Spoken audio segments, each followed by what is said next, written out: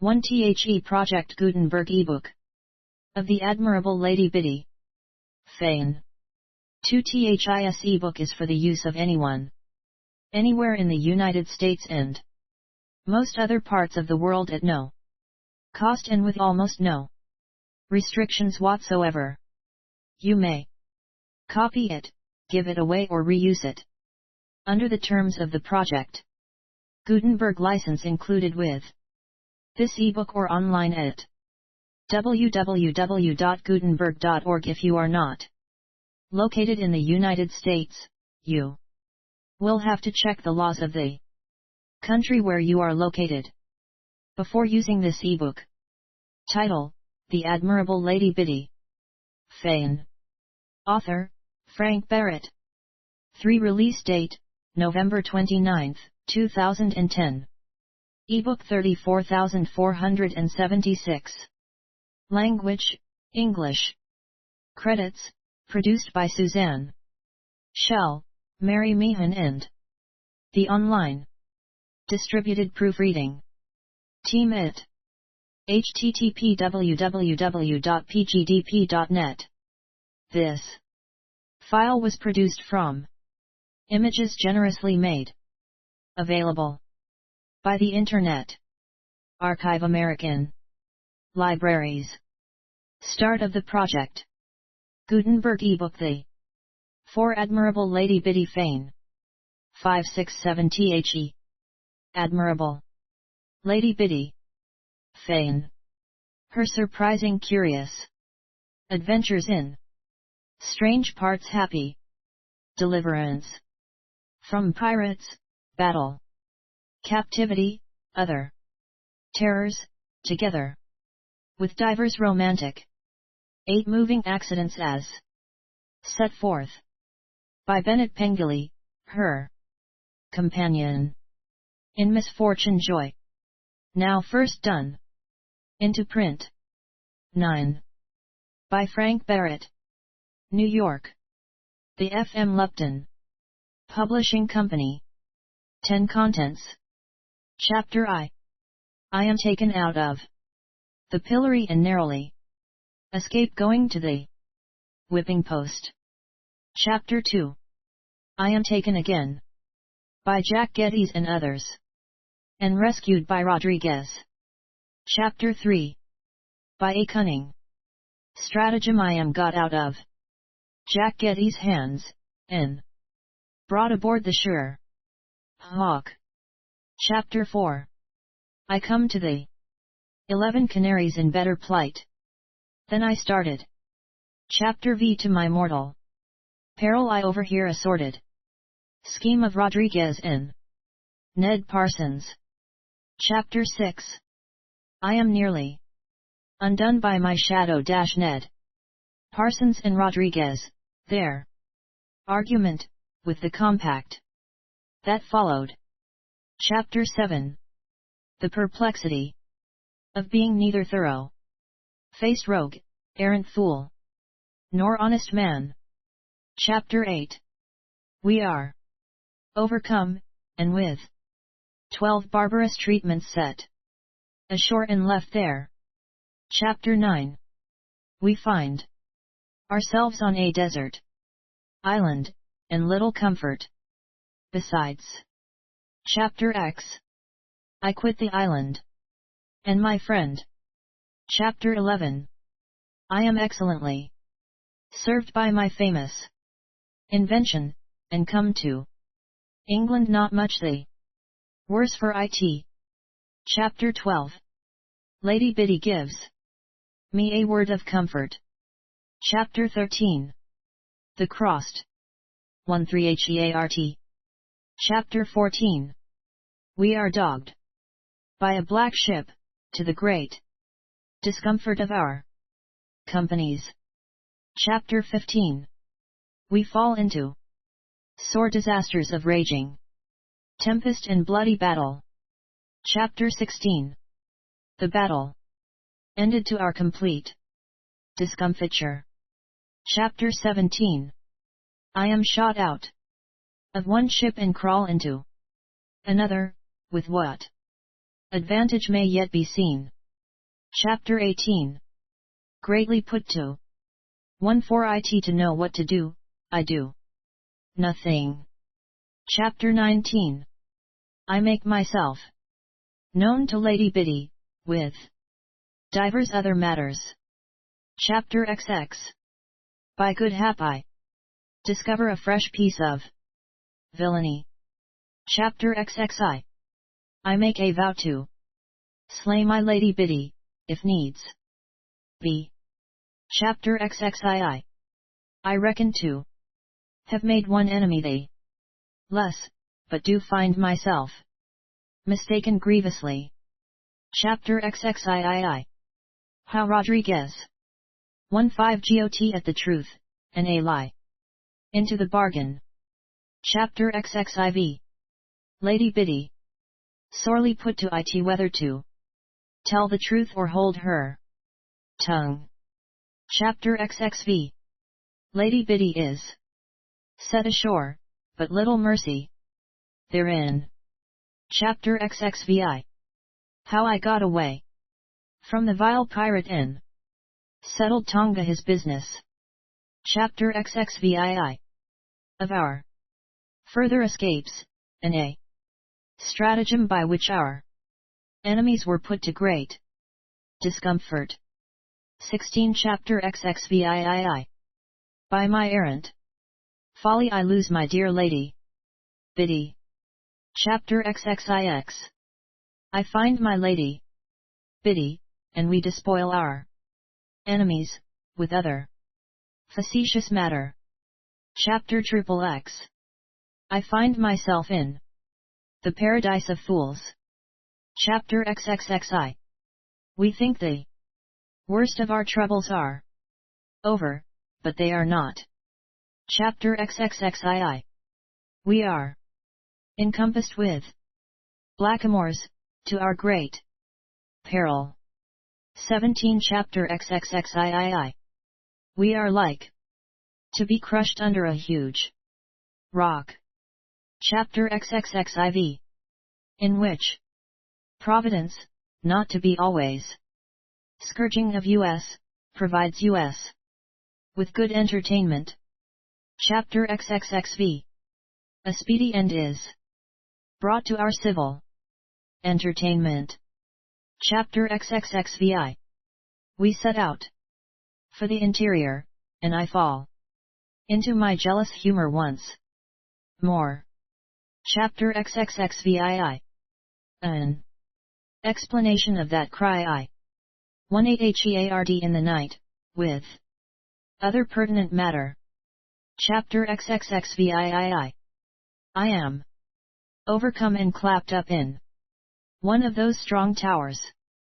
Chapter XXXIX. How I was led on by passion to cut a man's throat. Chapter XL. I find an excellent friend in place of a cruel enemy. Chapter XLI. A discourse with my new-found friend Matthew Pennifarden. Chapter XLII. We are pursued by dogs and Portugals. 19. Chapter Slyeen. We lay our heads together concerning what is best to be done. Chapter XLIV. In which Matthew plays the beggar, and I the fool. Chapter XLV. We go from Valletta to seek my Lady Biddy elsewhere. Chapter XLVI. How we came to that place which I call the Valley of Death. Chapter Slayei. We go down into that Valley of Death. Chapter Slayei.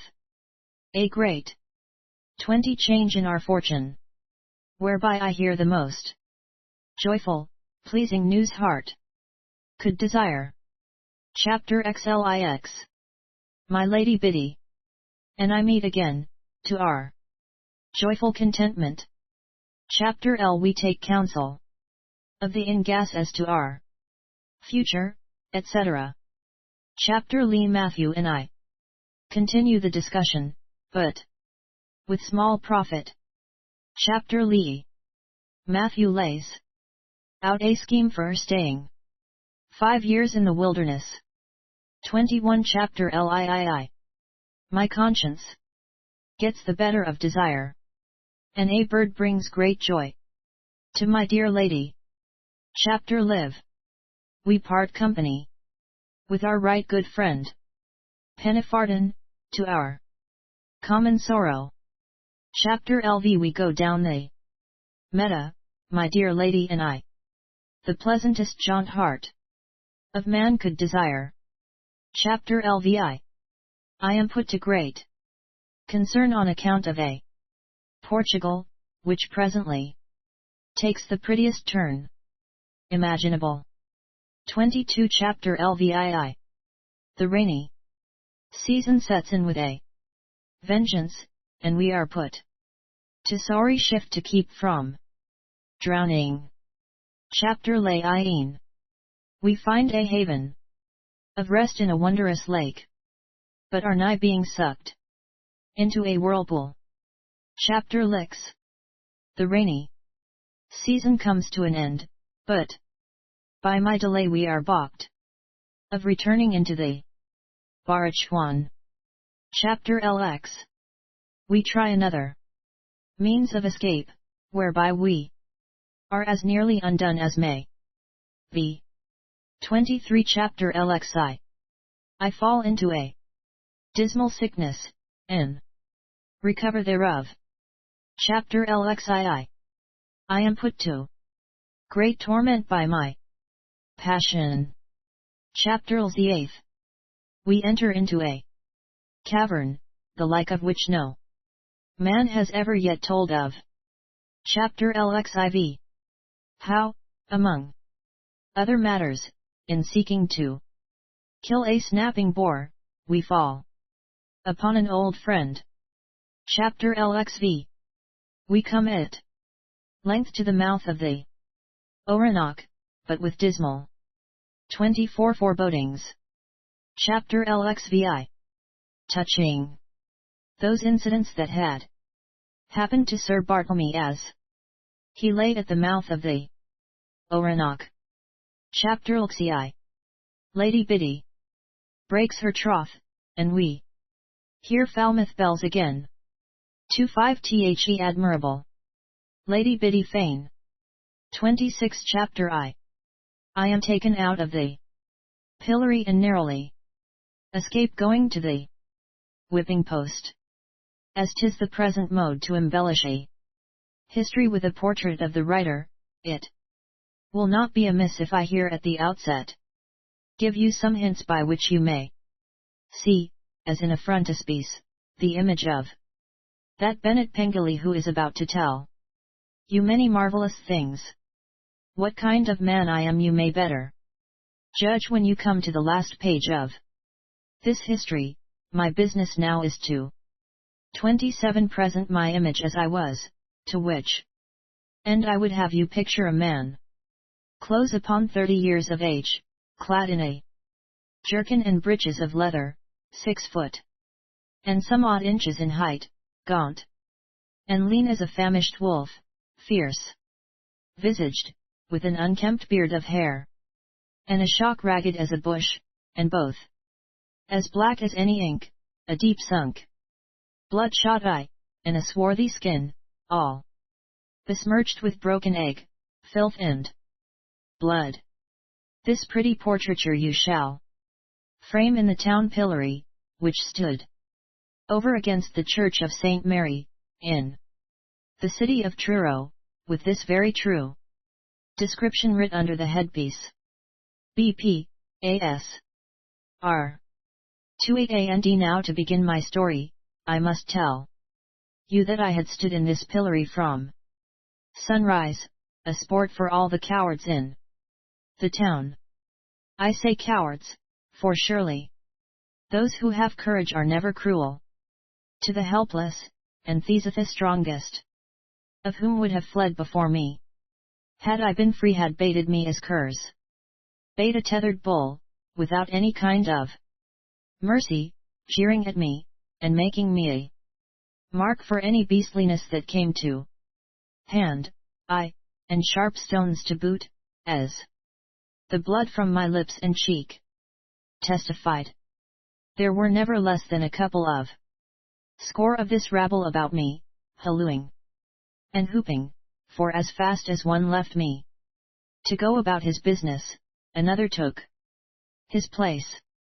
But amongst the constantly changing crowd was one who, seated upon the stone bench where the town 29 porters are wont to rest their loads, a while, never took his eyes off me, nor budged from his place from the time he came hither, which was about 10 o'clock, till now, when the sun was past the meridian. He watched me as a surgeon marks the bearing of his subject under the knife, nay, rather 'twas as a fiend might watch the torment of the damned, for a hellish smile crept over his face as some insult more cruel than the rest provoked me to a state of desperation. This man I had seen before. His name was Rodriguez. 'Twas he who, in the month of March, came into Plymouth, his ship all decked out with ribbons, his crew arrayed in lace and cambric, and every mother's son as drunk as a beggar. 'Twas he who had set tubs of sherries on the hoe, staved in the heads 30 and in sheer wantonness and drunken folly cast the wine right and left with his joined palms, to say nothing of divers other senseless tricks whereby in something less than 2 months he had squandered treasure to the value of nigh upon 7,000 and left not enough, when his ship was seized, to pay the king's dues. He still wore the remnants and wreck of his former finery, silk stockings, satin trunks, velvet doublet, and a hat with a feather in it, but, Lord! So broken, stained, and bedrabbled through his mad frolics that plain homespun had looked rich beside it. I have heard that this Rodriguez was of gypsy origin, and indeed he looked fierce and brutal enough for that or anything else. He had a short, curling beard. His hair grew low down on his brows, and fell behind his ears in long 3-1-wiry ringlets. His eyes were small, but remarkably piercing, and the aspect of his face was very eager and cruel, but that which made his looks most terrible was his teeth, which were pointed sharp, like a wolf's, so that when he displayed them he looked more like a beast of prey than a natural man. This peculiarity, however, was not due to his birth, but was rather brought about, as I learned, through living many years a captive among cannibal savages, whose practice it is to file their teeth after this fashion. In addition to this disfigurement, his ears were slit, and he had a long white scar quartered down his tawny cheek. In short, he was as ill looking and horrid a scoundrel as ever I did see. 'Twas, as I say, high noon, and matters stood thus, when, of a sudden, the 32 clamor of my persecutors was stilled as by enchantment, and the sound of horse with the jingling of harness struck on my ear, and, casting my eye in that direction, I perceived a company of ladies and gentlemen with their servants, all very richly mounted, drawing hither. I took not much heed of them to discern who they were, being callous sick with the pain and insult I had suffered so many hours, until they drew near within a stone's cast to see what sport was forward, when Rodriguez, jumping down from his stone bench, and making them a mighty respectful obeisance of his battered hat with its broken feather, my curiosity was pricked, and I once more looked that way. Then my heart sank lower. than ever, and I would have been thankful had my face been beat out of 3 recognition, for foremost among the company was Lady Biddy Fane, and 'twas clear by the anger in her face that she recognized me. Yet, the next moment was I glad, and my heart was lifted up with a savage exultation, for now, thinks I, she will see to what degradation and ruin hath she brought a man of promise by her cruelty. I do not think there ever was in the whole world a young woman so beautiful as Lady Biddy Fane, nor is there like to be again. Had I not thought so, should I have abandoned myself to despair because of her cruelty? Nay, nor should I have had this history to tell. And yet may there be women as straight and fairly proportioned as she, though none more so, and others with a skin of that rare pale clearness, and others again, with eyes as large and dark and 34-spirited, with sweet lips lined with snowy teeth, with a perfect nose, shapely as any Greek's, and wavy, nut brown hair. Still, I say, you shall not find another one woman in whom are combined the graces of so many together, with a spirit so lofty, noble, fearless, and faithful as hers. I might discourse of her beauty for many pages, and yet fail, for want of words, to do her justice. But to make an end of this matter briefly, I say, again, she was incomparable.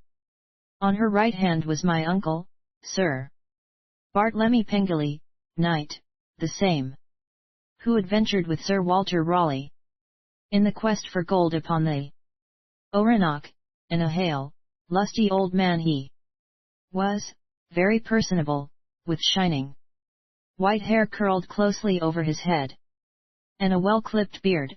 On her left, 35 was Sir Harry Smidmore, a young man of good parts, as I must acknowledge, albeit I hated him exceedingly, by reason of his standing in better grace with Lady Biddy Fane than any other of her suitors, and they were as numerous as butterflies over a fair garden on a summer's day.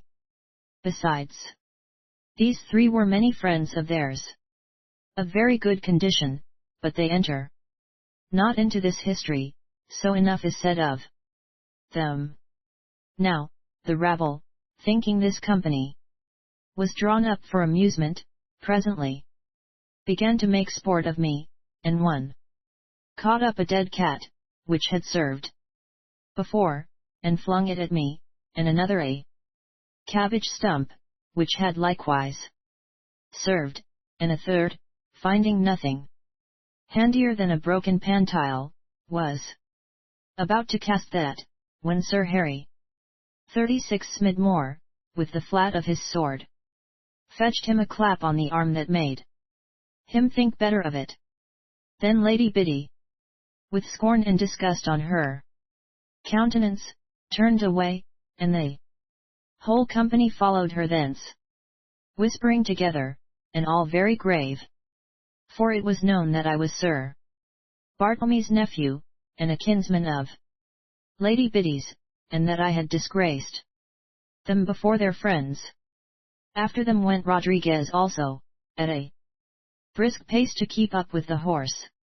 They had not been gone long when there came two of the sheriff's men with a cord to loose me, whereupon, seeing that I was about to be taken from the pillory, the whole rout that were in the square took to their heels as though a tiger were about to be let loose on them. For I was a man of terror for many miles. 37 About, and was known as Ben of the Woods. The sheriff's men first freed my hands from the boards, and, making fast my arms about me with their cord, they unlocked the headpiece, and then, having given me a draught from a pitcher, for I reeled like one in liquor, Being taken down, they led me up the High Street to the Dolphin Inn, and so into the great room there, where at a table sat the justice who had condemned me to the pillory, with Sir Bartlemy Pengilly, Sir Harry Smidmore, and some others, and against the wall in the shadow I spied Rodriguez being brought to the end of the table. Facing this company, the justice made me a discourse, and the gist of his matter was that, out of respect for Sir 38 Bartlemy, he had taken me from the pillory before my time, and would absolve me from further punishment if I would give my word to be of better conduct henceforth and agree to the proposal Sir Bartlemy was about to make. Then Sir Bartlemy, pushing aside the bottle that stood before him, leaned forward and addressed me thus. Ben, says he, I am heartily ashamed of you, and with the greater reason, because you are not ashamed of yourself. Look at me, rogue. Do you see that my eyes are full of tears? 'Tis for shame that you are my nephew that I weep, and not for pity, for I do assure you, sir, turning to the justice, I loved this fellow, and not so long since. Neither, a brave-looking and comely 39 man he was but a year ago, of good parts and great promise, whom I had been proud to call my son, and a brave man he should be by reason that his father endured manfully much hardship in adventuring under Sir Francis Drake, and died beside Sir Richard Grenville, fighting those 15 great galleons of the Spaniard. But what a base, desperate rascal are you, turning again to me in anger, to abandon yourself to despair, to yield up everything without a struggle, and at the first shot of adversity, bringing dishonor upon your family thus. Had you but yourself to think of, vagabond? Had your father thought only of his own comfort, would he willingly have endured hardship and privation, or sought to face the Spanish guns? 'Twas the honor and glory of his queen he thought of before all, and had.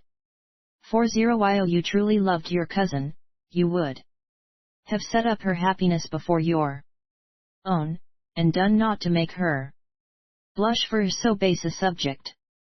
I, surely, cries the justice, frowning upon me. Yet must we not be too hard on the fellow? Neither, says Sir Bartlemy, turning again to him, for 'tis not as if he had forsaken a life of pain for one of pleasure, but quite the contrary, for he was light-hearted and gay before this cruel stroke, and now what creature on the face of this smiling world is more deplorable? And, truly, for a man to abandon himself to a life of such desolation and misery as he passes in the woods, his mind must be unstrung, and all its music turned to discord, and there is naught, I hear, like 41 disappointment in love to unsettle the reason, though nothing of the sort has ever troubled mine, for if one lass frowned I'd quickly find another who'd smile, and I warrant, says he, merrily, with a sly dig at the stout old justice, I warrant you have often done the same. Master Anthony, let us go to the point, Sir Bartlemy. To the point, said the justice, severely. That will I with no more ado. Look, you, rascal, says my uncle, thumping the table and bending his brows on me. You have done little that I should love you, and much to undo the love I bore you, yet will I make an effort to save you from disgrace for your father's sake, and something for your own, for God knows, you are a wretch as much to be pitied as hated, so here to the For 2 point I am bent upon getting that treasure which lies, as we know full well, beyond the Oronok, in order that it fall not into the hands of the Spaniard. 'Tis too late for me to make this venture under my own command, though I fain would, but a worthy commander have I found, and under him you shall take service as his lieutenant and second in command, and share the profits of this enterprise in due proportion. Wait! Cries the justice, here surely is a mistake. You cannot intend to place this fellow taken from the pillory next in position to your commander. He is my brother's son, replies Sir Bartlemy, and I have faith that he will bear himself well when this present distemper of mind shall be blown off by 4-3 wholesome sea gales. For the rest, this matter concerns the crew of the ship and the commander. If they are willing, should I object? But are they willing? Asks the justice. There is the point. Here is the ablest man of the crew, one who has sailed with Drake, gone through many perilous adventures, and been himself a master. Hear what he says. Speak up, Rodriguez. Rodriguez came out of the shadow, and, pointing his finger at me, says he, that man is worth any 10 men of our crew. And such a man a crew needs for master. We want no puppets, but men who can fight and suffer with stiff lips. Then he dropped back into the shadow again. For I was grateful to this man. Hope that so long had lain dead within me sprang up to life, and an eager desire for wild adventure seized upon me. And at that moment the door at the end of the room over against the head of the table opened, and Lady Biddy Fane came into the room. Then my imagination, already kindled, blazed up with a mad conception of winning untold gold, glory, and honour to lay at her feet, with the possibility that she might accept them and me. But, Lord, there was little in her aspect to encourage such a hope, as she stood there erect and scornful, her pretty brows bent in angry scorn as she looked on me, tapping her silk skirt impatiently with her riding whip. But this did not daunt my spirit, for I knew how sweet those brows were when they unbent.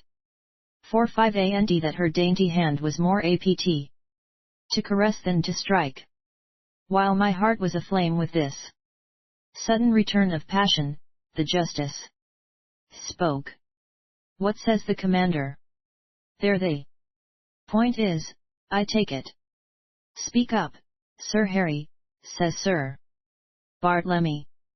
I will have him for my lieutenant as willingly as I would make him my friend, says Sir Harry Smidmore.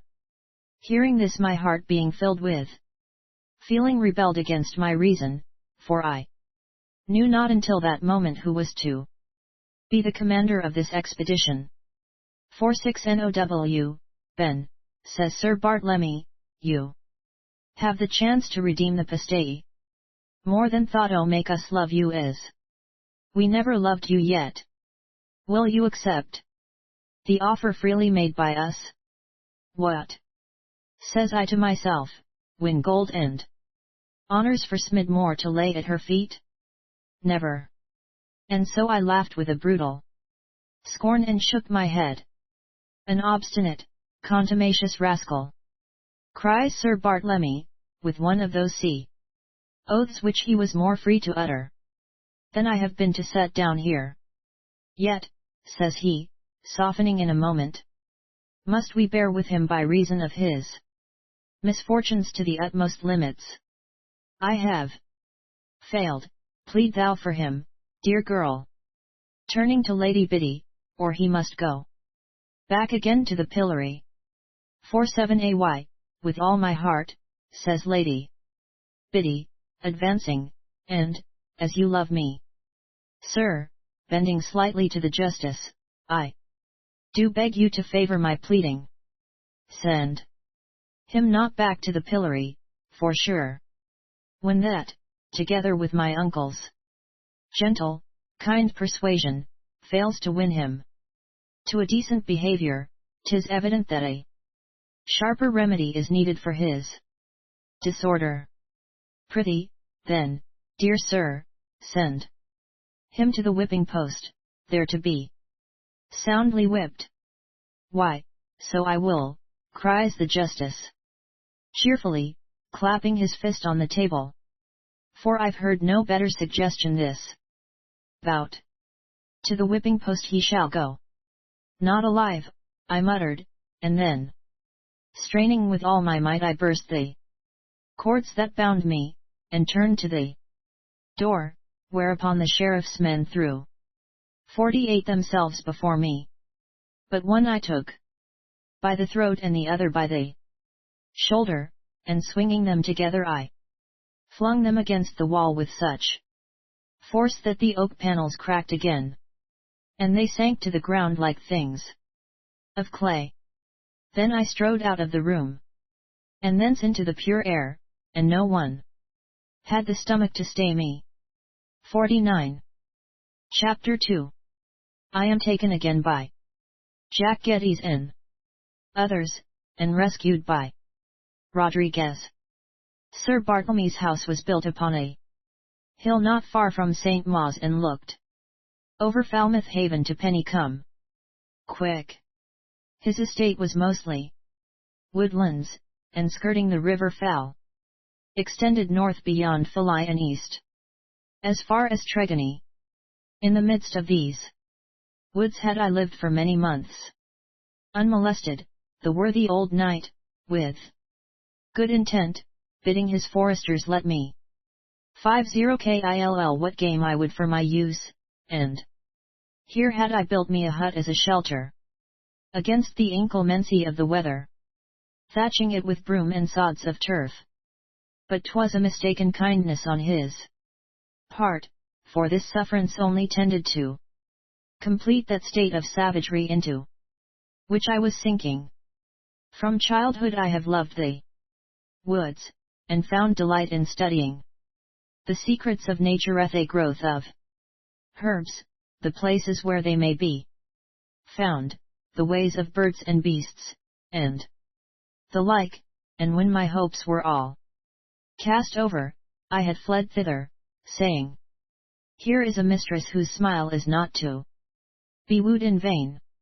And, indeed, for a troubled spirit I know no comfort so soothing as the woods after a spring shower, when all is fresh and sweet, and every little blade of grass seems to 51 smile. For the most part my state was that of utter solitude. Many a day I heard no sound but my own footfall, and saw nothing but the still trees. For weeks and weeks I met no human creature, yet I had no inclination to seek a companion. But at times my nature would revolt against this unnatural condition of solitude, and a mad thirst for debauchery would seize me. Then, with my bow would I kill a buck, and, selling it to those who were ever ready to buy venison of me at a fourth of its value, I would go into Truro and spend my money in some gross frolic like that which had brought me to the pillory, as I have shown. And now, having dwelt long enough on my originals, yet not too long, for I would show truly to what degradation may a man bring himself by self 52 abandonment, I will continue this history without any further digression. To my hut, then, in the wood did I betake myself after my escape from Truro, refreshing myself on the way with a plunge in the cool river, and, being arrived at my home, as I may call it, I went to a hollow oak hard by, which served me as a storehouse, to see if Aught was there to satisfy the cravings of my stomach, but finding nothing, save a hair which I had hung there before leaving, and which now stank. For I had been absent best part of 3 days, so that I could not eat it, hungered though I was. I picked up my bow, which also I kept in this place, and, taking a turn in the wood, I had presently the chance to kill a wood pigeon. Then I built a fire with dry sticks, of which there was no lack it.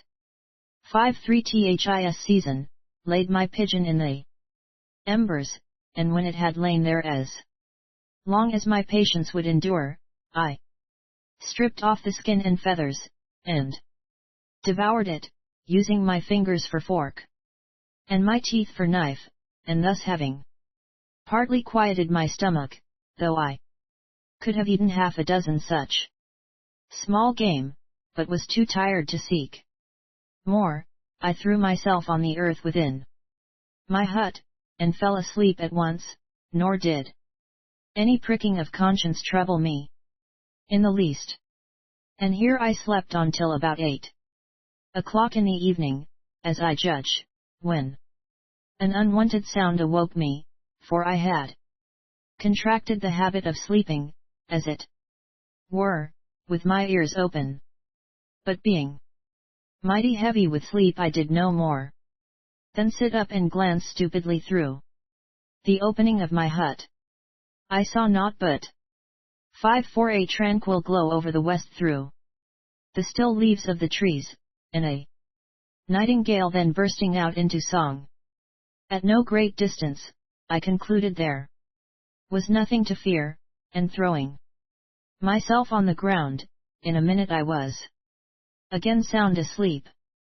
Nothing disturbed me after that through the night, but soon after daybreak, as I take it, my ears were assailed by a confusion of sounds, and ere I could spring to my feet, a fellow threw himself upon my chest, another knelt upon my legs, and a third laid strong hands upon my shoulders, and in a trice I felt cords cutting into my arms and binding them to my sides.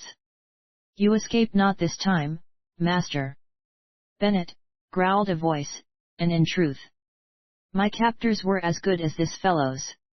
5 for enough cord was bestowed about me as would have trussed up an elephant.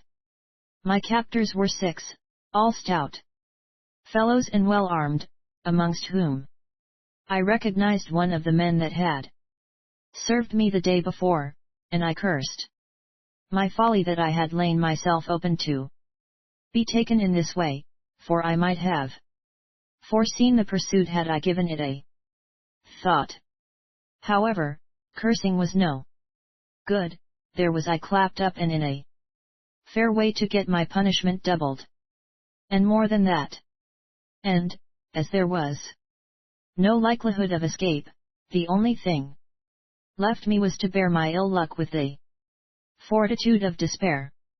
Yet my heart sank as I saw them take up my bow which I had laid beside me on going to sleep, for I knew I should have it no more, and how could I get food or aught else without that when I got my liberty? 5-6 again?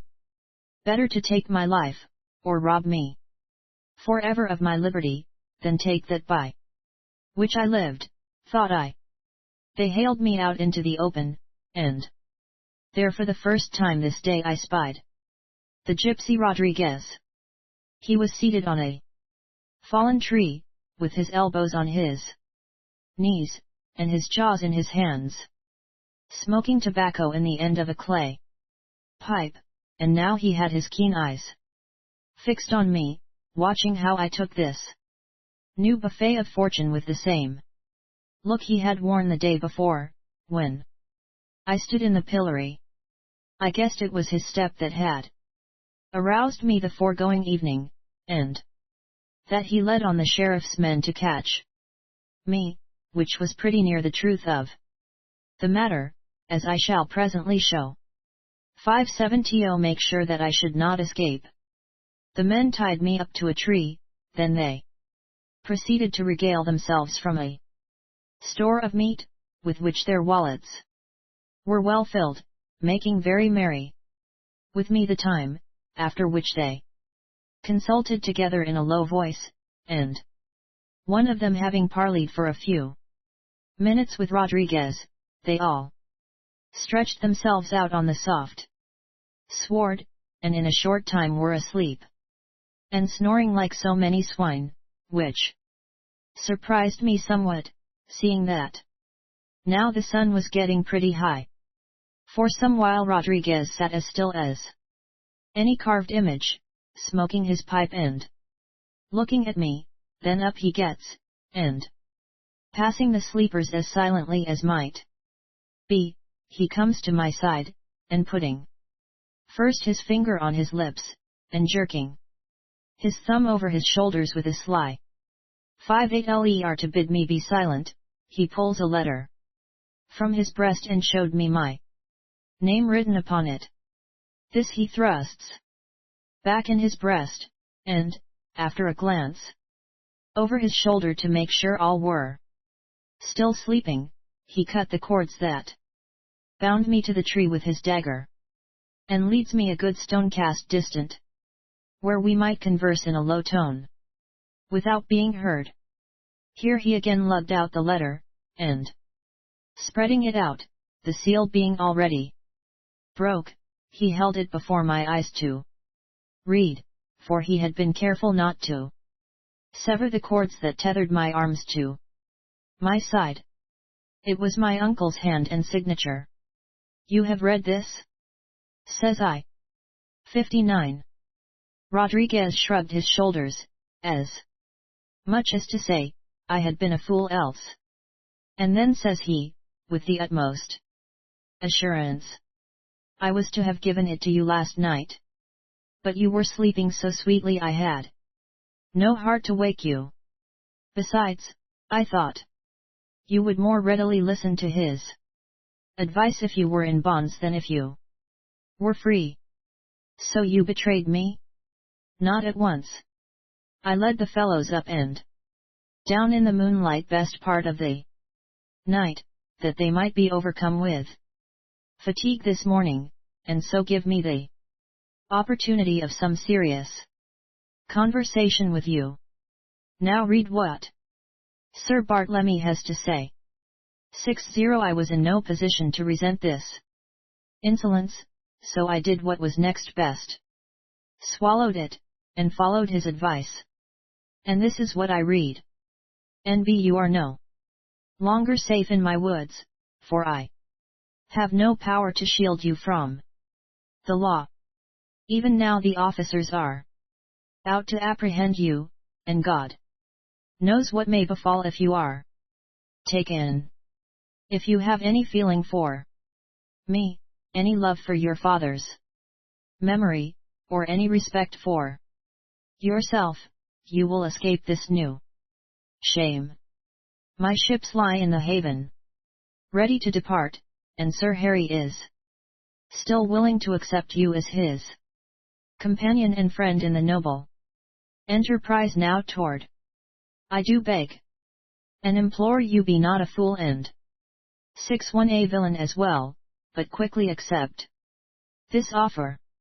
Rodriguez, who bears this, does undertake to carry you safe to Flushing, where a boat lies in readiness to take you on board the Sure Hawk, where you shall find all comfort and good cheer, to say naught of the loving gratitude of thine old uncle, B.P." This gentle letter did somewhat move my heart, and surely its sensibility had been gone beyond all recovery had it not responded to so warm an appeal. And my first feeling was that I would do his bidding. Then I bethought me what a mean and sneaking thing it was, after refusing this offer when I was free to accept it when I was not free, and what a hangdog cur I should appear to all the 62 crew when my story became known. And how, under the mask of pity and patronage, Sir Harry Smidmore must scorn me for a paltry fellow. And with that came the remembrance of Lady Biddy's contempt, and, coupling these two together, I was wrought again with fierce jealousy and hatred, and I did resolve that I would die 10,000 deaths rather than give them this food for their scorn. Rodriguez, subtly watching me, must have seen the madness in my eye, for he whispered at this point, "Sir Harry is wondrous eager to get you." "Curse Sir Harry!" I muttered. "Not I," says he, with a quiet laugh. "He'll give me a score of gold pieces if I 6-3 to him, and no wonder, for he will be well repaid with caresses when he takes the news to Lady Biddy. You'll get no pieces from him, nor he kisses from her, through me, I promise you. Your ears will be cropped for a certainty if you are taken back to Truro." And then, as I made no reply, he adds, "You are minded to break your uncle's heart rather than your own pride." "Nay," says I, "there's a way by which I may spare him shame, and myself as well." "Are you man enough to thrust a knife in your own heart?" says he. 6-4 says I joyfully, "Do but try me. Give but my forearm fair play and lend me your dagger. You shall be rewarded, I warrant, when you tell Lady Biddy I am no more. Or do you thrust it into me, if you doubt the use I should make of the knife. I promise you I will not awake a single sleeper with my groans." He nodded approvingly, but made no attempt to take me at my word. "Life isn't worth much," says he, "to a fool.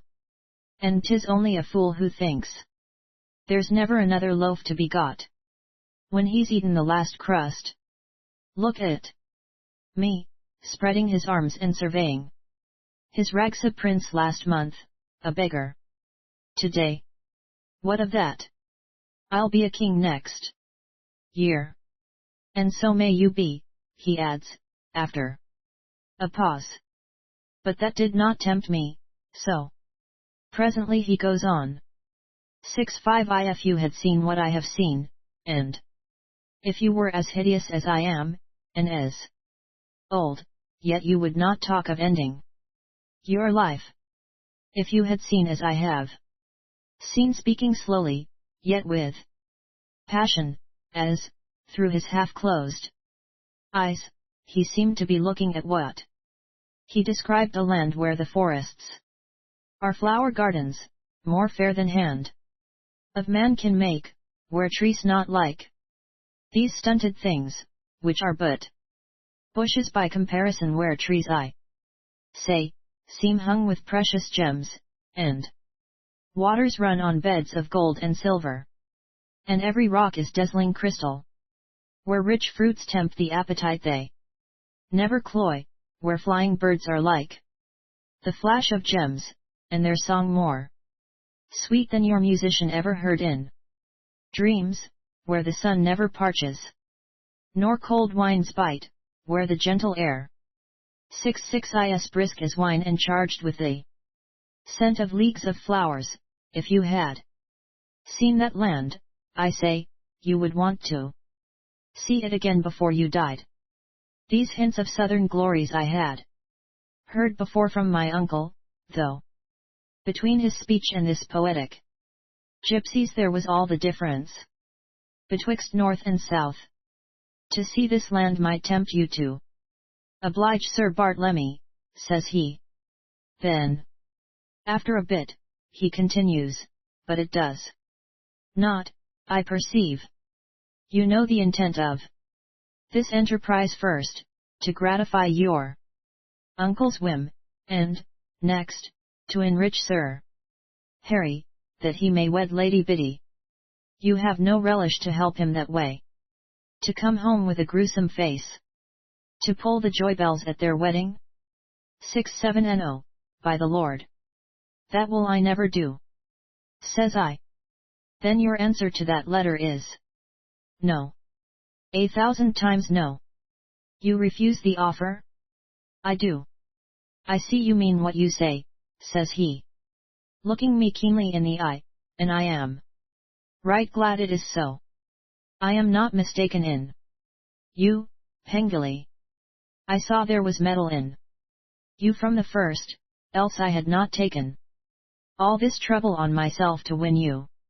Had you said yes to that letter you would have had me for your enemy, and it would have gone ill with you, I promise. As it is, I am your friend, as I will quickly prove. For, first, I will give 6-8 you freedom, and after that a voyage to the south, whence you shall speedily return, your ship laden with gold, then shall you have possession of your mistress.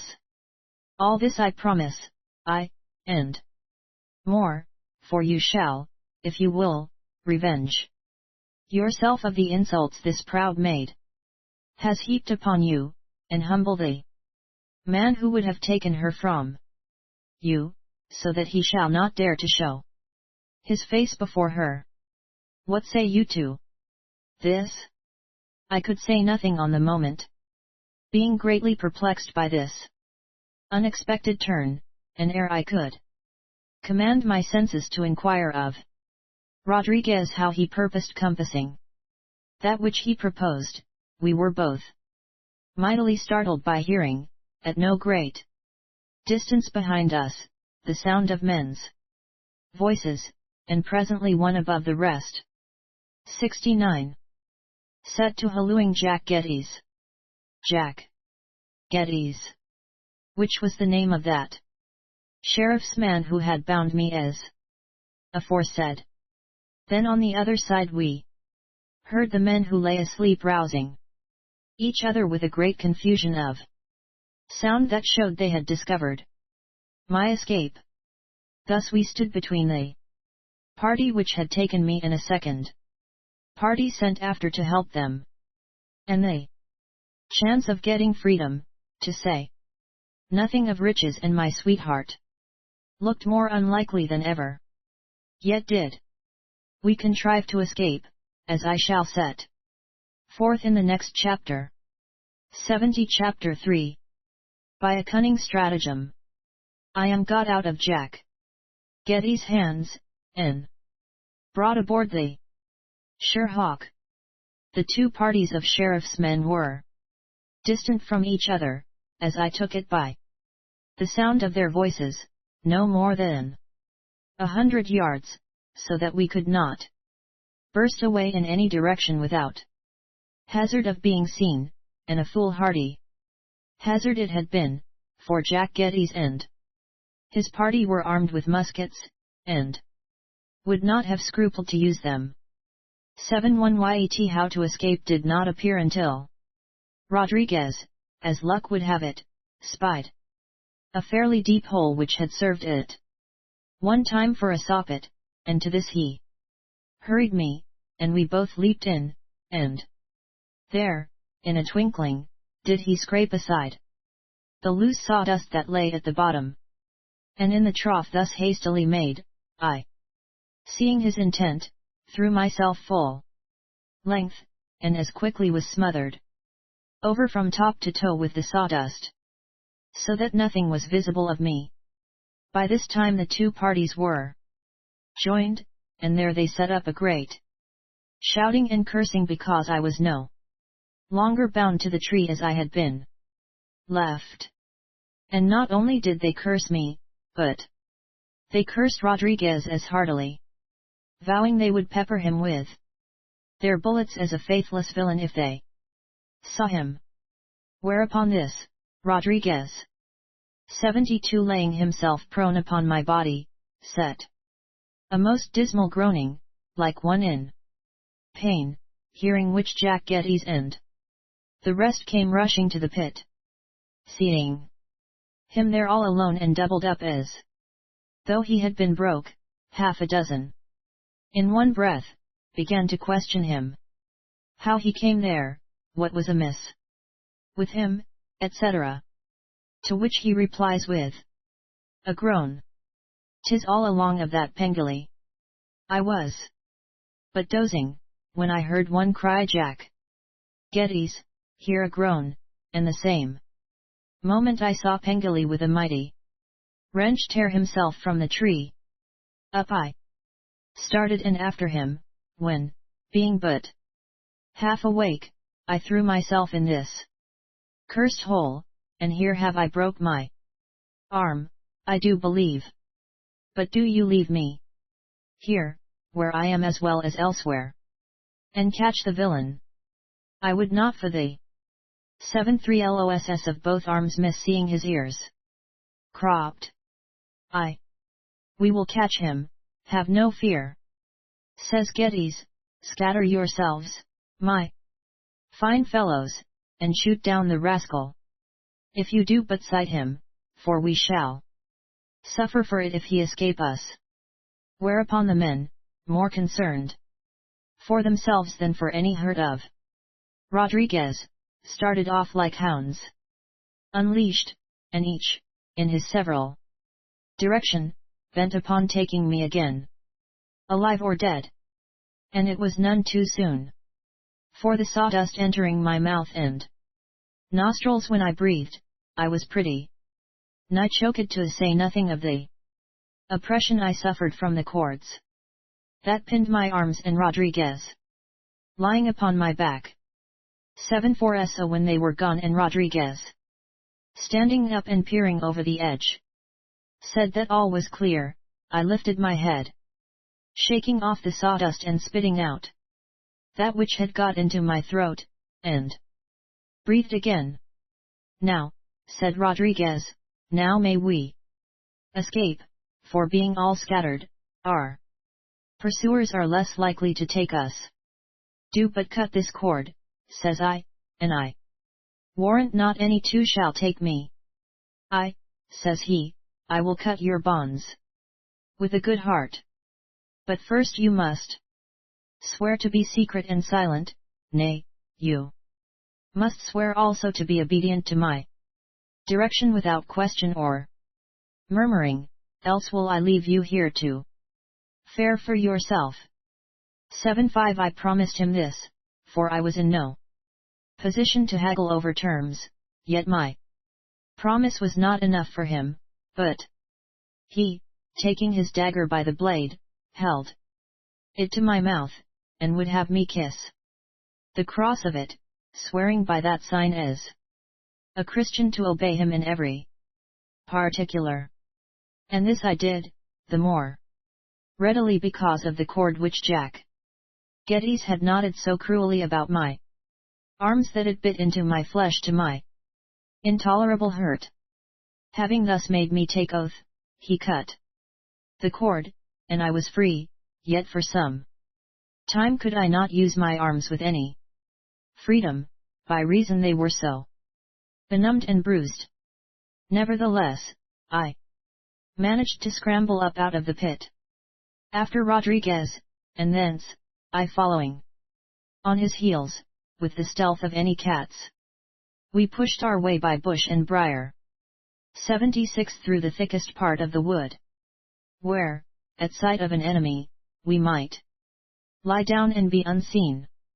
On we went, Rodriguez leading and keeping the sun well before, for a matter of 3 miles or thereabouts, without encountering any of my pursuers, and then, perceiving that if we kept on in this direction we must shortly come to Flushing, which lies, as I have said, on the hither side of the Fowl, opposite Penny come quick, I twitched Rodriguez by the skirt and gave him to understand this, adding that there was not a fisherman there but knew me, and would have me hanged if he could, and this was true, for I was known and feared all round and about these parts, and held to be a wild man of the woods, very dreadful and dangerous, and a Bogey to frighten children withal. 7 I know well enough where I am going, says he. That may be, says I, yet this is but a stepping out of the frying pan into the fire, so far as I am concerned. Whereupon he taps the handle of his dagger as a sign to me to remember my oath, and that is all the satisfaction I got. So on we go again, still keeping the sun before up, and descending the hill anon. We come to the riverside, and here Rodriguez stops, looking to the right and left, as if uncertain, then, putting his hand over his mouth, he gives the cry of cuckoo. As natural as ever I did hear, and straight there comes an answer in the same manner from a thicket further up the riverside. Thither 7 we made our way, but with great care. Now being no more than a furlong or thereabouts from the village, screened off by a jutting point of land well timbered, and soon, passing through the said thicket, we came on a little creek, in which lay a boat, wherein sat a couple of seamen as tawny as Rodriguez, but stouter and better favored, albeit one lacked an eye. All about this creek there lay an open space, from which an alley ran up into the wood, and, lest he should be observed, Rodriguez would not advance beyond the brush, whence he signalled his fellows to know if all were safe. And he with the one eye, rising up and stretching himself as if he were a-weary, spied up the alley and all round and about, and then signalled, by winking his one eye, that he could see nothing. 79. Whereupon Rodriguez bade me cross the open quickly, get into the boat, and lie down under the sail that was there. He came not himself, but was gone. When I got to the boat and cast my eye round for him, and here I may tell what I afterwards learnt concerning him.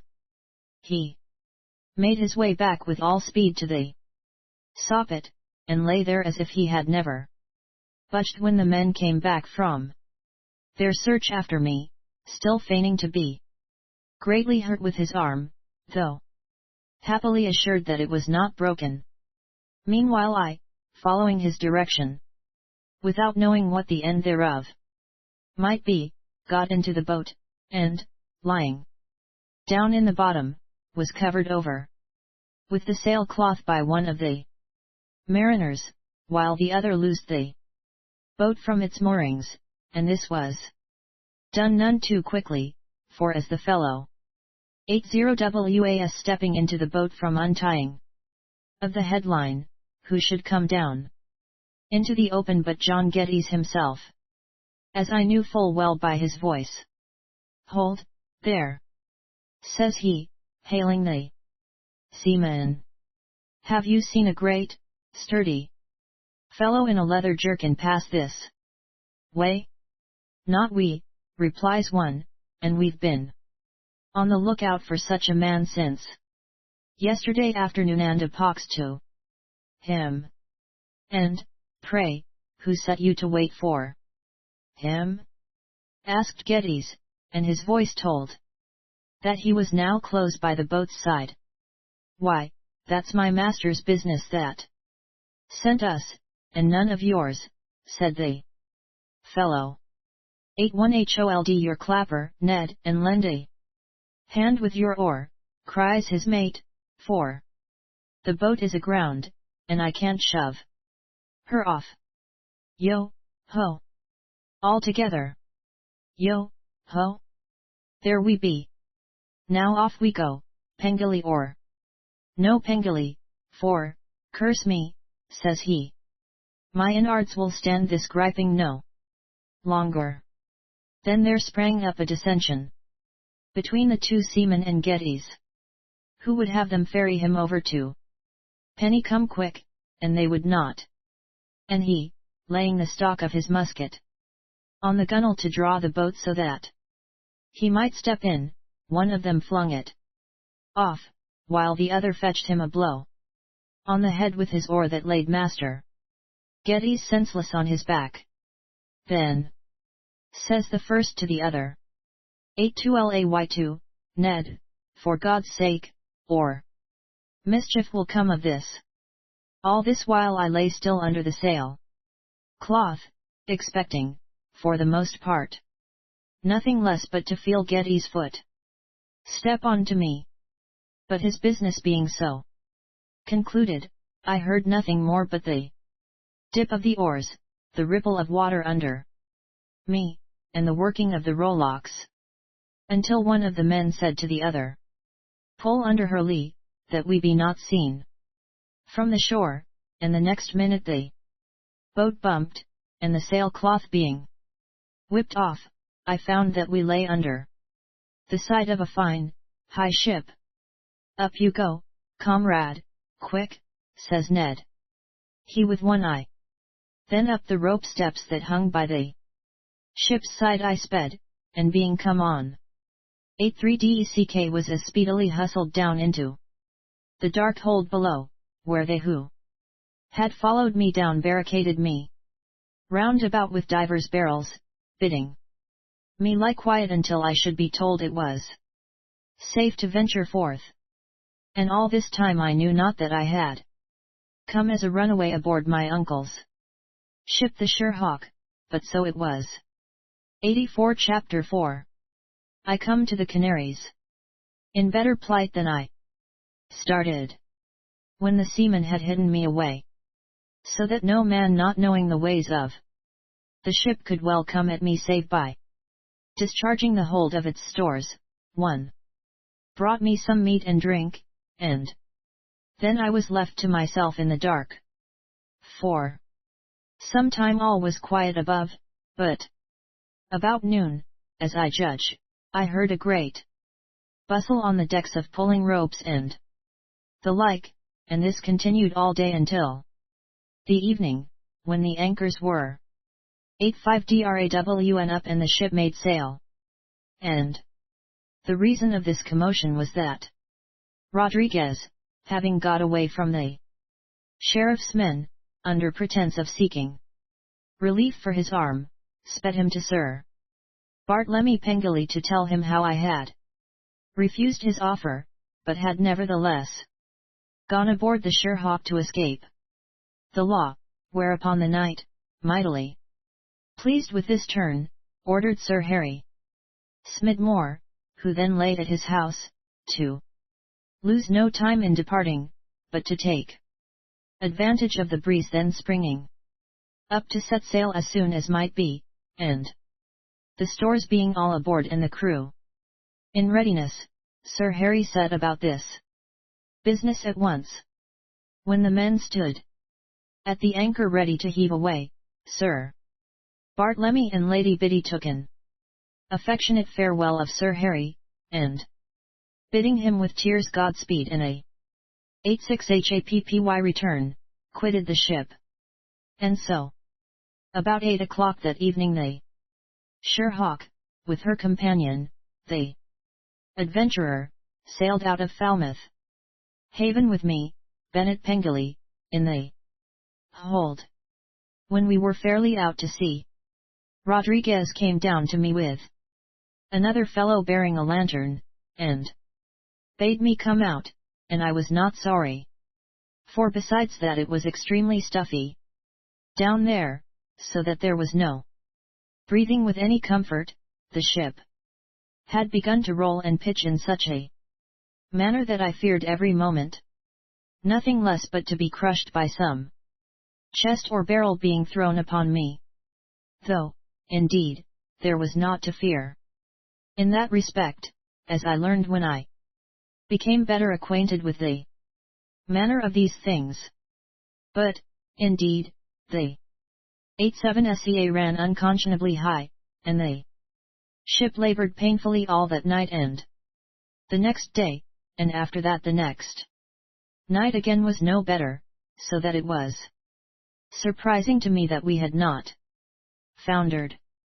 Yet that was the last thing I feared, for, being miserably ill and as sick as any dog, I do truly think that had the ship split I should have made no effort to save myself. I had been stowed away between decks, among some bales of goods packed securely in the forepart of the vessel.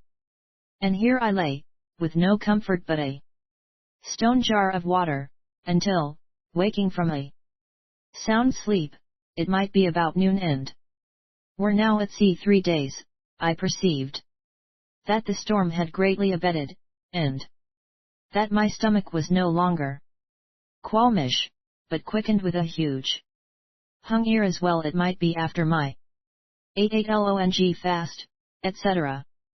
Then, feeling brisker than I had yet felt since we set sail, I sat up, and a savory smell sharpening my appetite, I got upon my legs, and so spied half a dozen seamen seated on chests under the light of the hatchway, before a smoking mess of pork and peas.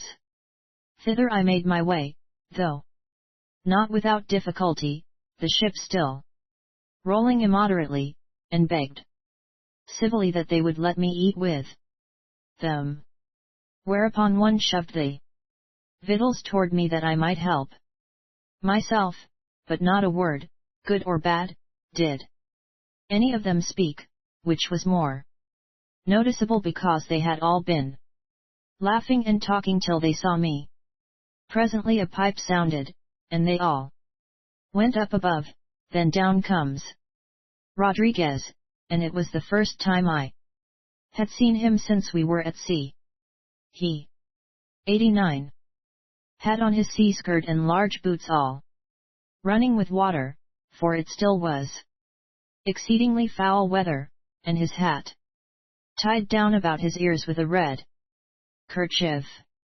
But he was in good spirits, and asked me cheerfully how I did, as he seated himself beside me and helped himself to meat, and having answered his inquiry, I told him how the seaman scowled at me, and begged to know if I had done aught to deserve this ill will. Why, yes, says he, for had it not been to save you from the catchpoles, we should never have ventured to sea in such a rising gale. We have had no rest since we left Falmouth, and like at any moment to have gone to the bottom. For aught we know, our consort is lost, and all hands with her, not having been seen these 2 days. And this is a great loss, besides being a bad beginning to our 90 enterprise, and all is set down to your charge. However, it is in your power to make them amends and win their love, and I make no doubt you will. With all my heart, says I, if you do. But show me how. All in good time, says he, tearing with his pointed teeth the flesh off a knuckle bone of pork that he held in his hands. All in good time. We can do nothing yet, but I look to you for help by else had I not run all this risk for you. And yet, continues he, after a pause, flinging the knuckle bone behind him, yet it might be well for you to make friends with the captain at once. He asked to see you this morning. And who is this captain? I asked, my curiosity awakening. 91 Sir Harry Smidmore, to be sure. Did I not tell you? No, says I, moodily. Then you might have guessed it. And this was quite true, if I had been in a humor for guessing. I have been trapped and dispatched to sea to please Lady Biddy, says I, savagely. Well, you'll bear me no grudge for that. There was no way to save you but by getting you aboard the ship.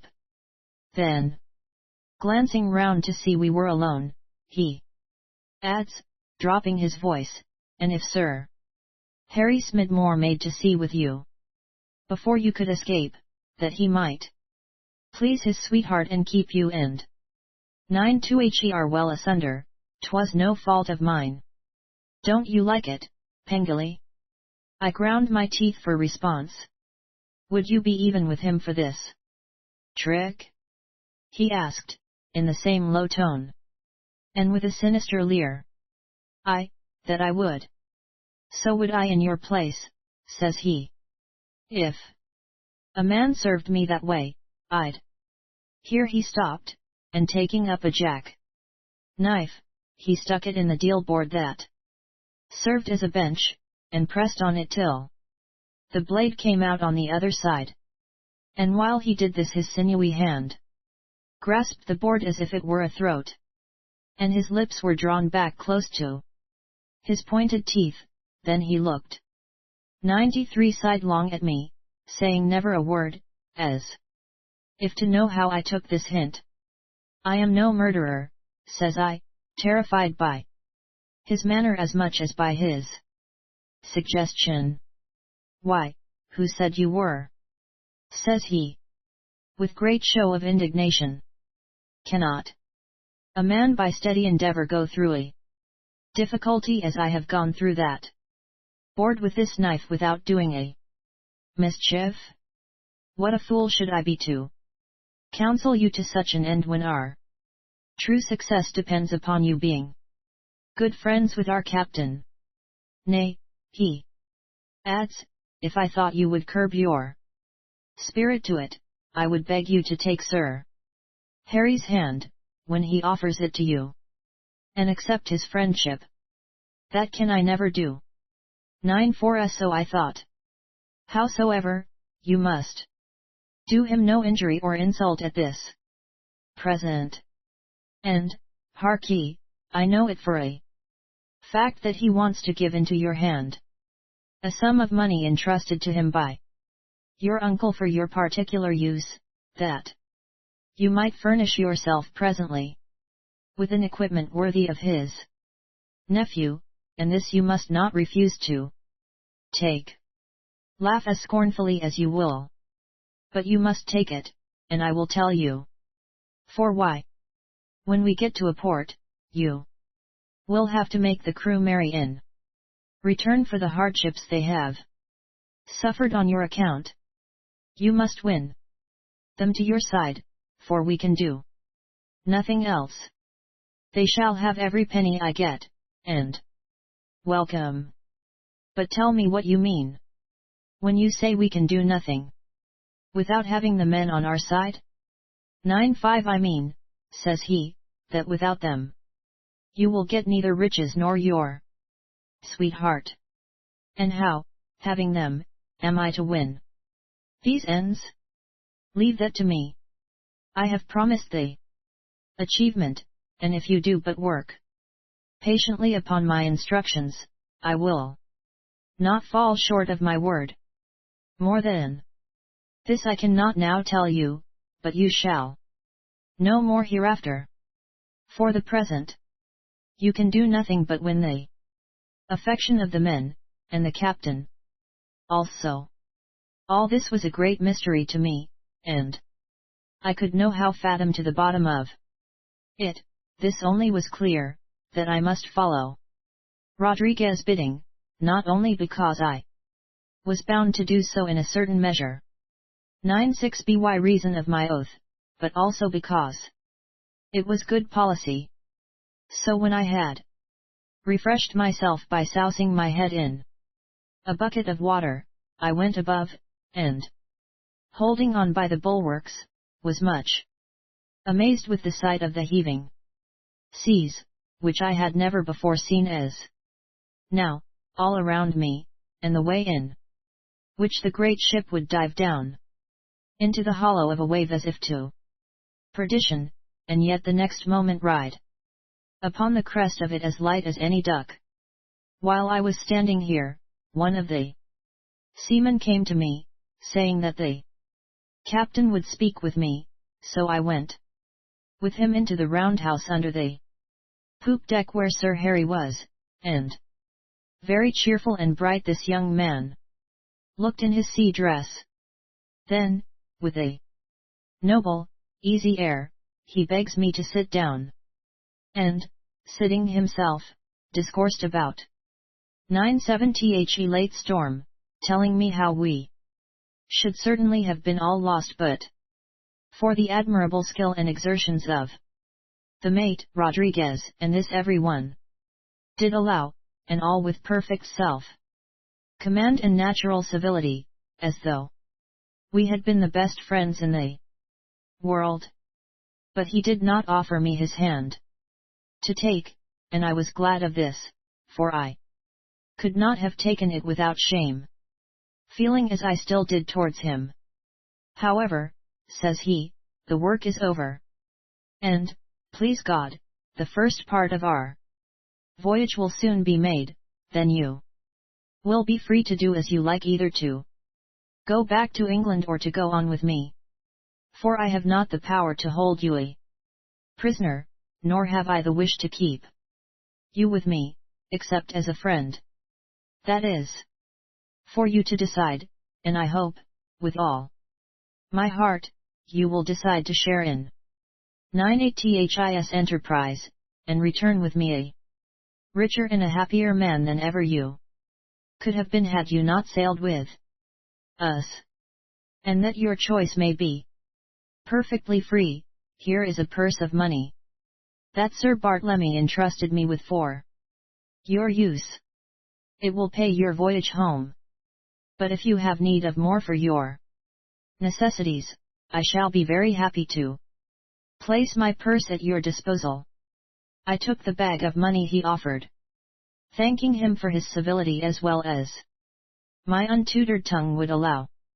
Then he rose, making me a graceful bow, and bade the man who waited at the door to take me to my cabin, which I found very neat and properly furnished, with everything necessary to my convenience, and 2 good suits of new clothes, besides shirts, stockings, etc. 99. Rodriguez was mightily pleased when he saw me in my new clothes and with my hair decently combed, and it seemed to me that the seamen eyed me with more respect than they had yet shown me. Indeed, I found that this decency did elevate me in my own opinion a great deal, so that I thought better of myself and more hopefully than I had since the beginning of my misfortunes. The wind continued very high, but prosperous, for 9 days after that, and then, making the Canaries, we came into water as smooth as the heart of man could desire, and so cast anchor at Fuerteventura. And here we were very busy for 3 days, repairing the mischief done us by the storm, and all that time we saw nothing of the adventurer, our consort, which was to have joined us there in case of being 100 separated, so that we gave her up for lost, and I know not who was more cast down about this, Sir Harry Smidmore or Rodriguez. However, on the 4th day, the missing ship bore in sight, to our great joy, and by nightfall was anchored alongside of us, but with one mast gone, and so sorely bruised that she looked not the same ship she had been. And it was curious to see how the crew of the adventurer, coming on board the Sherhawk, the men did hug each other and weep for gladness. Amongst them all the most joyful were Rodriguez and Ned Parsons, the seaman I have spoken of as having only one eye, and who was master aboard the adventurer.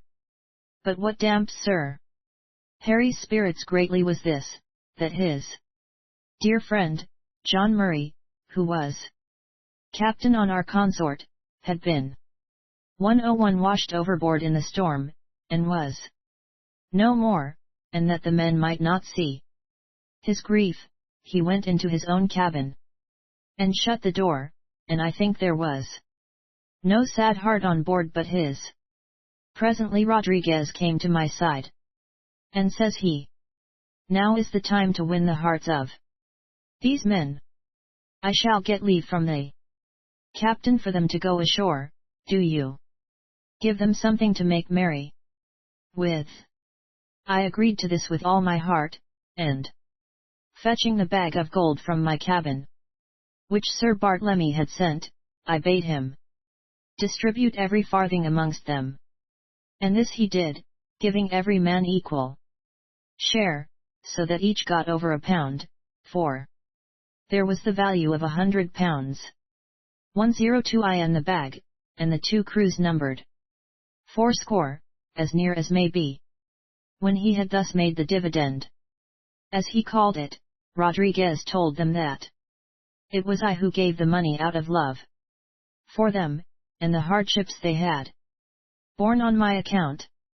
Whereupon Ned Parsons cried he would do as much again and 100 times more for so generous a gentleman, and bade his comrades give me a cheer, which they did with all their lungs, and 3 times. And I thought this Ned Parsons was a good friend to me, but he was not. 103 Chapter V. To my mortal peril I overhear a sordid scheme of Rodriguez and Ned Parsons. Sir Harry gave leave that all should go on shore who had a mind to, save only such as Parsons and Rodriguez should need to keep on board the Adventurer and the Sherhawk for their protection. And Rodriguez bade all be gone, saying that he and Ned Parsons would watch the 2 ships during the night. So the men went off in the barge, one batch after the other, and last of all Sir Harry 104 himself went also to refresh his spirits after the grief of losing his dear friend. And Parsons rowed him to shore. There were then left on the Sherhawk none save Rodriguez and I being heavy with sleep, it being by that time 9 o'clock, as I think, threw myself on my cot within my cabin, and fell off in a doze. While I lay there Rodriguez came to my cabin and saw me by the light of the lamp, as I found out afterwards. But presently awaking, I rose up and went out on the deck, feeling the want of fresh air. And indeed the night would have tempted most men to go forth, being very fair and the moon vastly bright, as it is in those parts. There was not a soul on the deck, for Rodriguez, seeing me asleep and all clear, had gone into the captain's storeroom to pilfer a bottle of wine, and 105 so without design I sauntered on till coming, as chance would have it, to the mainmast of the ship, I came to a stand, and leaning my back against the stern so that I faced the moon, I fell on meditating on my lot whilst I stood there. I heard the dip of oars, then the chink of glass as Rodriguez set down his bottles right over against where I stood, but on the other side of the great mast, and after that he went to the side and called over, "Come up, Ned, I've that will make us merry, though we be not ashore. For all that I would rather be ashore with our mates," replies Parsons in a grumbling voice as he comes up the side. "And so we will, man, and many a jolly night will we spend with our mates. 106 WHE, and we have no secrets to keep," replies Rodriguez. "Here we have it all to ourselves, and need fear nothing if the drink do give a loose to our tongues. Where's Pengilly?" "He went not ashore," says Parsons, when he had tumbled over the bulwarks onto the deck. "Asleep in the coach where you see the light burning, and as sound as a log. Sit you down here, and we shall see him if he comes out, which is not likely."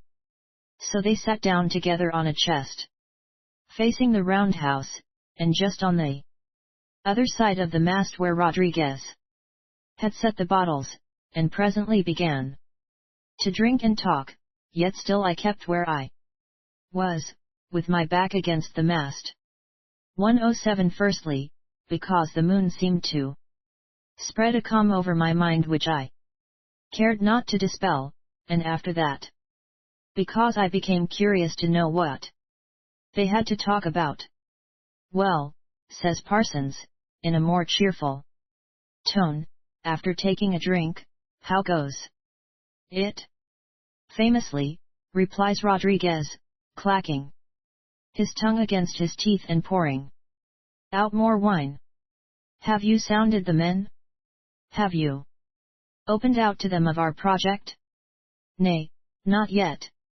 Nor have you, I hope, or they will blab everything before they get sober again.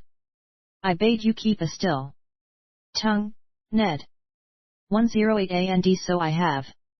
There's been other matters to think on.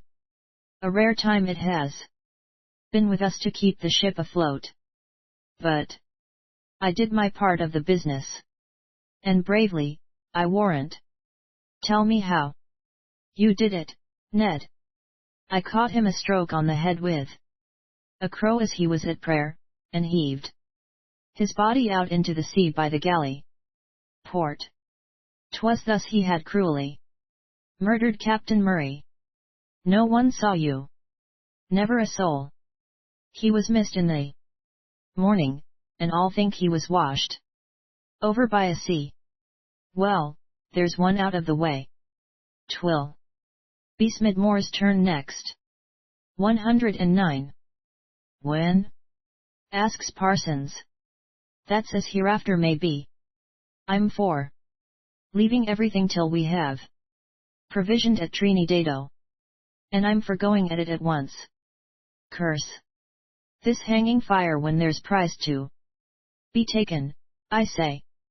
Now Murray is out of the way, you will be made captain of the Adventurer, and I reckon I will be master in your place on the Sherhawk.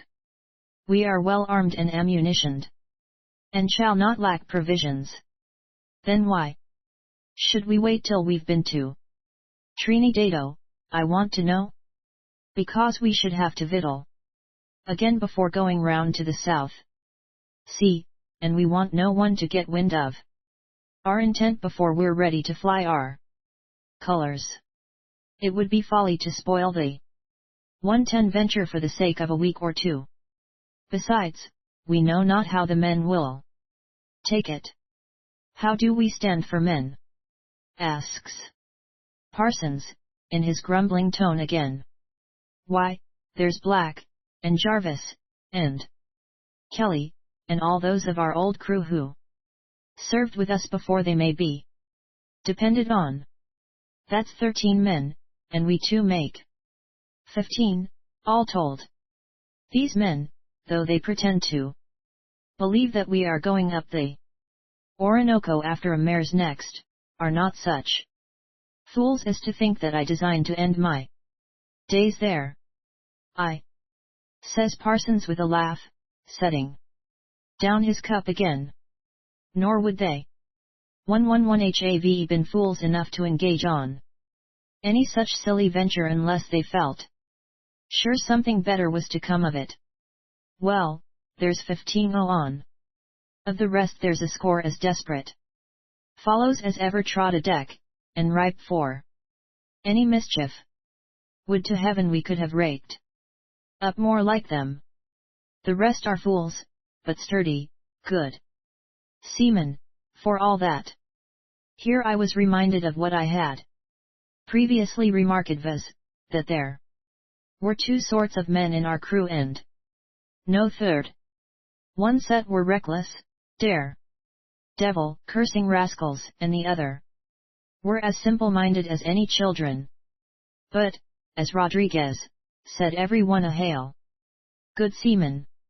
And this was due to the 112 cunning of Rodriguez, who, by reason of his knowing the parts to which we were bound, had been entrusted to choose a crew likely for the purpose. Well, says Parsons, here are 5 and 30 men to back us at a sign, and a match for all the rest with their captain and your Pengili as well. Now, here's my plan, Rodriguez, and if you will hear me you shall own that it is better than all your fiddle-faddle of waiting for this, that, and t'other. Well, out with it, Ned. You know that I have never refused to listen to advice, nor to act on it when I saw it was good. Else had we never won our way. That's true, and I own but for your cursed cool judgment we should all 113 have been strung up like so many weasels. Over this interchange of civilities they drank another cup and shook hands. Then Parsons started off in high good humor. Here's how I see it. Sir Harry will make you captain of the Adventurer, for why? There's no man so fit, and he'll very like make me master of this ship. Under him, as being best able to navigate her and the like. The men will be fairly divided between the two ships, as heretofore. Now, as soon as we set sail I shall make it so cursedly uncomfortable for the foolish fellows of my crew that they shall pray to be exchanged into your ship. To this I shall persuade Sir Harry, taking in their place all those men disposed to our design. 114 so we get all the simpletons under me, and all the desperadoes under you, says Rodriguez. That's it. And matters being so, I will open out our scheme to my crew, who will jump at it like sharks. Then the first calm night will we order things so that my men shall board your ship after binding Sir Harry, and make prisoner every mother's son, which done, you shall ask the company plump out whether they choose to join in our venture and make their fortunes, or whether they stick to their articles, and will go a-searching for gold where there's naught but serpents and fevers. Who will refuse to join us then, Sir Harry, for a surety? 115 and overboard he goes, and away we sail south with joyous hearts, and no more dallying. Rodriguez took the time of drinking another cup to consider. But little as I knew of this strange matter, I felt sure he would not agree to this proposal, being a very subtle, painful man, for if he thus parted with all the men proper to his desperate enterprise, what was to prevent Parsons deserting him and going whithersoever he pleased with his desperadoes? Yes, says Rodriguez, your scheme might succeed, but it will be better to turn the tables about so that you send all the dependable men to me, and I send the others to you. 116 Parsons made no reply to this, whereby he revealed the secret treachery that was in his mind. But Rodriguez, taking no notice of this, though he must have perceived it, continues cheerfully, no, Ned, on second thoughts that plan will not do, for taking the men unprepared. In this way, a score of them may hold on to the hope of getting treasure in Guyana, and so rally round the captain. Then we may have to throw them overboard as well as the captain, which will be a great loss to us. For we can make no great success with small means, and it will never do to start short-handed. Besides this, says he, the men pressed into our service by the fear of death will never serve us as willing hands would. Why, that is true, says Parsons, who clearly did not relish the idea of his own 117 scheme being acted upon contrariwise. You always had a better head for these matters than any of us. So let us hear how you would act. In this wise, said Rodriguez. As soon as we set sail from Hiriu on the one ship and I on t'other we will secretly show the dullards the folly of seeking wealth in Guyana, when they can enrich themselves tenfold without leaving the ship, or encountering any of the hazards and hardships of going a foot through those fearful wilds. And first will I win over Pengilly, who is ripe for this enterprise. When I am sure of him, Sir Harry will be got rid of, and then will Pengilly take his place as commander, being nephew to Sir Bartlemy, whose ships these are. So, without the loss of one man we shall 118 have gained our way, and all willingly will obey his directions. So far so good, says Parsons, but how is this to advance us? Are we to take for our share no more than what he chooses to give us as his officers? To this question Rodriguez made no reply. And this silence perplexing me, I cast my eyes sidelong to see if they had moved away. And then I perceived what it was had stopped his tongue. The moon had shifted during their conversation, of which a great deal for the sake of brevity I have not set down. And whereas at the beginning it had shone full on my face, it now struck me somewhat on my left side, so that there, down on the deck I spied my shadow, revealed beside the great mast, and 119. Rodriguez had spied it also. For before I could turn my head, I felt his long bony fingers upon my throat, and then the flash of his dagger in the moonlight caught my eye. 120 Chapter 6. I am nearly undone by my shadow. Ned Parsons and Rodriguez. Their argument, with the compact that followed. Now, I had not stirred a hair's breadth. The whole time this Rodriguez and Ned Parsons were discussing their affairs.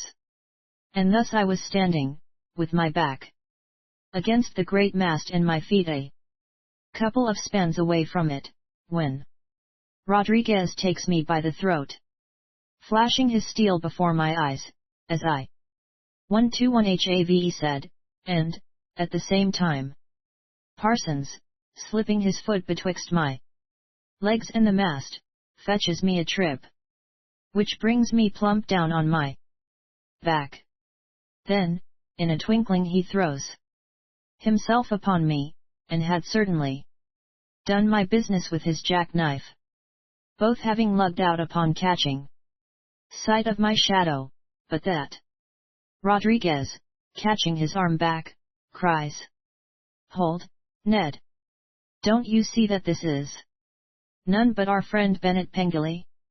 "I see well enough who it is," answers Parsons, "but he is a spy for all that, and shall pay for stealing on us."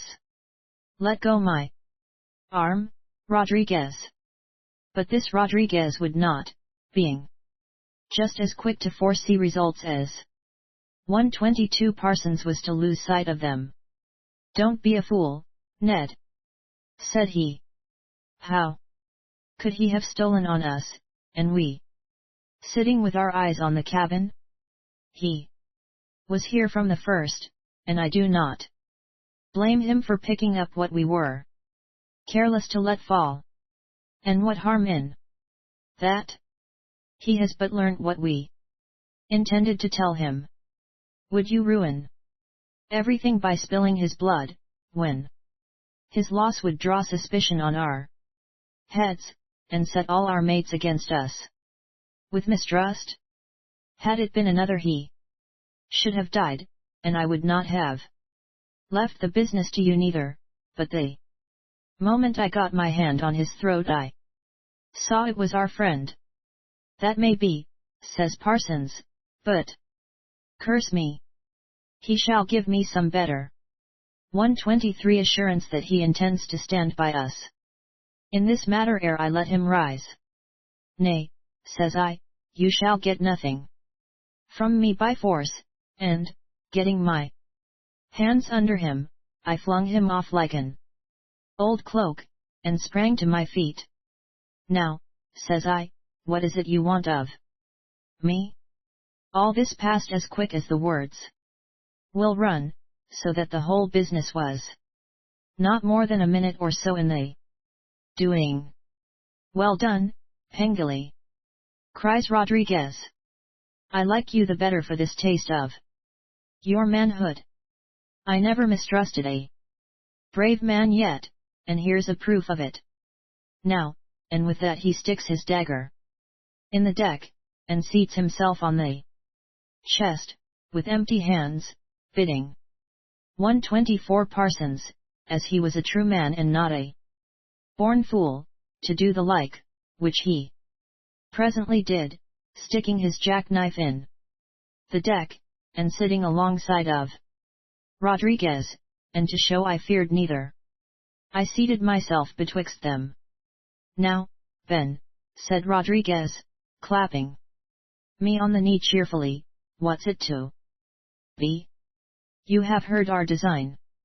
Do you stay in the Canaries, or go with us to the South Sea? What to do? I ask, for this question did still perplex me. What to do? Why, to get gold, to be sure. I thought you had decided not to set foot ashore, said I. 125 and so we have, for what Englishman has ever got gold that went out of his ship to get it? The fools have thrown more gold into Guyana than ever they have taken out of it, 100-fold. Aye. And gold is not the only thing they have thrown away, says Parsons, but many a good and honest Englishman's life as well. For every man that has come home, says Rodriguez, 100 have been left behind slain by Indians, stung by serpents, dead of fevers, or slaves to the Spaniard. And them as do come home are none the better for having gone thither. Chimes in t'other rascal, as we do testify, for here am I short of one eye, and Rodriguez a sight to see. 126 that there is gold in Guyana no one can doubt, says Rodriguez, but the only men who can get it are the Indians, and their only masters are the Spaniards and Portugals. Then where did you get the treasure you brought to England? I asked. Why, from the Spaniard, to be sure. And as fairly as he got it from the Indian. Aye. And fairer, says Parsons, for we got it by straightforward and honest fighting. And if we were more lively in our attack, puts in Rodriguez, 'twas because their galleons were unwieldy with their weight of gold. 127 I count we do 'em a service to ease them of their load, says Parsons, for they have more than they can carry with comfort, this with a laugh at his own joke. Aye. But our love doesn't end there, for look you, Ben, which is the better to let your uncle's ships and treasure be cast away in the Orinoco, to lead fourscore men to misery and death in those fearful wines, or to carry them back home, every man rich for life? To suffer the Spaniard to carry that gold into Spain for the encouragement of papistry and devilish cruelty, and they furnishing out another armada, or to take it away from them for the benefit of our country and the honor and glory of our king? 128 and in this manner they carried on the argument a long while, one playing the part of marrowbone to the other's cleaver, while I sat in silence and lost in wonder, like one who should of a sudden see a strange new sun rise up in the sky. At length I found the sense to speak, and say I. But how can we attack the Spaniard when we are at peace with Spain? Why, says Rodriguez, peace there may be in these waters, for that matter. But there is no peace below the line, as every one does know. Nay, says I, 'tis nothing but piracy. You offer. You may call it what you like, says he, but I think it no shame for any man. 129. To walk in the shoes of Drake and Candage. 'Tis a hanging matter, for all that, says I, still objecting. A hanging matter for those who fail to take home gold, but a knighting matter for those who do, as witness Sir Francis, and others less nice than he. But 'tis the same all the world over, whether a man undertake to find gold or to cure bunions. Raleigh gets his head cut off for failing, and Master Winter is made a peer. And quite right it be so, for it puts a check on men from hazarding foolishly, and encourages them to push their fortunes with zeal, when the chance is on their side. And this is the long and short of it. Says Parsons, bluntly, for argument was 130 not to his taste. Are you with us, or are you not? I am with you, says I, and upon that we joined hands all three. And in thus readily falling in with this villainous proposal I was moved, not so much by Rodriguez, or his subtle arguments, as by my own fierce and lawless spirit, and a certain brutal craving and lust of blood and treasure, which, Lord forgive us, urges too many of us to cruel pursuits, no whit more justifiable in the eye of God than piracy. 131 Chapter 7. The perplexity of being neither thorough-faced rogue, errant fool, nor honest man. We stayed at Fuerteventura 9 days, and then made sail, being again in good condition and nothing lacking, and shaped our course for the West Indies. And as Parsons had foreseen, Rodriguez was appointed captain of the Adventurer, while Parsons took the place of master on board the Sure Hawk. This pleased the adventurers. 132 company vastly, for all looked upon Rodriguez with open admiration, backed up by secret hope, and, indeed, there was no man more proper for this post. No sooner had we quitted our anchorage than we began, Parsons and I, to work upon the minds of those foolish fellows who had to be prepared for that change we intended to bring about. So now Parsons, instead of painting the glories and delights of Guyana, as he had done with a very free hand, when inducing them to leave their fishing villages and join our ships, did treat all such glories with derision, telling them they were like all to get a good deal more than they expected, and thrusting his tongue in his cheek with a wink of his one eye at me for all to see. Whereupon these fellows did begin to 133 scratch their heads and think they had been hoodwinked, and led into a business which had been better left alone. And from that he went on to tell of all the horrible beasts and worms there existed in the marshes of those parts, the poisonous fruits in the forests, also like the wholesome that one never knew whether his meal was to give him strength or burst him open by its venomous swelling, of the cannibals, whose shoulders grew higher than their heads, and whose arms were 2 fathoms long, and such like wild stories. If any one doubted the truth of what he said, he would appeal to one of those men who had previously voyaged with Rodriguez, and these, seeing which way the cat jumped, confirmed him in every lie, no matter how outrageous. Then he came gradually to talk of 134 Hawkins and Morgan, and fellows of that kidney, exalting them to the skies.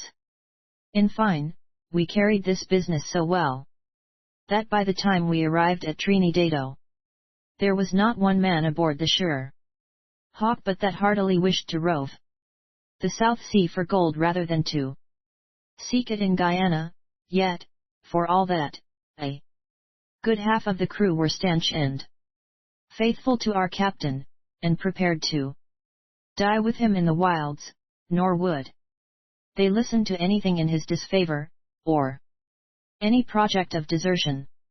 And the reason of this was that Sir Harry Smidmore, being of a lively and sanguine temperament, and having unbounded faith in the success of his enterprise, had ever a cheerful and kind word for his men, and neglected not to comfort the company in every possible way, so that he won all the hearts to him that 135 had any decent feeling.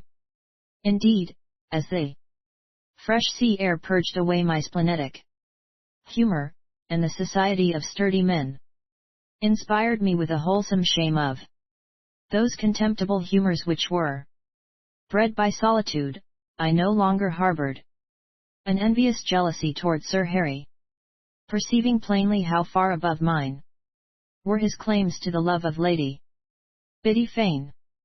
Feeling thus with regard to him, I could neither wish to do him a mischief myself, nor to see him come to harm by other hands. Yet every day it became more obvious that a cruel end awaited him.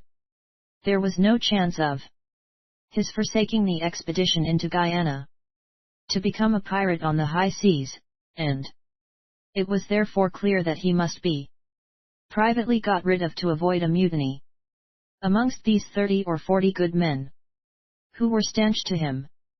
136 I own I was greatly perplexed over this matter, and more than once I was on the point of revealing the conspiracy to him, for I felt that, if he were murdered, I should, in a manner, have his blood upon my conscience, but as many times was I deterred from this confession by recalling my oath to Rodriguez, and by a certain sense of honor which may exist even amongst such rogues as we were.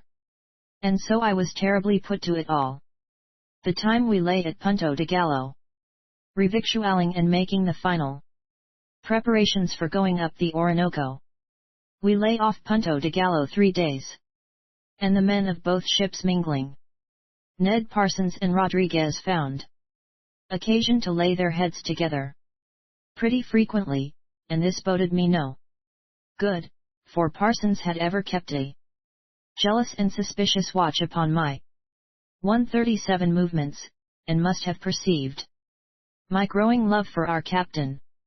On the evening of the 3rd day, we 3 being ashore together, and come to a spot free from observation, Rodriguez says, if this breeze holds, we are likely to sail tomorrow, and as we may not get another chance of conversing privily, let us settle what's to be done, and how we are to do it when we are aboard.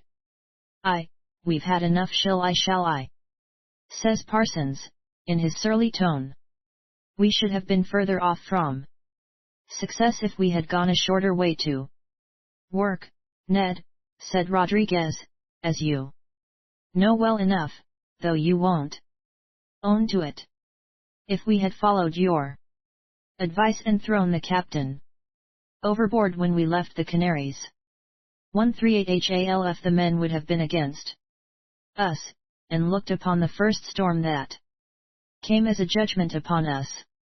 It's no good setting men to a task before they're prepared for it. Now there's not a man aboard the Adventurer who is not thirsting to get at the Spaniard. You've had them all to yourself, but it's another matter aboard the Sure Hawk, says Parsons. There's a score of half-hearted fellows amongst us that were better at home. That's as you think, Ned. What say you, Pengilly? The men's hearts are as stout as ours, says I, and as ready to meet the Spaniard as any of your crew. I'll answer for them. 139. Perhaps you'll answering for their flinging the captain overboard when the time comes? Says Parsons, with a sneer. I'll answer for you, Parsons, if there's a cowardly murder to be done, but for no one on board the Sherhawk, says I. I warn you, Rodriguez, that if you attempt the life of Sir Harry, you'll have a score of us to settle with, him and Bennett Pengilly among the number. There, didn't I tell you as much? Says Parsons, nudging Rodriguez. Rodriguez frowned on him to be still. And turning to me, says, calmly. What do you mean by that, Pengilly? I mean this, our captain shall not be murdered, says I. 140 and how can you prevent it, pray? Asks Parsons. There'll be plenty of time to warn him.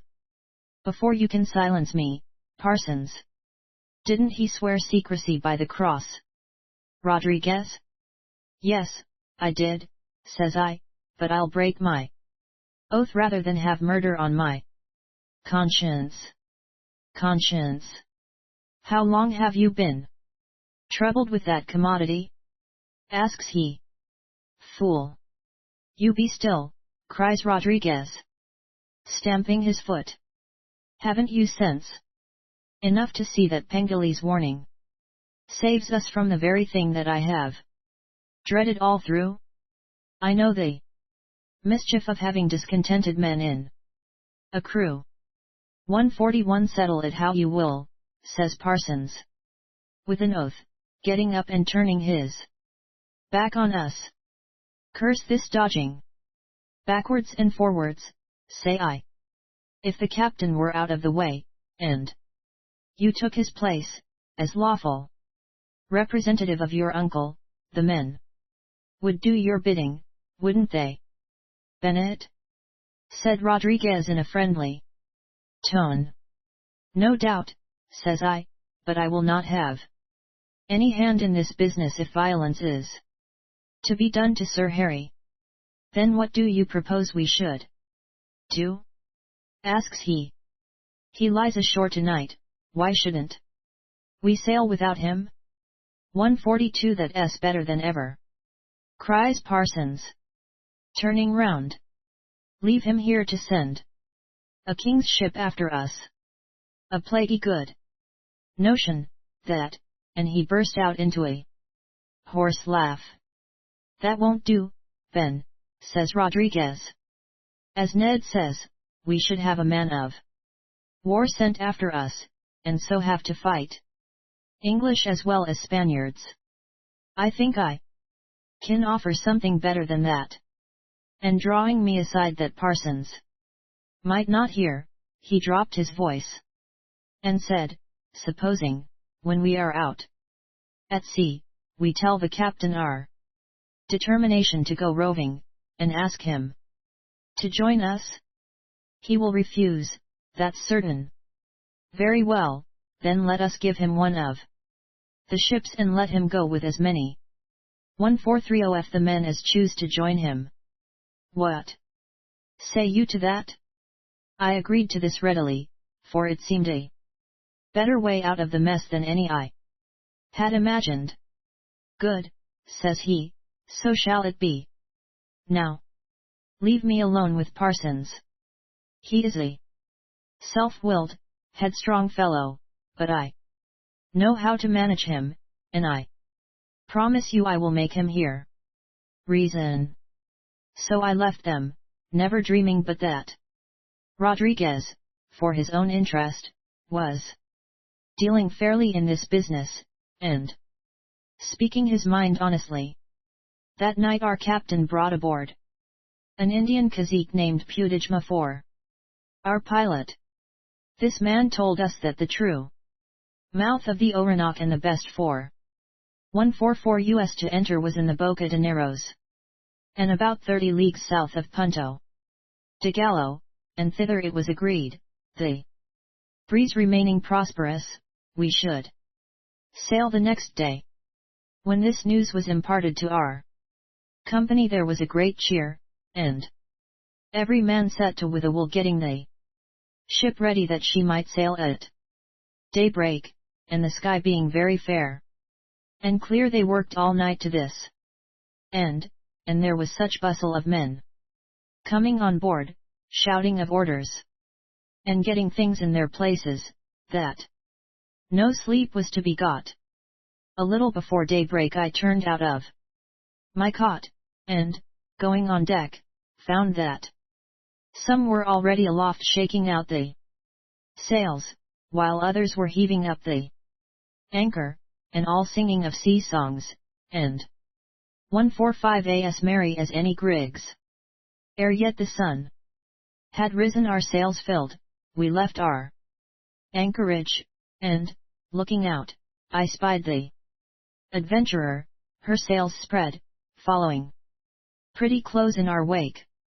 Then, the light growing amain, I perceived one strange face amongst our company, and then another, and after that a third and fourth, and so on, till I numbered a full dozen, yet these men were not so strange to me but that I recognized them as being part of the crew of the adventurer.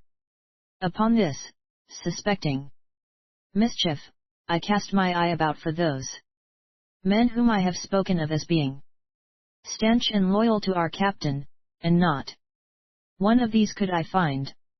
In this I saw clearly the villainy of that subtle Rodriguez, who, by thus shifting the crew, ensured his plan against opposition, for not one man now on 146 board the Sherhawk could be counted on to side with the captain in going to Guyana, whereas all would readily agree to ridding themselves of him in order that they might follow their own lawless bent uninterrupted.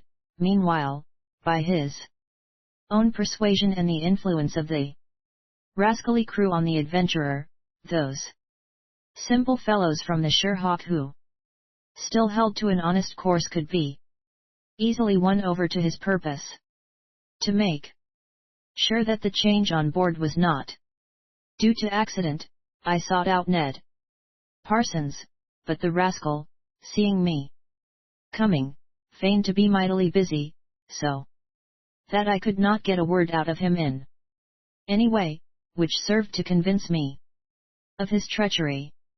Getting no satisfaction from him, I went into my cabin, and there, sitting on my cot, I turned the matter over in my mind, and, after 147 looking at it this way and that, I resolved I would go and warn Sir Harry of his danger, for, as I told Rodriguez, I was prepared to break any number of oaths rather than be a party to a foul murder. And, lest I should be credited with more generosity in coming to this decision than I deserve, I will here confess that I was not unmindful of my own peril. For, if it served the purpose of these desperadoes to throw our captain overboard, why should they spare me? I laid no faith whatever in the promises of Rodriguez, nay, I was inclined to believe Ned Parsons the honester rogue of the two. I knew that all he considered was how to advance his own fortune. Had the crew been more difficult to seduce and less disposed to become pirates, then it would have served his turn to carry out 148 his original project, and give the enterprise a fair face by appointing me as nephew of Sir Bartlemy Pengilly, their generalissimo. But now that it was clear the whole body of men needed no such countenance to their project, it would be expedient to get rid of me as well as Sir Harry. So to the captain, who still lay in the cabin, I went, and asked him if he knew of the change that had been made. Pengilly, says he cheerfully, I ordered it so. Parsons tells me there is a lawless spirit spreading amongst the men on the adventurer, and he picked out certain of them as being the worst. These Rodriguez begged me to take with us in the Sherhawk in exchange for those he thought might bring the rest to a healthier way of thinking on the adventurer. 149. That villain, Rodriguez! I exclaimed. I saw his devilish hand in this. We are lost. Lost? What do you mean by that? Asks Sir Harry, bating his breath. I mean that you have parted with the only honest men in the crew, and have none but ruffians left about you. Nay, you wrong them. Desperate they are, for who but desperate men would dare a desperate enterprise? But they are honest, you'll answer for 'em. They have sworn to follow me, and they will. You will be lucky to get away without such followers, says I, but, in truth, I doubt if we do ever set foot again on dry land. 150 Sir Harry could not speak a while for astonishment. At length he says, speaking low, are you sure of this you tell me? Pengilly? Are you honest with me? I'll say nothing for my honesty, says I. But I'll swear to the truth to what I tell you. There's not a man but is already a pirate at heart, and they only want a signal from Rodriguez to kill us and hoist the bloody flag.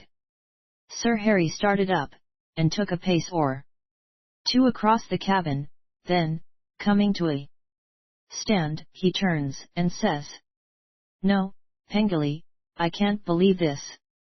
Tell me you have tried to fool me, and I'll forgive you.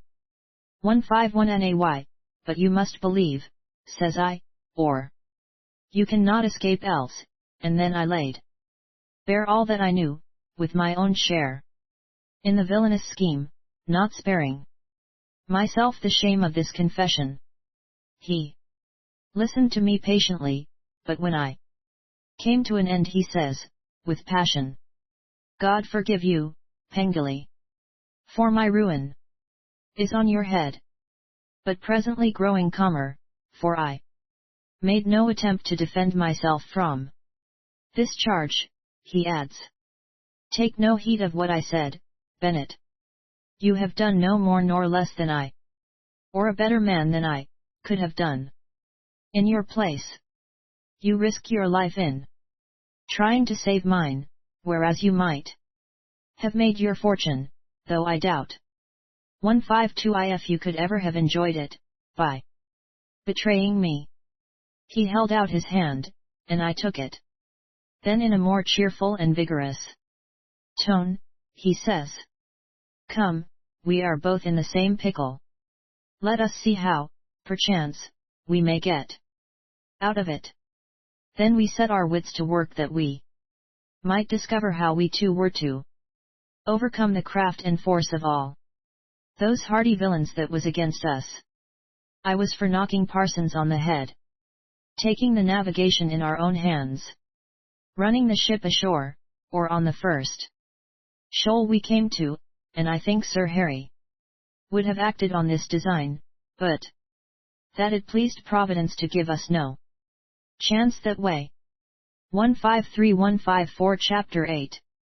We are overcome, and with barbarous treatment set ashore, and left there.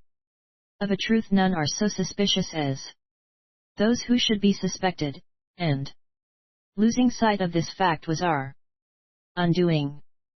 To begin with, 'twas a silly thing to go into the captain's cabin at that time. It was still more imprudent to sit there with him discussing our means of escape. For it happened that Ned Parsons, seeing me no longer inquisitive, 155 about the shifting of the cruise, became curious to know what had become of me, and presently sighted me sitting, as I say, with Sir Harry. Doubtless, Rodriguez, in his place, would have taken some crafty means of discovering our design and circumventing it, but this Parsons was of another kidney, and prone to reflect upon the advisability of his actions after they were performed, rather than before. Wherefore, at the first sniff of danger, he goes below, collects a dozen choice rogues, and, having gone into the armory and furnished themselves with weapons, they slipped on deck, and in a twinkling rushed into the roundhouse and fell upon us. We were the less prepared for this attack because the fellows, having no shoes to their feet, came on noiselessly along the deck, and indeed 156 from the moment we first spied them to the time they were in the coach, there was barely time for Sir Harry to catch up a short sword for his defence, and a spyglass that lay on the table. Sir Harry ran the first of the party through the vitals, and I managed to lay Ned Parsons' head open with the spyglass. But we could do no more, for we were thrown down by sheer force of weight and numbers, and after that our bootless struggles did not prolong by a few minutes the work of binding us hand and foot. From these bonds there was no escaping. Ned Parsons himself, with the blood yet trickling down his face and grizzled beard, making fast each knot and testing its security. When this was done, he went out to the main deck and spoke to the men crowded there, and they replied with a great cheer, and 157so betook themselves to their work, shouting and talking among themselves with much content. But to make more sure of us, and that all might see we were not contriving our escape, this Ned Parsons hauled us out of the roundhouse into the midst of the deck, and there we lay in the burning sun all day, and none had the humanity to give us meat or drink, though they for the most part made themselves as drunk as beggars by midday. Nay, when Sir Harry, who had been as kind to these wretches as any man could be, asked one to give him a cup of water, the villain would not, but replied, with a brutal laugh, that he should have more water than he could drink at sundown. By which cruel speech we perceived that our fate was sealed, and that they 1580 awaited the occasion of Rodriguez coming on board to cast us into the sea. The breeze continuing very fresh, we pressed onward, but towards evening the wind abated, as it does in these latitudes about sundown. The sails flapped against the mast, and the anchor was dropped. Soon after this Rodriguez came abroad, and first he consulted with Parsons, who had contrived to keep more sober than the rest. Then they held a council with all the men in the forepart of the ship, after which Rodriguez comes to us, with his hat in his hand, as civil as may be, and with a wicked smile on his face that showed all his pointed teeth, so that with his hypocritical air he did look more like a fiend than a man. 159. Gentlemen, says he, I am sorry to tell you we must part.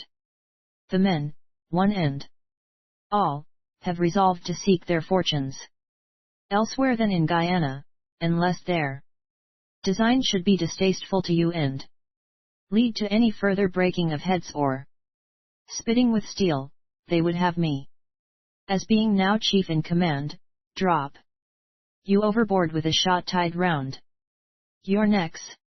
I have done my best to alter their disposition, but the most they will consent to in your favor is that you shall be allowed to go your way in consideration of your giving them free permission to go theirs, with a solemn promise on your part that you will hereafter do nothing, if you have the chance, to bring us to the gallows. Do with us what you will, answers Sir Harry 160 and be cursed for the villain you are, adds I. As you do not refuse the offer it is my duty to make, I shall hold it you accept, says Rodriguez, taking no notice of me, betwixt gentlemen no formalities are needed. It is understood that in accepting your life you agree to the conditions, and this understanding will be as binding on you to do us no harm if, as I say, you get the chance. As though you had put hand and seal to a bond. Then making us a bow, he went back to the men, who, on hearing what he had to say, gave another cheer, and some set about lowering Sir Harry's own barge, while others went below and fetched up all manner of stores to put in it. All being in readiness, we were taken to the 161 SIDE of the ship, bound as we were, and with a rope reefed through a block at the yard arm, we were hauled up and lowered like cattle into the barge that lay alongside. For the first time we perceived that the land was distant no more than half a mile or so. After us the Indian cazique Putijma, whom, as I have said, Sir Harry had brought abroad at Punto de Gallo for a pilot, was made to come down in the barge, and then half a dozen seamen in that boat that had brought Rodriguez from the Adventurer towed us with a line to the shore, the crew giving us a jeer as we sheered off, and Rodriguez, with a bow, wishing we might have a pleasant journey to Manoa, and find a kind reception and store of gold there. Having brought us to land and made our barge fast, the boat's crew, with 162 somewhat more humanity than their fellows, bade us goodbye and God speed, and then pulled off quickly back towards their ship, for there was no moon that night, and it was now grown so dark that we could but just descry the two ships lying off in the bay. All this time Putijma, who was unbound, had sat in the barge with his knees up to his chin in profound silence, for such is the stoic character of these Indians when overcome by misfortune from which they see no escape. But now Sir Harry, who spoke Spanish, addressed him in that tongue, begging him to cut our cords, and this he did, but it was yet some minutes ere either of us could move, so benumbed and stiff were we with our long confinement. When I got the use of my limbs and hands, I drew a dram of 163 liquor from the puncheon among our stores, and gave it to Sir Harry, who was thereby much refreshed. Then did we get out of the boat to exercise our legs, and finding the sand still warm and pleasant with the sun's heat, we lay ourselves down to sleep, there being no better thing to do. But first I got from the boat a couple of muskets, with powder and ball, and 2 hatchets, that we might not be unprovided against the attack of wild beasts or cannibals in the night if any such there might come upon us. But Putijma never stirred out of the boat, nor could Sir Harry any way cheer him out of his despondent mood, and the last I saw of him he was still sitting with his knees huddled up to his chin. And so we presently fell asleep. 164 slept soundly, and nothing disturbed our slumber all through that night. The sun was some degrees above the horizon when I awoke, and a smart breeze ruffling the sea. Sitting up I looked out for the ships, but they were no longer in the bay, yet methought I spied one sail on the horizon to the south. Then I got upon my feet and looked for the barge and the Indian cazique, but trace or sign of either could I see none. I rubbed my eyes and looked again, then I ran 100 yards along the shore eastward, and again as far to the west, for I could not at once realize that this man was treacherous to us. But 'twas all in vain, he was nowhere to be seen. So I roused up Sir Harry, telling him how the Indian had played us false and gone away with the boat, which was our only means of 165 getting back to Trinidad, and like distracted creatures we ran along the shore a mile one way and a mile the other, hallooing aloud, as trying to cheat ourselves with the hope of that Putijma had slipped away by accident, and drifted into some creek. But at length we gave up the quest, and stood gazing before us as still and silent as statues of stone, quite overwhelmed by this last stroke of misfortune. And thus were we two poor men, abandoned on an unknown coast. I say, we two poor men, for now were we levelled to the same degree by a cruel fate, being possessed of no more than a gun and a hatchet apiece besides the clothes we stood in, and with the same dismal expectation of perishing unfriended in a wilderness. 166167 Chapter 9. We find ourselves on a desert island, and little comfort besides. After a while we returned to the place where we lay during the night, and looking about us, found that the cruel cazique had taken away the keg of powder, the puncheon of rum, the very bread we had brought for our refreshment on landing, thus robbing us of our present subsistence and the means of procuring other. 168 Seeing this, Sir Harry threw himself on the sand and sobbed out aloud, for as yet he had suffered never any hardship or disappointment. But it was otherwise with me, for many a time had I endured privation and known no hope. Yet did it move my heart to see a strong man, and one naturally light of heart, gay, and of high spirit, so abased. So I sat down beside him, and, laying my hand on his shoulder, spoke such comforting words as my tongue, unused to such exercise, could command. And this may seem strange, seeing that hitherto I had borne him no love, but rather jealousy and hatred.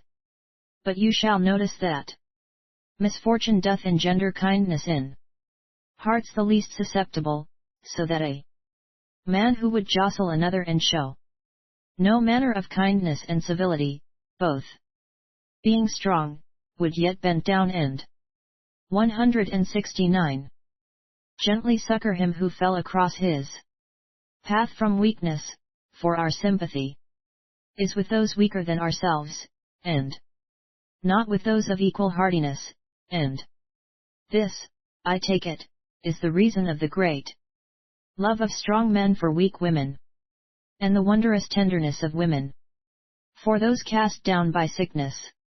Sir Harry would not be comforted, but, shaking my hand from his shoulder, he cries, "'Tis easy to bear the misfortunes of other people."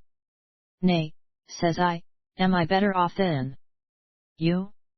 "Ay," says he, "for you have but changed one form of misery for another. These woods for you are as good as those you left in Cornwall. Your 170 prospects here as good as they were there. But what have I not lost by this change? All my fortune was embarked in those ships, and with them I lose every hope, fame, and riches me. Sweetheart! All! What now have I? The hope of getting away from this place, the hope that she may wait faithfully your return. And what if, by a miracle, I get from here, can I hope to recover my fortune? I must go a beggar back to England. Nay, a debtor for the ships of Sir Bartlemy that I have lost. And think you, if my sweetheart in pity would make me her husband, I would be her pensioner, dependent on her bounty for the bread I eat? 171 To me this seemed an overstraining of sentiment, for I would have been content to take that dear girl for my wife, rich or poor. Nay, I could not believe that any sense of dependence or bounty could exist in the union of two who love entirely. But I would not contrary him by speaking of this, which he would but have set down to want of decent pride and self-respect on my side. There is no hope, no hope. He continues, bitterly. I am undone by my enemies, and you are one of them. Man, I have sought only to help a base wretch who would not speak a word to save me from my undoing. I held my peace, as I had before, when he spoke after this sort. For partly I felt that I deserved reproach, and partly I 172 SAW that he was beside himself with despair. So I let him be that he might vent freely all his passion.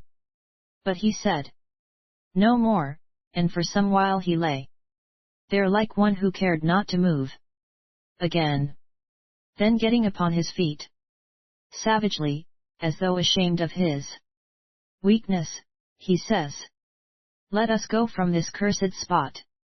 Then, looking about him in bewilderment, where shall we go? Be a man never so wretched he must eat and drink, so I told him we must first of all seek a stream to quench our thirst. And the land to the west looking most promising, I settled to explore in that direction, Sir Harry being indifferent, so that we got away from this unlucky place where we had been set ashore. We took up our axes and muskets which 173 The thieving cazique had left to us, because they lay under our hands, as I may say, and he feared to awake us, and marched onwards, keeping to the sand, which was very level and firm. The tide being at low ebb, we kept on this way for best part of a league, and then the shore becoming soft with a kind of black mud, we were forced to seek higher ground, and here our progress was made very painful and slow by reason of the scrubby growth, which was mighty thick and prickly, so that we were torn at every step. To add to our discomfort, the sun, being now high, shone with prodigious heat upon us, and parched us with thirst. There were woods at hand, but here the thorny bush was so high and closely interwoven that we had to use our hatchets to make any way at all, and 174 And were we no better off, but worse. Wherefore we were obliged to return to that part where the earth was less encumbered. Some of these brambles had thorns 2 inches long, and curved like great claws, and one of these, tearing my leg, gave me much torment. As the sun rose higher, so our suffering increased, until, after marching best part of 2 hours, we were ready to drop with fatigue. Fruit there was in abundance, spread out temptingly under our feet, for nearly every bush bore some sort of apples or grapes, yet dared we not eat any for fear of its being venomous. Of this venomous fruit I had heard the seamen who had travelled in these parts tell, and how a man eating of it will presently go raving mad, and I pointed out to Sir Harry, who would fain have slaked his thirst with this 175 Growth, that we had as yet seen neither bird nor beast, which argued that this food was not wholesome. However, about midday, when we were as near spent as any living man could be, we came to a turn in the coast where the character of the growth changed. And here we found a great herb with leaves spreading out on all sides, but every leaf was a good 20 feet long, and half a fathom across, so that it gave us ample shade to lie in, and never was man more content than I to get out of the sunshine. To our still greater comfort, Sir Harry presently spied at no great distance a low-growing thicket, in the midst of which grew a fruit that he knew for a pine nut, which is a fruit bigger than any that grows in England, of a yellow complexion, and scaly without, but of excellent condition. 176 Within cutting it in half with his knife, he gave me one part, and bade me eat it without fear, and this I did, though not without compunction, but I found it truly as he said, both meat and drink, and the most delicious ever man did eat, with no ill effects after. We rested ourselves some while, and then being much refreshed continued our journey over very fair ground, but yet keeping very near the water, and so rounding a headland, and facing pretty nearly due west, we perceived another headland across the water, but at a great distance, which led us to conceive that we were upon one of the mouths of the Orinoco, which, as we know, disembogues itself by many issues into the sea over a length of 100 leagues and more along the coast of Guyana, and that this was a river, and 177 not an inlet of the sea, we proved by tasting of the water, which was still running out very troubled. It was not salt and bitter, and yet too thick and brackish to drink. And now the trees approached the water side, some hanging over, with thick growth everywhere, and though I know English trees well, and the different sorts of herbs, yet all here were new to me, and I saw none that I could name. For prodigious height and girth I never saw the like of the trees, which were besides wondrous fair to the eye, but painful to get through by reason of their great abundance, and the maze of vines and bramble, as I must call them, knowing not their names, which netted them together. Surely to one come therefore pleasure and to satisfy his curiosity. There was on all sides something to 178 please and interest, there being no end to the variety of flowers and fruits, their colors and forms, but to us, who were mainly concerned to discover where we were situated, we did wish best part of these trees and shrubs further.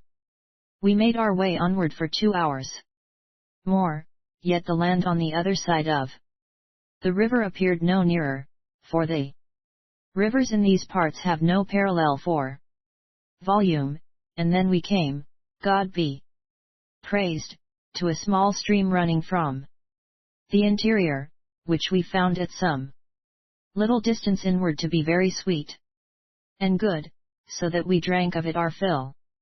But what pleased me as much as the discovery of this water was the print of a cloven foot in a slough, hard by, which I judged, by the form and size, to be the foot of a swine, and so it proved. For going still further, but with caution. 179. Along the edge of this marshy land, we perceived a whole drove of this cattle, stretched out in the warm mire, grunting from time to time as pleasantly as any English hogs. Seeing them thus within range, Sir Harry, ere I could check him, cocked his piece and let fly, and though he killed one dead on the spot, yet was I Sorry he had spent his fire on this quarry, for I believe I might have knocked one on the head and done for him with a blow of my hatchet, and now were we left with only one charge of powder and ball to meet any emergency. We dragged this beast, which was a boar pig of some 10 score, as I reckoned, away from the morass, which I dreaded to stay in for fear of serpents or other noxious beasts, and finding a place near the river high and dry, we 180 resolved to stay there the night, for the day was nearly spent, as were we. Likewise. Here Sir Harry set about to get some dry fuel and make a fire, the while I skinned our pig, and a marvellous thick hide he had, and so much the better was I pleased, for I saw that with this hide cut and thongs I could make us a good gin to entrap other swine when we had occasion for them, also a sling for killing birds, and other things necessary to us in our forlorn, destitute condition. Sir Harry got some dry rotten wood, and grinding a little to powder he set it in the pan of his firelock, and snapping the cock twice or thrice succeeded in setting it burning, then blowing the ember gently on other rotten wood, and that on dry leaves and such like, he in the end got a flame to put to his bonfire. And over this on pointed sticks we held 181 some slices cut from our swine's ham. Enough not only for our supper, but to serve us cold on the morrow, and well it was we did so then, for the next morning the carcass I had hung on a tree overnight was all green and so foul. We were fain to cast it in the river to be washed away with the current, but that which we had cooked was sweet and good, though mighty tough eating. But I must tell of the strange way in which we were awakened that morning, which was by the crowing of a cock. And surely nothing in this land so full of unlooked for things could be more unexpected than this familiar, homely cry. We two started up together at the sound, rubbing our eyes to be sure we were in a strange country and not at home in England. But again this bird crowed, and casting our eyes about 182 there we spied a fine red cock perched in the boughs of a tree with 3 pullets on one side of him and 2 on the other, all as comfortable as you please, and not yet astir, for the day was scarce broke. Upon this we concluded that there must be human habitation near, and overjoyed at the hope of seeing fellow creatures in a land where we had thought to be all alone, we started to our feet and hallooed with all our might, not reckoning that the fellow creatures might be cruel Indians who might murder us, and mayhap eat us afterwards for our pains. However, though we hallooed till we were hoarse and could halloa no longer, answer came there none, except a clucking of the fowls, who seemed to be at a loss what we were crowing so loud about. Yet from the presence of these 183 fowls and the swine which seemed to us not natural inhabitants of these parts, we clung to the idea that some sort of fellow creatures were near, and so with a more cheerful heart than I, for one, had yet felt since we were put ashore, we continued our march when we had eaten and drunk to our satisfaction. But first we took of the thongs I had cut from the swine's hide and stretched to dry between 2 stakes, 1 apiece to serve as belts in which to sling our hatchets, another which I had fashioned for a sling, and 2 or 3 besides to serve for what occasion might arise. The rest we left behind us, marking well the spot. Our ham stakes were covered up in cool leaves to keep them fresh, and hung them also to the thongs about our middle. 184 that night we came to a point projecting into the midst of a vast expanse of water, and seeming to cut the river into two, for we found that there were, as I may say, two currents, one running to the southeast, and the other northeast, so that we concluded we were not on the mainland at all, but upon an island in one of the great mouths of the Orinoco.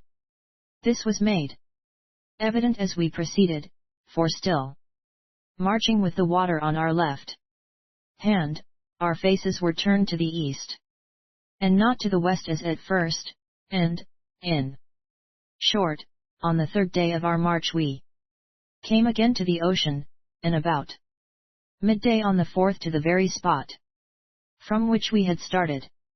In all this time we had seen no human creature, nor had we met, thank God, with any serious accident, though 185 inconveniences not a few, and not the least of these was a multitude of flies and stinging gnats, especially upwards, away from the sea, which were a great plague to us, and especially to Sir Harry, who had the more tender skin, and was tormented to that degree that he could get no peace night or day for the intolerable itching and smarting of their punctures. Nor did we meet any great beast, save a huge water lizard, that is called a cocodril, which lies in the waters of these rivers and looks like nothing on earth but a log of timber at a distance. Birds there were in plenty, and with my sling I brought down enough for use, and more, and to speak of all the fruits here were a waste of time. Suffice to say that we lacked nothing to satisfy our appetite, and came to no harm by what we ate of strange things. 186 FOR We were careful to eat of no fruit or herb but such as we found the swine and other animals feasted upon. 187 Chapter X. I quit the island and my friend. And now, being come back to our starting place, we had to consider our position and what we were next to be it. I say we, but in truth I might say I had to consider these things, for Sir Harry seemed to have neither care for the present nor hope for the future, and do what I might to bring him to a more cheerful complexion. It was all to no purpose. 188 WHAT is there to do in this cursed island, says he, but to eat and drink and sleep till we die? The more reason, says I, for devising some means of getting away from this isle to where we may do better. He stretched out his hands towards the sea that laid void before us, and laughed bitterly. Nay, says I, not to seem discouraged, though, indeed, my hopes were but slight, it is not so impossible as you think. Take it that the day we left Trinidado the gale was in our favour, we could but have made 20 or 30 leagues at the utmost. Now say that the river to the north is 3 leagues broad. We may yet, by taking the current at our highest point, contrive to make our way 189 across on some kind of raft, using a bow for a paddle. There is nothing lacking to make us a raft. Well, says he, say by good hap you cross the river and get on another isle. What then? Then, says I, will we make our way to the north of that island and cross to a third, or a fourth, after the same fashion, and so get on till we come to that part of Guyana due east of Trinidad, whence may we with no more difficulty cross the strait. Suppose, after all, says he, that we get to Trinidad then? Shall we be better off there than we are here? We run a fair chance of being captured for slaves by the Portugals, to be sure. 190 ALSO, says I, run a fair chance of escaping them and being picked up by some English ship putting in as ours did, to revictual. Allowing that your fondest hopes be realized, says he, is our case mended? Is it worse to sleep away our lives here, than to be taken into England as a raree show for men to laugh at and women to pity? No, says he, with more passion than he had yet shown, no, I say. It is not better, but 100 times worse. And I for one will never go back to be scorned for a silly fellow who could not hold his own. It was not for me to reproach him, for had I not also abandoned myself under adversity? I was convinced, and so I am now, that a despair is a malady of mind, as much as is ague a distemper of the 191 body, and though men say one should not give way to despair, but should overcome it by an effort of will, yet, I say, that if the will be attacked by a great shock and enfeebled by misfortune, it is powerless to exercise its function. For such as suffer from this disease of the mind there is no help from within, but its only succor is from without. Wherefore, the kindly ministrations of a friend will do as much to restore health in this case as the help of a doctor in any other. For this reason I bore patiently with Sir Harry in his morose and sullen humours, and sought all I could to divert his spirit from brooding over misfortunes not to be undone.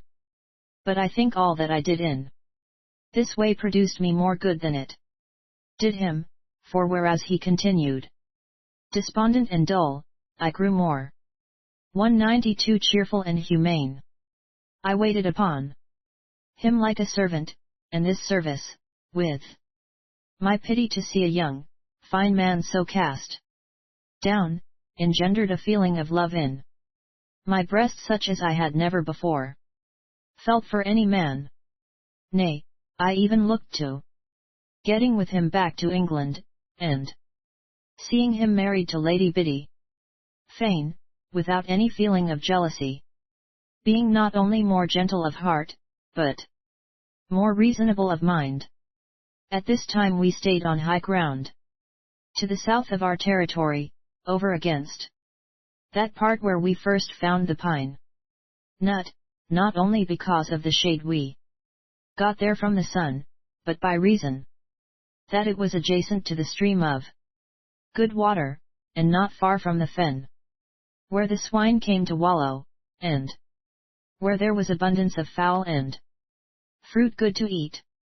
193 While we were here, Sir Harry fell sick of a fever, bred partly, as I think, from his low, desponding spirit, and partly from the vapours that rose from the marshy valley below. When I found he could no longer sit upright and began to wander in his speech, I took him on my back, and, by stages of a dozen yards, carried him away from that unwholesome spot right down to the seashore, and there, finding an easy slope, I laid him down, and, as speedily as I could, set about making a kind of house to shield him from the sun.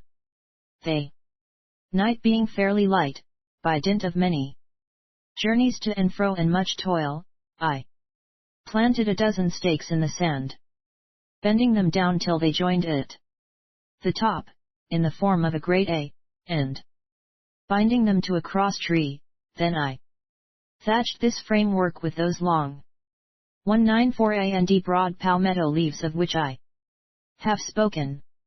Here he lay as comfortable as might be for one in his burning condition, the sea breeze passing through the shelter and tempering the heat of the sun.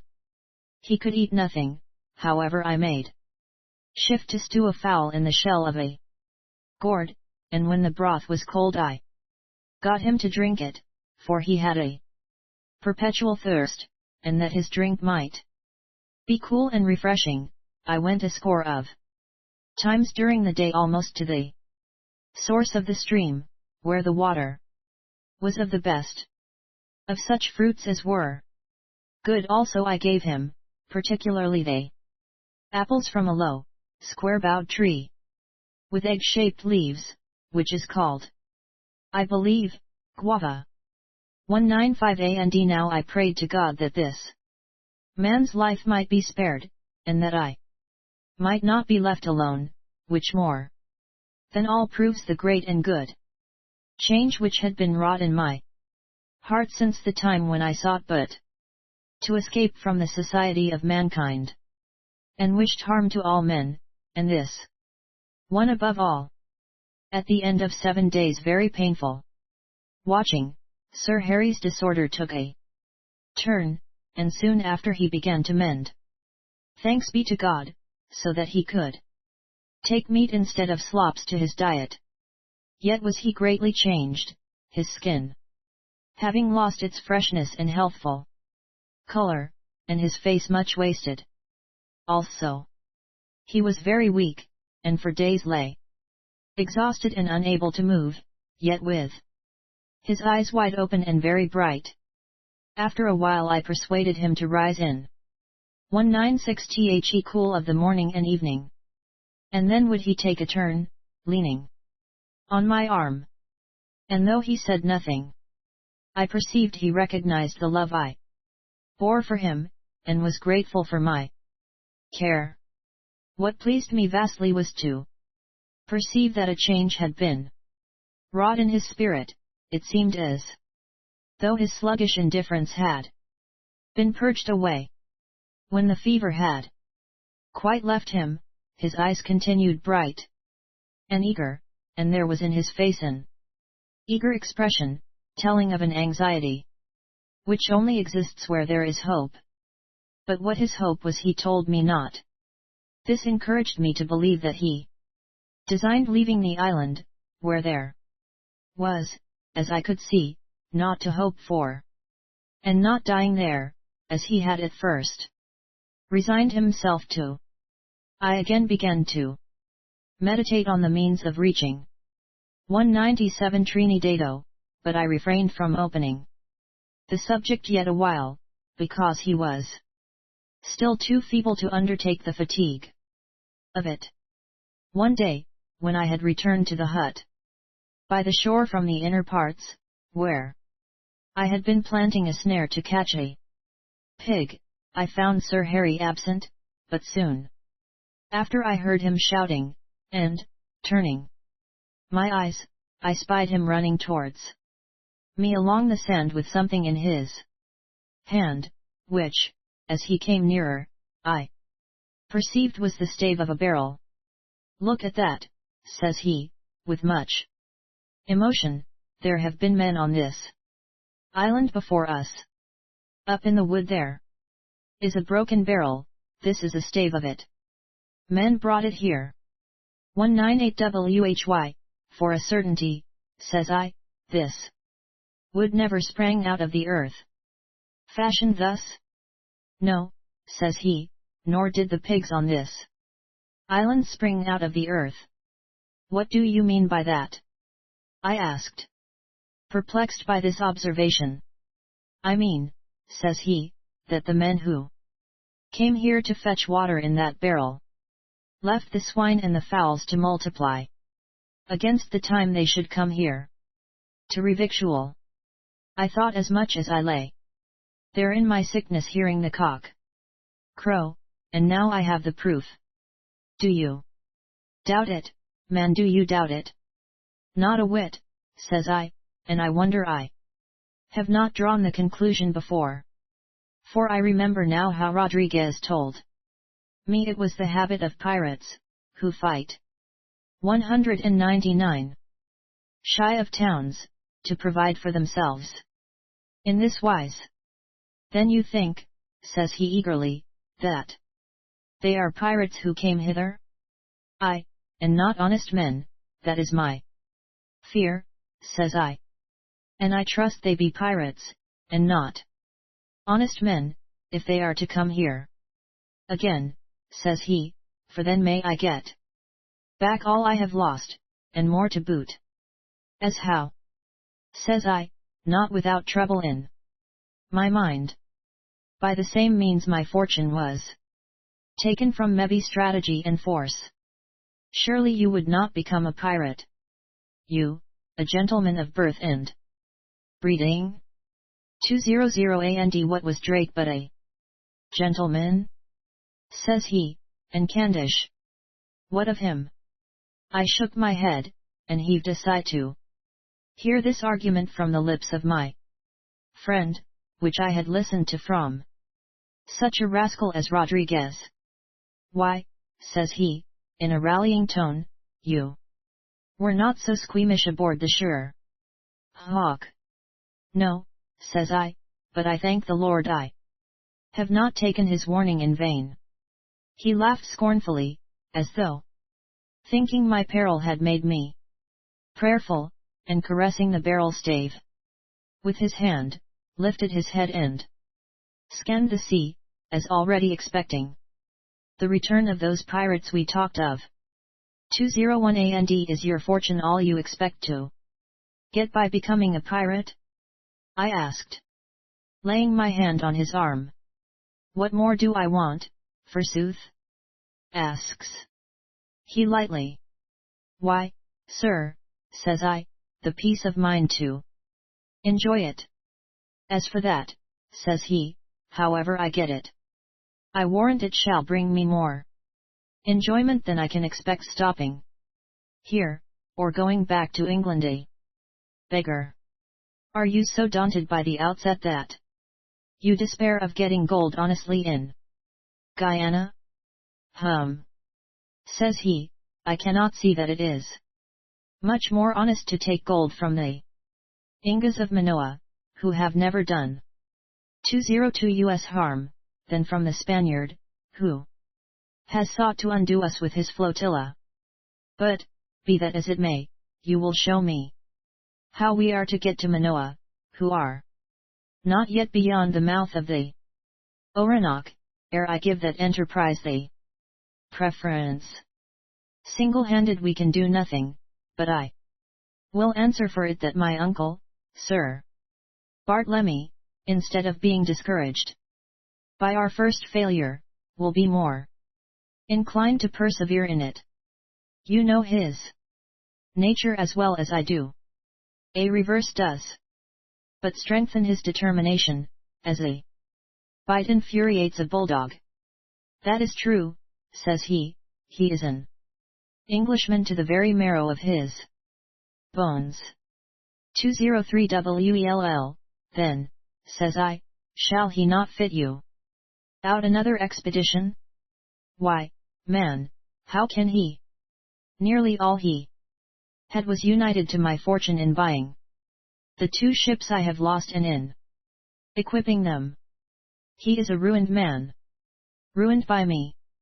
If he lacks money, other shall be found. He will move heaven and earth to save you from the disgrace of sinking to the level of such wretches as Morgan and Sawkins, and this Rodriguez. In this sort I argued with him persistently, till at length, seeing that I was not to be shaken off by argument, he turns about and says, Look you, Pengilly, I will never go begging in England, even for a second chance to be cast away on this island. I 204 and not easily consent that another should beg for me, for a craven I must appear in either cases. But since your mind is set on this thing, go you to England without me, and if any, for my sake, will make this venture, lead them hither. Then, if I be still here and alive, I will attempt this expedition to Manoa. Nay, he adds, interrupting me, when I began to protest that I would not quit him, leave me here and go about this business as you will, you shall still be the more generous of the two, for I swear to you that if the worst pirate that Sails the seas comes here I will cast in my lot with him, whether you accompany me, or whether you refuse to take part with us. Seeing him very stubborn and resolved upon this point, I then began to think seriously of getting away as best I 205 could, for, thinks I, 'twere more humane to leave him here alone, with the chance of bringing him succor and the means of honestly escaping from his solitude, than to rest here inactive until perchance there comes some villainous searover with whom he shall take his departure. For my own part I had no leaning to piracy, for, though I love the Spaniard no more than any other true Englishman may, yet I knew full well that Rodriguez and such fellows would not question closely whether their prey was Spanish, but would pillage and sink any craft that sailed so that it had not the strength to resist attack. So, going along the border of that upper stream, which in my ignorance I will call North River, I came upon a great tree that was dead and decayed about the roots, so that it needed but little 206 cutting to make it fall, and that close to the water. This tree was fully 3 fathoms in girth, and proportionately tall, straight, and fair, decayed only where the humours of the earth had attacked its base, light, and very proper in all ways to my use. Wherefore I set to work, and, cutting on that side I wished it to fall, I felt it with no very great difficulty. When it was down I found the upper part sound, as I expected, and not so hard but that with patient labour I succeeded in cutting 2 lengths each of 5 fathoms long. These 2 lengths I set side by side, the thicker end of one against the thinner end of the other, then I got a quantity of those long vines which the Indians call lianas, which are very stringy and tough as good hemp rope, and with this I bound my timbers together in 207 places, but separately, so that if by chance one broke the rest would still hold. But I must tell you that for the greater convenience of working these huge logs I launched them separately into a shallow before I began to bind them about, which was well, for I could never have moved them else. After that, I sought out 2 slight trees of hard growth that were not more than 30 feet high, and cutting them down, I trimmed them into 2 poles, each 4 fathoms long. Then, midway in the length of my logs I made 2 holes, one in each, and parallel one with the other. To do this I jagged the mouth of my musket barrel about, grinding each jag into a sharp tooth with a hard stone, by which contrivance I made a tool to serve in place of an auger.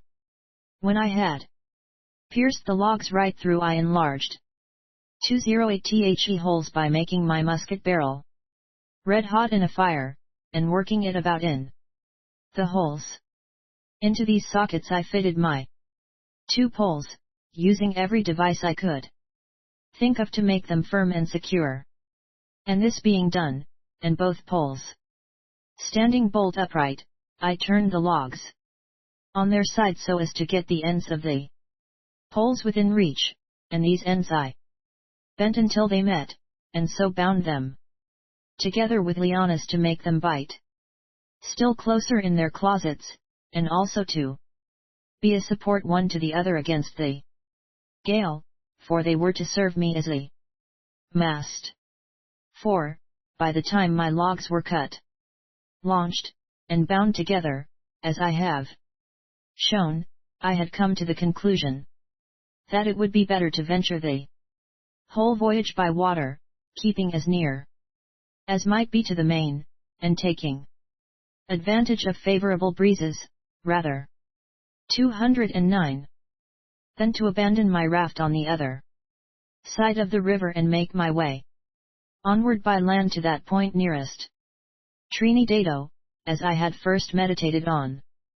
For I knew not what other great rivers there might be to cross, nor how many rafts I might have to make ere I got to my journey's end, and the difficulty of making such a raft, rude as it was, no one can conceive but those who have had a like difficulty to contend with. It cost me 4 months and 10 days of painful labor to achieve that which I have set down. During this time Sir Harry had not been idle, and though he could not honestly encourage me with a hope of bringing my business to a happy issue, yet he helped me with a willing heart, and said nothing which might discourage me. Neither.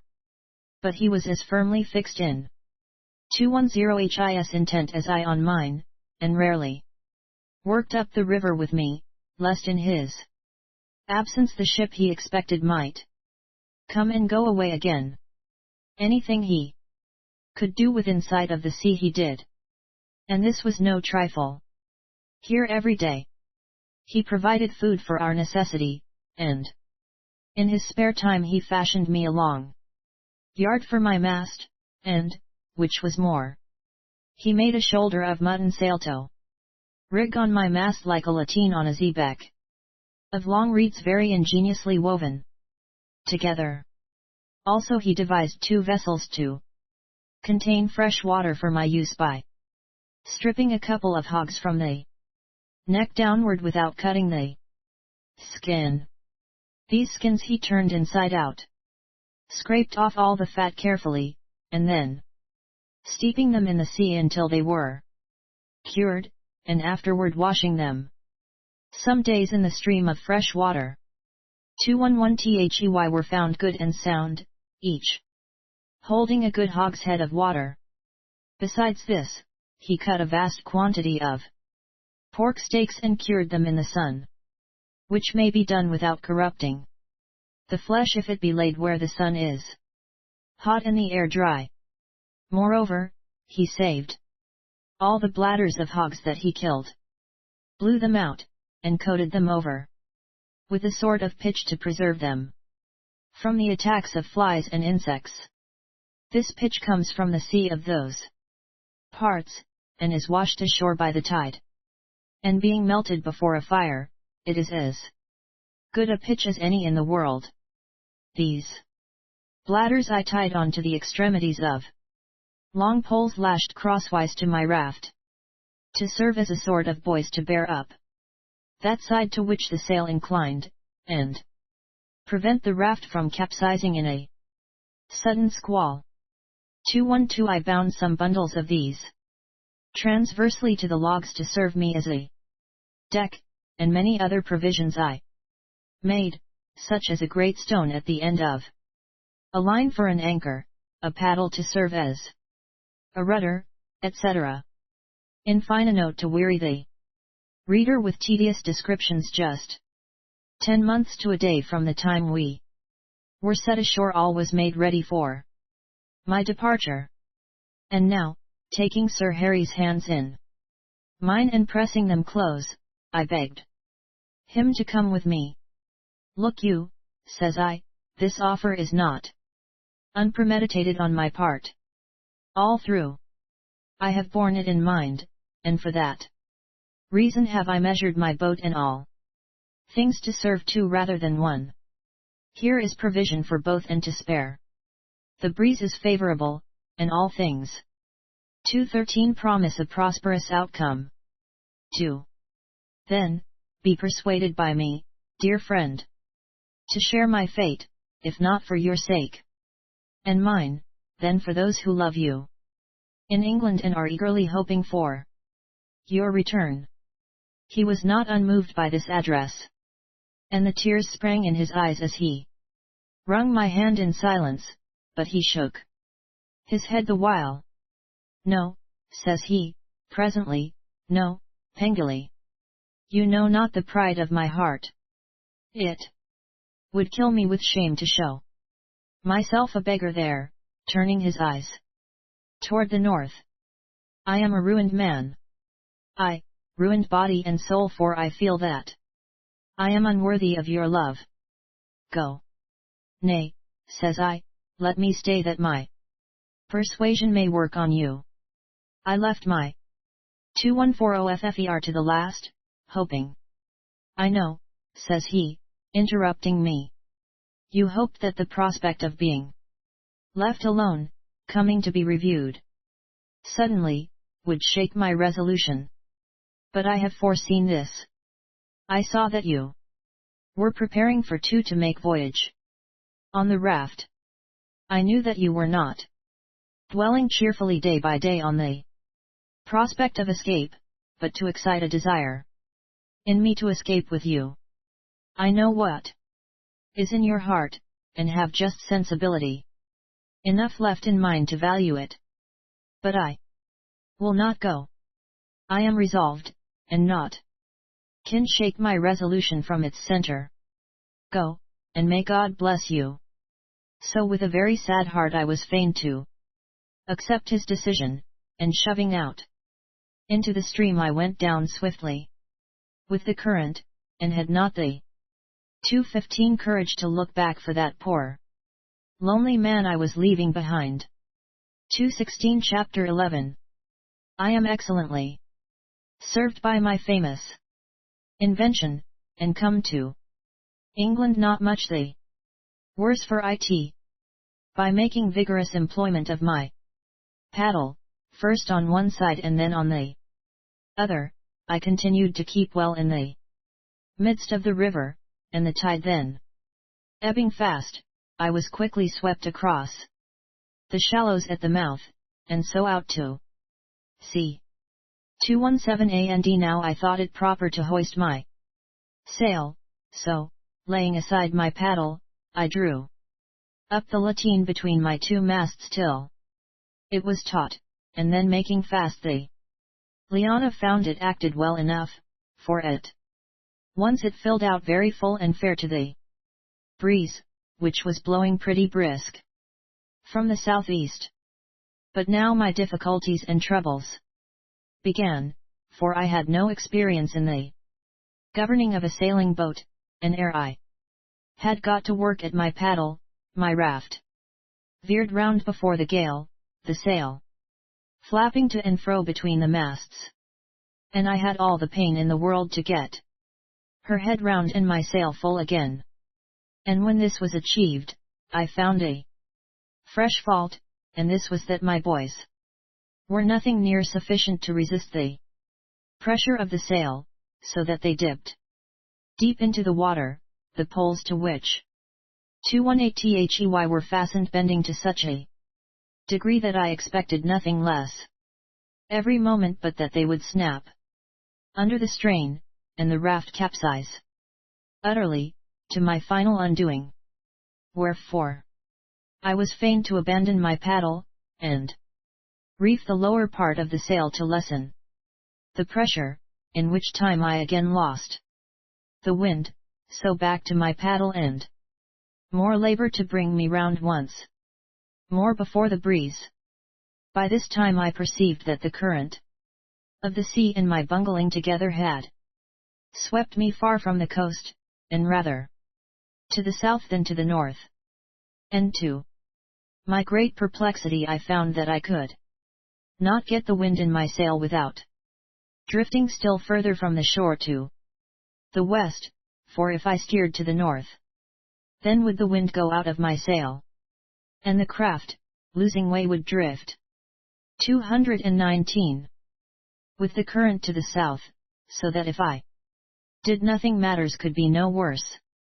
At last I was constrained to lower my sail altogether and seek to make head against the current by vigorous use of my paddle, first on one side and then on the other, as I say, and, Lord, no man could be more encompassed with troubles than I was, or sweat more to overcome them than I did at this time. At length, from sheer exhaustion, I was fain to give over, and let my raft, without sail or oar, go whither it might. I set me down on my deck of rushes, and casting my eyes toward the land, was dismayed to find it but an indistinct line on the horizon. I have been out to sea now 4 hours or more, and to the best of my belief I stood further from Trinidado, after all my trouble than ere I started forth. And let this be a warning 220 to all men that they put not to sea ere they have learned to sail. When I had refreshed myself with some water and one of my dried pork steaks, which, that they might not be perished by the sea water, I had hanged conveniently high on one of my masts, I rose up, and with a kind of desperate fury essayed again to make a proper course. First, I went at my sail once more, and when I found that of no avail, but rather the contrary, I seized my paddle, and worked at it like any galley slave, and though I could see no improvement, yet did I persevere diligently. Then, fancying the breeze was a little abated and blew from another quarter, I went, with a prayer, and once more lifted my sail, but that would not do, and so, with a curse, I dropped it and back to my paddle. In 221 Fine, to cut a long story short, I wasted my pains all that day, and had the mortification as I sat down once more to rest my aching limbs, to find the land no longer in sight, nor anything else but the water all around me. Seeing it was useless to work when I could no longer see for want of light, though not more useless than before, maybe, I lay me down on my reeds. The sea, God be praised, having subsided when the wind dropped to an agreeable calm, and presently fell asleep. The next day there was no need to experiment with my sail, for not a breath of air stirred, so I worked steadily at my paddle pretty nearly the whole day, but I was forced to desist in the noon for some time because of the 222 great heat of the sun, and that while I sheltered myself under the sail, which was, God knows, all the use it ever served me, all that day I heard not a sound but such as I made with my paddles, and the sea was like so much glass extended about me, and a mist all around the horizon caused by the sun sucking up with his great heat the vapors from the water.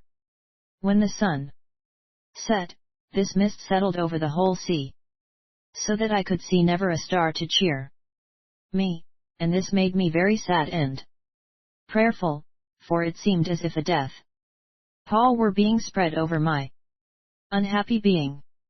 Then would I gladly have been back with Sir Harry on the island, and thinking of him and our miserable estate, both alone, and like to perish without ever again hearing the sound of a cheerful voice, the tears 223 began to flow from my eyes as from a woman's, and I do think I fell asleep weeping. About midnight, as I reckon, I was awakened by the freshening of the breeze, yet nothing could I see. I groped my way along very carefully to my masts, that I might have them to hold by, for already the sea was rising, and it was well that I did so, for in an amazingly short space of time the breeze quickened to a gale, and beat the waters so high that I was like to have been swept away by the waves as they burst. I will not dwell on the increasing terrors of that night, for no words can describe the fury of that hurricane, or my dread lest the binding of my logs should be rent asunder and my frail resting place part under me. And here, let me observe that, no matter how a 224 man may desire death at other times, yet, in the hour of peril will he ever cling desperately to life. When morning broke, my case was no better than in the night, and looking around me at the billows that threatened every moment to engulf me, I was appalled, and could but say, over and over again, God be merciful to me. For a long while I experienced neither hunger nor thirst but only great fear and terror, but when nature began to crave within me, and I looked to see if I could get at my water vessels, I perceived that they had been washed away in the night, for I had taken no precaution to lash them to the raft for safety. And also, I noticed that my deck of rushes was clean gone and my outriggers broken.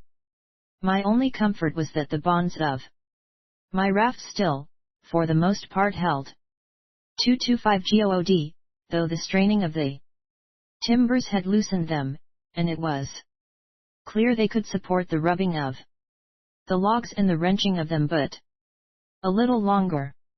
I saw that if one or two at the end went, then all must go. Therefore, as I crouched between the masts I watched these bonds as a man may watch the preparing of a gallows, from which he is in the end to be swung off into eternity.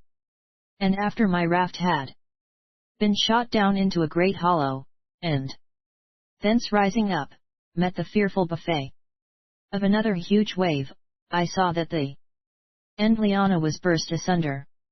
God be merciful to me, says I again, and with the greater earnestness that I felt I might the next moment be in his presence.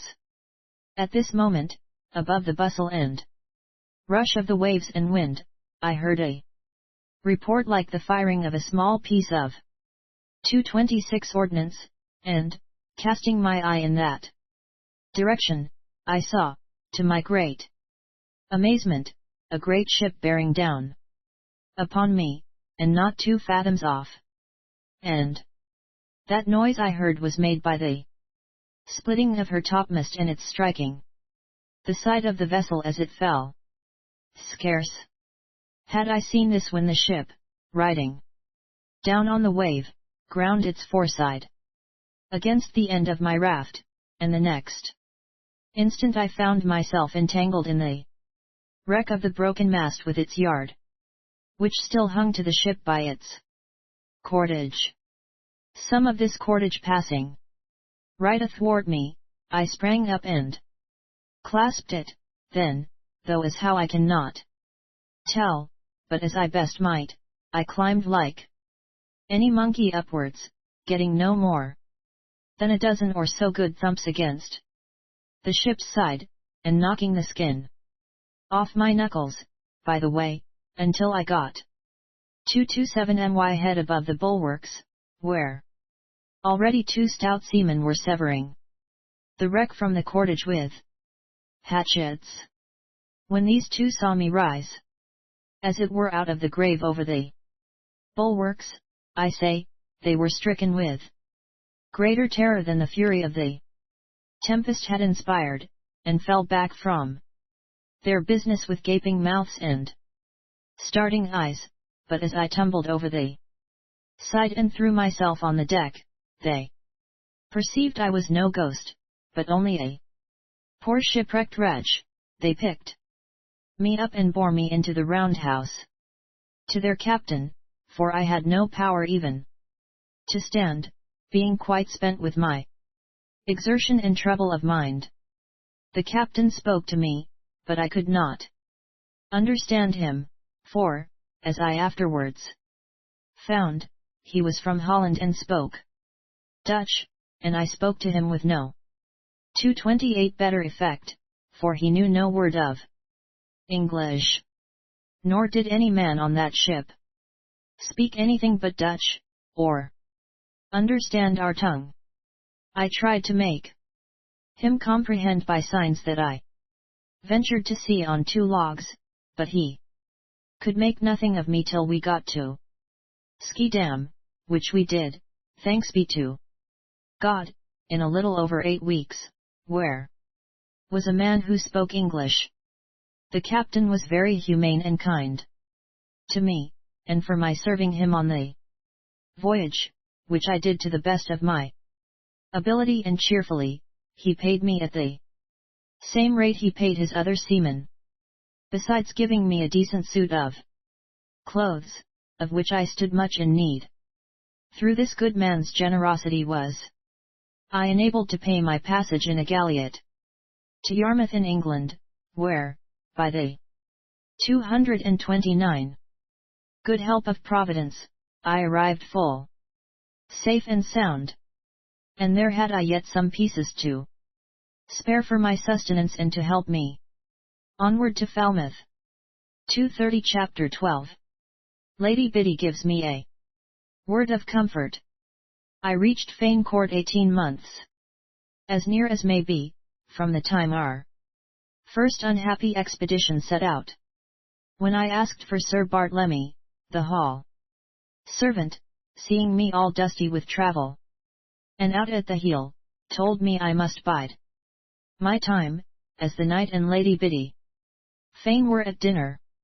No matter for that, says I, tell him his nephew, Bennet Pengilly, is here, and 231 I warrant you will fare better than if you kept him waiting for the news. The fellow started in amaze hearing my name, which was better known to him than my face, and went without a word to carry the tidings of my return to Sir Bartlemy. Almost immediately afterwards my uncle came out into the hall, and as quickly after him Lady Biddy, Sir Bartlemy as hale and hearty as ever, and Lady Biddy, to my eyes, more beautiful than before, but both pale and greatly amazed in countenance. Bennet, gasps the old knight, and that was all he could say. But he held out his hand, which I took and pressed with great love, for my feelings were much softened by hardship, and I was grieved to think of the pain I was to give him. 232 Instead of the joyful news he looked for, Lady Biddy stepped forward, and her face lighting up with hope, she looked for the moment as if she also might be kind to me, and welcome me for the sake of her lover. But of a sudden she checked herself, seeing my downcast complexion, and bating her breath, she says, "Where is he? Where are the rest?" Then says I, with as much courage as I could muster, but with pain that went to my heart, "I am the only man who has come back." And with that I hung my head, not to see their grief. "He is not dead, they are not all lost," I heard her say, in a tone that seemed 233 mingled with a silent prayer to merciful God. "No," says I, "Sir Harry is not dead. I left him out there in Guyana, but for the rest, if they be lost, 'tis their just reward." Then Lady Biddy burst into tears to know that her lover lived, and Sir Bartlemy, taking her by the arm and me by mine, led us into the dining hall without speaking. By this time, Lady Biddy's emotion being past, and her pride returning, she took her arm from her uncle's, as if she would not accept of kindness that was equally bestowed on such as I. "Sit ye down there, Bennet," says my uncle, pushing me to a seat, "and now tell us all as briefly as you may, for I 234 perceive that the case is bad, with a plague to it, though Harry live, God be thanked, and if there be a tooth to come out, the quicker it's done the better." Then I told the bare truth, how Rodriguez and Ned Parsons had led the crew astray and set us ashore, and the means of my coming again to England, in as few words as I could shift with. When I had made an end of this, Lady Biddy was the first to speak.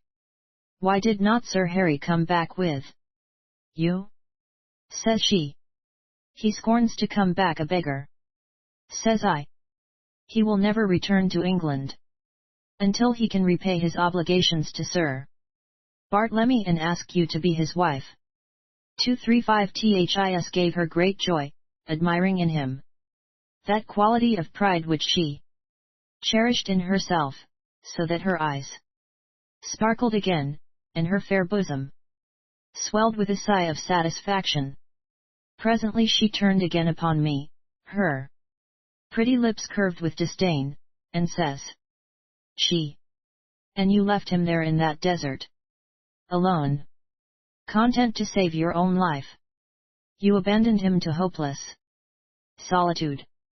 Oh, that I had been a man in your place." I hung my head again in silence, feeling it were better to bear her reproach than to attempt an excuse, for I could not trust my tongue to reveal the main reason of my escaping, for fear I should betray his intention of turning pirate. 236 And this, for the love I bore them, I was resolved to keep secret. "Nay," says Sir Bartlemy, coming to my help, but with no great enthusiasm. "Neither, never beat the dog that comes home." He paused, and I could fancy his adding to himself, "Curse him, for a mean-spirited hound, all the same."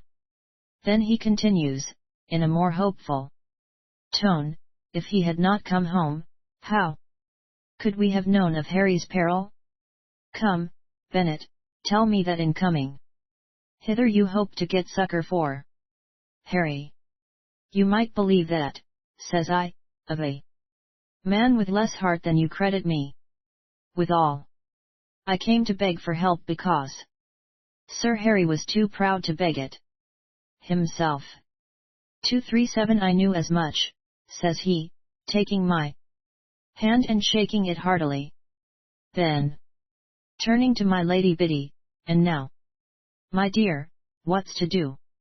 I have no money, and an expense I must be to you all the days that I live, now that my all is lost. With a pox to those rascals that robbed me. But you of your plenty will charter a ship to go out and fetch this poor man?" "More than that must be done," says I. "He will only accept such help as will enable him to recover all he has lost." There was approval in Lady Biddy's looks when I said this. "Odds my life! He's in the right of it," cries Sir Bartlemy, bumping the table with his fist. "Plague take me if ever I'd come sneaking home with my tail twixt 238 my legs like a whipped cur that has neither the stomach to bite nor to keep away from his sop. I mean nothing ill. With regard to you, Bennet," he adds, turning about to me, "for I hold you have done the part of a true friend in a good, and have shown more courage and high spirit in this matter than many another. Well, what's to do, girl, eh?" Turning now to Lady Biddy, and rubbing his thighs with his broad hands cheerily. Lady Biddy, with not less eagerness in her manner, looked to me, and nodded that I should speak all that was in my mind. "As much must be found as has been lost," says I. "For nothing less in men or treasure will suffice Sir Harry to reach Manoa. And with that it is a venture, and naught can be done without God's." 239 Good help, for never man saw a country so difficult to penetrate or such currents of rivers to mount. And first, money must be raised. Money shall not lack. I will venture my fortune to the last piece, says Lady Biddy. "Ay, and so would I, if I had aught to lose," cried Sir Bartlemy. "But you, my girl, may well spare enough for this venture, and yet have as much to lay by for another, if that fail. No time must be lost," says I. Not a moment, cries Lady Biddy, starting up as if she had but to fetch money from her strong chest to accomplish all you must see about ships and men at once, uncle. 240 says he, but who is to command them, and carry help to your sweetheart in Guyana? Lady Biddy looked at him, and he at her, wetting his lips, as one with a dainty dish set before him that he would fain eat of. I'm an old fellow, but there's life in me. Yet, there's vigor there is manhood, says he, and if I decay 'twill be only for want of use. And I know the seas as well as any man, and I warrant me no crew of mine should take my ship from me, as from this poor lad, who put too great faith in the honesty of seamen. I dream o' nights of ocean seas, and featherbeds I do hate more than any man can. 241 and why should not you command this expedition? Says Lady Biddy. He tried to look astonished at this design, then putting his beard betwixt his fingers and thumb, and shaking his head doubtfully, he tried to look grave. But his merry eye twinkled with delight at this notion. Yet presently his chap fell, and he looked truly serious. My dear, said he, what am I to do with you? I cannot leave a young girl alone in this place, and you have no relative but me, nor any steadfast friend to whom I may confide you, and a scurvy to it. Lord, I'd have done it, but for this plaguey obstacle. Then Lady Biddy, as mad as he and as fond, cries 242 Do you think I will be left at home to mope, as I have in these past months? Nay, where my fortune goes, there go I also. And why not? Cries my uncle, banging the table again. Was there e'er a better governor than Queen Bess, and she was a woman? And no queen that ever lived had a higher spirit or a braver heart than thou, my dear. Kiss me, for I love you. Now go fetch the chart from my closet. Bennet, turning to me, you shall go with me and be my counsel, as much as you may, being but a poor sailor, I take it. We'll set to this at once. Ships must be bought and men got. Honest men and none of your rascals who have come home with gold, and tell of getting it from the Ingas. In this way he ran on, till Lady Biddy came in, bringing the chart, and a very good 243 chart it was, so that I had no difficulty in pointing out the island where we had been set ashore, as I have said. Then did this uncle and niece lay out their plans gleefully as any children designing a holiday jaunt, reckoning nothing of the perils and terrors that I knew lay before us. But this sanguine temper was of that family's nature, and beautiful it was to see that graceful, lovely girl leaning over beside the old knight, following the course he laid down on the cart, her face all aglow with eager hope and love, her eyes sparkling, and her rich, ruddy lips sweetly curved in a smile about her little white teeth.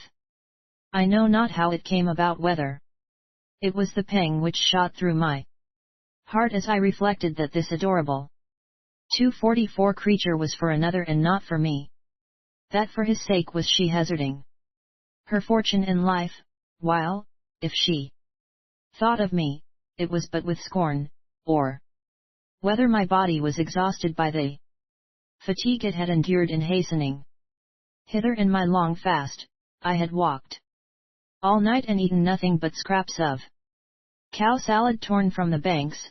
I cannot say, only this I know, that, while I sat there watching that sweet girl, a Great sickness and faintness came upon me, so that I had to rise and go to the window for air. Then Sir Bartlemy spying me, and how my face was white and the cold sweat standing in beads on my brow, perceived that I was sick. So he brought me a mug of ale and some meat, which was his remedy for all ills. But what did comfort more than these victuals was 245 the kindness that filled Lady Biddy's heart when she saw my case. No angel could have been more tender. And while this mood was yet upon her, she said in my ear, Bennet, I did you wrong in my too great haste, for I see now that you have served him with great love, and I must love you for so loving him. 246 Chapter 13. The Crossed Heart. When two impetuous streams join and flow together, their course must needs be swift, whether to flow into the sweet and happy valley, or into the dark and horrid gulf. Thus while my uncle occupied himself in one matter, Lady Biddy busied herself in another, and both to the equipment of this new expedition, so that in an incredible short space of time all provision was achieved, and we were ready to set out. First there were ships to be procured, and seamen to serve them. For better 247 choice, Sir Bartlemy journeyed over to Portsmouth, taking me with him, and a well-stuffed purse, together with a dozen lusty servants for our safe escort through those lawless and dangerous parts which lay betwixt Truro and Exeter, where no man rides safe.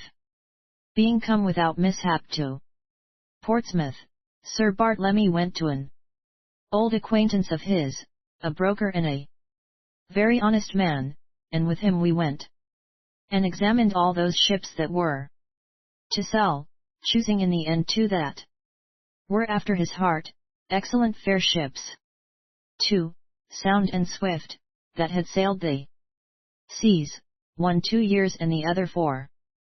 For Sir Bartlemy would have no new ships, but only such as had stood the test of tempest, and were fully seasoned.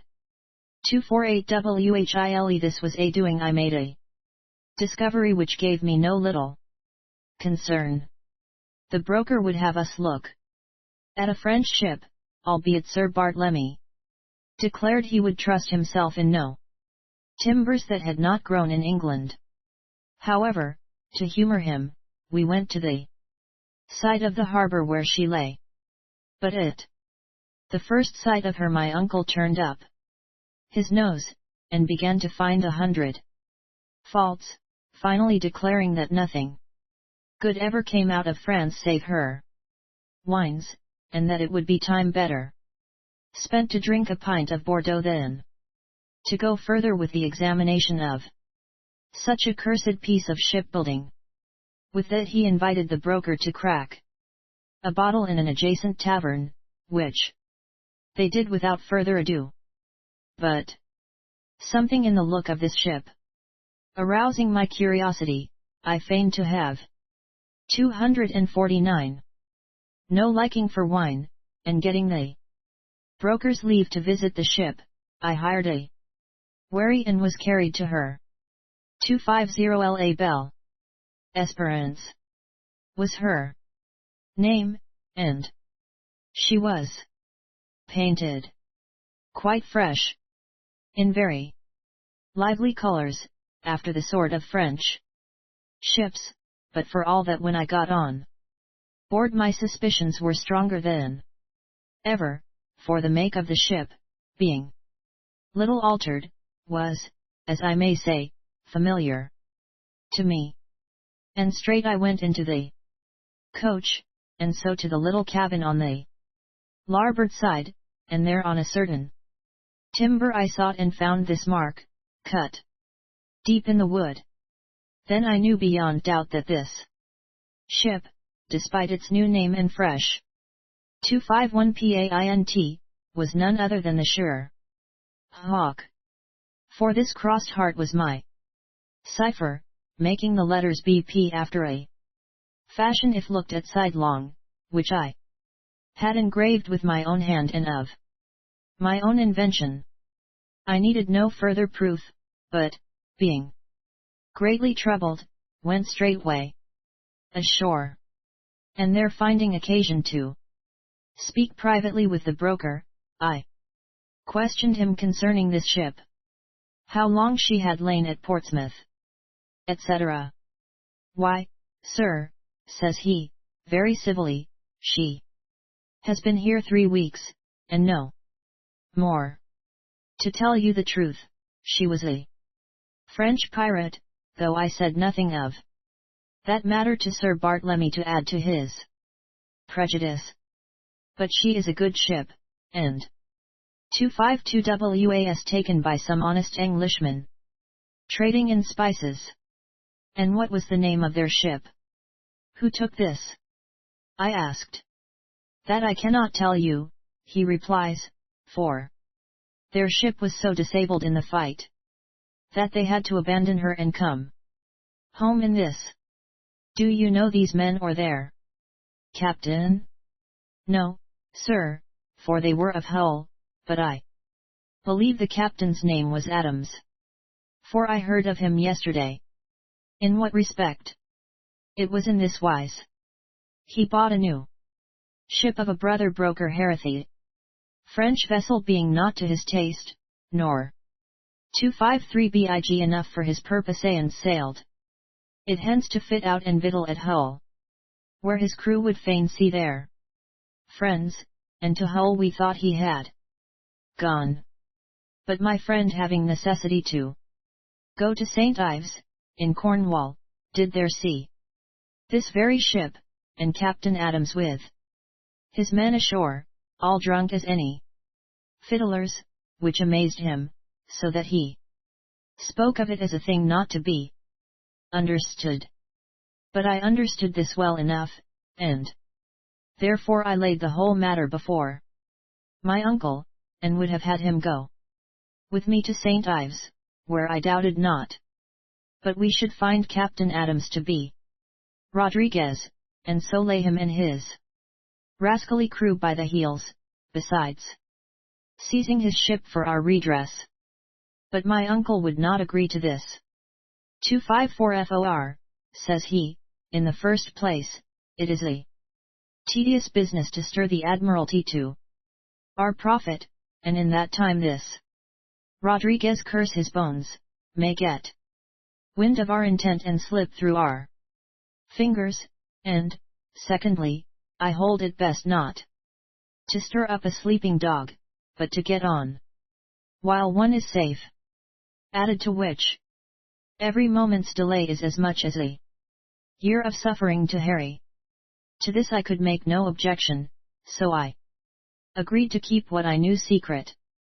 But I perceived full well that my uncle had he not openly expressed to his friend such contempt for the French ship, as he thought her, would have let Sir Harry wait until he had proved her to be the sure hawk and brought Rodriguez to justice, for he was very revengeful when roused, and full of hatred for the man who cheated him, but because he 255 feared ridicule, having condemned that for worthless which but 12 months before he had bought for the best ship ever built, they would do nothing. For which weakness, God knows, he was fully punished in the end. Our business being brought to an end at Portsmouth, we sailed our new ships into Falmouth Haven, and their names were the Sea Lion and the Faithful Friend. And here were piles of merchandise waiting to be shipped, for Lady Biddy Fane had faithfully bought and prepared every sort of thing in just proportion as before our going. Sir Bartlemy had set down an inventory, and none but a capable woman of stout purpose and strong heart could have done so much. 256 work went all to get this store aboard. The very house servants being pressed into service, such as they could compass, under the direction of Lady Biddy, yet could not all be done in a day, nor much less than 3 weeks.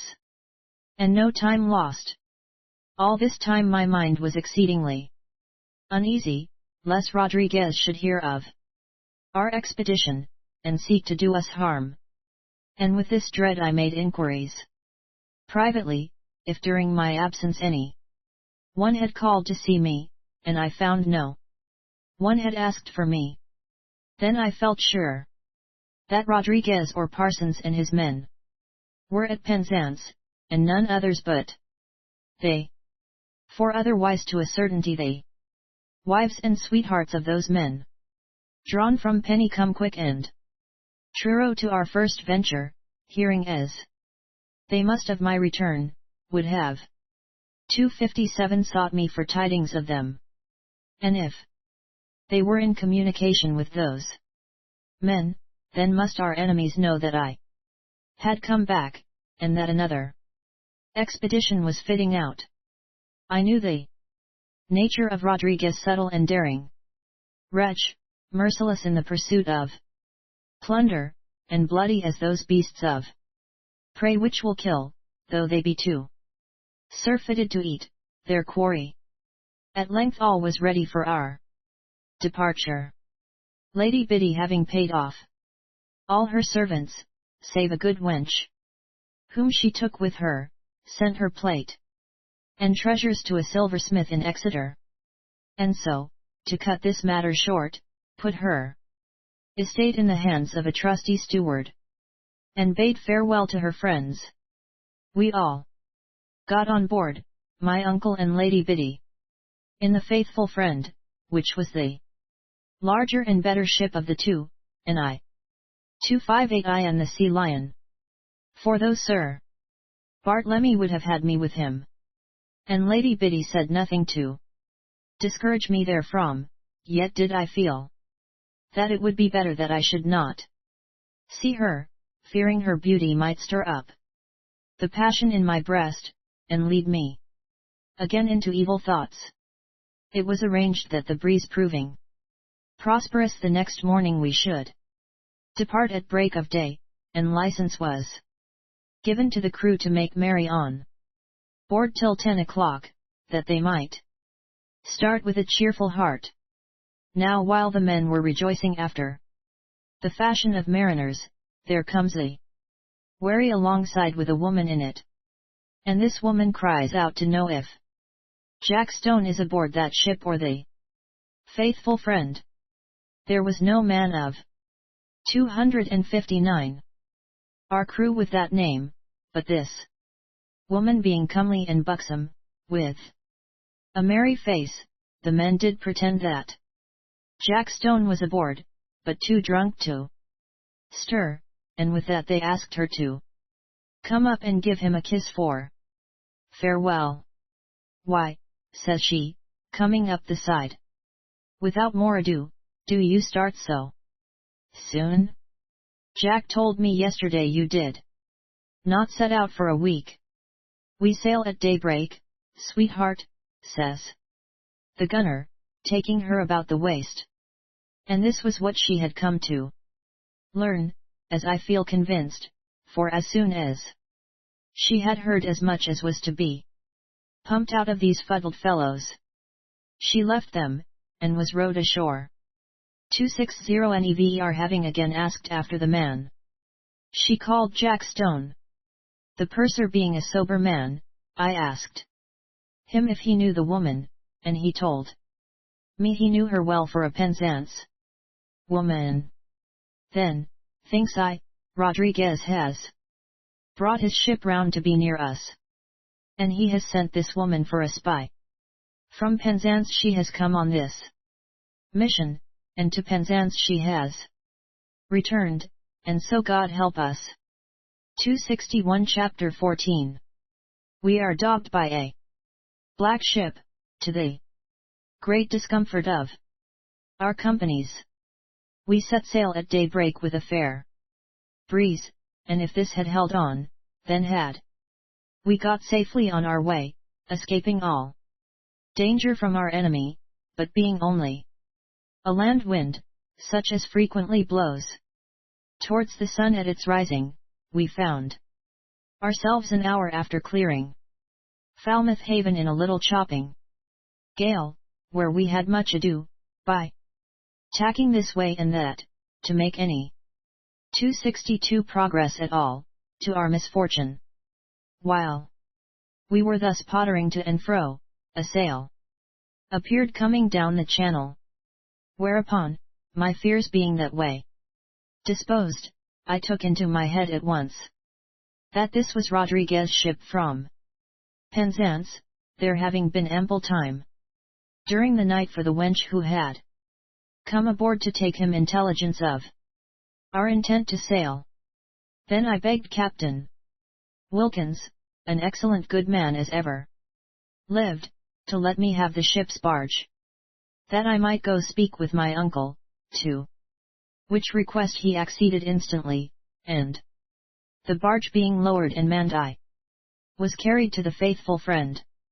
Here, taking my uncle aside, I laid out all that had happened the night before, and pointing to the sail bearing down towards us, I gave him my apprehensions, begging he would put 263 BACK into Falmouth Haven while we yet might.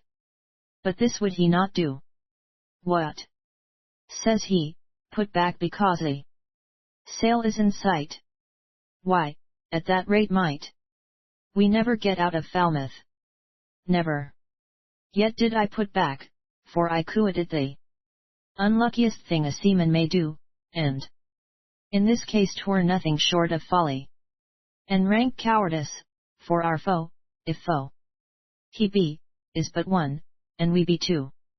You have done your duty, Bennet, and therefore I do not scold you for doubting my mettle, your own being much softened no doubt by hardship and suffering, Lord help you. But go back at once to your ship, I prithee, and bid Master Wilkins look to his armament, be sober and prayerful, and hold himself ready to lay on to an enemy. 264 WITH this comfort I returned to the Sea Lion, and telling Captain Wilkins my fears and my uncle's decision, he lost no time in charging the guns and setting out muskets, swords, and brown bills ready to every hand. Likewise he mustered the crew when all had been prepared, and gave them out a very good prayer, at the same time bidding the men trust to their own defence as well as the mercy of Providence, should we be presently attacked, and give no quarter. To this address would Sir Bartlemy have added a hearty amen, had he been present, for it was just after his own sturdy heart. The strange sail bore down to within half a mile of us, being a swifter ship than either of ours, and making way where we could none, etc., and then she held off on attack and came no nearer. 265 and though she showed no guns, yet could we see she was a powerful ship, and such as, for the value of her, would not venture abroad in these troublesome times without good arms. About noon the breeze grew stronger and more steady, and so continued that by sundown we had made in all 12 sea leagues. All this time had the strange sail followed in our wake, standing off never much over half a mile. Then Captain Wilkins and all on board were convinced that this was an enemy seeking to injure us, and it seemed that Sir Bartlemy was equally of our way of thinking, for by means of his signals he bade us double our watch, keep our lamps well trimmed, and hold close to him. And this we did, no man taking off his clothes, but every one who lay down having his arms ready to 266 his hand. For my own part I quitted not the deck all that night, nor could I take my eyes from the lights on board the Faithful Friend 2 minutes together. For thinking of the dear girl who lay there, and whose life and honor were in our keeping. We could see no lights in our track at all during the night, whereby we hoped that our enemy, as I may call her, seeing not ours, had fallen away in the darkness, but when day broke we perceived her still following us, and no further away than ever, so that we knew she had been guided by our lamps, and had lit none of her own. In short, not to weary the reader, as she had followed us that night and the day before, so she clung to our heels for 4 days and nights after. And now being off Portugal, Sir Bartlemy might have run 267 into port, but this he would not do, for firstly, the breeze continued all this time fairly prosperous, and, secondly, his bold and stubborn nature would not permit him to swerve from his course, or show fear of anyone. By this time our company began to murmur because they got no proper rest through constant watching, and because, though they feared no mortal enemy, they began to look upon this pursuing ship as a thing without substantian, unearthly sign of impending destruction, a device of the fiend I know not what, for seamen are ever prodigiously superstitious and easily terrified by that which passes their comprehension, and it strengthened their dread that this ship was painted black from stem to stern. Indeed, to a mind reasonably free from superstition, 268 there was something dreadful and terrific in this great black ship following us with so great perseverance, which put me in mind of some carrion bird, with steadfast patience hovering slowly about wanderers beleaguered in a desert, with some forecast that in the end one must fall to become its easy prey. These 6 nights did I get no rest, but only a little dog sleep in the day when my body yielded to the fatigue of watching, my mind being quite disordered with dreadful apprehensions. For well I knew that if by storm we got separated in the day, or by accident of fog or such like lost each other in the night, then would our enemy fall upon us one after the other, and vanish with us, which, though we fought like lions, might well arrive, seeing she was so 269 much greater than either of us, and manned with a greater company, as I could descry through a perspective. My own life I valued not, my fear was all lest Lady Biddy should fall a prey into the wicked hands of that bloody, subtle Rodriguez. What could that dear, sweet creature do to resist? What fate would be hers, being at his mercy? These questions did provoke fearful answers in my anxious imagination, to my inexpressible torment. At length, on the 7th day, we being then, as Captain Wilkins told me, off the coast of Morocco, and the wind falling to a calm, I took a boat and rowed to my uncle's ship. And when I got aboard, I found the company therein not much better case than ours on the Sea Lion.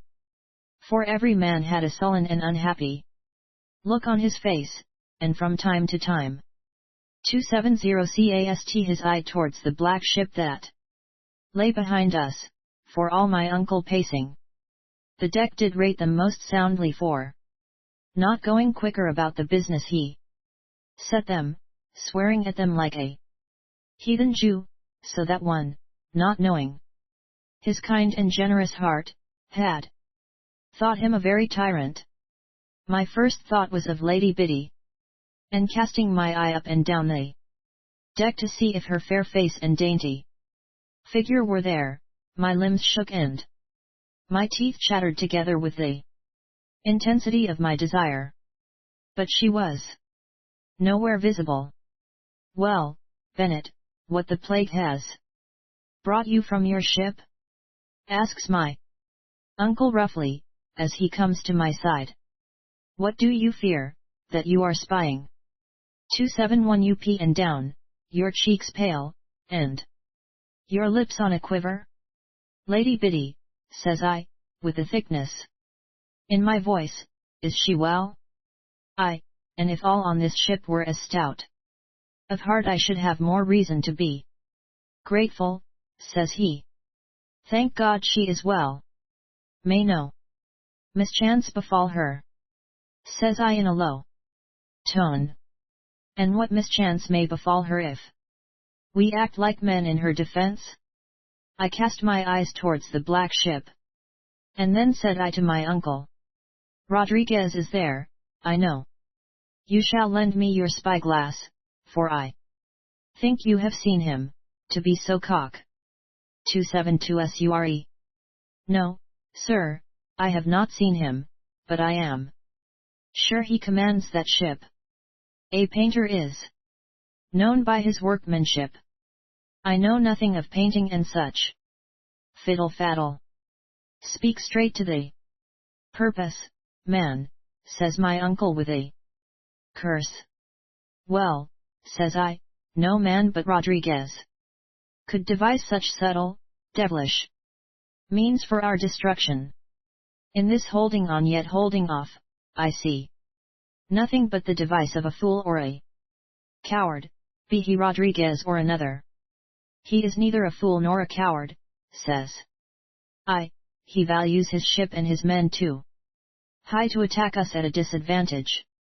He knows, as well as you do, that this 273 patient following, while it amuses his company and rests them, is fatiguing ours, and sapping the foundation of their courage. I warrant their courage will return to the dogs with the first shot that is fired. Then may it be too late, for, you may be sure of this, Rodriguez will not fire a ball until he is sure of our defeat, says I. Sure of our defeat? And pray when may that be? Asks he, firing up with disdain. When accident helps him either to fall in with his comrade Parsons, or by our getting sundered through some mishap. He has as many men on his ship, as you may plainly see, as we have in both our 274 companies, and more. How are we to combat him singly? Why, with God's help and our own good arms, says he sternly, but the moment after that he turned his eyes towards the black ship, measuring it, and his silence proclaimed that he could not overlook his peril. Presently, in a more subdued tone, he says, well, nephew, I doubt not you had some better intention than to damp my spirits in coming here, so if you would offer any advice, out with it, for the love of God, and I promise I will listen with as much patience and forbearance as I may command. Sir, says I, you are making for the Canaries, and there, in all likelihood, is Parsons, awaiting the coming of his confederate, so that we are, as it were, 275 going before the tiger into the lair of his mate. My uncle nodded acquiescence. Now, if I might advise, I would have you alter your course, and make for the Windward Isles, and so down to Guyana. Then, if Rodriguez does also alter his course, I should draw upon him, and seek so to disable him with a shot amidst his masts as he should be disabled from following us further. Now, indeed, do you talk good sense, and such as is after my heart, cries he joyfully. This will I do at once, so go you back and bid Wilkins prepare to shape his course this way. But seeing that I yet lingered, as loath to depart, he claps me on the shoulder and says, "What else would you have, Bennett?" 276 WHY, "Sir," says I would have you send another with your message, and suffer me to stay here in his place. "Why, are you so weak-kneed as that?" says he. "Well, 'tis in the nature of mice to be timorous, but I looked for better stuff in a man of our family. Nay," says I, "if I feared Rodriguez I should not ask to stay here, for 'tis this ship he will attack, knowing, as he must, by our sailing, that our general and leader is here." "Why, that is true," says he, and then he fell into a silence, and looked at me keenly to divine why I wished to stay there. After a little while, marking the hot blood in my face, and knowing it was to be near Lady Biddy that I sought this change of ships, he put his 277 hands on my shoulders, and says he, very kindly, and with a little trembling of pity in his voice, "My poor Bennett, the best thing you can do for her sake is to go back to your ship and stay not in this. And for your own sake it were better too. The enemy you have to overcome is the passion of your own breast, which is more capable to bring ruin to your soul and sorrow to our hearts than are the guns of Rodriguez to endanger our bodies. Go back, dear fellow." And knowing how this passion had before, by its hopelessness, brought me into evil ways and despair of better, I accepted his guidance and went back to my ship, though with a sore heart. And going back I saw my lady standing in the stern gallery of the faithful 278 friend, but she did not see me, or seeing me, made no sign, for why should she trouble to descry whether it were I or another sitting there? And clasping my hands together I prayed God, within myself, to dispose of her to her own happiness and his praise. 279. Chapter 15. We fall into sore disasters of raging tempest and bloody battle. As soon as I was got on board I told Captain Wilkins of our Generalissimo's intention, which he heard with much satisfaction, and did straightway communicate with his crew, who thereupon set up a great cheer. About 2 o'clock, the breeze freshening, the faithful friend changed her course and we with her, and for 2 hours we ran west, though the wind had been more 280 prosperous for making south. Yet did the black ship follow us in the course persistently as in the other, keeping always the same distance in our wake. Then did Sir Bartlemy signal us to open all our ports for the guns to play, and to stand every man to his post, which we did very cheerfully and as smartly as ever the company on the faithful friend did. And though this preparation might well be seen from the black ship, we could see with our perspectives no such preparation on her, so that the simple would have conceived she had no lower ports for guns, and was an unarmed trader. Then Sir Bartlemy signalled us to stand to, yet to be in readiness to come to his help if need arose, which we did. Meanwhile he puts about and sails down on the black ship.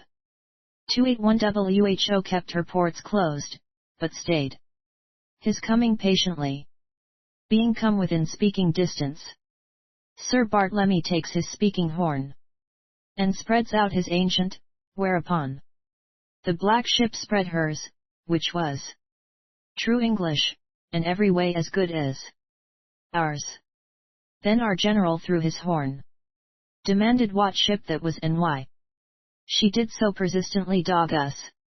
To this a man from the black ship replied, that she was the Robin Goodfellow, of Southampton, commanded by Richard Simons, and a very peaceable trader, bound for Campeche Bay to barter for dyewood, and that she meant us no harm, but only sought to have protection against pirates by sailing in the company of 2 ships so well armed as we.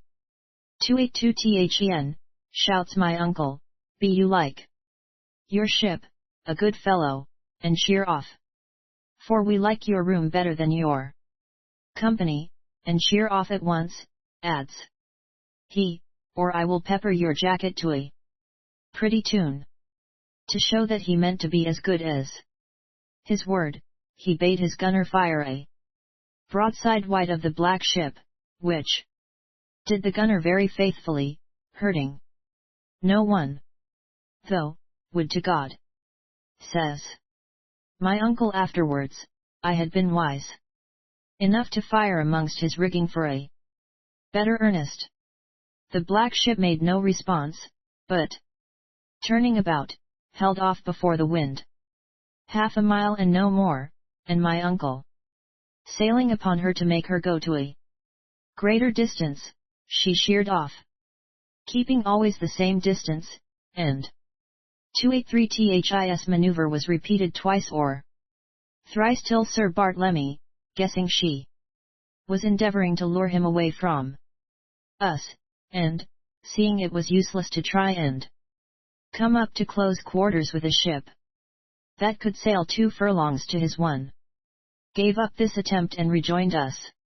Our captain tried to make his men believe that the black ship was what her captain represented, and that he, in still following use which he did as though he had received no warning, or scorned to accept it, was merely showing a stubborn spirit and not a hostile one, since he had not showed any guns or fired in defiance to us.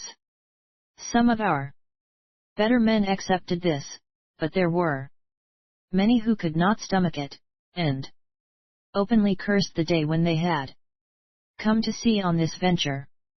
284 so held we on, and my uncle, hoping the black ship would have to stay for water and refreshment at the Azores, for we had gone from our course that if the black ship were indeed bound for Campeche she might have no further pretext to hang on our heels, and being himself still very well victualled, would not stay there, but, passing them, bore down towards the Bermudas, but neither would the black ship stay there, but kept to our heels as perversely as ever.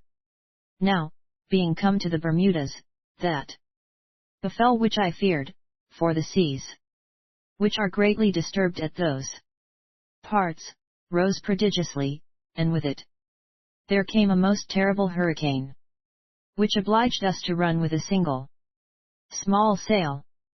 This gale did so buffet and hurl us about as we could with much 285 pain keep to our course and reasonably near our consort during the day, but at night it was worse, for no lamps of ours could be kept burning, nor was any of the faithful friends to be seen, though from time to time we fired off our Petereros for a signal, yet answer got we none.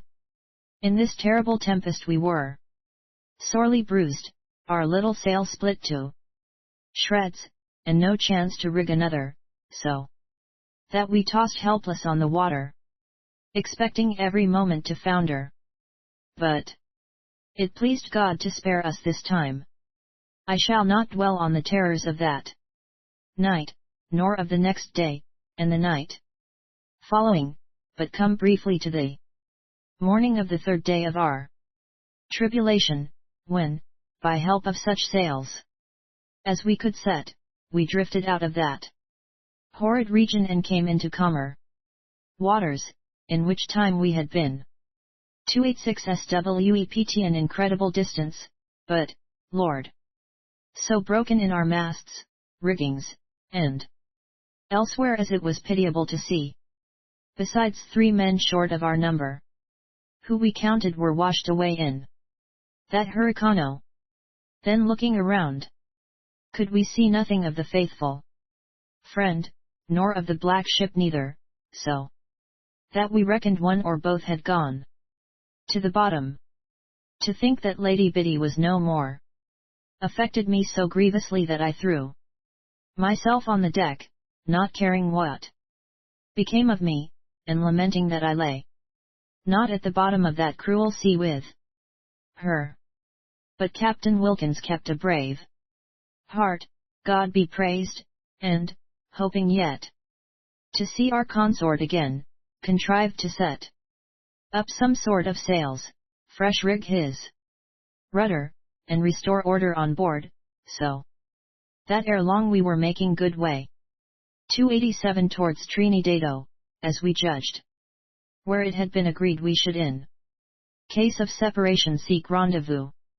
On the morning of the 4th day, ere yet there was full daylight, but only twilight, as I was standing on the poop deck very melancholy and dejected, I heard the sound of guns to the south of the course we were making, and Captain Wilkins, to whom I ran in all speed to communicate these tidings, did likewise believe he heard this sound, whereupon he at once shaped our course in that direction, whereby in a little time we were further assured that these sounds were real, and not bred of imagination.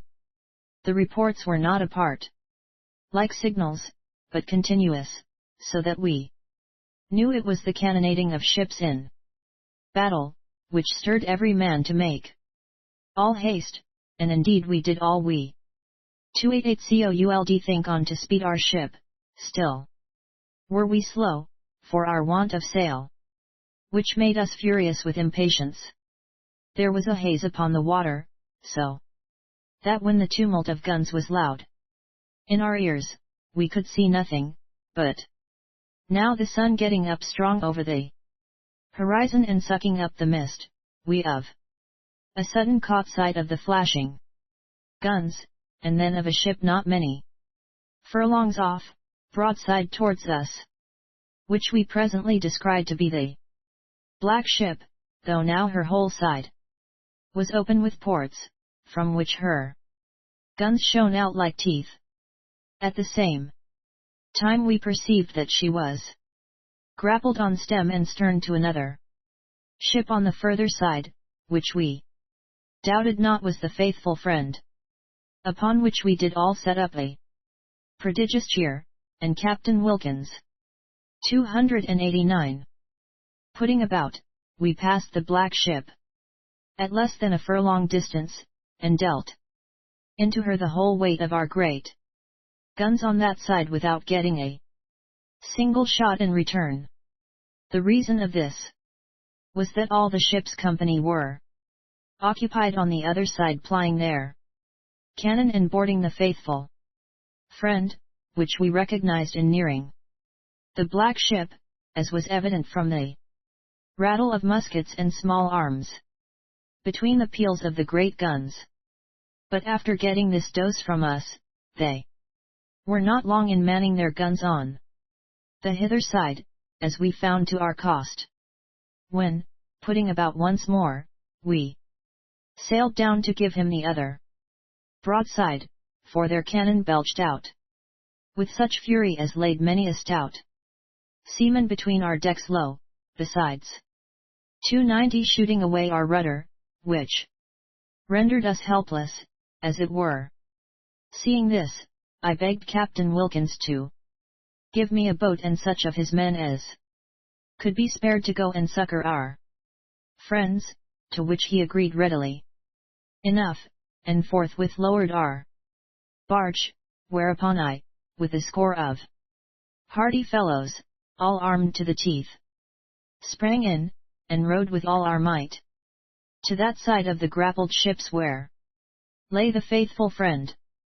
Through one of her lower ports we scrambled, one after the other, but I the first, you may be sure, and there it was all thick with stinking gunpowder and smoke, and strewn with dead men, and such as were too sorely wounded to join in the battle. Above, and no man ever heard greater din than there was of big guns and small, the clashing of steel, the 291 trampling on the decks, the shouting and cursing of men fighting, and the sad groaning of the hurt, and such confusion as you could not tell one sound from another scarcely. This did but spur us on to be doing, and like so many cats we sprang up through the hatchways and ladders, and so came on the main deck, taking no heed of the poor fellows who lay heaped at the foot of those ladders, nor of the blood that trickled in thick drops from step to step, splashing in our faces as if it had been mere rain-water, and smeared down the handrails, where many a good man had pressed his bleeding body for support. Now, as I sprang on deck, did I find myself in the very midst and thick of these wicked pirates, who were readily to be distinguished from honest seamen. 292 by red skirts which they wear who bind themselves to the regulations of their order. Just before me was a culverdine pointed against the roundhouse, into which the crew of the faithful friend, such as were not laid low, had retired, and were there barricaded, and a fellow stood over against it, blowing his match to fire the piece. And this man I knew full well for a villain of the old Sherlock's company, and with the axe in my hand, I struck him between the teeth right through to his neck joint. He was the first man I had ever slain, but I counted it as nothing, being wrought to very madness with passion, and wrenching my axe from his bone, I turned upon another rascal who was making at my side with his knife, and with a back-handed blow, the hinder part of my 293 weapon crashed his forehead into his brains as you might with your thumb break the shell of an egg into the yolk. By this time my good comrades had sprung up behind me to my help, else had my fight soon come to an end, for the pirates, getting over the amazement into which my sudden attack had thrown them, with a shout of rage, turned all upon me. Then did we so lay about us that we beat the pirates back into the forepart of the ship, and truly I do think that if those of our friends in the roundhouse could then have come to our help we should have won the day. But, as ill luck would have it, they had taken such pains to barricade themselves, to prevent the pirates coming at them, that they could not immediately get out to come at them. And so, for want of support, were we 294 undone, for there were of the pirates 200, I take it, and more coming to their succor over the side every moment, while we, not counting those who may have fallen, were but 100, all told. Foremost among our enemies was Rodriguez himself, who did look a very devil for rage, with the grime of smoke and blood about his face, his white pointed tusks bared to the gums, and his eyes flaming with fury. His head was bound about with a bloody clout, for he had got a wound, and through the grime of powder smoke on his face there was a bright channel where the blood still wept. But for all his wounds he fought better and more desperately than any of the rest, and seeing that those in the roundhouse were struggling to get out to our help, and that his only chance lay 295 in beating us down ere they succeeded, he threw himself forward with nothing but a long curved knife in his hands. His intention was to settle my business. Seeing that I had done him this mischief, and surely he would, for I was closely grappled with a fellow, my arms about him and his about me, each seeking to get freedom for the use of the knives in our hands, but that a comrade, seeing my peril, dealt at him with his brown bill, driving the spike into his shoulder. On this, Rodriguez, with a howl of rage, struck out the point from his shoulder, and turning on this poor man with his hooked knife ripped him up from the navel as you might a rabbit. At that moment I threw my man on his back, and in falling on the deck, my knife was driven up to the hilt through his loins. Then did I get a 296 terrible blow on the head, from whom I know not, so that I lost all consciousness, and lay like one dead. 297 Chapter 16. The battle ended to our complete discomfiture. Now must I speak of what happened on board the Faithful Friend after my discomfiture, not from my own knowledge, for knowledge had I none, being felt, as I say, like an ox, but from what I afterwards learnt from others. Headed by Rodriguez, the pirates cleaved our little company in two, and so surrounded them with great numbers, that their case was hopeless, and in 298 short time they were beaten down every man, and left for dead, these heartless pirates giving no quarter to any. And while these few were being dispatched, Rodriguez, with the following of shouting fiends, returned to attack those who were making their way out of the roundhouse, and by the fury of that onslaught did they cut down all those who had got out, and forced them within once more to set up their barricados. Then, seeing no further danger on board the Faithful Friend but such as a round dozen of his rogues might cope with, he called off the rest to return on board his ship to defend it against the Sea Lion. For Captain Wilkins, having set out 2 long sweeps or galley oars from the lower stern gallery to serve as a rudder, had returned to the attack, and coming 299 cheek by jowl with the black ship, he grappled her in his turn, so that now all 3 ships were bound together, and thus, with their cannons mouth to mouth did they discharge their shot one into the other with incredible bitterness.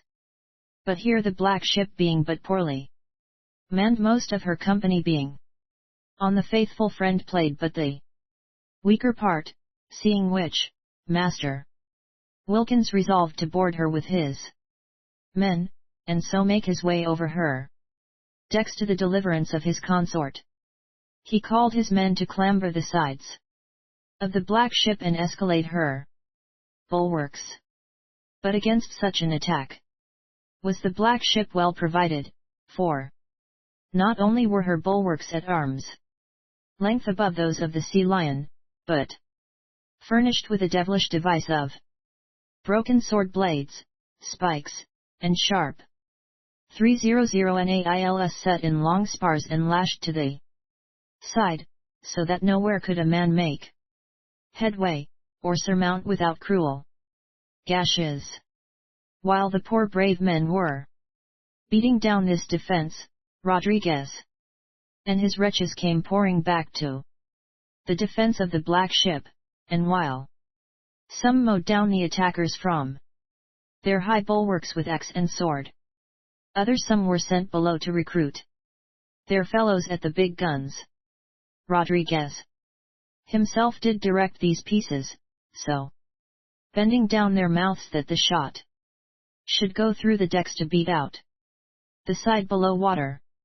And so well did he thrive in this wickedness that presently, after these great guns had been fired, the Sea Lion began to fill And the men on board, seeing they must perish by drowning if they stayed in her, forsook their pieces, and, rushing all on 301 DECK, cast aside their arms, fell on their knees, and begged mercy of Rodriguez. And let it not be thought they were cowards for this, but put yourself in their place, and consider if the fear of death would not have moved you to the same distress. Rodriguez, not wishing to lose all the sea lion contained, removed his defense of sword blades, etc., and bade the men come up, which they did, all save Captain Wilkins, who, with his sword in his hand, stood alone on the deck. Rodriguez, taking a musket in his hand, bade this brave man lay down his sword or die, but he took no notice of this command, whereupon did Rodriguez level his piece and shot him dead where he stood. 302 The and Rodriguez sent down a parcel of his men to stanch the leak in the side of the sea lion, and this they did by lowering a leaded sail upon the outer side to cover the holes, after which the water was pumped out, and the carpenters repaired the breach more securely, so that there was no further peril of her going down. And now being masters of both ships, the pirates make great rejoicing, for though there were yet those in the round house of the faithful friend who were unfettered, yet were they close prisoners and powerless to recover their ship, or do mischief, except in foolhardy desperation, to their captors. To every pirate was dealt out double allowance of meat and drink, but the latter not of a strong kind, for Rodriguez 303 knew full well that a drunken bout might prove their undoing. As for the prisoners, they got naught to eat, but only jeers and derision. While his men were yet carousing, Rodriguez goes on the poop deck of the faithful friend, and stamping his heel to call attention to those below, he cried out to know if Sir Bartlemy Pengilly was yet alive, to which Sir Bartlemy himself replied, "Aye," says he, "and I hope to live yet to see you hanged, villain." "Well," replies the other, "you'll not get that chance unless you accept my conditions." "I will make no conditions with such as you," cried my uncle. 304 You had better, my friend, says Rodriguez, jeeringly, "'twill save you a deal of trouble in the long run." To this my uncle made no reply but one of his sea oaths. "I shall leave you to the better guidance of your company," says Rodriguez, "who, I have no doubt, will bring you to reason when they begin to feel the pinch of starvation. But, mark this, if you hurt only by accident a single hair of my men with the arms you hold so precious, I will cannonade you where you are, and spare not one single life." Then calling to his boatswain he bade him whistle his company to their posts. And pointing to the deck, all hampered with dead and dying men, he cried, 305 LOOK to your comrades, let not one of your fellows who has a spark of life escape your care. For the other carrion, fling it overboard, no matter whether it be dead or living." These words I heard, for at that moment I was waking from my trance. 306 Chapter 17. I am shot out of one ship and crawl into another, with what advantage may yet be seen. My first feeling on recovering consciousness was of a great weight oppressing me, and this I presently found was due to two dead men lying athwart me, where they had fallen in their last agony. Using all my strength, it was as much as I could do to thrust him off own fellow lying across my breast with his shoulder against my 307 throat, and the other again across my middle, his arms thrown out upon the first. The cause of my weakness was not that blow that had felled me, but the loss of blood from 2 wounds sewn in my thigh and the other in the thick of my arm, which I had received without any knowledge on my part, and now for the first time discovered by my clothes being glued to those parts, and a great smarting when I struggled to free myself from the weight of the dead bodies. Being once more able to breathe freely, I lay back on the deck exhausted and faint with the effort, and slowly brought back to my mind what had happened. The silence on board, save for the sound of reveling from the black ship 308 alongside, told me that the battle was over, and it needed but little to convince me how the fight had ended. But, thinking of my dear Lady Biddy, I presently set my hands, all stiff and sticky with blood, on the deck, and raised myself up, looking towards the coach. Then it was I saw Rodriguez and heard him order his men to cast all us poor fellows, whom he termed carrion, overboard, without regard to our being dead or living.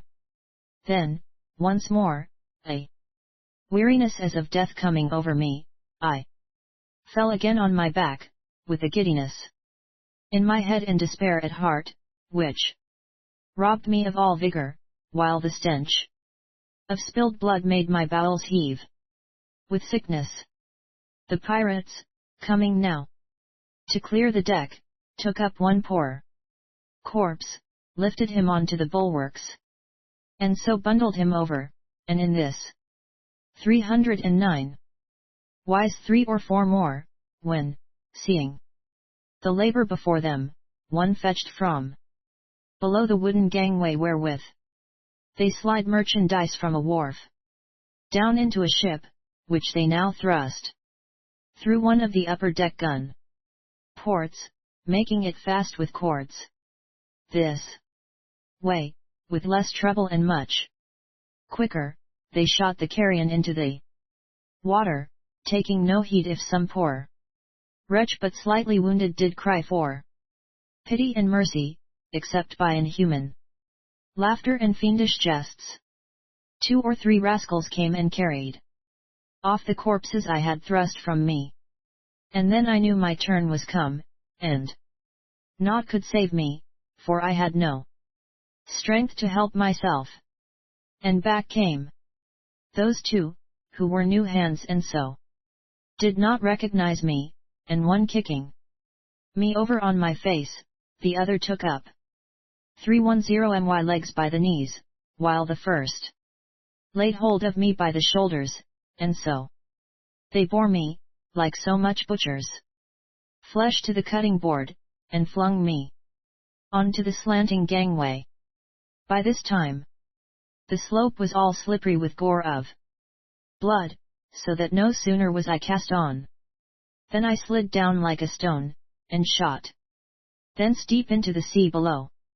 Now, whether I owed it to the cold, invigorating virtue of the refreshing sea, the smarting anew of my wounds and the salt thereof, or the instinct which possesses nearly every creature to make one final struggle for existence in the presence of death, I cannot say.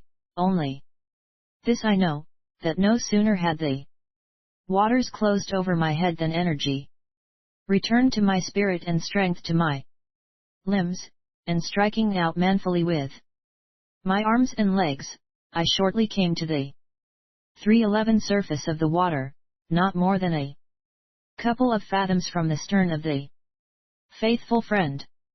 But here was no hold at all, nor could I see that I was much better off than if I had never risen from the deep, till, casting my eyes about, I spied a rope hanging over the stern of the black ship, and trailing in the sea, which rope was part of her rigging, for she also had suffered in the gale, to say nothing of our shot. To this I swam, and being still full of newborn vigor, I drew on it till it became taut, and I could keep my head above water with no exertion at all. Here I rested a bit, all the while searching how I might better my condition, and perceiving that my rope passed over the lower stern gallery, I presently got the rope between my 312 knes, and by passing one hand over the other made a shift to pull myself up, though not without difficulty, for as I drew myself out of the water I began to turn round and round on the strained rope like a joint of meat at the end of a string. However, this was but a trifle of trouble, and hand over hand I climbed up till at length I reached the gallery, where I took another rest, and returned, thanks to God, with as grateful a heart as I could find. This gallery, I take it, opened into the steward's room, for through the ports I heard the clinking of mugs and the voices of men within, and seeing that at any moment some fellow might look out and spy me, I felt it would not do to linger there, so I went again to my rope, which hung conveniently on one side of the ports, and pulled myself up to the 313 gallery above, which is what is called the captain's parade, that balcony against the chief cabins where the officers alone are privileged to walk. Here, as luck would have it, the wreck of a sail hanging down from the deck above formed a kind of screen, where I might rest for the present secure from observation. With a glad heart I crawled under this refuge, and, sitting down to fetch my breath, I thought it not amiss to look to my wounds. On the crown of my head was a lump as big as a fair egg, and the scalp cut, but no longer bleeding. In my thigh was a pike wound about 3 inches long, but not deep, by tearing off the foot of my stocking, and so drawing the other part high, I managed to make a very fair dressing for this wound. The other, which was, as I say, in the fleshy part of my arm, 314 gave me little anxiety, for, though it still bled pretty freely, I could get at it easily, and, binding it round with my neckerchief, I felt no further concern about it, but only satisfaction to find that my case was no worse. Scarcely had I come to this conclusion, when I heard the trampling of feet on the deck above, and the sound of voices, with one in a higher tone giving orders. And the first thing these men did was to haul upon the sail which screened me. I am a lost man if I stay here longer, thinks I, so slipping along still under the sail I came to the little door opening on to the gallery. By happy chance this was not fastened, save by a latch, and, seeing, as I peered through the lattice window, that no one was on the other 315 side, I slipped through, and found myself in a prodigious fine cabin, for this Rodriguez was no common, sluttish jack sailor, but a man who, when he could afford it, lived like any prince, indulging himself in every extravagant luxury that a voluptuous taste can conceive. Here was a thick carpet on the floor, and all round the sides ran a sofa, furnished with cushions in the Moorish style, with fine paintings and mirrors above, and a lantern of colored glass like gems hanging from the ceiling, which was painted as pretty as could be with devices of flowers and cherubs. To the windows were silk curtains of a rose color, but to speak of all these appointments have I no time. Only will I say this, that never anywhere else have I seen such expense wasted as in the cabin of this scoundrel pirate. Nor 316 HADI time or inclination then to take note of all this bravery, being only concerned to find me some hole where I might hide for her safety. And now came a bustle on the outside of the cabin, so that I felt I had but come out of the frying pan into the fire, and which way to turn I knew not. I could not go into the body of the ship for the men there, nor back into the gallery neither for the men above, yet to stay where I stood would be as bad as either. In this pickle I halted till spying an opening on one side between the sofas, I pushed the gilded panel to see if, perchance, this were some fantastic kind of door, and, sure enough, it was, giving way readily to my hand, and closing behind me softly with spring work. And there I found myself in a cabin smaller than the other, but still 317 mighty fine, and fitted up as a bed chamber, with a good cot fixed on one side, hung with saffron taffety. Other door to this chamber was there none, nor could I see any place of safety but under the cot, whither therefore I did creep, recommending myself to Providence without further ado, and not a whit too soon neither, for scarcely had I got my long legs well out of sight, when the door opened and a boy came in, as I could see by his little bare feet peeping under the valance. Putting my eye close to the ground, I saw him go to a polished chest on the other side and fetch from one drawer a clean shirt and a pair of stockings, then from another slop shoes, a pair of trunks, and the like, till, having set out all that was necessary, he gathered them up in his arms and carried them away. 318 FROM, which I opined that Rodriguez had yet another cabin where he was about to change his bloody and besmirched clothes for these other. Nor was I far out in this surmise, for in some 10 minutes or so, the door was flung open, and I caught sight of those same slop shoes and clean stockings for a moment as he stood by the side of the cot thrusting back the curtains before he threw himself down to rest, as his deep breathing proclaimed that he had fallen asleep. I was for a while sorely tempted to creep out from my hiding place and cut the villain's throat as he lay there. Nay, so well could I make out where he lay over my head that, putting the point of my jackknife against the sacking, I felt sure that I could, with one forcible thrust, drive it up into his black heart. Yet I could not do this either way, for 319.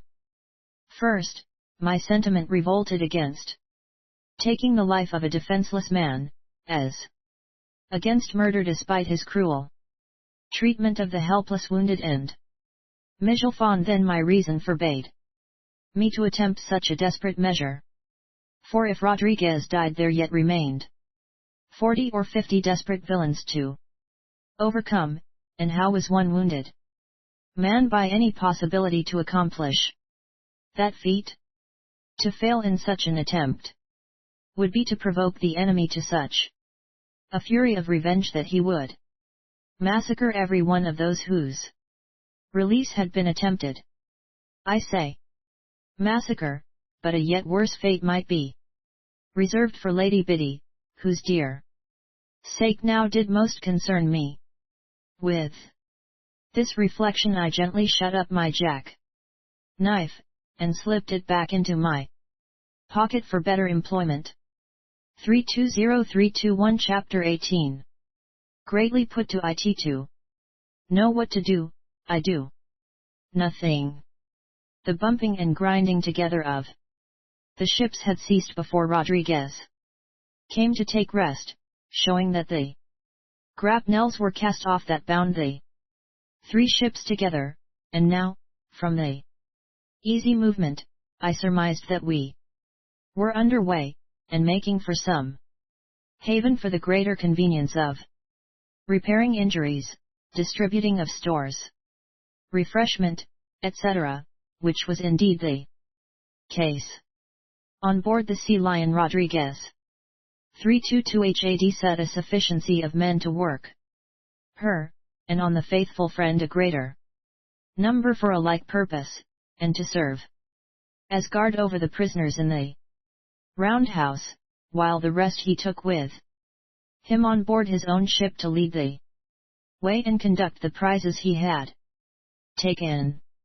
About 8 o'clock that evening, as I judge, we seemed to have come into very smooth water, and then the boy coming to the cabin called to Rodriguez that the master did wish to speak to him, whereupon Rodriguez sprang up and went out. Then for the first time could I stretch my limbs with ease, for though the bustle on deck, the hammering of the carpenters, and such noisy business affected his slumbers not in the least, yet did I but turn upon the carpet under his cot, his breathing would show that the sound had alarmed 323 his senses, which was a remarkable thing, but not without parallel, for those who live in peril develop, as I may say, a new sense which never sleeps. Thus had I been constrained to lie very still, which was doubtless of great advantage to me for the healing of my wounds, but very little to the repose of my bones, for I knew full well that had he found me under his cot he would have slain me there, helpless as I was, for defense, without any such compunction as stayed my hand from taking his life. So now, as I say, being free to move, I stretched myself and turned me about with great relief and satisfaction, for here, as I take it, had I been lying on my back without motion the best part of 10 hours. Presently I heard the voice of Rodriguez on the deck above, and 324 feeling mighty faint for want of food, I lifted the valance and peeped out. There was just light enough to descry a wine cooler in the corner of the cabin over against the chest I have mentioned, and, urged on by my necessity, I made bold to wriggle out from my hiding place and creep over to it. By good chance it was unlocked, and inside were half a dozen good bottles, of which I scrupled not to appropriate the first I laid my hand on, then to make a good job of it. While I was about it, I pried into a cabinet hard by, when by another good chance I lighted on a dish of dried raisins. Well content with this booty, I hied me back under the cot, and rolling up a corner of the carpet to serve as a pillow, I managed to refresh myself to my heart's content. Nay, I think I drank more of that wine, the most excellent 325 that ever I did taste, than was good, for, despite my determination to keep awake, I unconsciously fell asleep, which was the maddest thing a man in his right senses could have done, for, had Rodriguez come back into that cabin he would surely have discovered me by my hard breathing, but this, thanks be to God, he did not do, for, having rested himself, he gave permission to his crew to relax a while. Likewise, himself going on board the faithful friend for the better custody of the prisoners there, as I believe. At this time the 3 ships, brought all well together, lay anchored within a good bay, as I am told, in an island, which I take it must have been one of the Bahamas. 326 I was awoke by a bustling in the next cabin, to find the sun streaming full under the edge of the cot valance. I heard Rodriguez speaking there in a tone of command, but what he said my senses were yet too confused to make out. Then I caught sight of the boy's feet again as he entered that one where I lay, and set something down. And now he comes very briskly to the cot and sets about stripping it. That done, he shakes up the bed, turns it over as any maid would, and fetch out from the chest clean sheets, which he lays in the place of those who had stripped off, and so makes up the bed, after which he sets the furniture in order, and, tucking the foul linen under his arm, goes out. All this while there was prodigious hurrying to and fro overhead, tumbling of heavy goods below, creaking of 327 pulleys, shouting of orders, and like confusion, which was caused by the shipping aboard of the black ship all the stores and treasure belonging to the sea Lion and the faithful friend, to which this rogue Rodriguez had a fancy. But to think that in the midst of all this pother, he took heed to having clean sheets laid in this bed did astonish me beyond all things. The bustle continued all the morning. Once or twice the boy came in with parcels, which he set atop of that he had already brought, but nothing else occurred to disturb my meditations. And these, as I grew accustomed to the noise around me, were of a very melancholy sort, not because of the sad outlook concerning my own fortunes, for I may truly say I had grown in a sort callous and indifferent to what became of me. 328 but for thinking of Lady Biddy. I took myself very grievously to task for having slept all through that night like a log while she was in such an extremity. Is this your devotion, Reg? Says I. To Mijulfies this your love, that you can slumber in peace while she, hived up with rude sailors, destitute of common necessaries, is in peril of death at the hands of her wicked persecutors? Have you no bowels of pity, that you could make not one effort to save her? Rascal! In this way I taunted myself, until, falling into a more reasonable state of mind, I began to reason as to what I might yet do in her behalf. I concluded, from the shifting of the stores that Rodriguez had determined to abandon the two ships with their crew, for the 329 mere hulls could be of little value to him. Coming to this decision, I was for getting away from the black ship and rejoining the faithful friend, that I might be near by Lady Biddy. But what could I then do? Was not this rather a gratification of my own selfish desire than a means of benefiting her? Was I not simply adding another hungry mouth to that destitute company?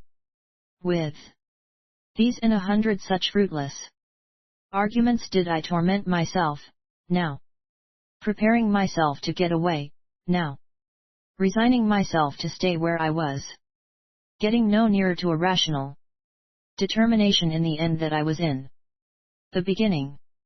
I was still in this torment when I heard the anchor weighing and the men singing as they used to do at this business.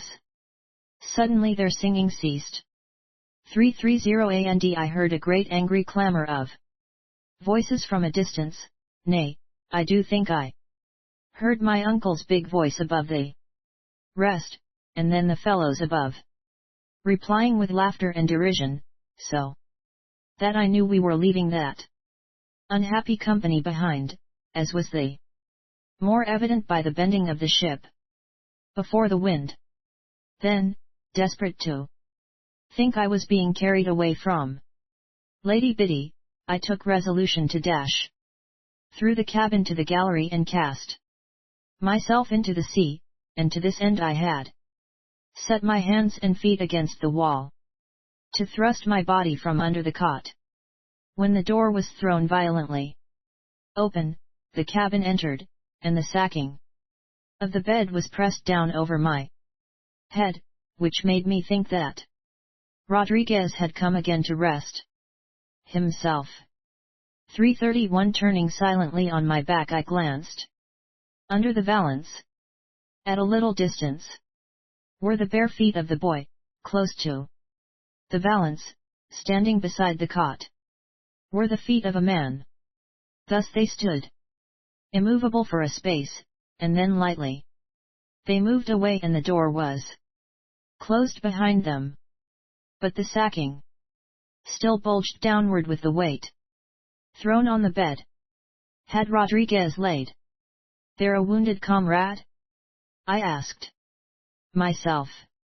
That it was Rodriguez who had entered and left the cabin I was sure, for I now heard his voice speaking low, as if giving orders to the boy, in the one adjoining.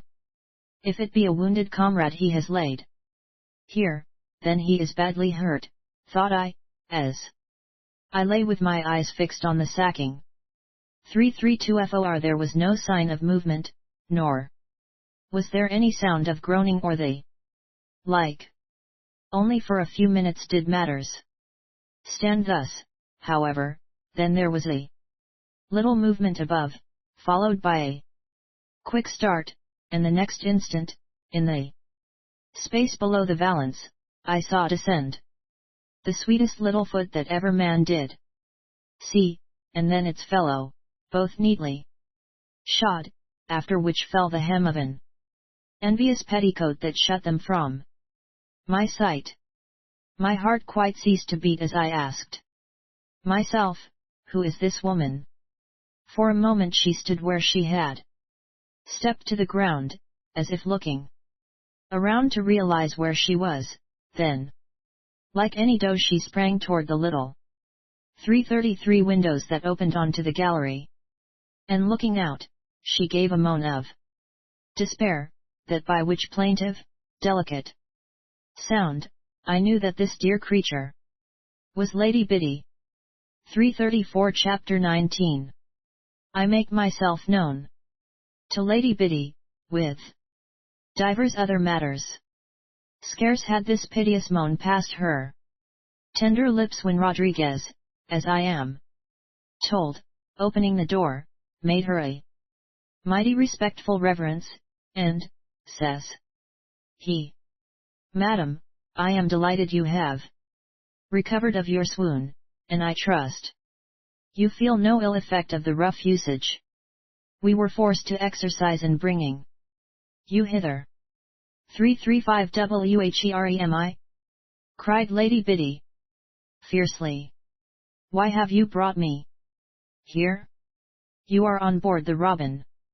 Good fellow, says he, gravely, or, as my fellows prefer to call it, the Black Death, and I have brought you here because I had not the heart to leave you on the faithful friend, to endure the hardships to which her company must be reduced.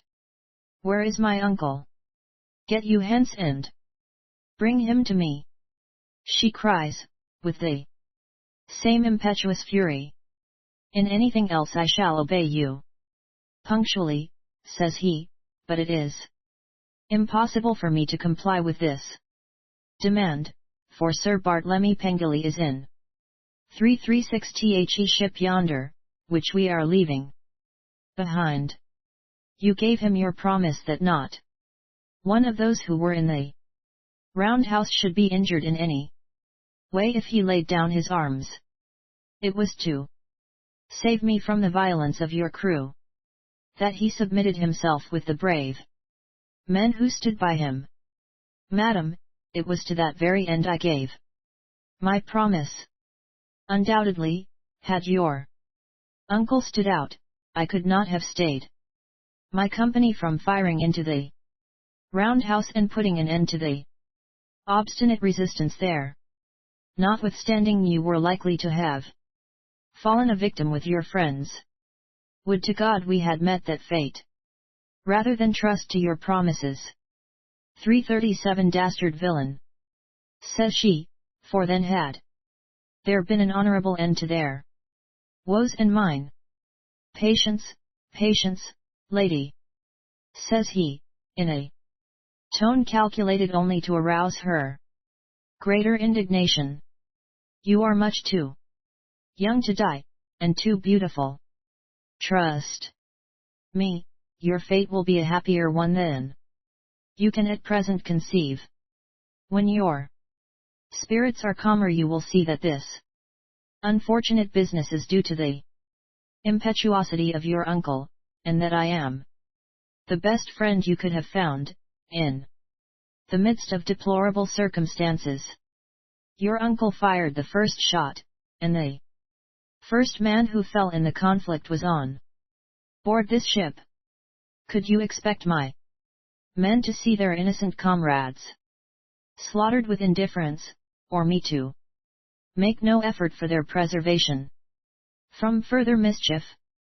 We fought, and 338 having overcome those who would have overcome us, we did all that a magnanimous victor could reasonably afford to do.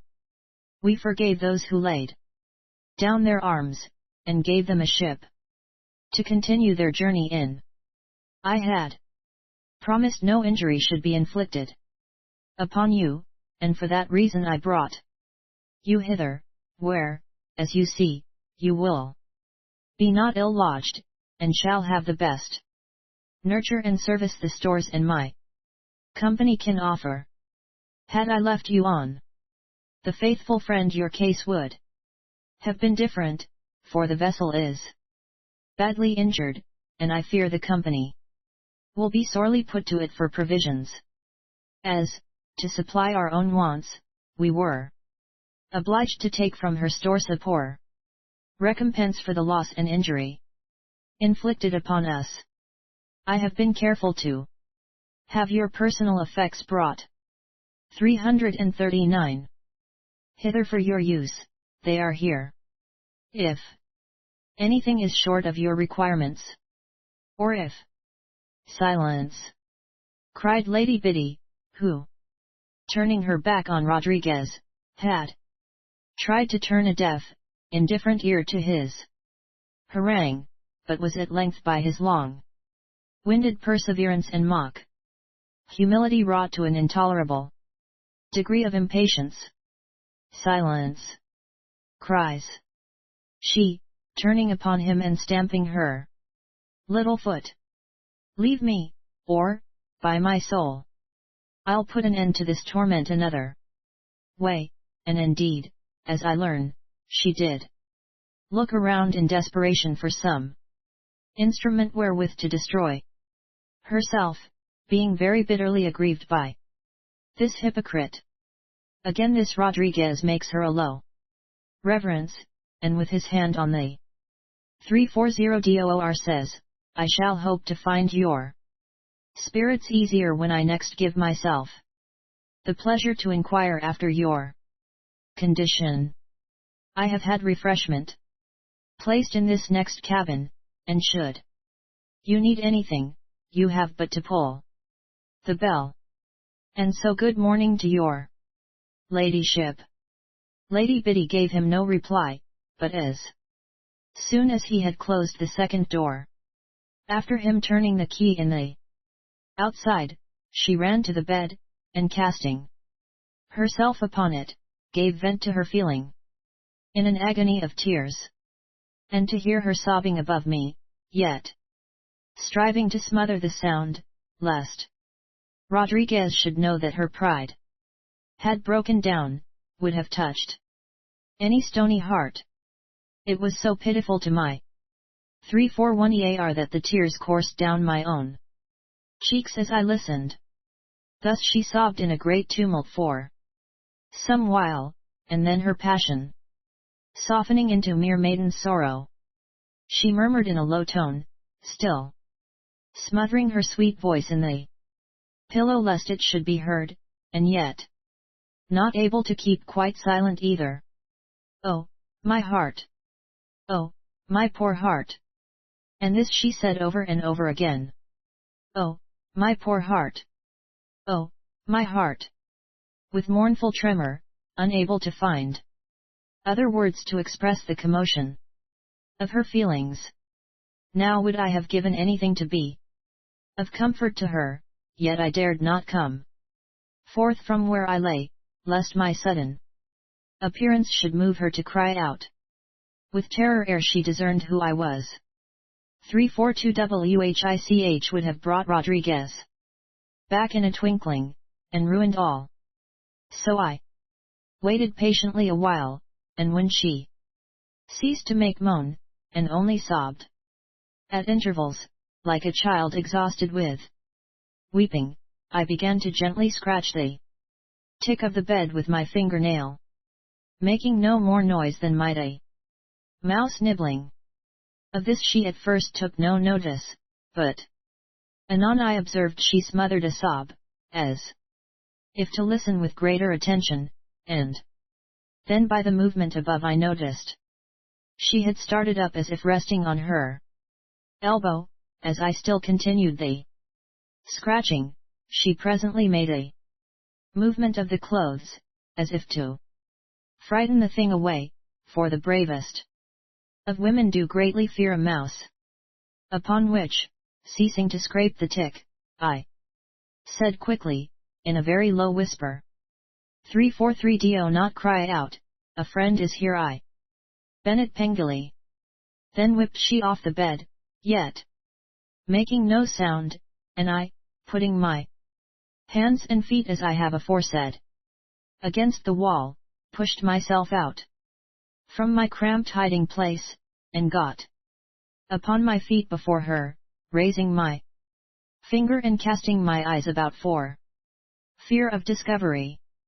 I must have been very villainous and horrid to look upon, my hair untrimmed and hanging about my face in dank wisps clotted with blood from my wound, my clothes in a like pickle, and no cleaner in my flesh than the sea had washed me the day before, but such horrors had she seen that her senses were, as it were, the accustomed to such dreadful images, and she saw me no 344 WORSE than others, but rather better, for being there a friend where she thought was none but enemies. Catching the meaning of my gesture, she went quickly to the panel door and spied into the next cabin, whence she came back light of foot, nodding to assure me all was safe. Then she gave me her hand, and I, taking no heed whether mine was reasonably clean or proper to hold so dainty, delicate a thing, took it, and to feel those soft, cool fingers clinging tightly to my rough palm, did seem to contract every muscle of my back with physical delight. Also was my heart quickly moved with joy to perceive in her dear eyes, though they were swollen and red with weeping, a bright beam of hope and satisfaction, whilst the corners of her lips curved with a little smile. 345 Coming quite close to me, she whispered eagerly in my ear, "You will save me, Bennett, won't you? You will be my good friend?" "I," says I as softly as she, "if that might be. With God's help, no harm shall befall you."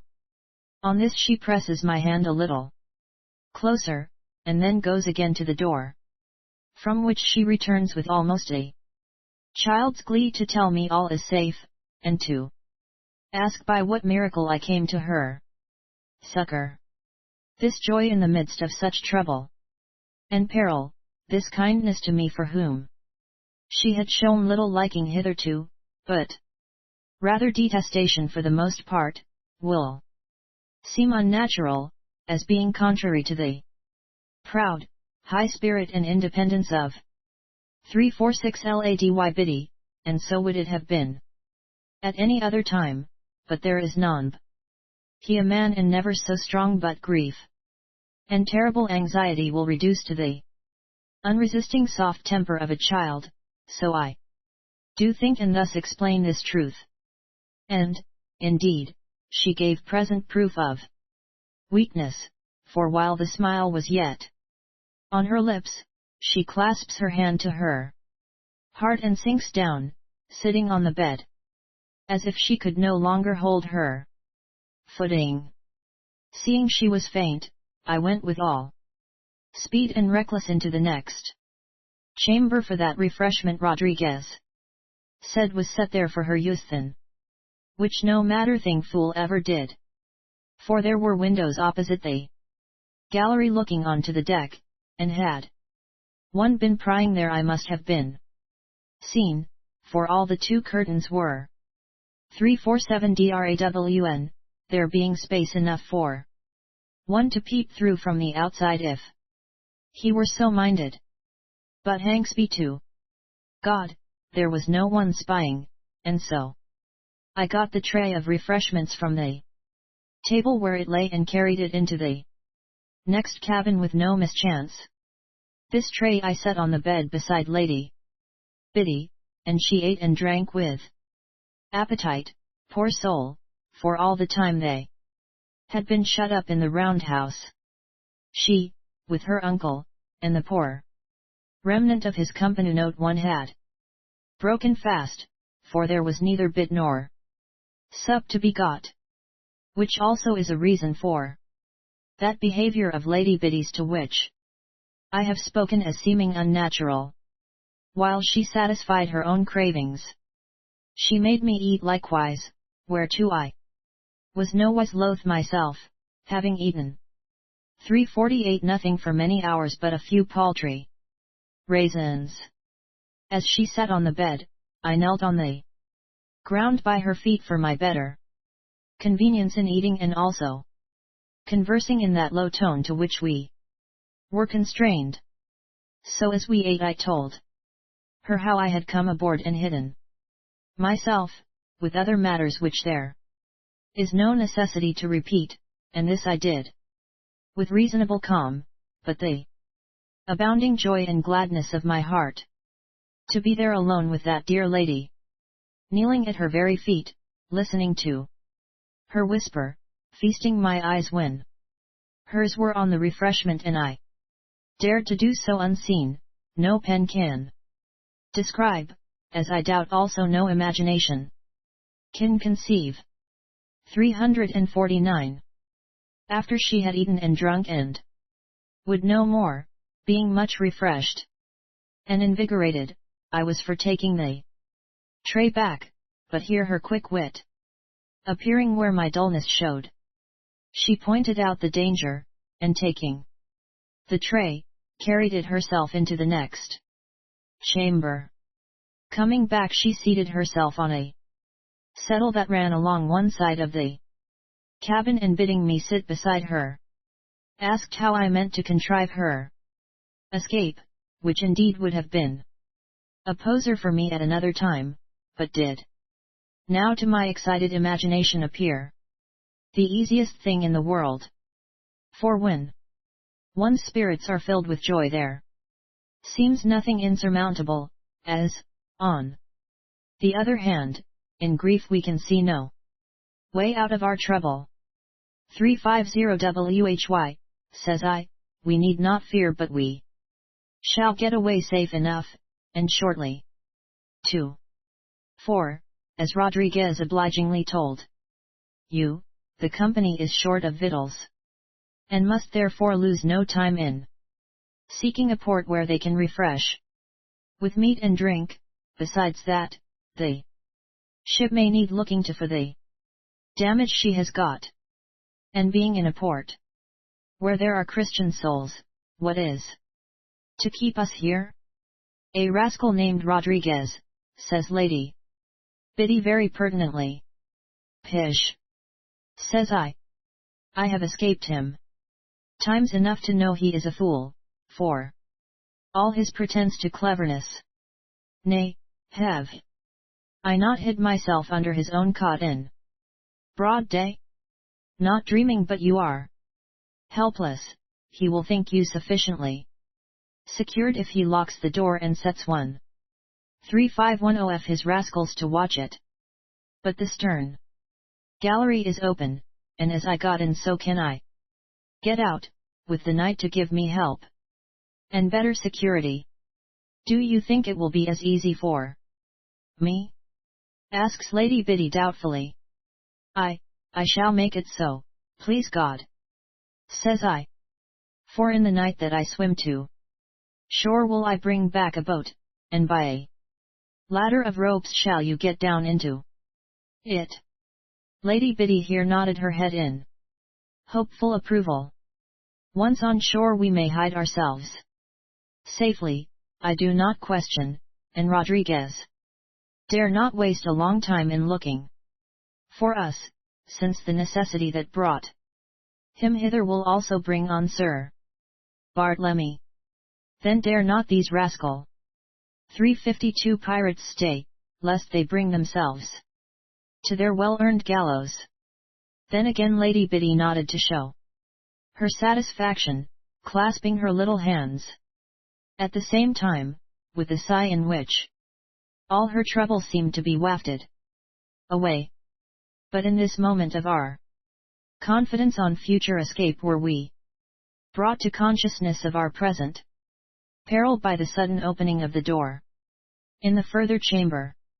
Together we started to our feet, and my first thought was to fetch the jackknife from my pocket, but Lady Biddy, with that self-command which does animate women above men in the hour of danger to do the right thing and not the foolish one, quickly laid her hand on my arm to keep me still, and putting on as stern an air as any tragic player, went 353to the little betwixt door to ask Rodriguez why he dared disturb her.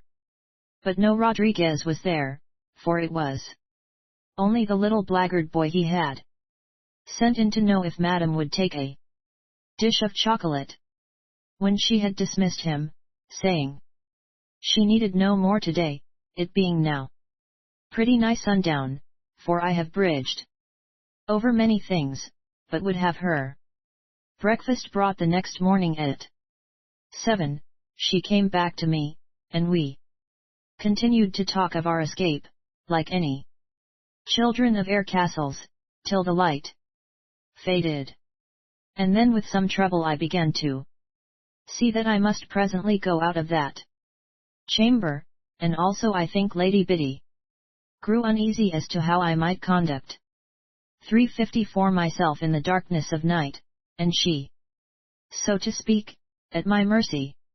Again the outer door opened, and this time the boy came to light the hanging lantern. She left the between door open.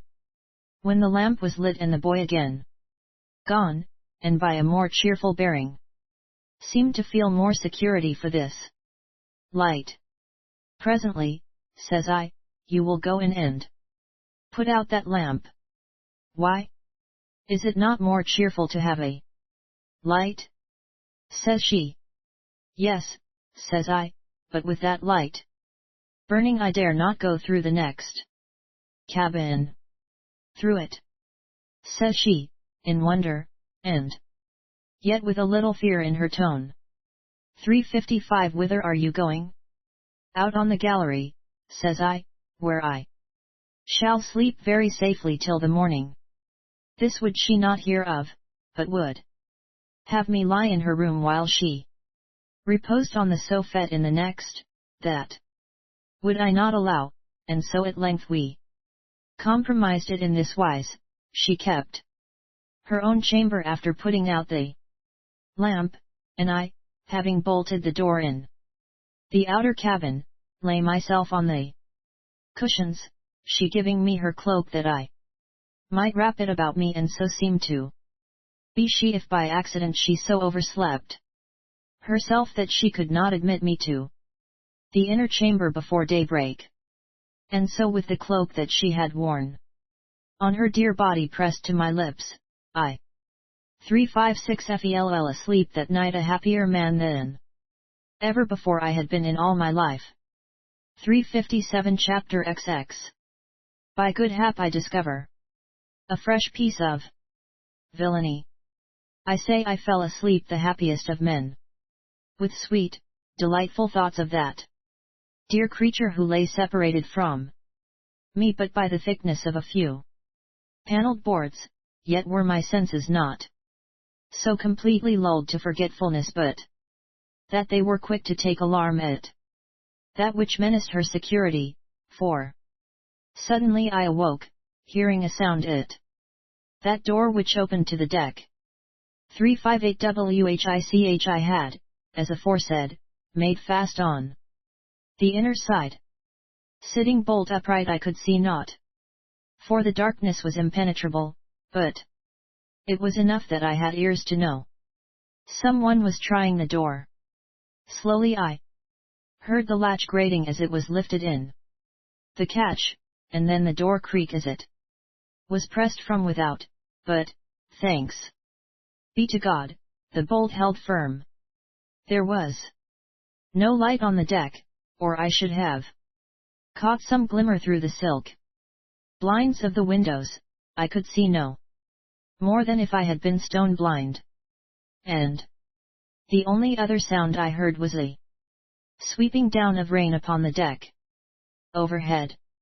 Presently the latch fell again, as my strained hearing could well perceive, and then there was a pause of some minutes, when again the latch was 359 lifted slowly, and the door gave a smart crack under the pressure against it.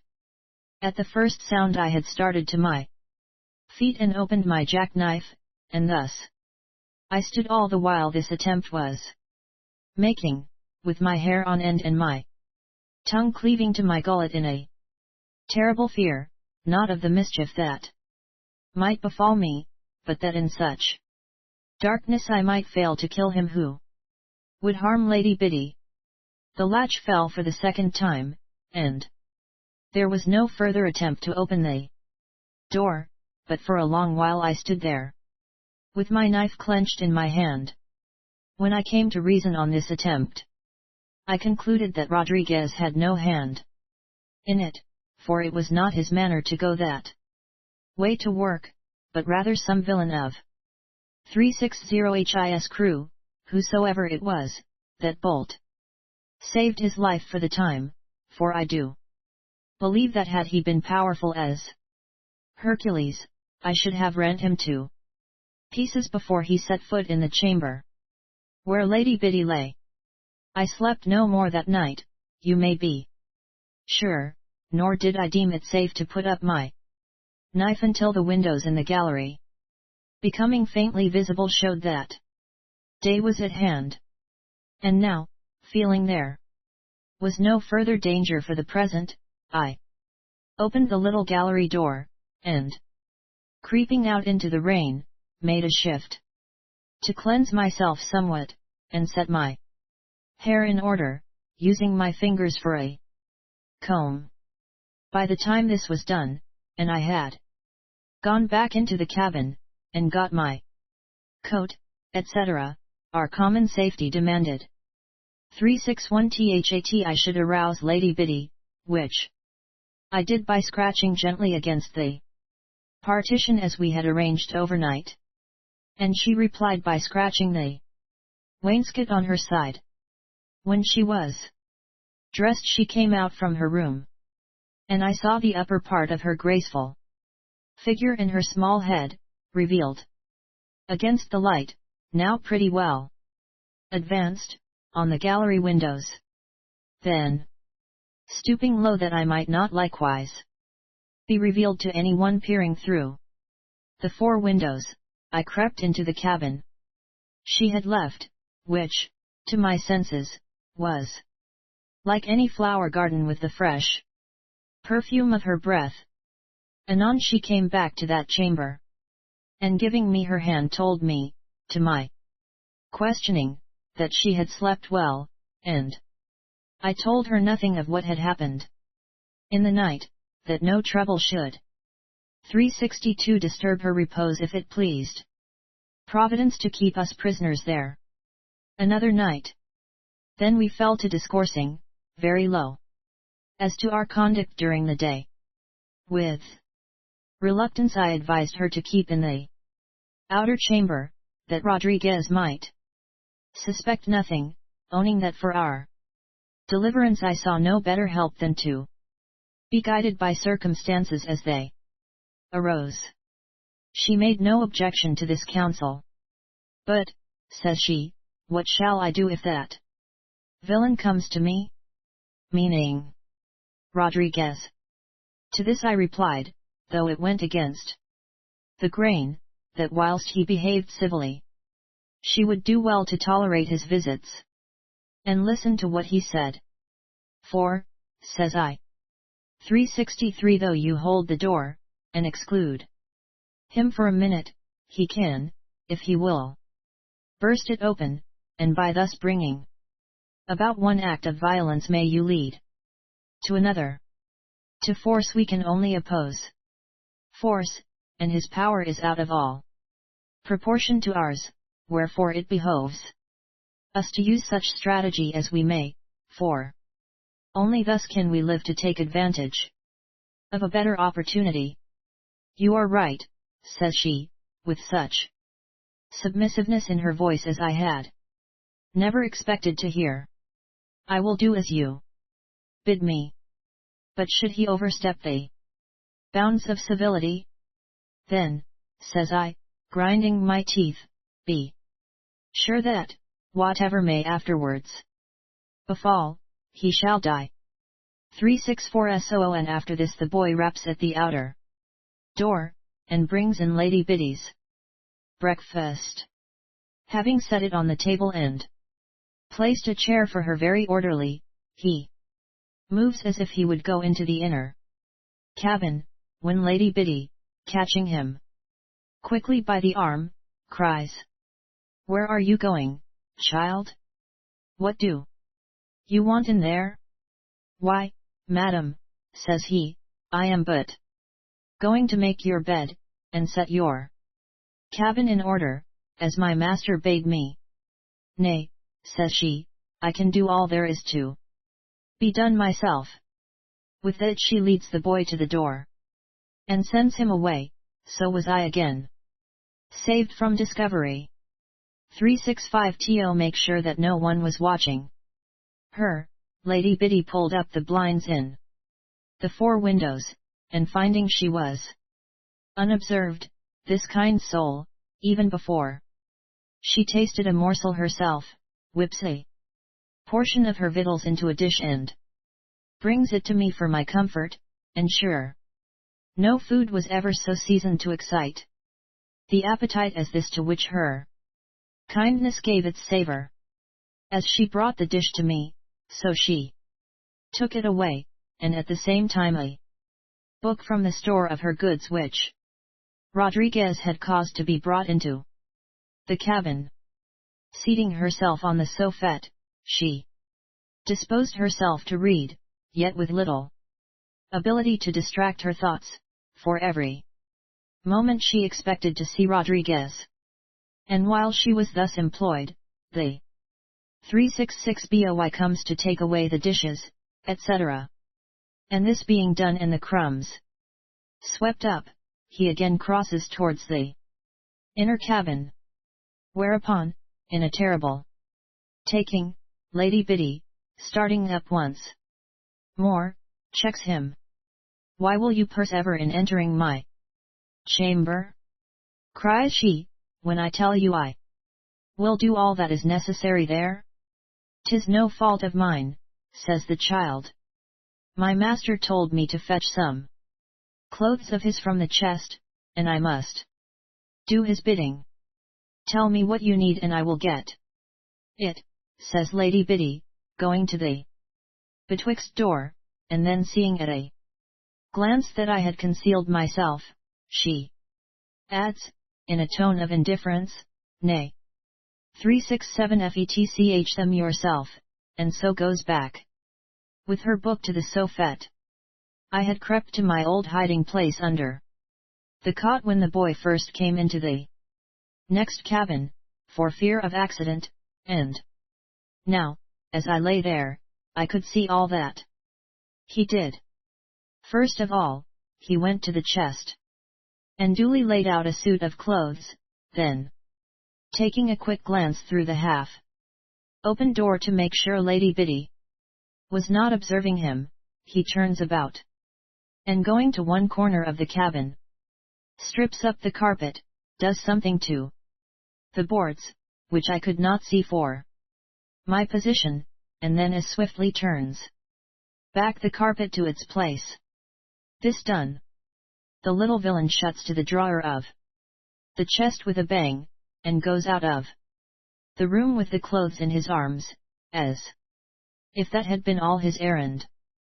368 I lost no time in creeping out and crossing to that corner of the cabin to see what that boy had been about, and at a glance, I perceived the whole business as I turned back the carpet.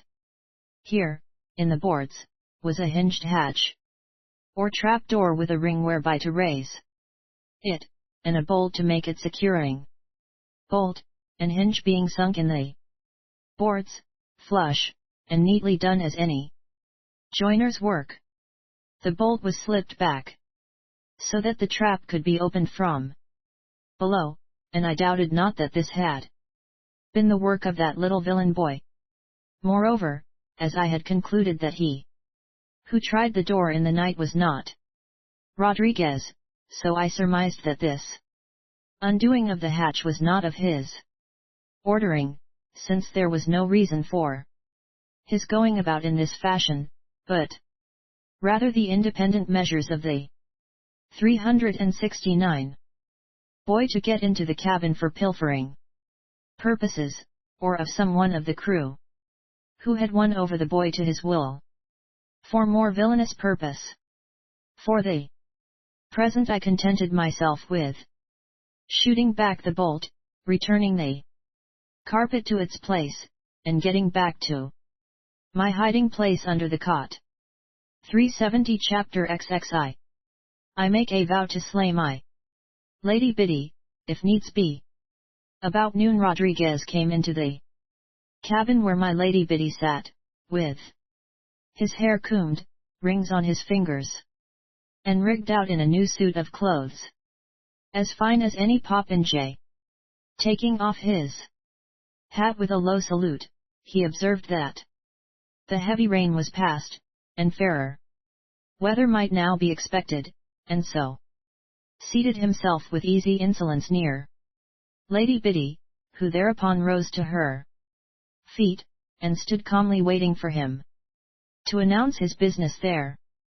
371 I have come, says he, to know if I can add anything to your convenience or comfort here during the stay which, as I pointed out yesterday, circumstances have necessitated.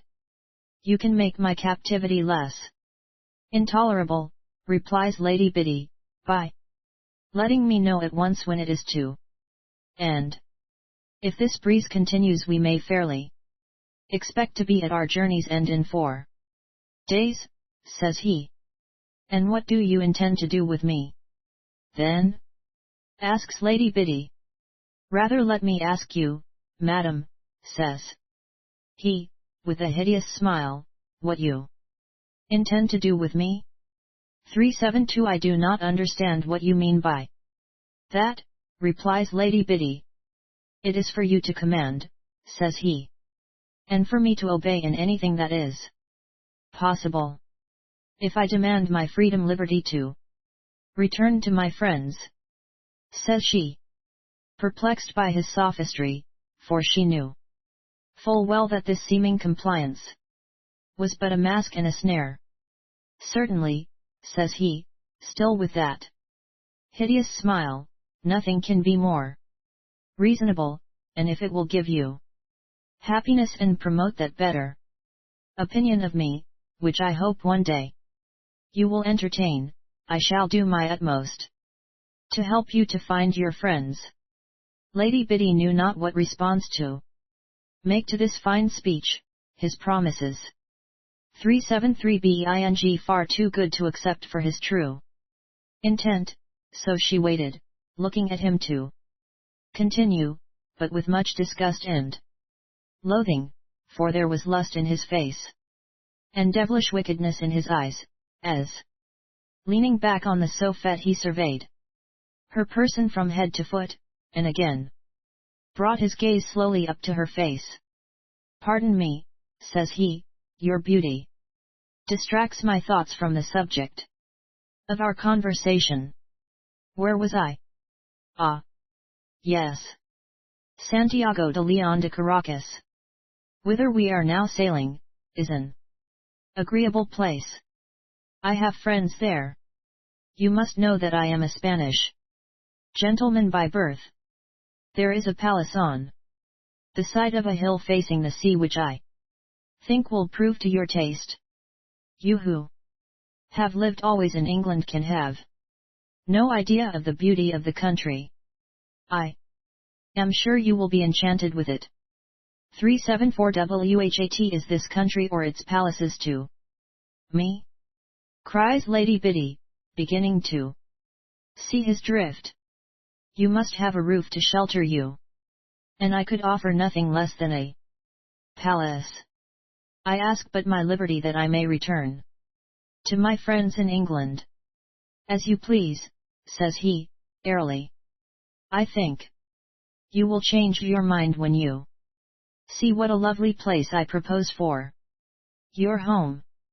However, if, after seeing it, you are still minded to return to England you shall return. It will not be far out of that course to run round by the mouth of the Orinoco, and take up poor Sir Harry Smidmore, if he be still on the island where the mutineers left him. Nor is there any 375 reason why you should not cruise about in search of your uncle, Sir Bartlemy Pengilly. Thus would your pleasure in going home be unmarred by any anxiety on account of absent friends."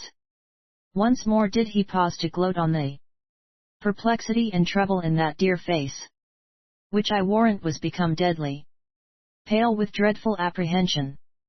His delight in her torture was like nothing but the pleasure of some cat that plays with a poor mouse before tearing it with cruel talons.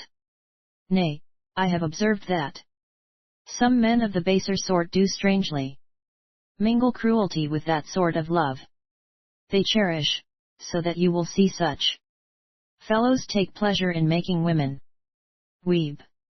For my own part, continues this Rodriguez, with cool audacity, it is no 376 matter whether I live in the Indies or in Cornwall, so that I be in your company. Thus did this wicked cynic so reveal his intent that Lady Biddy could no longer doubt what was behind. Yet did she strive to control her indignation, with the faint hope that she misjudged his meaning. "I do not ask you to go to England," says she. "All I beg is that you set me ashore, and let me make my way home, as God shall please to guide me. That is impossible, and I should be unworthy of your respect if I consented to such a course. Beauty such as yours is too rare at Santiago to be set light store by. Believe me, you would never be suffered to leave that city if once you 377 set foot in it.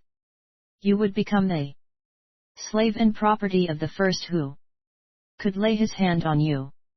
I myself should not dare to take you on shore till a priest had given me a legal right to possess you." "What?" cries she, losing control of her temper. "Do you think I will ever consent to become your wife?" "Yes," he replies, "I think you will win you consider the matter calmly." And with that he rose, as if to give her opportunity for a reflection. But now, her spirit terribly moved with righteous anger, she stopped him. "Villain," says she, "do you refuse to give me my liberty?" 378 If you mean do I refuse to abandon you to such a fate as would be yours in being set alone on shore at Caracas, I reply yes, says he, with less hypocrisy, and plainer than he had yet spoken.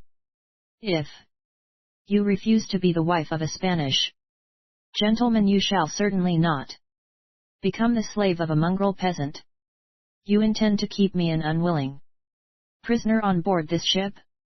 I do, says he, in the Hopanai, in the firm belief that you will willingly agree to be my wife by the time we reach England. In England there are gallows for such rascal pirates as you. No, says he, catching hold of her arm, ere she could escape his touch, and holding her firmly. Not when they 379 have friends to protect them, and have the wit to close the mouths of enemies. No one will bring disgrace on Lady Biddy by hanging her husband and the father of her children. For my sake, to save me from the gallows, you will consent to become my wife. If that be not sufficient reason, then you will marry me for your own sake. The wife of Don Sanchez Rodriguez de Arevalo may hold up her head in the king's court, but the mistress of Rodriguez, the pirate, flung ashore at Plymouth, dare not crawl to show her face at Falmouth. You will see, adds he, freeing her arm, and with a return to his former hypocritical fair seaman, you will see that what I propose is entirely to your advantage, and inevitable as the setting of the sun. 380. Thereupon he makes her another low obeisance, turns on his heel, and struts out of the cabin. All these particulars did Lady Biddy lay before me when she had bolted the door after Rodriguez's departure and come into the next chamber, which she could well do at that time without arousing suspicion. Many times she paused and could not speak for indignation and offended pride. Nay, I think she would have kept this matter to herself, but that I pressed her to tell all for my better guidance. Tears she had not won, for passion held them back. Does he think, says she, with scorn, that scarce permitted her to bate her voice, does he think that ever I will live to be his slave? I could cut this arm off because his foul hand has touched it. 381. I will die 1,000 deaths rather than submit to such injury. Promise me, Bennet, that if you hear me cry for help, fear not, says I, interrupting her. My knife was drawn, and I stood ready by the little door all the time I heard the muttering of his voice in there.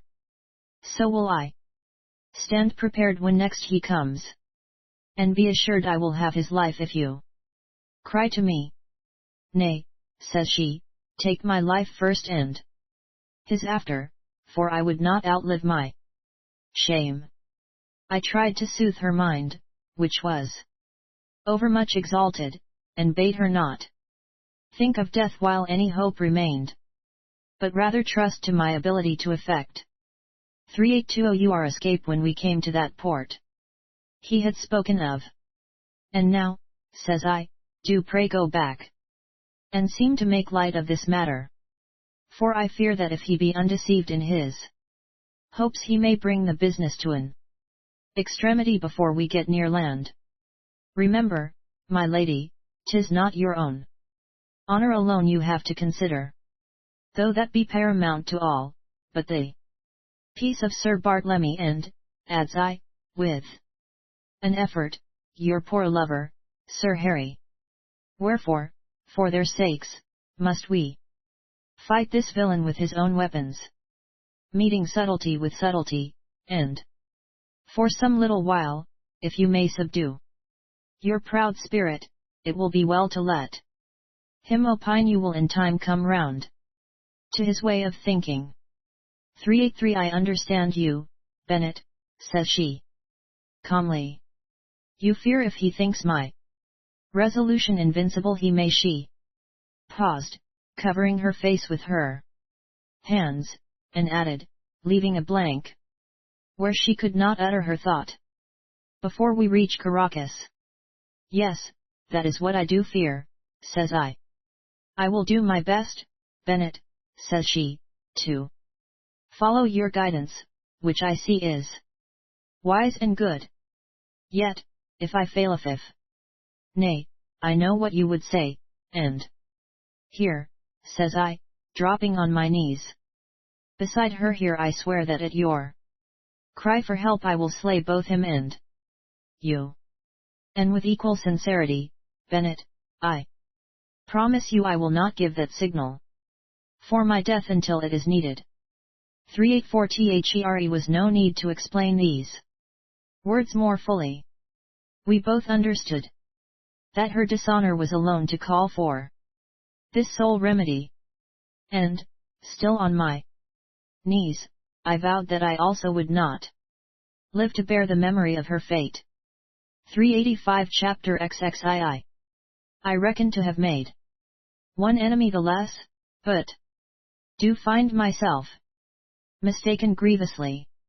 Lady Biddy returned to the other cabin, and there sat where she might be seen from the deck, the while she pretended to be vastly interested in her book, in order to beguile Rodriguez in his fool's hope, for surely to see her thus unconcerned must have led him to believe her passion of no great depth or sincerity.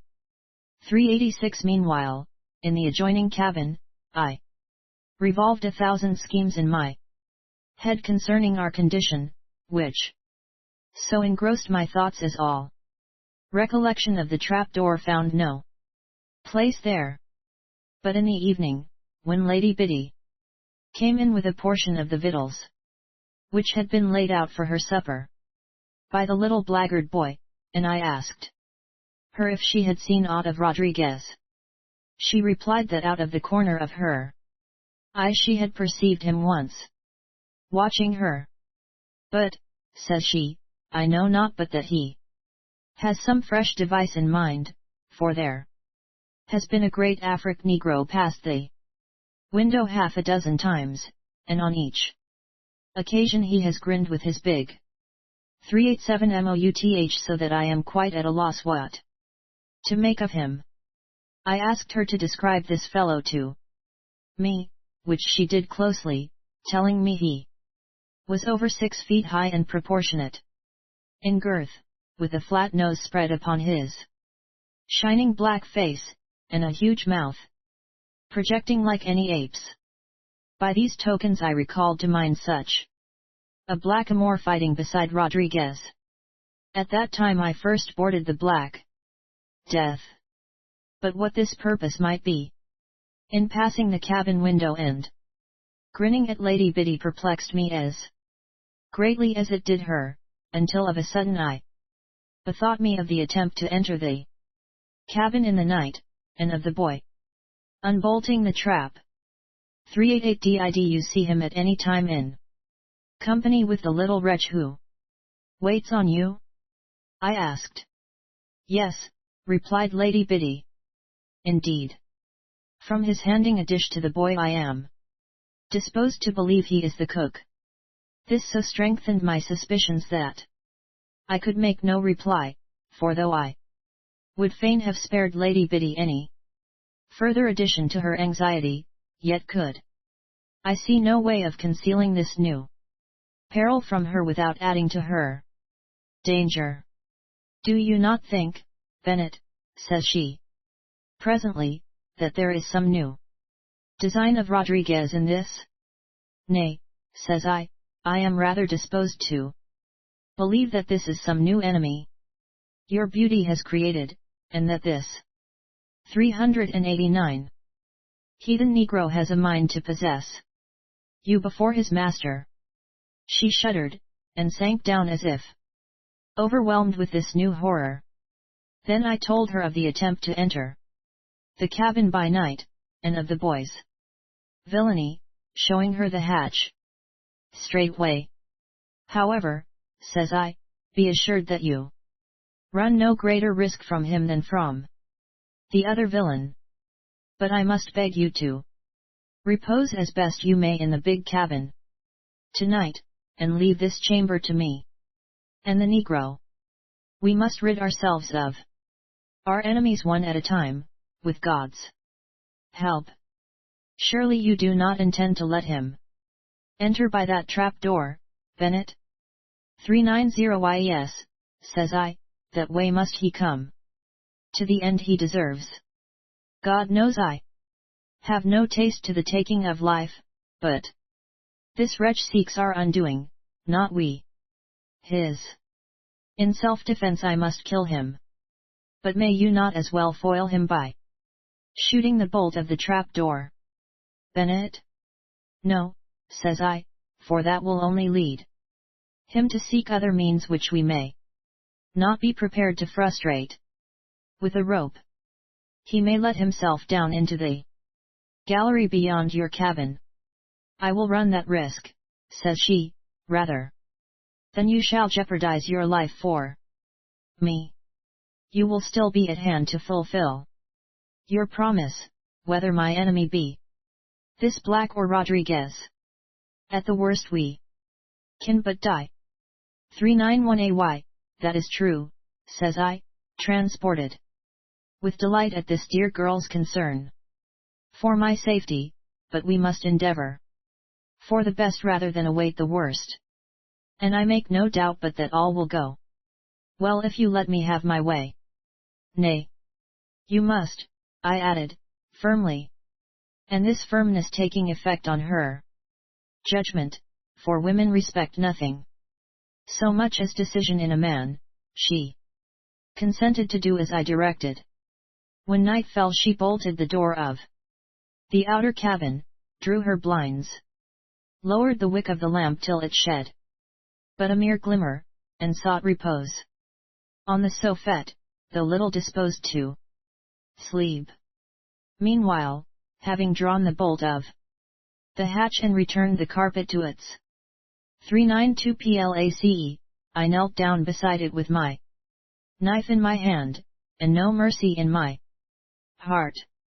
Again this night was pitch dark, though it rained not, so that no light came into the cabin, and I could see nothing whatever save a thin thread of light under the betwixt door, and that but dim, because of the lamp being low in the next cabin. But if my eyes were useless to me, my ears served me well, and no sound in the ship escaped me, yet I heard nothing of importance for many hours, as it seemed to me. A long while it must have been, for several times I had to shift my position because of being cramped in my legs by kneeling so long in one position. At length an unusual sound, but very slight, reached my ear, and putting my 393 HEAD to the floor, I did distinctly hear the creak of wood, such as a ladder might make under the weight of a heavy body. Then, lifting my head and tightening my muscles, I grasped my knife, and prepared for the stroke. Presently a fresh sound warned me that my enemy had come to the trap, but whether he had it opened or not I could not tell for the darkness, so that I was forced to reach forward with my left hand to feel whether the hatch was up or down. The floor was still level. I waited, trusting to my ears to tell me by the grating of the carpet on the edge of the hatch when it was raised. Yet heard I never a sound for his great circumspection, though expecting it for 394 half an hour at least, as I judge, so that in the end, thinking I had been mistaken as to the sound I had heard at first, or that the wretch at the last moment had gone from his design, I stretched forth my left hand once more to feel the floor. But, lo! Instead of touching the carpet, as I thought to do, my hand fell plump on the Negro's head, as I knew to my certainty by the short, wiry curls that distinguished his hair from other men's. I did not hesitate for one moment, but, clutching his hair firmly with my left hand, I stabbed my knife down where I thought his neck might be. I knew I had not missed him, for I felt my knife scrape along a bone, and his warm blood gush over my hand, yet, where I could not tell. 395 without a cry, heaven be praised, he fell. Nor could I, having thrown my whole might on him, help but fall with him, so down I went, heels over head, through the hatchway, but happily by the incline of the steps below, and striking on the Negro's carcass when I got to the bottom, I escaped this bout with no more injury than a scraped shin and a bruised elbow. My chief concern was that the noise of our fall had alarmed some of the ship's company, and getting quickly on my feet I listened for a minute in terrible suspense. Then from above I heard Lady Biddy whisper, anxiously, "Bennet! Bennet! All's well, all's well." I answered softly, "Go back to the cabin and move 396 about that the watch may think you made the noise." This she did, leaving the betwixt door open, and raising the light of the lamp, as I could see by the square patch above, where the light gleamed faintly through the hatchway. Casting my eyes around that I might, if possible, find out my position, I spied a little lantern not far off, hidden away between two barrels. And a perilous thing it seemed to place it there, for at a glance I perceived that these were barrels of powder, and many other like barrels were ranged along that side.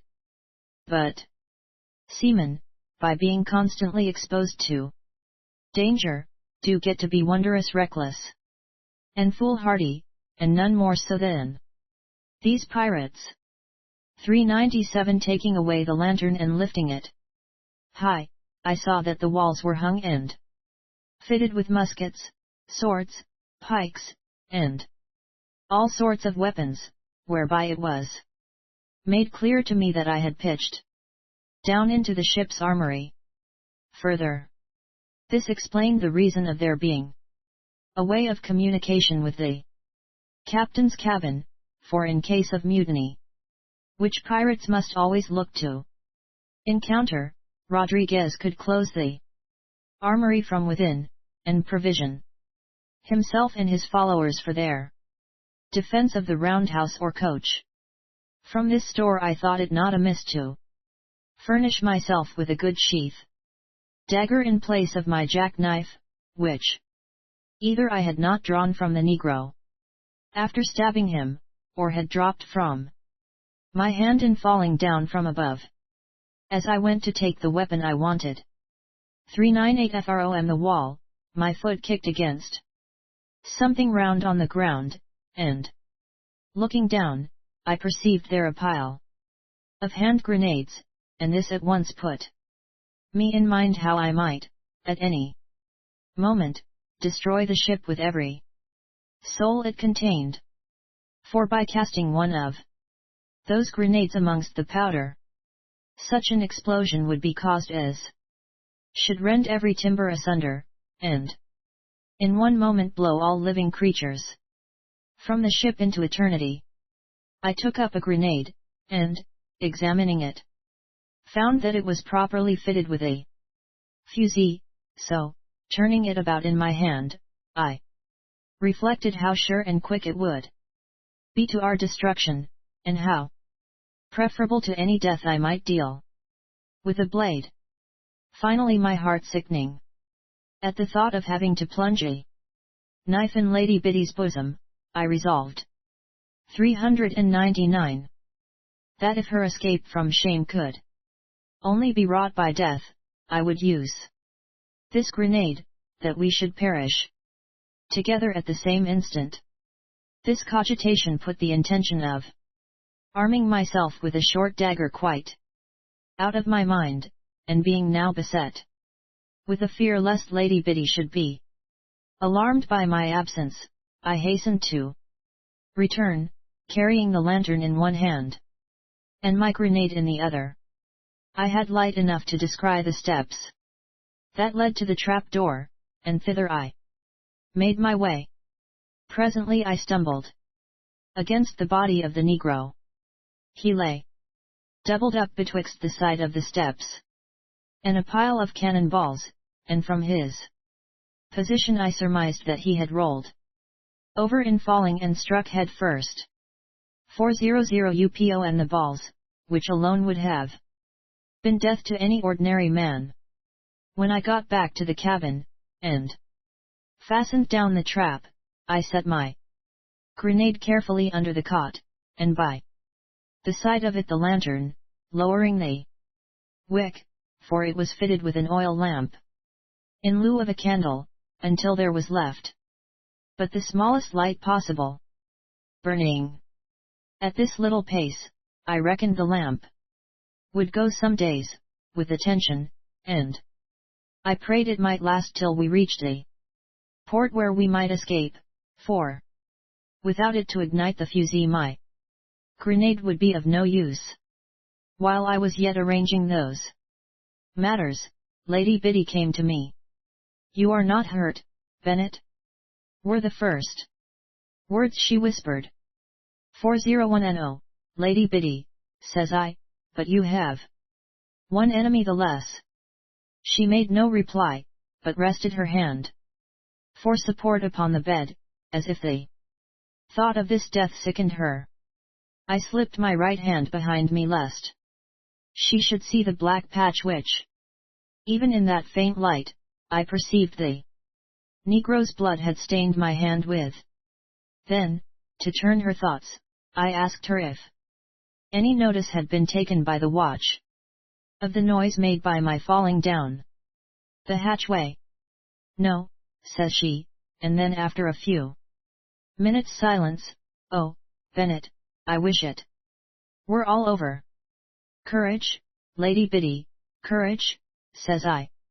"You are not used to give way in the face of danger." 402 says she, "'Tis when the danger is past my courage sinks." But the danger was not past, as was presently made evident. For in that space of silence which succeeded her last words, a silence which was scarce broken by the water through which the ship was cutting, a groan from below reached my ears, and the next instant a creaking of the steps leading up to the trap, with something like the low, vengeful growling of a tiger. I sprang to the corner to make sure that I had secured the trap, for I felt sure that the Negro was coming up to take his revenge upon us. 403 Chapter XXIII. How Rodriguez got it, the truth, and a lie, into the bargain. Hearing these sounds, I say, I was assured that the Negro did intend to burst open the trap and take revenge for the wound I had dealt him, and I have good reason to believe that this was his intent and purpose, for standing on the hatch to lend strength to the bolt that secured it, I felt it move beneath my feet, nay, the very boards cracked under the force of his broad shoulders against it. 404 But this prodigious effort was too much for the strength of the wounded wretch. Presently we heard a hoarse cry of rage, and then a heavy fall, as if he had yielded to a faintness and pitched down once more to the ground. After that we heard no movement below, nor any sound whatever, neither was any further attempt made to raise the trap. Seeing that Lady Biddy was very much overwrought by this excitement and her previous want of rest, I implored her to return to the other cabin and seek repose, pointing out that we had no more to fear from the black, and promising that, should anything happen, To the contrary, I would not fail to let her know. And listening at length to my persuasions, she went back as I bade. 405 Her, lowered the wick of her lamp, and did, after a while, as she told me in the morning, unconsciously fall asleep. For my own part, I spent the rest of that night seated on the hatch, never once closing my eyes or relaxing my watch. In the morning Lady Biddy, coming to me, whispered that search was being made for the Negro. Indeed, I could with my own ears hear the men bellowing in different parts, Tonga, Tonga. Which was the name of this fellow? I bade Lady Biddy go back again to her cabin, and seemed to know nothing of what this search meant. Soon after she had returned there, Rodriguez comes to her, and, with a vast show of respect and consideration, begged she would have patience to wait 406 a little while for her breakfast, as the cook was not at his post, and could not be found. I remarked his manner was strange all day yesterday, says he, and it is as like as not he has thrown himself overboard in a fit of madness, produced by the heat of the sun. However, he adds, this accident shall not interfere with your convenience, for I will dress your victuals with my own hands rather than they shall be ill served. And with this polite speech he makes his congé, and leaves my lady. At noon, when the boy had served the dinner, Rodriguez came again to apologize for the quality of the food, saying that they had run short of provisions with having been so long at sea, but that he hoped to provide her 407 with fresh meat and fruit before 24 hours, as land was in sight, and he counted to cast anchor the following morning.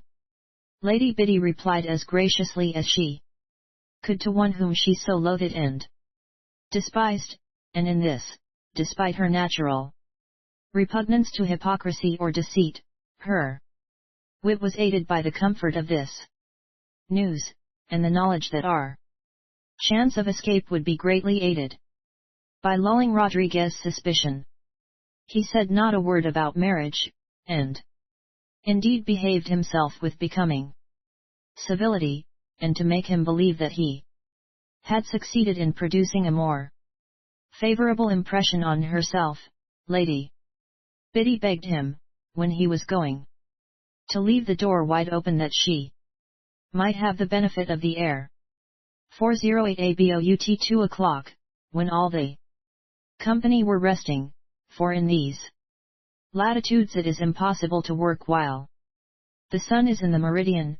Lady Biddy came into the little cabin, and with great glee told me what had passed and how we were nearing land. But, says she, if we come to an anchor in the morning, will it be possible to escape in broad daylight? No, says I, that we cannot, unless we should get away when all are taking their noon rest. But there is no necessity to run great peril by haste. Water, I doubt not, is what is much needed.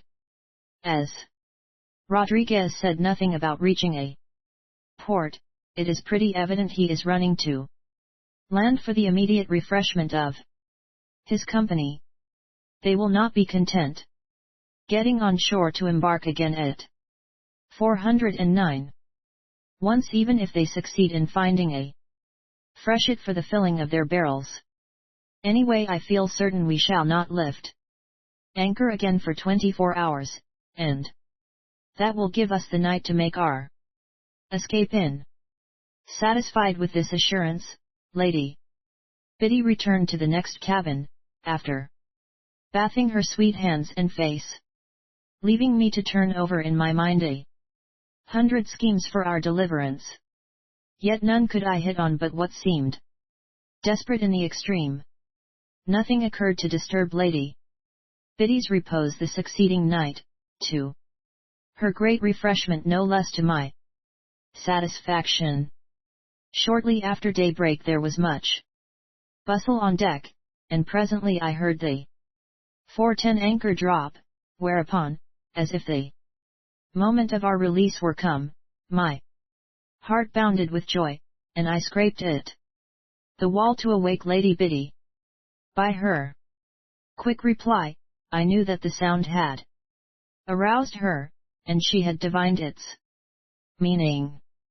Then there arose a great hallooing and shouting amongst the men, who seemed no less pleased than we, though from another cause.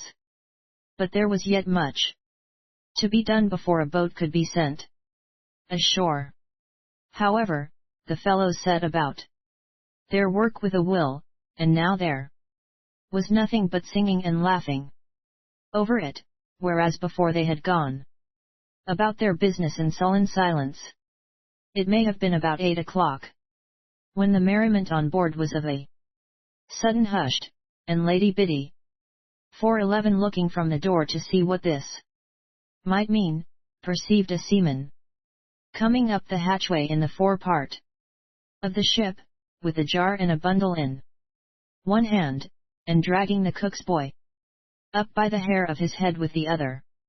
Being come on deck he lead the urchin, crying lustily, towards Rodriguez, who was standing not far from the roundhouse.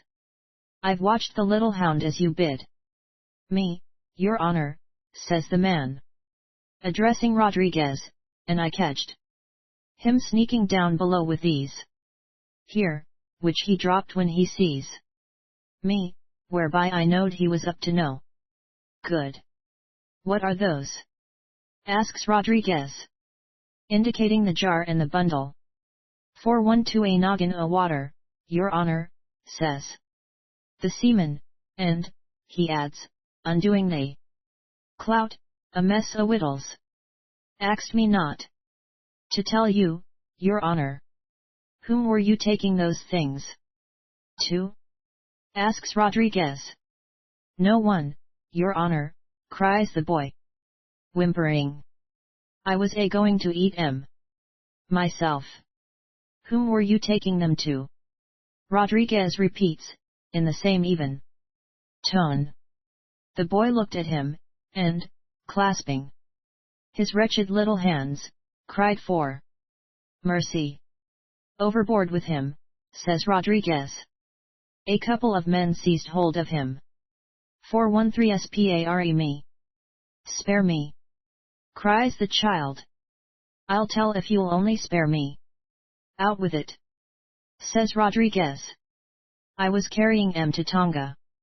Rodriguez hereupon nodded to a group of fellows, who, taking the boy for their guide, went forward and so down the hatchway below. Meanwhile, the captain turned upon his heel, so that he faced the window where Lady Biddy was watching, and she observed that there was a malicious smile on his wicked face, as though he was satisfied to find his surmise justified. And while he was walking towards the coach with his head bent, he raised his eyes, yet without lifting his head, and under his black brows cast a strange glance at my lady. 414 Presently those men who had gone below returned, bringing with them the boy and the negro. And this man was fearful to look on because of the mess of dried blood upon him, an open wound in his shoulder, and the sickness of fear in his face as he was haled before Rodriguez.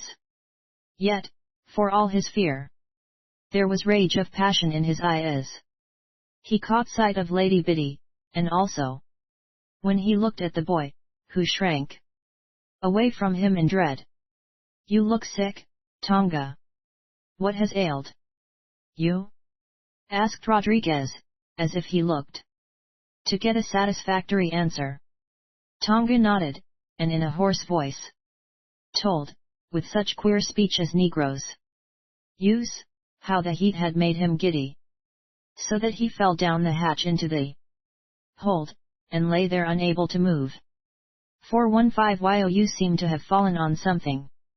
That ought not to be in the hold, says Rodriguez, going close up to him and looking at his wound, the fellow being stark naked to the waist. It looks as if it had been done with a knife. How's that?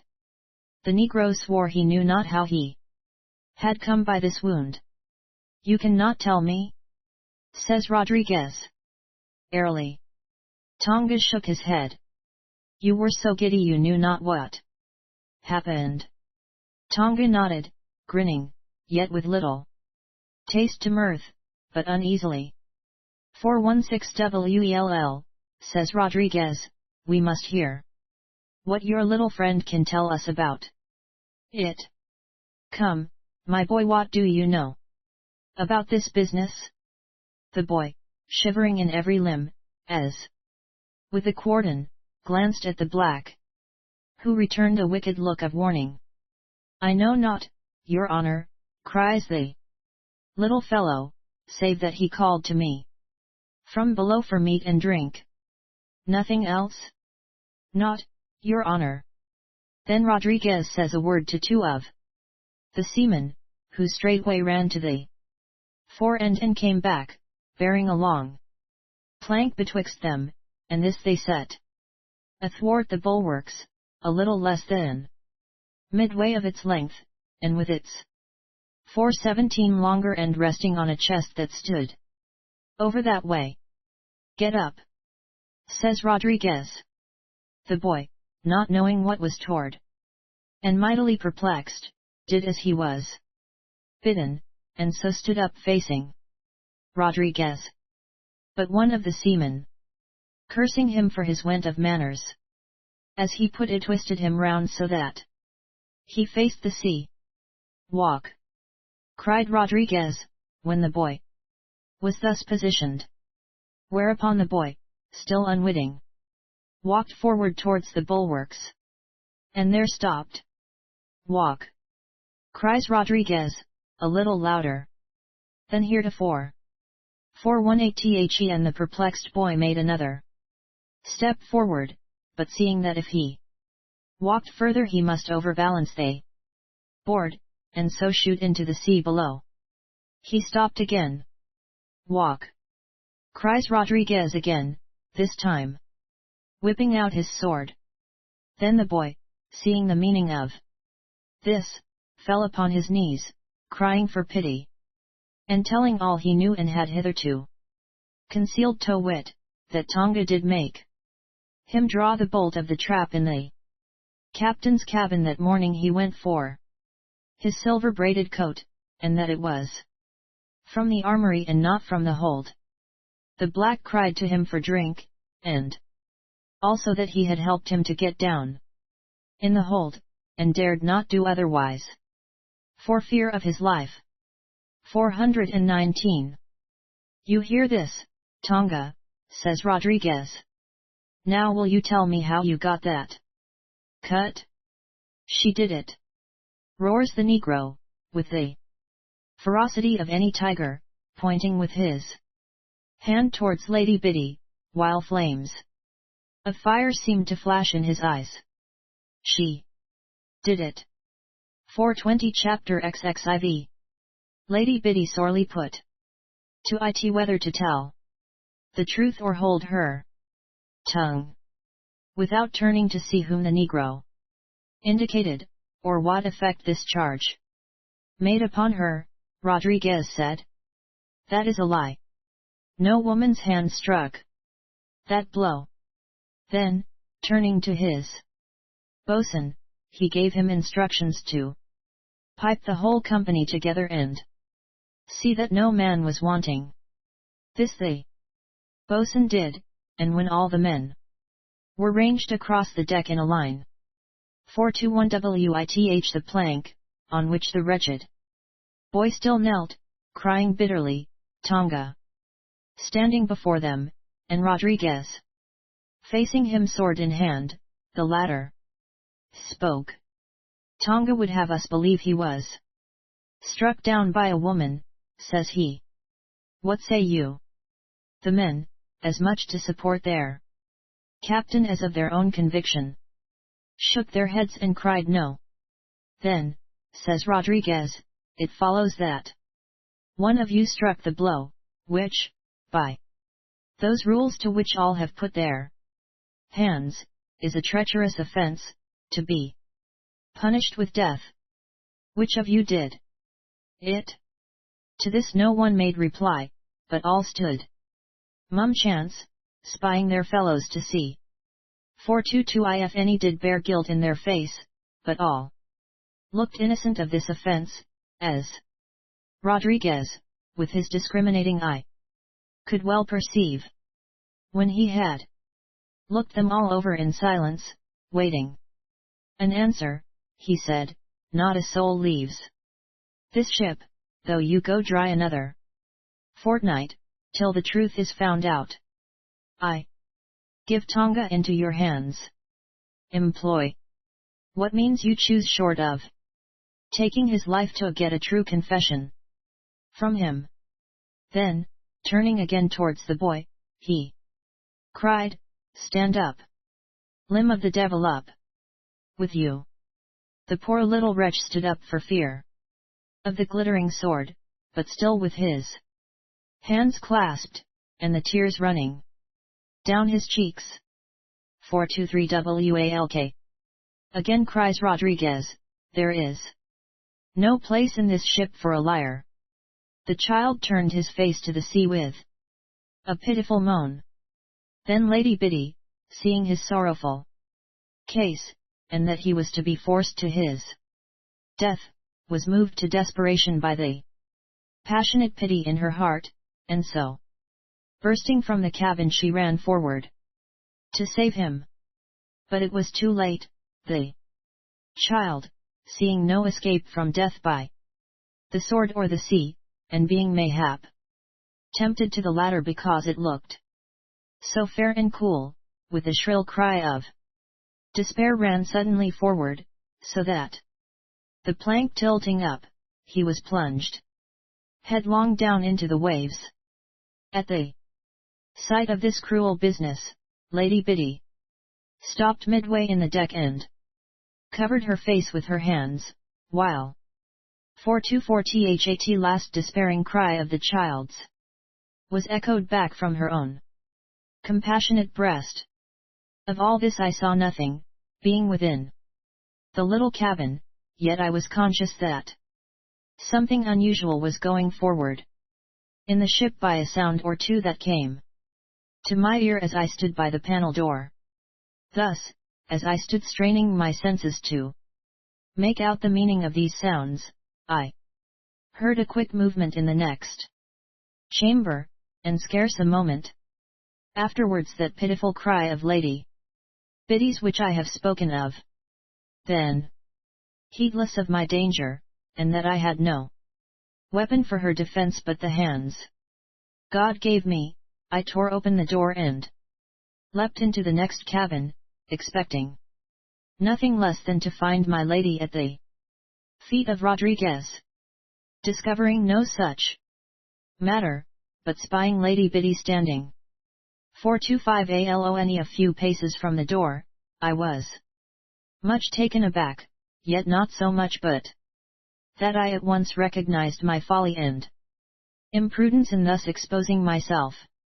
Seeing that, as luck would have it, I was still unobserved, having gone no further into the cabin than enabled me to catch sight of my lady where she stood close beyond the outer door, I drew back at once within the little cabin.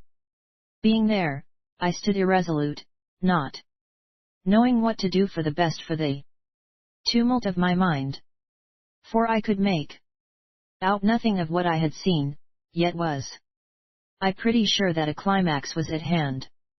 The more so because I presently heard Rodriguez speaking to Lady Biddy in the next chamber.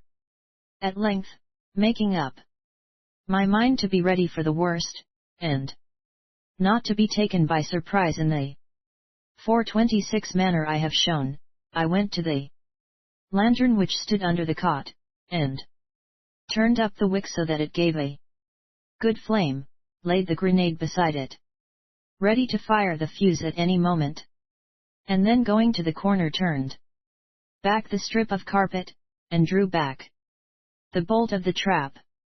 These preparations being made, I returned to the little door and leaned my ear against it, and then hearing no sound within, I went to that part of the wall over against where my lady did used to sit, and made the usual signal to her by scratching a little upon the panel. To this she replied, not cheerfully as before, but feebly, as though she had lost heart. Yet it was a comfort to me to know she was there and Rodriguez gone. 427 NOW. Must I go back somewhat? As Lady Biddy stood with her hands to her face, shutting out the sight of that heartless cruelty put upon the child who had waited upon her, and to whom she had shown many a kindness, giving him sweetmeats from her table and the like. Rodriguez comes up to her. Why, madam, says he, do you take the death of this little traitor to heart?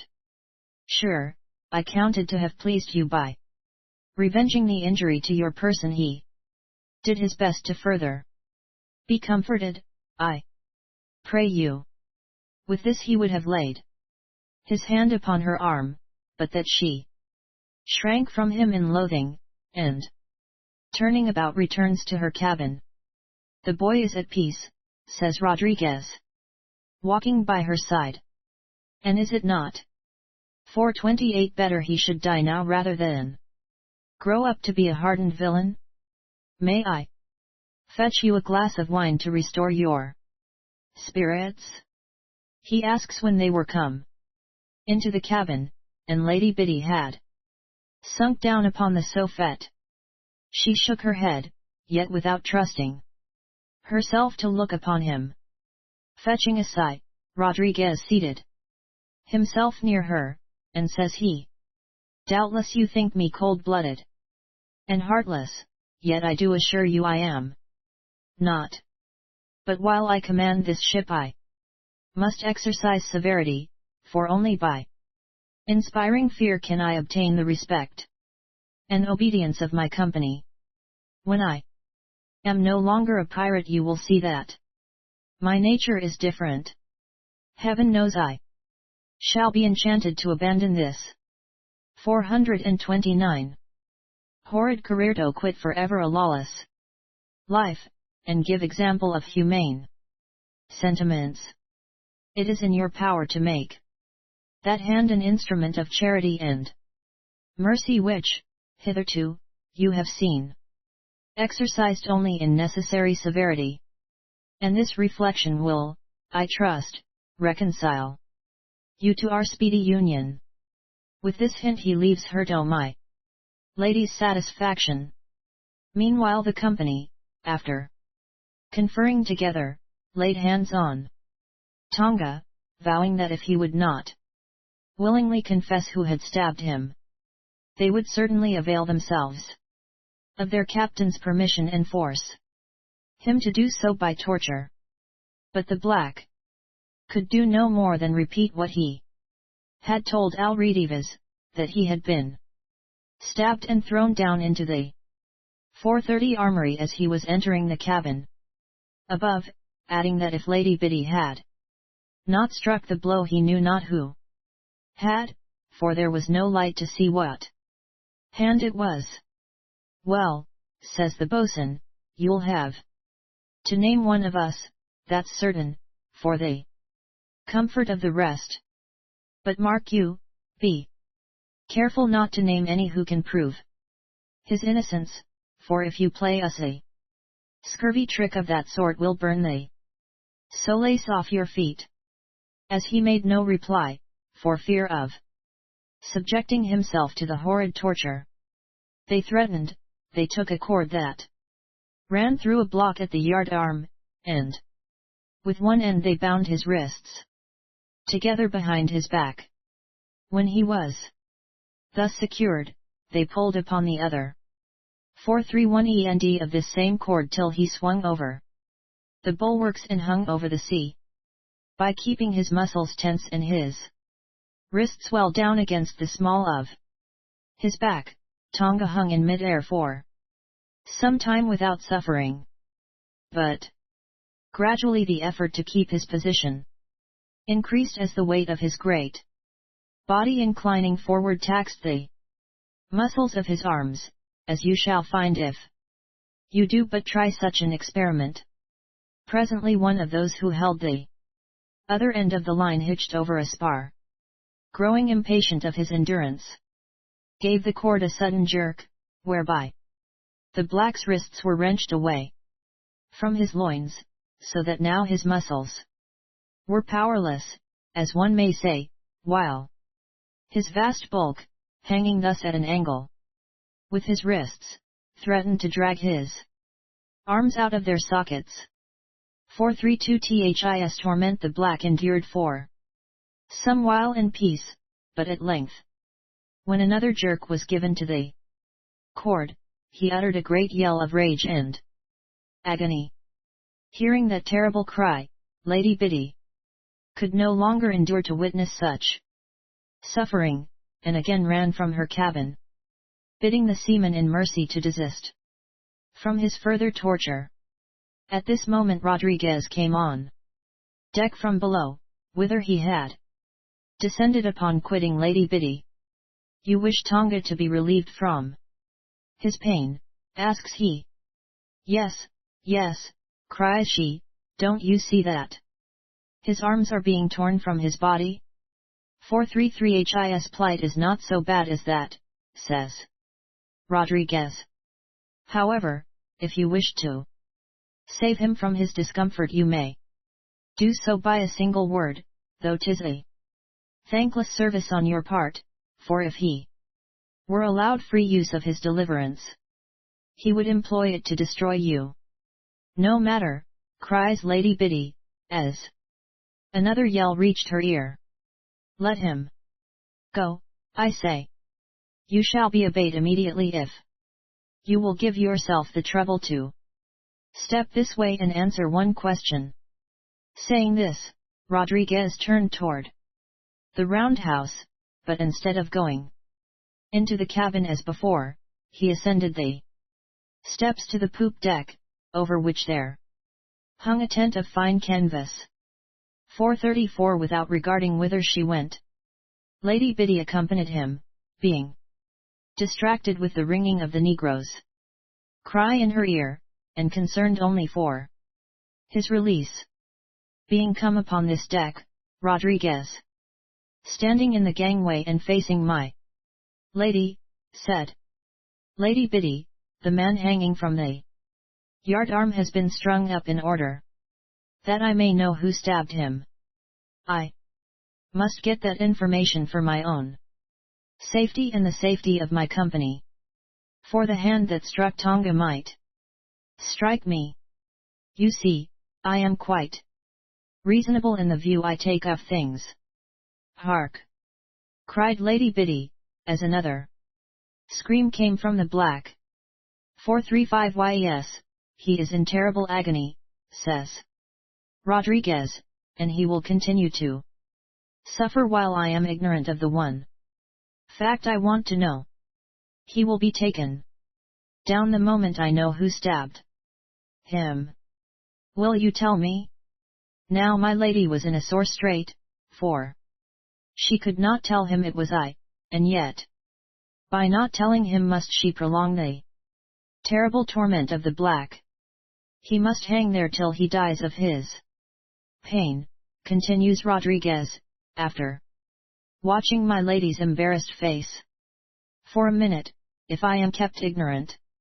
On the other hand, I promise you he shall be amply recompensed for his pangs if I find out." Lady Biddy heard this, yet little did she reck what Rodriguez intended for the 436 Black's recompense. Suppose I did it with my own hand? Says she, eagerly. Rodriguez fetched from his pocket a mariner's jackknife, and says he, Is this yours, madam? No, says she, looking at it in perplexity. You don't know the look of it? He asks. She shook her head with misgiving. Then, says he, I cannot suppose that you did it with your own hand, for this is the knife with which Tonga was stabbed.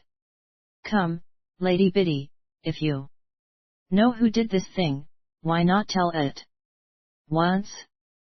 437 HOW should I know? Cries Lady Biddy. Because he is your friend, says Rodriguez, slowly. There is the whole of my company, adds he, waving his hand toward the deck. Not one of those fellows would have moved a hand to save you from the lust of Tonga.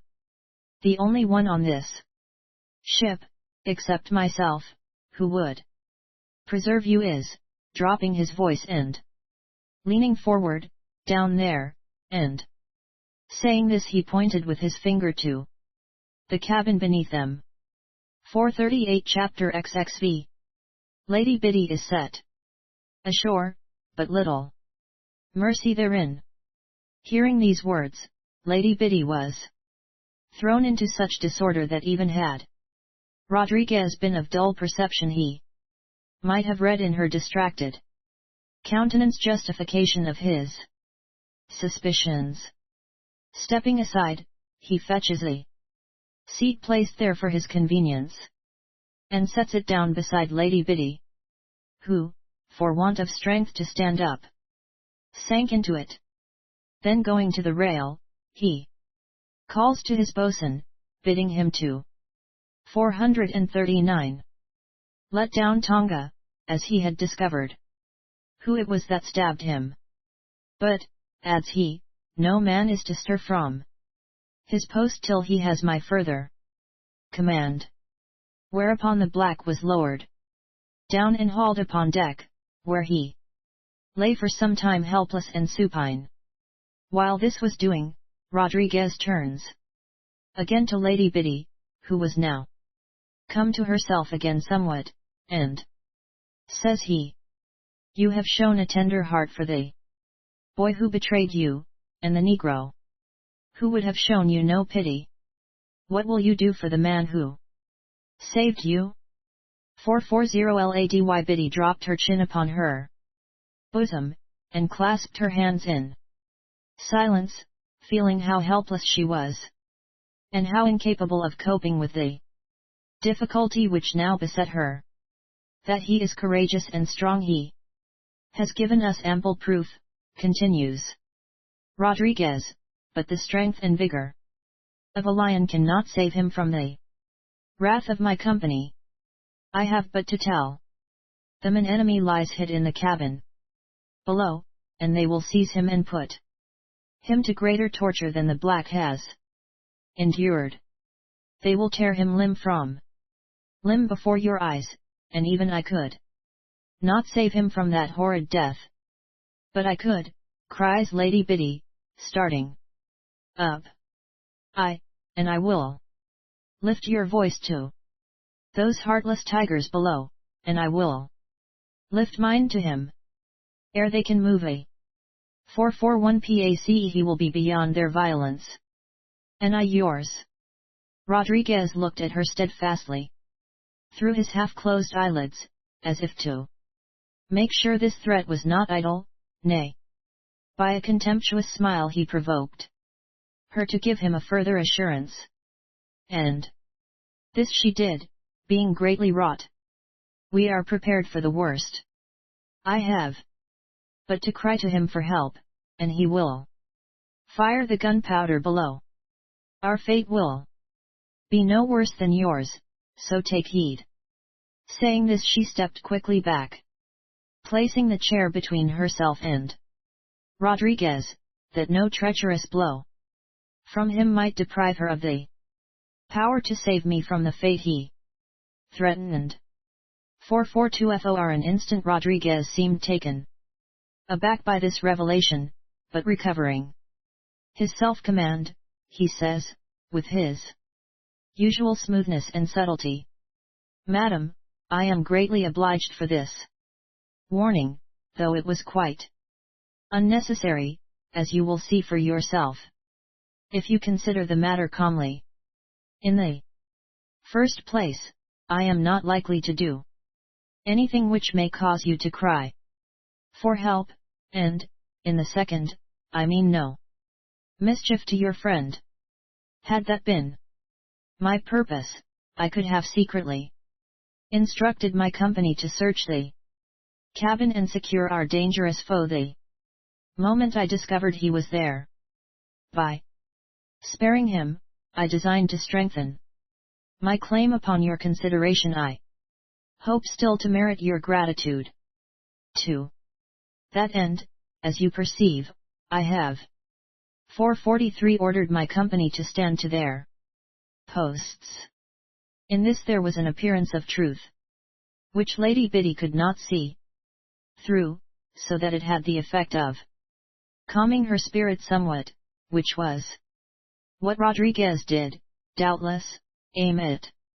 "You must by this time know," he continued, "that I am a man who, having set his mind upon the achievement of an object, braves all things to that end.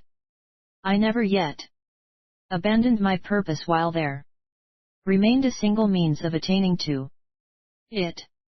I have set my mind on abandoning this desperate career and marrying you. And to accomplish this design I am prepared to sacrifice everything, nay, I will go so far as to enrich the man who saved you from the Negro. Listen."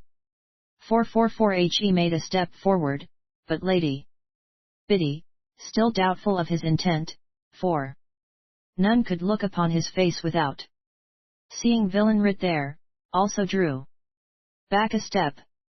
Rodriguez, taking no notice of this act of prudence, save by a smile, set his hands on the back of the seat, as if that had been his sole purpose, and leaning forward in an easy, careless manner, continues, "The boats lie alongside ready to carry my men ashore for their refreshment.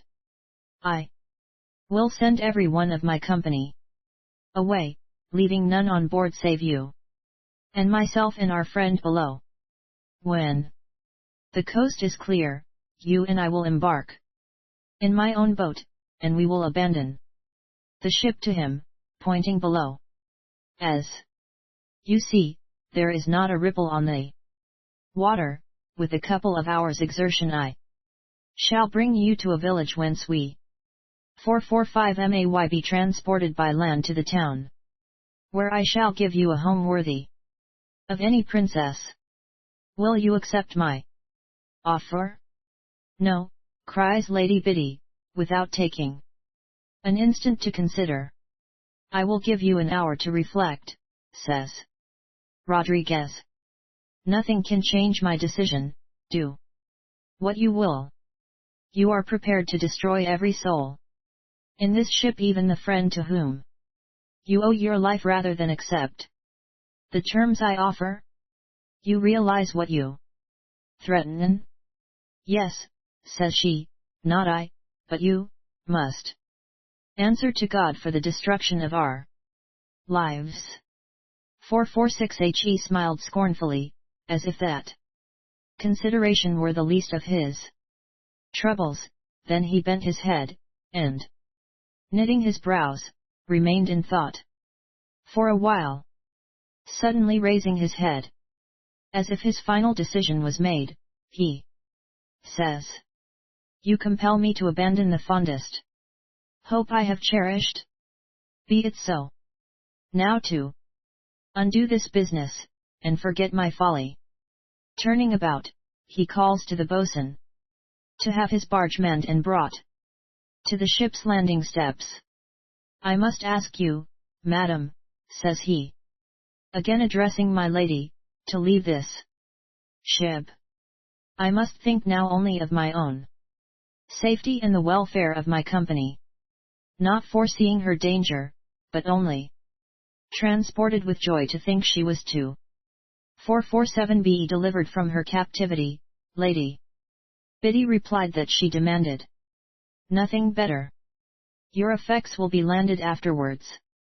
I doubt if you would care for me to send my men into your cabin for them at the present moment.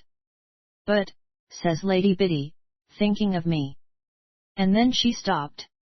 I understand what is in your thoughts. You are concerned for your friend, so am I. I cannot answer for his life if my men find him. They would insist upon his death in return for the injury inflicted upon Tonga. Therefore must he wait until the company is landed and gone in search of water. At this moment the boatswain came to say that the boat was prepared. 448 while you will take this lady to the shore, and see that no injury is offered her. Not a word uttered that may offend her, says Rodriguez, and then stepping back, that she might have freedom to pass, he takes off his hat and makes her a prodigious fine bow.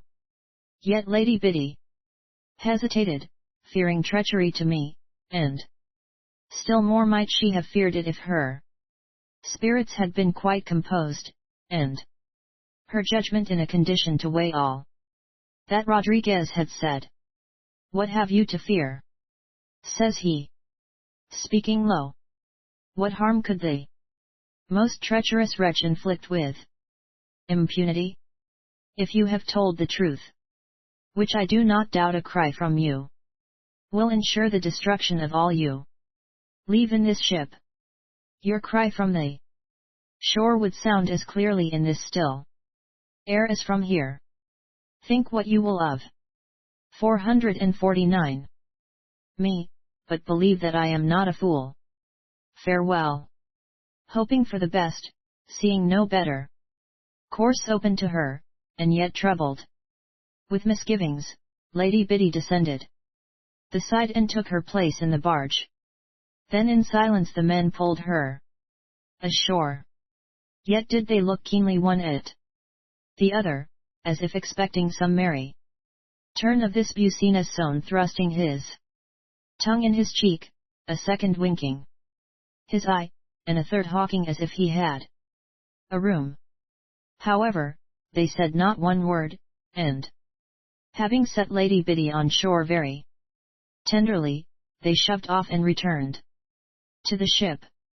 Now, not knowing which way to turn, nor what to do, for her position being so 450 unexpected, and feeling like one set alone in another world, Lady Biddy rested her hand on the tree by which she stood, and in a kind of maze watched the boat returning to the ship. Then she began to wonder how long it would be ere the men would be dispersed and I should come to her, and what means we should find of getting to that town Rodriguez had spoken of. The men left the boat and went up on board, and still Lady Biddy watched, as if she had but just woke from her sleep, and was dazed, as she told me, but of a sudden a great shout burst upon her ear, and as quickly it flashed upon her intelligence that a false trick had been put upon her, which she might have foreseen had she been as subtle as Rodriguez, which, thanks be to God, 451 was not. Then for the first time it occurred to her that while she was being carried to the shore Rodriguez might send part of his company below to take the powder from the armory, or to be prepared with muskets to shoot me dead the moment I lifted the trap. And now hearing this shout she was convinced that precautions had been taken to prevent the blowing up of the ship, and the men were rushing into the cabin to take me. But this was not the worst. As she strained her eyes, as if to pierce the side of the ship and know my fate, she perceived a boat shoot from the further sight of the ship and turned towards her. For a moment she believed that I had contrived to escape, for there was but one man in the boat, but looking more 452 narrowly she perceived, to her horror, that the man was Tonga the Negro, and coming towards her he raised a terrible yell of savage joy and triumph. Rodriguez, true to his word, had offered the black a reward for the pain he had been put to, and now, as he came on, exulting to satiate his lust and vengeance, my poor Lady Biddy screamed aloud to me. But it was too late, and Lady Biddy, feeling she was now most surely undone, could not even cry again for help. 453 Chapter XXVI. How I got away from the vile pirate and settled Tonga his business. Seeing nothing but impenetrable thickets on one hand, and the sea on the other, and no means of escape either this way or that from the raging savage, Lady Biddy, I say, did give herself up for lost, and so, falling on her knees, she prayed the Almighty to take her life there and then, that she might be saved from the loathsome passion of the Negro. Yet was her case not so bad as to 454 call for this last remedy neither, as I shall presently show. In great commotion of mind I stood in the little cabin with the grenade in my hand and the lamp burning steadily at my feet, prepared to play the part of the destroyer, while still cherishing the faint, flickering hope that my lot rather was to be that of the preserver. Thus I waited an incredible length of time, as it seemed to me, until, my anxiety becoming no longer tolerable, I scratched again upon the wall for a signal to Lady Biddy. Then getting no answer, I ventured again to the panel door and peeped through. The big cabin was empty, nor could I spy through the further door any sign of her, but only the ship's company. 455 DRAW and across the deck, with Tonga lying prone before them. But at a glance I perceived that most of the men were looking up towards the deck over my head, and then catching a faint sound from thence, which my eager intelligence made out to be my lady's voice, I was no longer in doubt as to her whereabouts. At this point I heard Rodriguez call to his boatswain to man the boat, which he speedily set about to do. Now, while these fellows were thus busily occupied, I saw my chance to get out onto the gallery unperceived through the little door there, which had been set open to let a current of air through. So creeping low and nimble as any cat I crossed the space that was open to observation from the deck, without being seen, thanks be 456 to God, and that way got me onto the quarter gallery. Yet what I was to do there, I knew not. Still, it was a comfort to change my place, for any shift seems for the best when one is tormented with apprehension. After another tedious spell I heard the oars splash, and presently, to my complete amazement, I caught sight of the barge, with 8 or 10 lusty men in it, pulling towards the shore with all their will, and Lady Biddy seated on one of the thwarts alone. I withdrew cautiously to that end of the gallery where the bulk of the ship did somewhat conceal me from the rowers in the boat, whose faces were towards the ship, yet not so far but that 457 crouching down, I might watch what came of this business, and thence I saw them set Lady Biddy on shore. At first I thought that this was but an indulgence of Rodriguez, that she might refresh herself while the men were getting water, but this notion was put out of my head the next minute by seeing the fellows shove off and return towards the ship, leaving her there alone. Had she told Rodriguez all, and was the boat returning to fetch me, I asked myself, or was there some wicked design to leave her there alone? Being better minded to trust myself than Rodriguez, I made up my mind to swim to the shore, which was no great matter, the distance being half a mile at the outside, and the sea very fair and smooth. So climbing over the rail, I dropped from that gallery into the lower 4580 which projected beyond it.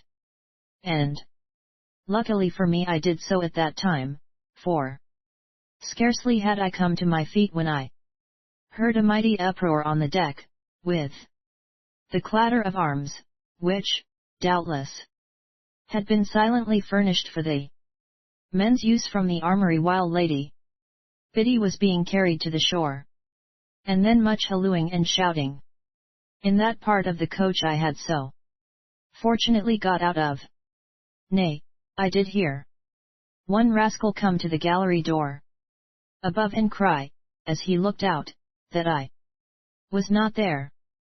Now, thinks I, is my time to get out of this hornet's nest, and so clambering over this rail as I had over the other, and recommending myself to Providence, for as like as not in such waters as these might be sharks or water serpents, I dropped down plumb into 459 the water, and coming up again, struck out vigorously for the shore, keeping as low under water as I well could.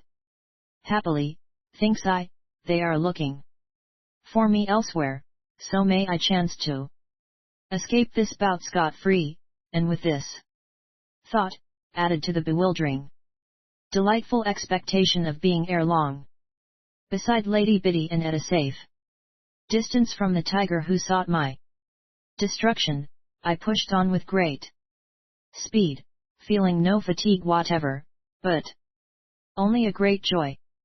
Then suddenly I heard a hoarse shout of triumph, which did for the moment lead me to think I had been perceived from the ship, but casting my eye around I spied on my right hand a skiff and Tonga in it, pulling the oars, yet feebly. 460 because of his arms being wrenched as I have described. 'Twas a wonder he had not caught sight of me, but I think his eyes were chiefly occupied in glancing over his shoulder to see if the fair girl were trying to escape him, and truly, as the proverb runs, one sees naught but the deer when one runs with the hounds. As I caught sight of him he shifted his oars, which he had hitherto been pulling, and could, I take it, no longer do for the suffering of his arms, and standing up in the boat, with his face to the shore, he took to pushing the oars for his greater comfort. Thus was his back set towards me, so that, unseen and with very little ado, I overtook the boat, and laying hold of the sling at the stern, I let 461 him pull me towards the shore, to his greater pain and exhaustion. This maneuver did not serve me another turn, for against the black stern of the boat my dark head was indistinguishable from the ship, unless one did carefully examine with a spyglass, and doubtless by this time Rodriguez and his company, having found that I was no longer in the ship, were scanning the sea to know if I were there, that I had been in the cabin pretty recently, and that Lady Biddy had told him no more than the truth. Rodriguez might see full well by the burning lamp and the grenade I had left behind me. At last the boat ran around, and, dropping my feet, I felt the sandy bottom. Then, glancing along the side, I 462 SAW my poor Lady Biddy kneeling beside a tree with her face hid in her hands, to shut out the sight of that horrid black, which did stir my entrails with hatred of him. Yet I saw full well that I must not discover myself till I was got on firm ground, for a man up to his neck is powerless though he have the heart of a lion against another whose limbs are free to act. With a blow of an oar tonga might have settled my business, and knowing this, I kept still hid from him under the gunwale of the boat until he leapt out onto the sand. Crouching down more like a tiger than a human being, he slowly went up the sandy slope, and to make the resemblance greater, a low growl of savage exultation came from his throat. 463 and he drew up his arms, with all his fingers spread out, as if preparing to spring upon his poor helpless victim. Quickly and yet silently I made my way out of the water and followed in his footsteps. Arms I had none, but presently, drawing near him, I spied a great stone half buried in the sand, and this I wrenched up at one tug, though it weighed, as I believe, over 1/4 of a hundredweight, and was sucked down by the wet sand. Hearing the sound that was made by the wet sand dropping from the stone, he turned about, and, catching sight of me, set up a fearful cry of rage, but it was the last cry he ever made, for I held the stone lifted over my head, and, dashing it forward with all the might of my body, I struck him full in the face with 464 it, crushing in the bones and bursting the brains from his skull. Then all was silent, save a faint cry of despair from Lady Biddy, who, daring not to uncover her eyes from the moment she saw the black on shore, thought that his cry of rage was intended for her, and that the crash which followed was but some preparation for her destruction. I threw some sand over the bloody, formless thing that had been a human face the minute before, that the ghastly spectacle might not shock Lady Biddy. And then I went to her side softly over the sand. Now did I fear to let Lady Biddy know that her enemy was dead and a deliverer at hand, lest by the sudden commotion 4650 feelings I might unhinge her mind. For a moment I wondering how I should manage this business for the best, and then, my wits failing to help me, I yielded to the desire of my heart, and dropping on my knees by her side, murmured with a true and devout heart, God be praised. 466 Chapter XXVII of our further escapes, and a stratagem by which our enemies were put to great discomfort. Hearing these words, Lady Biddy did rouse herself up as from a dream, and, seeing me kneeling by her side with bent head, and the negro lying at a distance quite still, she gave a little scream of surprise, and then, clasping my folded hands in hers, fell to weeping and laughing out of all measure. But I 467 KNEW not which was the more piteous to hear. You have saved me again. You good Bennett again saved, cried she. I, Lady Biddy, says I. Yet I am but the happy instrument of a divine grace. And you should think, not of me, but of him whose servant I am. These serious words had the effect I wished, for at once she grew calmer, and, ceasing to smile, did with all her heart pour out grateful thanks to heaven. And never did holy man more devoutly join in heartfelt praise than I, who was, as I may say, a sinner. From this sweet communion we were aroused in a sudden and terrible manner.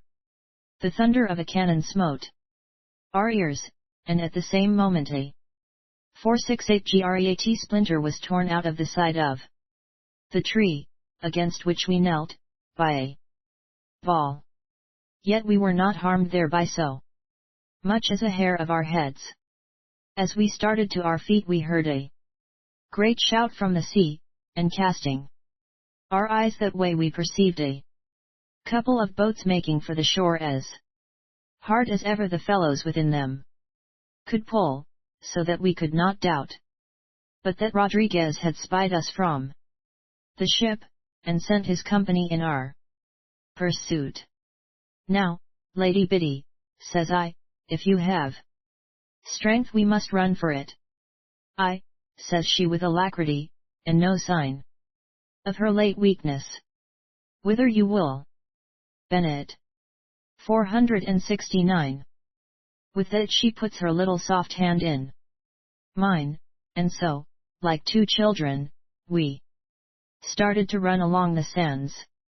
And well, it was we were so prompt, for ere we had got a dozen yards another gun was fired from the ship, and this time charged with slug shot that scattered prodigiously, but, thanks be to God, did us no hurt in the world, at which I laughed aloud, and Lady Biddy joined her pretty mirth as gay as any peal of bells, so elated was she with our happy release. Yet were we laughing ere we were out of the wood, or rather, as I may say, ere we were in it, for there lay our only chance of safety from those villains who were now nearing the shore.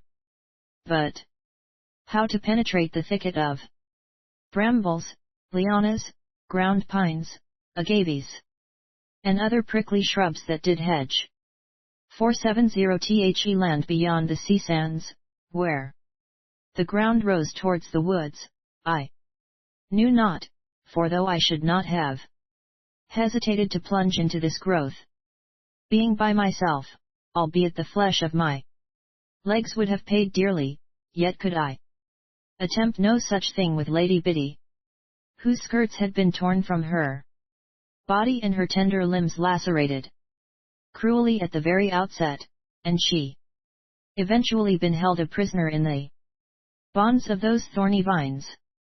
So still we kept to the coast, running on as swiftly as the shifting sand would allow, all the time hand in hand, and with a good heart, until another shout behind us made my heart sink and banished the smile from my lady's cheek, for now we knew that one of the boats had reached the shore.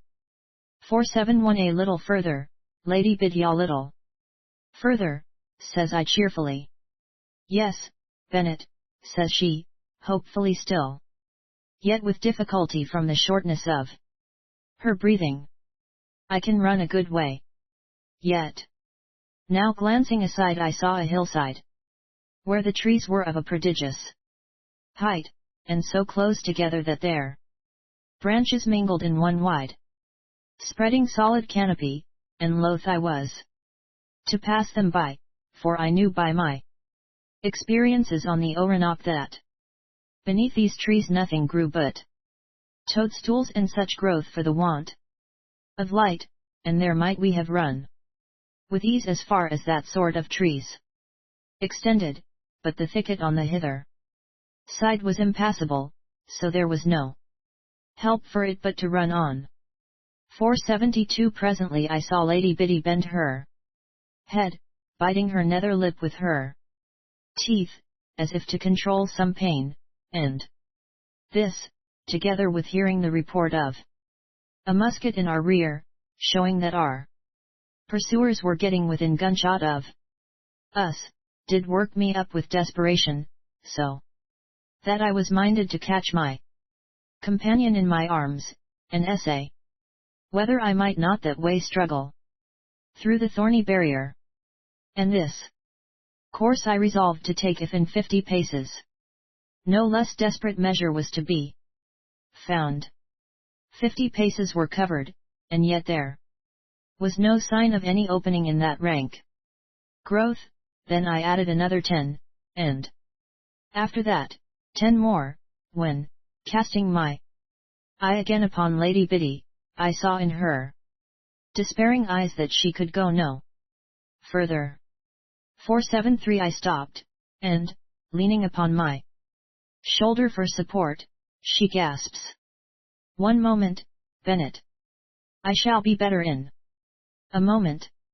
I looked back, yet in a manner not to affright the poor girl, and saw the seaman doggedly running on, but no nearer, heaven be thanked, which surprised me, although each man was encumbered with his musket and other arms. But seeing us at a stand they set up a shout, and began to mend their pace. Now, said Lady Biddy, and again we started forward. Hardly had we made half a dozen yards, when I stopped her with a cry of joy, for there, lying flush with the outlying growth of what I term the thicket, was a 474 great mass of dry, brown, broad leaves, which I knew for the head of a cabbage tree, which, though it promised nothing to an inexperienced eye, did to mine betoken a means of crossing the thicket by its stem, which is never less than 150 feet long in one falling to decay, and is more often 250 feet. And happily this tree in falling athwart the thicket had struck upon a rock, so that it was lifted well up above the more tangled growth. Now I knew that if we could once get upon the stem of that tree we might have a convenient bridge for getting to a place where the ground was freer, and, as there was no time to consider whether the thing was possible or not, I hurried Lady Biddy thither, and bidding her grip me tightly by the shoulders, I did set myself with all the strength and agility I possessed, which was doubled 475 by the desperate occasion, to drag myself up by the hanging leaves to the crown of it, and thanks to the fibers of these leaves being of a prodigious toughness, as well as to the help of Providence, I succeeded so well that in a twinkle we stood side by side upon the trunk of this fallen tree. Here were we well concealed from sight, but not so secure neither as was to my taste, so, begging Lady Biddy stay there till my return, I ran nimbly down the length of the palmetto, and then along the inner side of the thicket, beneath the trees, where the growth was of moderate proportion, back in the direction we had come, till guessing I was about come level with our pursuers, I set up a great mocking laugh of derision to be heard of them. Upon which, to my great satisfaction, I heard 4760 any of the seamen shout to his fellows, who were in advance, to come back, for they had passed the game. "Aye," shouts I, "and you'll have to look sharp to catch us at that." The fellows replied by firing a volley into the thicket where they deemed I might be, but they might as usefully have fired into the sand for all the damage their bullets could do to me. Through that huge mass of shrubs and plants, whereof the best part are as tough as leather, I gave them another laugh, but still a little further back from the part where I had left Lady Biddy, to make them conclude we were flying thence, and this enraging them beyond measure, they straightway plunged into the 477 thicket, fancying that we had passed through, and that they might do the same. And first of all there was great cursing amongst them for the thorns that stuck in their legs, but as they pushed further in to free themselves, and only got the worse entangled, being torn and rent, as they must, from head to foot at every moment, the cries of pain and rage that these wretches set up were enough to make any heart glad to hear.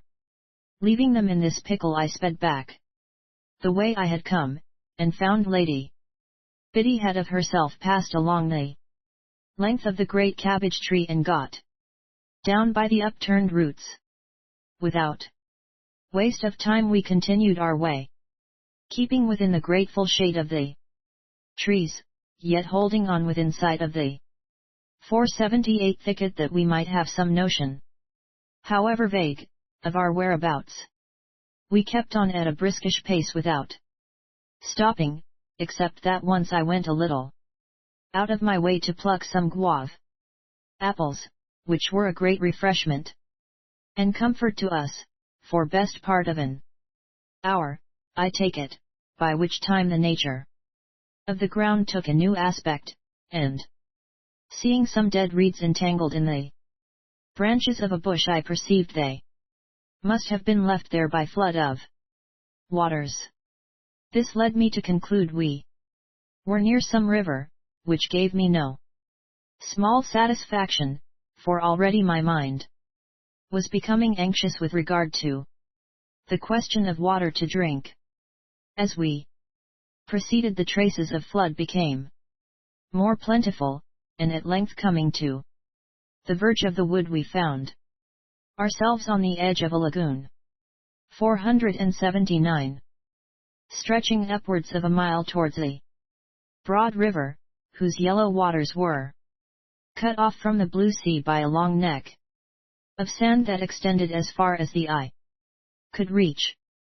This lagoon was a dismal waste of refuse washed down by the swollen river in the rainy season, for as yet the new growth of reeds had not penetrated the mass, except here and there where a patch of tender green rose amidst the wide expanse of rotting vegetation.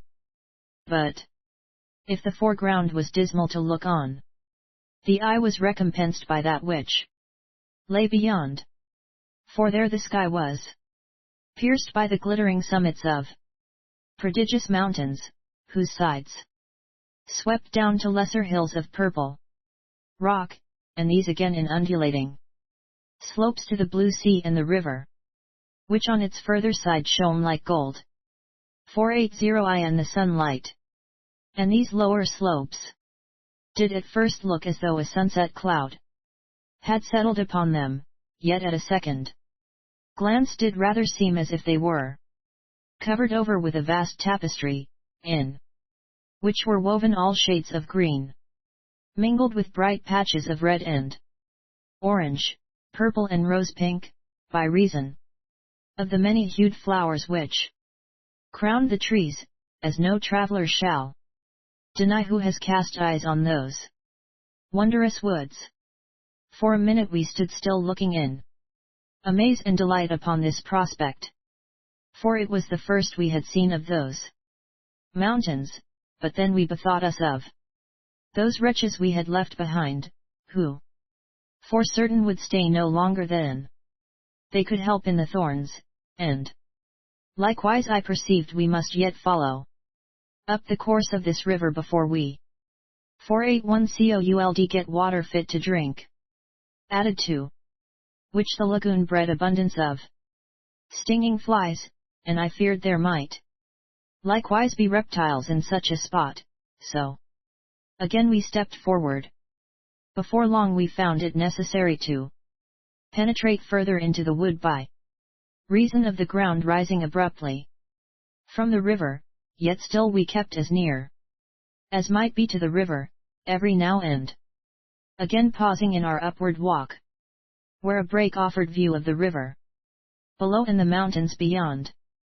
We kept on, for Lady Biddy would not allow that she was fatigued, until I heard, as I thought, the breaking of water, and passing a huge rock we saw, to my inexpressible satisfaction, a silvery stream of water tumbling down the gorge that opened before us.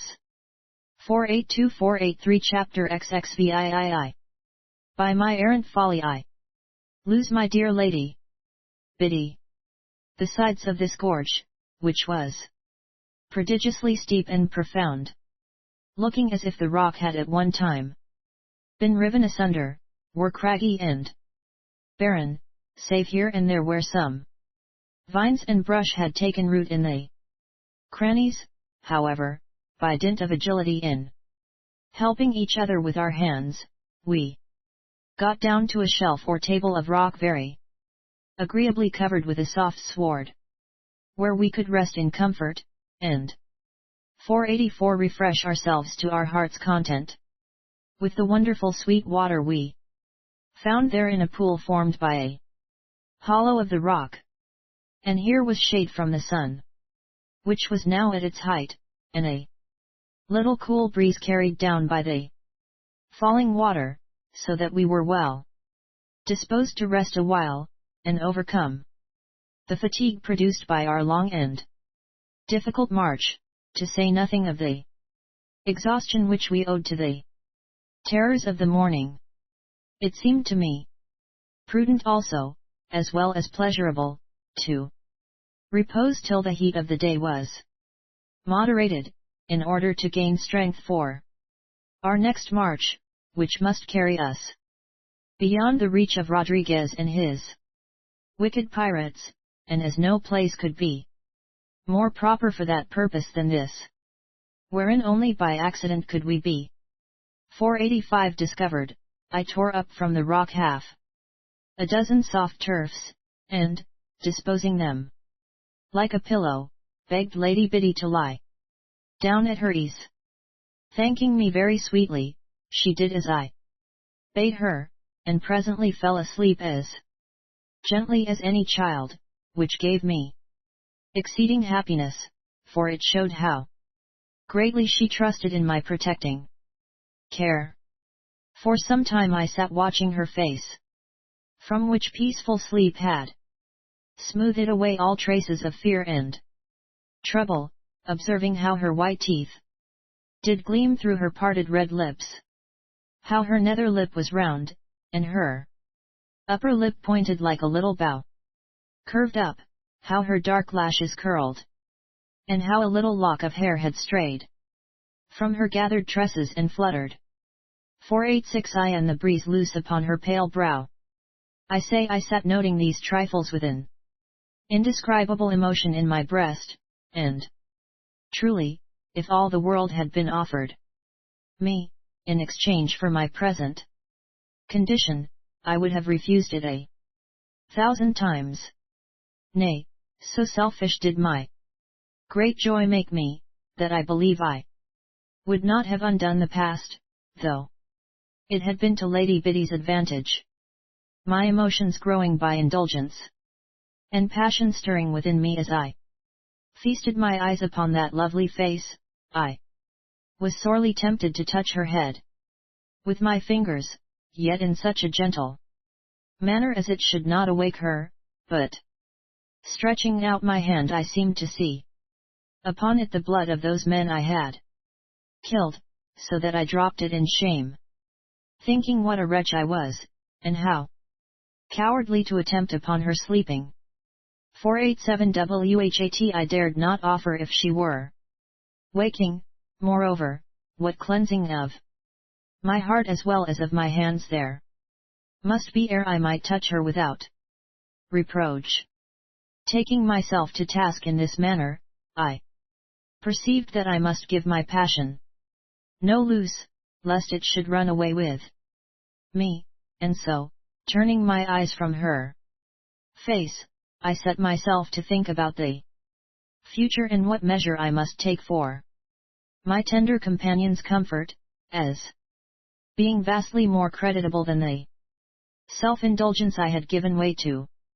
And first, a griping in my vitals did put me in mind that we could not live on guava apples and water alone, but must have more solid victuals to strengthen us against the hardships of traveling in the desert that lay before us.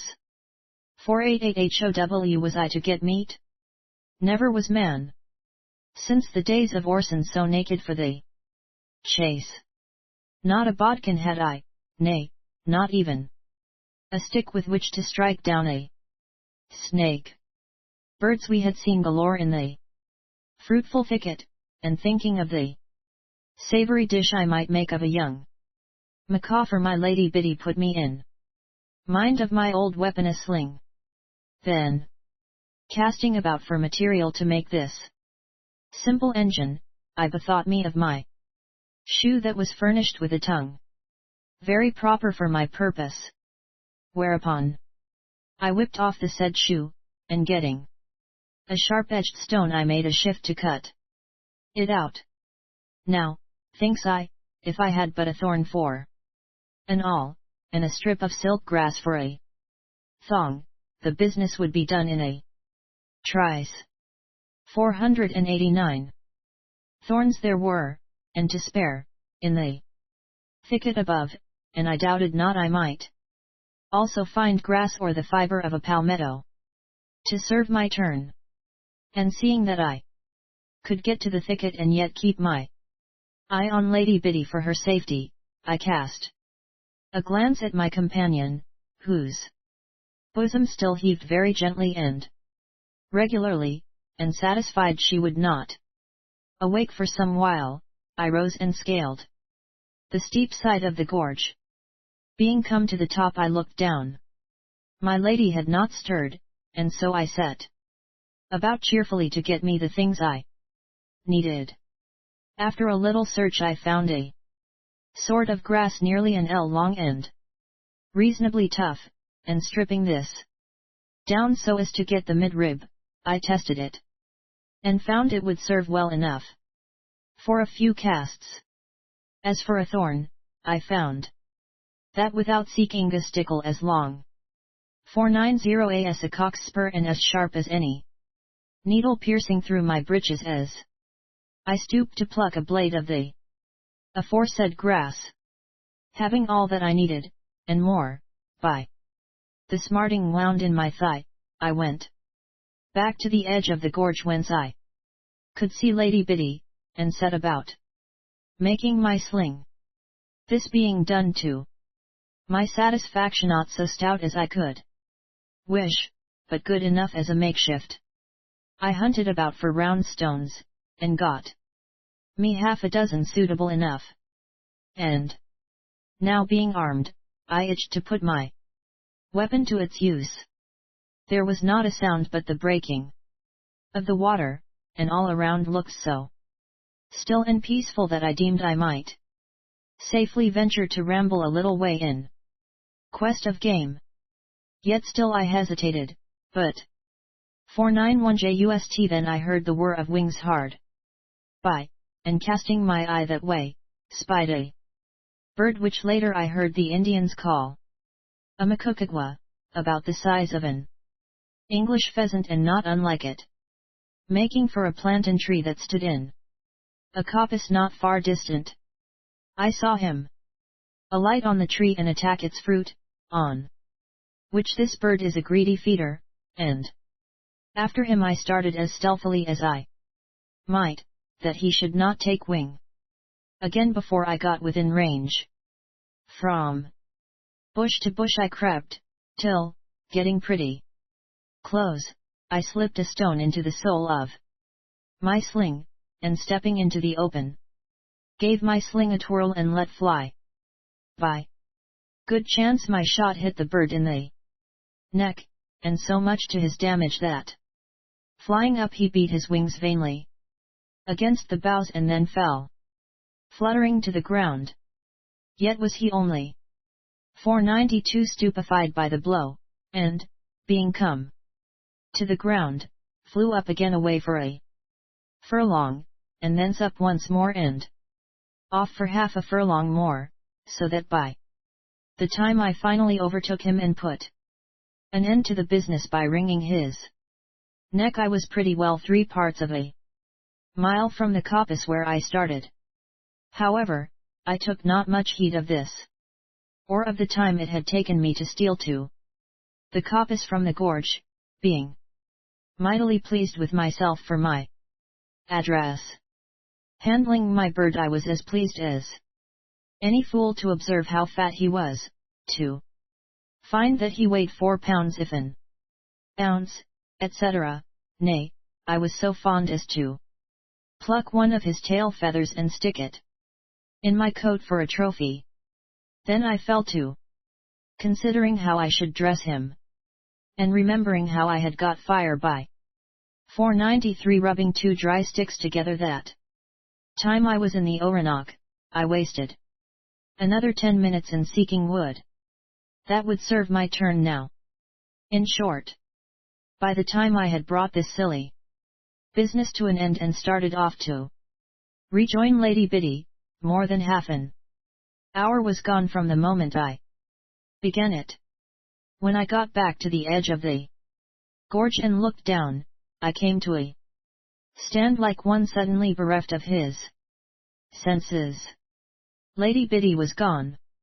I could not fetch my breath. The bird that was paid for so dearly slipped from my powerless fingers, nor did I ever see anything more of him save the feather I had stuck in my coat, and my limbs quaked under me. Then I would not believe but that I had mistaken the 494 place, until the turfs I had pulled up for a pillow met my eye and convinced me that it was there and nowhere else that I had left her. She is gone, I moaned, and then, striking my breast with my clenched fist, I muttered, and thou, villain, must answer for her fate. Then, hoping that she had but strolled a little way to find me, I rushed along the edge of the ravine to a rock that hung over the deep cleft. From this point I could see down to the bottom of the gorge where the stream ran into the river. Just within this creek lay a boat, which only too clearly discovered the reason why Lady Biddy was no longer where I had left her. 495 That very moment I heard her voice calling faintly as from a great distance, "Bennett, Bennett." Then there was silence, while I looked in vain to see her down the ravine, doubting not that she was being carried away to the boat below. "Bennett!" she cried, yet a little louder, yet still faintly. "Bennett!" I felt sure that she saw me and was crying for help, and it maddened me that I could not see her. Nor could I guess from her voice in what part of the ravine she had been taken for the breaking of the waters and the echo of the rocks. But leaping to another rock, and craning my neck over, I caught sight of 2 fellows, whom I knew for Rodriguez rascals, rounding a bend of 496 The gorge below. And one of them, facing about, lifts his finger warningly, as if to signal those who followed that they should stifle Lady Biddy's cry for help. 497 Chapter XXIX. I find my Lady Biddy, and we despoil our enemies, with other facetious matter. The moment I concluded that those wretches at the foot of the ravine were carrying off Lady Biddy, I threw myself down the rocks to her rescue, and had the chances of breaking my neck thereby been 100-fold as great, I should not have hesitated. For I considered that it was by my fault she had been taken, and that therefore I owed my life for hers. Indeed, I valued 498 not my life as a straw, save as it might be of service to her, for what use was life to me without her? I might as well be dead and forgotten as alive and she lost, nay better, for to live bereft for ever of her, or in doubt as to her fate, would be continual misery and the cause of never abating self-reproach. With these thoughts running confusedly in my head and urging me to desperate leaps which I had never dared to attempt in cooler blood, I descended that rocky gorge like any bounding ball, till coming to level ground, I spied half a dozen fellows clustered together in the shadow of a rock round one who was slicing a pine nut to share among them. But no Lady Biddy could I see, nor was there any sign of her between them and the boat which lay hard by in the creek. As I have said, 499. By this time, the heat of my spirits being somewhat abated, I reasoned with myself that to attack those 6 men, unarmed as I was, would be a piece of foolhardy madness which could do her no good, nor me neither, except as the cutting of my throat would put me out of my present anxiety, and that if I was to rescue her at all it must be by cunning, whereof I set myself to approach them unseen, that I might learn, if possible, where they had bestowed their captive, and this I did without great difficulty, for hereabouts were many scattered stones and abundant growth of prickly shrubs, ground palms, and the like, being come so nigh them that I could hear their remarks upon the fruit they were eating, which seemed entirely to occupy their thoughts. I waited for the 500 conversation to take another turn. Presently one of them, flinging himself on the ground, says, "Well, mates, I take it we've done work enough for this bout, so here shall I lie at my ease till it be time to fill the barricos and get back as shipboard." "I'm with you there, Jack," says another, following his example. The rest were not slow to lie down likewise, save one, who, scratching his head, says, "How about this here female we are to carry back alive or dead? Plague take her, say I, and the likes of her," grunted he who spoke first. "What do we want of females? She's brought 501 US no luck, and I'd as soon see a rat in the ship." "So say I," chimed in his mate. "They other fellows have gone after her, and let them catch her if they may. For my own part I wish her no worse luck than to give them leg bail and lose herself in these woods. You don't catch me running after no females till I get back to Penzance." Hearing this I was struck with amazement, and could not too much admire my folly in rushing headlong into danger without proper occasion. For now I readily perceived what was the fact, that Lady Biddy, awaking after my departure, had caught sight of the men at the foot of the gorge and taken measures to conceal herself from discovery should they ascend. While 502 thus hidden she had seen me come upon that point of rock, and to attract my attention, had called me by name as loud as she dared. My descent had been too furious for her to stop me by her further cries, which were lost upon my ear, and thus, in going to her, as I thought, had drawn myself away. However, it was with a glad heart that I perceived my folly, and stealthily withdrew from those men whom a few minutes earlier I was like to have fallen among, and turned to follow the course of the torrent to the level above. I made short work of this business when I was fairly out of sight of the seamen, and before long I again heard that sweet voice calling, "Bennet, Bennet!" Upon which, casting my eyes eagerly about, I descried my dear Lady Biddy in a little 503 natural cavern formed by 2 leaning rocks. She clasped her hands, and her face beamed with joy to see me again. But if she was pleased, Lord, what was I? Then we sat down together and narrated our experiences, I blaming myself hugely for my headstrong conduct, yet still she smiled. "Won't you be angry with me, Lady Biddy, for my rashness?" says I. "Nay," says she, "you may blame yourself, but I cannot, for was it not to save me you encountered this danger? Since it has ended thus, I can but be pleased with this proof of your devotion. Yet, when I call again, I would not have you run away. Then we were silent a while, I know not why, except that I was too happy to 504 SPEAK.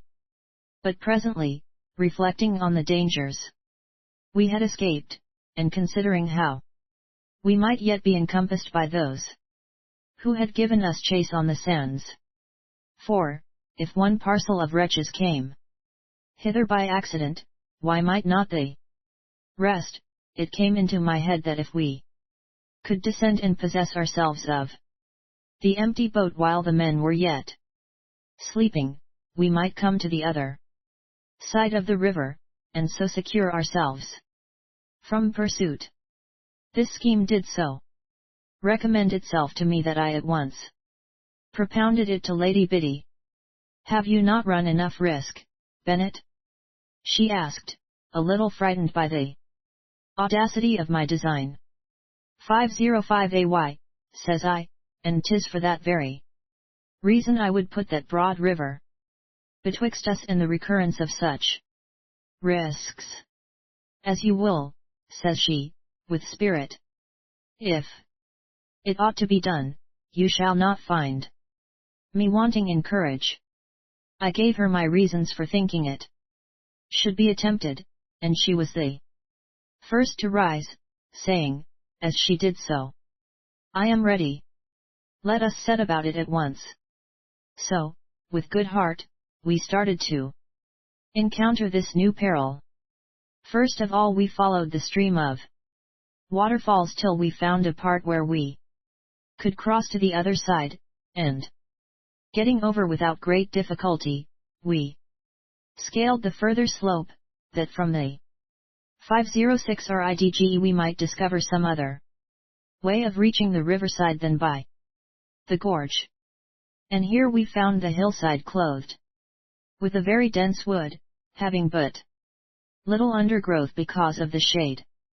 By running from tree to tree we managed very well to break the descent, and came at length into wet ground, but in these parts there is no danger or hardship in wetting the feet, so along this level we made our way till we came to a great growth of reeds that stood like a green wall before us. Here we went up a little, for the reeds betokened deeper water, besides being a harbor for cockadrills and water snakes. Then, pushing on still further, we reached the end of that reedy growth, and perceived we were come to the creek where the stream discharged itself, and not a 507 stone's throw from the boat. Whereupon I bade Lady Biddy wait there patiently a while, and crept forward, under cover of the bush, until I caught sight of the seamen. They were all asleep like so many logs, and most of them on their faces, as is the manner of mariners when they slumber. Coming from my cover I stepped into the stream, which spread out and was of considerable depth, and carefully waded to the boat, unhitched the headline from the bush to which it was attached, and letting it swing out into the current, drew it as gently as might be to that spot where Lady Biddy was waiting in pale concern. I beckoned to her, and she came boldly out and stepped noiselessly into the boat.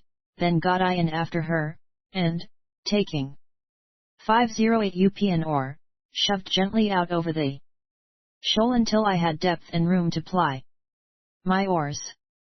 Still was I obliged to be stealthy, for we were yet within gunshot, and the fellows had their muskets with them, nor had they left a weapon in the boat save only one sword, which, however, was a treasure to me. So then I pulled for some while, very gently, but getting a furlong from the shore I laid to with a will, and it was a great delight to see how Lady Biddy did smile and rub her hands together for glee.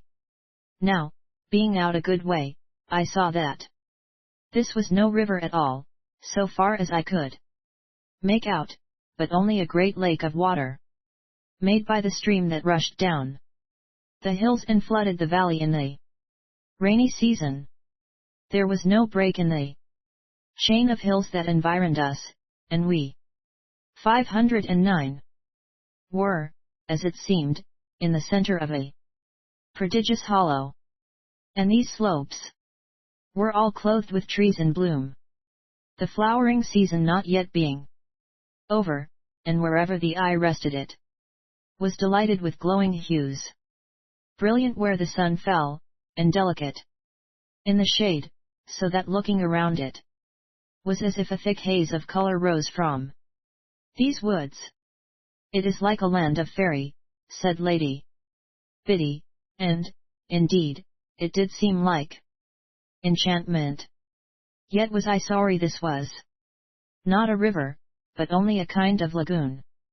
However, I knew it would cost our pursuers a week to get at us by going round the lake by those thick, tangled woods, nor could they fetch another boat to our pursuit without giving us ample time for escape. 510 as we neared the opposite shore, the chain of mountains disappeared behind the nearer hills, which showed that they were at a considerable distance, but this gave me no great concern. Nor did I cast my eyes that way frequently, being more intent to see if the fellows had discovered the loss of their boat. We reached the shore, and yet I could see no sign of their moving, though I plainly descried the rock against which they lay. We had fallen down a little towards the sea by reason of a current where the lake, as I call it, disemboweled into the sea beyond the bar of sand, so that when we landed we perceived the black ship lying out at her moorings, but happily at a great distance. 511 I pulled the boat into the bank, which was here washed by the current free of the refuse that lay upon the other side. And having helped Lady Biddy to land, I fetched the sword out of the boat, and, drawing it from its scabbard, found it was as a good sword as any could wish to have, which was a great comfort to me.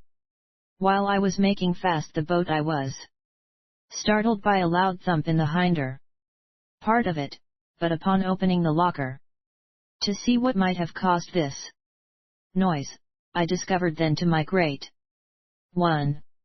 delight a Tortuga lying on his back. Then, calling Lady Biddy, I bade her come and look at the supper our enemies had provided for us. At first, she was frightened at the sight of this poor, inoffensive creature, never having 512 se and the like before, but when I told her that it was excellent meat as any prince might eat, she was as pleased as I, being by this time pretty sharp set. Then, having both a mind to make our supper whilst we might, she set about to gather sticks for a fire while I dispatched the Tortuga and cut some steaks ready for dressing with my sword blade, for other cutlery had we none. While I was still at this business, Lady Biddy comes back with her arms full of sticks, and very cheerful. But, Bennet, says she, of a sudden, dropping the wood and turning aghast, what is the use of wood with nothing to light it? So I showed her how to get fire by rubbing two bits of touchwood together. 513 and to see us on our knees blowing the embers into a flame, choking as the smoke got into our throats, and laughing as we rubbed our smarting eyes, all as merry as grigs. One would have thought we had come there a pleasuring and had no trouble in the world. It is clear enough why I was happy, but I can only explain Lady Biddy's lightness of heart by contrasting her present condition with the days and nights of terror and bitter suffering that had gone before. Be that how it may, I know this, that, as we knelt before the fire cooking our steaks on the end of sticks, we had to lay them down for laughing, when we heard the poor fools on the other side of the lake firing off their muskets in rage, to find their boat gone, and to see the smoke of the fire at which we were 514 cooking their torchugwa for our own comfort. Indeed, to think of the plight of those who did seek to do us mortal hurt, own party cursing in the midst of tearing thorns, and the other with no means of getting back to their ship but by threading intricate woods, with a sorry reception when they showed themselves to their captain at last. 'Twas enough to make any cat laugh. 515 Chapter XXX. I find myself in the paradise of fools. When we had regaled ourselves on the steaks of the torchugwa, which is a sweet, wholesome, and excellent meat, we rambled together into the woods in search of fruit to quench our thirst, for water there was none save that of the lake, which was troubled and brackish, and not good to drink.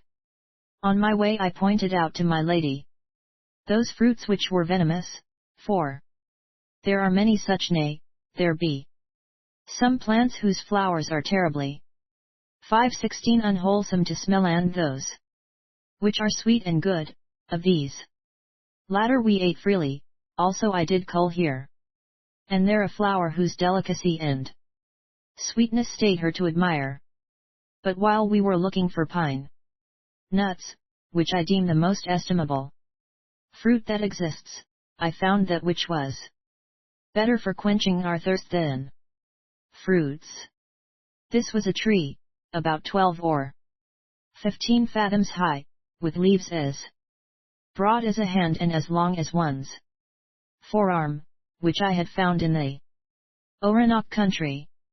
With a cry of gladness I bade Lady Biddy look to see a new marvel, and drawing my sword I gave the trunk a fair cut.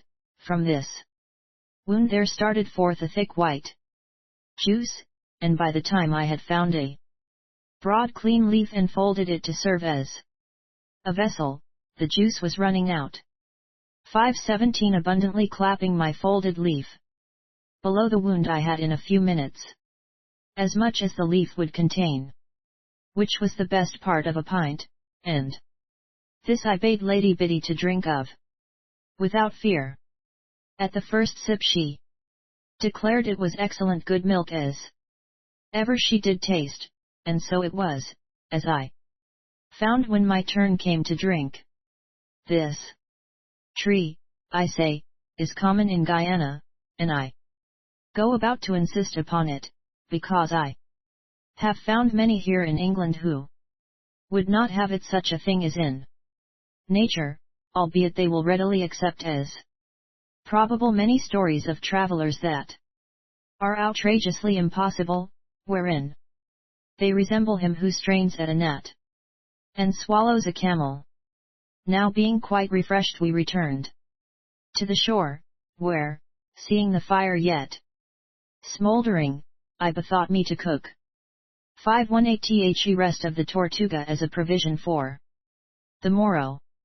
With a stick I raked a hole in the midst of the embers, then at the bottom I set a flat clean stone for a hearth, and on this I laid as much of the meat as was fit to eat, turning it over from time to brown on that hot stone. As soon as Lady Biddy saw what I was at, and the manner of doing it, she said, "That is a woman's work, Bennet, which I can do as well as you may. Leave this business to me, I pray you, and occupy yourself with the serious matters that are beyond my capacity." And though she meant no reproach, I felt certain these words put me in mind that I was in a fool's paradise. Fool! Says I to myself, as I left her side, think you this happiness can 519 endure? Are you so fond as to imagine That this savage life, which is a joy for you, is fit for a lady of gentle breeding and refined sentiments, that, because you can picture no greater joy than to live with her alone in this wilderness, she can desire no better companion than you. Because her mind is enfeebled by long days and nights of suspense and terrible doubts, she rejoices like a child in the beauty of flowers and the taste of fruits. She can join with you in laughter at the discomfiture of her enemies. She can readily accommodate herself to the rude necessities of her condition, but when her mind recovers its strength and composure, nothing in this wilderness, however beautiful and enchanting it be, can content her for the loss of gentle friends, and the absence of those delicate enjoyments which have made 520 her what she is. Tomorrow she will weep, for she is a Christian lady, and thou art but a savage. With these arguments did I bring myself to a clearer perception of our estate and of my duty, which was to sacrifice myself rather than Lady Biddy, to endeavour my utmost to bring her to her friends, and therein shrink not before any pain to myself. And truly, adds I, addressing myself as before, truly, your own interest prescribes this course. For how can you hope to win the esteem of that dear creature unless you do deserve it? If, instead of yielding her to your friends, you followed the bent of evil inclination, and led her whither no help could reach her, then would there be not a pin for her to choose betwixt you and such a villain as Rodriguez. And though she regards you now with 521 trust and tenderness, how must her feelings change to contempt and disgust, if she find you are but an enemy, betraying her to your own selfish ends, under the mask of friendship. Notwithstanding this reasoning, I was sadly downcast, and had no more relish for duty than if the argument had been all on t'other side. And so, being come to the edge of the sea, I stood there with my arms folded, looking out over the sea, very down in the mouth, and as sluggish in my mind as if I had not to do but to stand there all the rest of my days. From this torpor I was aroused by Lady Biddy coming to my side, so softly that I had not in my dull mood heard her approach, and touching my arm.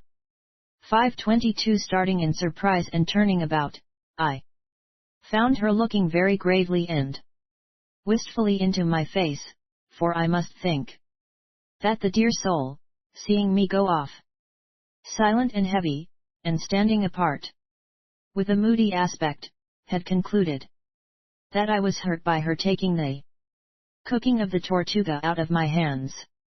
I have cooked the meat, but now, says she, with a little shrug and a smile, I don't know what to do with it. An ordinary woman in her place would have asked what ailed me so suddenly. But she was of a finer and more delicate nature, and sought to reconcile me, without causing me to blush for taking umbrage at a trifle. For my own part I was glad to believe she had mistaken the cause of my 523 disorder, and was better content she should think me a fool than a rogue. But I felt vastly ashamed of myself, for all that, to find that my demeanour had discovered me. However, I did my best to make amends for my sullen humour, by rousing myself to a cheerful complexion as I answered her. Why, says I, the meat must be wrapped in fresh leaves, as well to preserve it from the flies as to keep it cool and clean for our use in travelling. And as I have not yet decided which course it will be best to take, for it is a serious and grave question, I will leave you to seek leaves for that purpose. With all my heart, says she cheerfully. I want to be useful if I may, but I will bring the leaves for you to see, lest the napkin poison our food. 524 thus by a little deception did I restore her better opinion of my temper, at the same time that her pretty behavior roused me to a more manly feeling. Presently she comes back with a store of leaves, which I found very proper for her use, and then away she trips to pack the meat. When I had settled what was best to be done, I went to her and found she had just finished her business, and admirably neat she had done it, so that I was forced to admit I could never have succeeded so well, which I thought it gave her great pleasure to hear. And have you decided what we are to do next? She asked. I am not so fixed but that I should be glad to have your opinion, says I, and 525 if you will come down to the point whence I have been surveying our position, you may more readily judge what we may do for the best. You will make me vain, Bennett, says she, with a smile. Now, says I, when we were come to the shore, tell me if you can see any trace of our pursuers opposite. No, I can see none of them, nothing moving, says she, after looking intently. Then we may take it they are making their way round the coast to rejoin their comrades who came in the other boat. By this time probably all the crew is on the shore, looking for water. Unless they find a spring or a stream to the west, which is little likely by the 526 position of the hills, they will come here again to the stream yonder. But to fill their barricades they must bring round a boat. Now I can see none as far as my vision reaches. Can you? She scanned the distance carefully, and replied that she saw nothing betwixt us and the ship. It is probable, says I, that the men will content themselves with fruit for the present, but when Rodriguez learns that we have taken the boat, and that there is water in this part, he will send other boats hither. That is not likely to happen for some hours. In the mean while we must escape, and I think it will be best to do so in the boat. We are too far distant to be perceived from the ship, and even if we be, we have such a start of them as they cannot hope to 527 fetch up with us, for if we see our pursuers a mile off we may take to the woods. Where do you reckon to go in the boat? Asks Lady Biddy. Why, says I, betwixt the chain of hills that surrounds us and those mountains we saw beyond, there should be a valley, and there should be a river to carry off the waters that flow from the mountains. If we are to find a town of Christians it should be at the mouth of that river, for there would lie the most fitting place to receive the produce brought down by the river from the interior parts of the country. Then you intend to make for that town? Says she, opening wide her eyes. 528 as I deemed, not without a pang of jealousy, with delight. Yes, says I. But, Bennett, says she, this may be the very town Rodriguez spoke of as the one he intended to go to, place where he has friends. Still, the town must be far hence, or he would not have cast anchor where he has.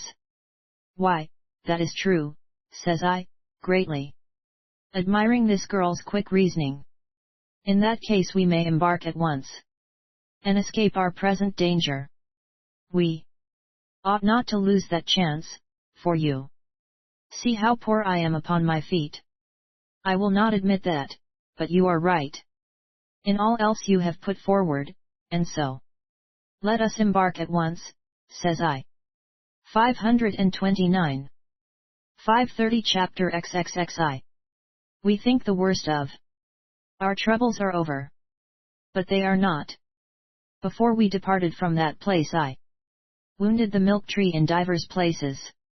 And, with Lady Biddy's help, drew off nigh upon half a gallon of juice, with which we filled a small keg which, as luck would have it, the seaman had left in the locker. Also I cut a fan-shaped palmetto leaf with a long stem for Lady Biddy to protect her head, and likewise I got a leaf for my own crown, tying it under my chin with that sling I had in 531 my pocket, for though the sun was now sinking, this heat was prodigious. Then, with our store of provisions in the locker, we slipped out with the current, the tide of the sea being yet at ebb, and passing the bar came into the open water, which was as smooth and fair as the sky above. Looking about us we were comforted to perceive no boat nor any sign of our enemy nearer than the black ship, which lay best part of 2 leagues, as I judged, to the east.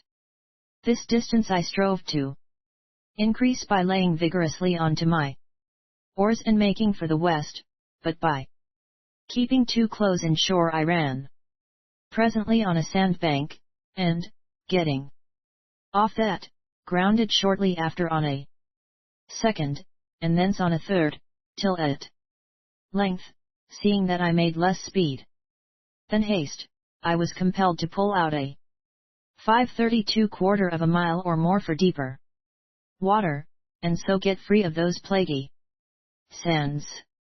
However, I was consoled for the loss of time and my discomfort by the pleasure of Lady Biddy, as we thus again obtained a view of the majestic mountains I have spoken of. Indeed, I was fain to lose another 5 minutes, resting on my oars, and looking over my shoulder at the superb spectacle, for the sun, being now in its decline, did light up these mountains so that they were glorious to behold. Some of the peaks burnt and sparkled like cut diamonds. Indeed, they may have been crystal, for all I know to the contrary, while others shot up like tongues of flame, as if the sun by its near approach had set them afire. Then those further 533 from his course shone all rosy, pink, with shadows of tender violet. Lower down, their sides glowed with rich shades of purple, yet painted over with a soft bloom like any plum. As for the valley below, 'twas like naught in the world but a great maze of lilac bushes, by reason of the flowering trees.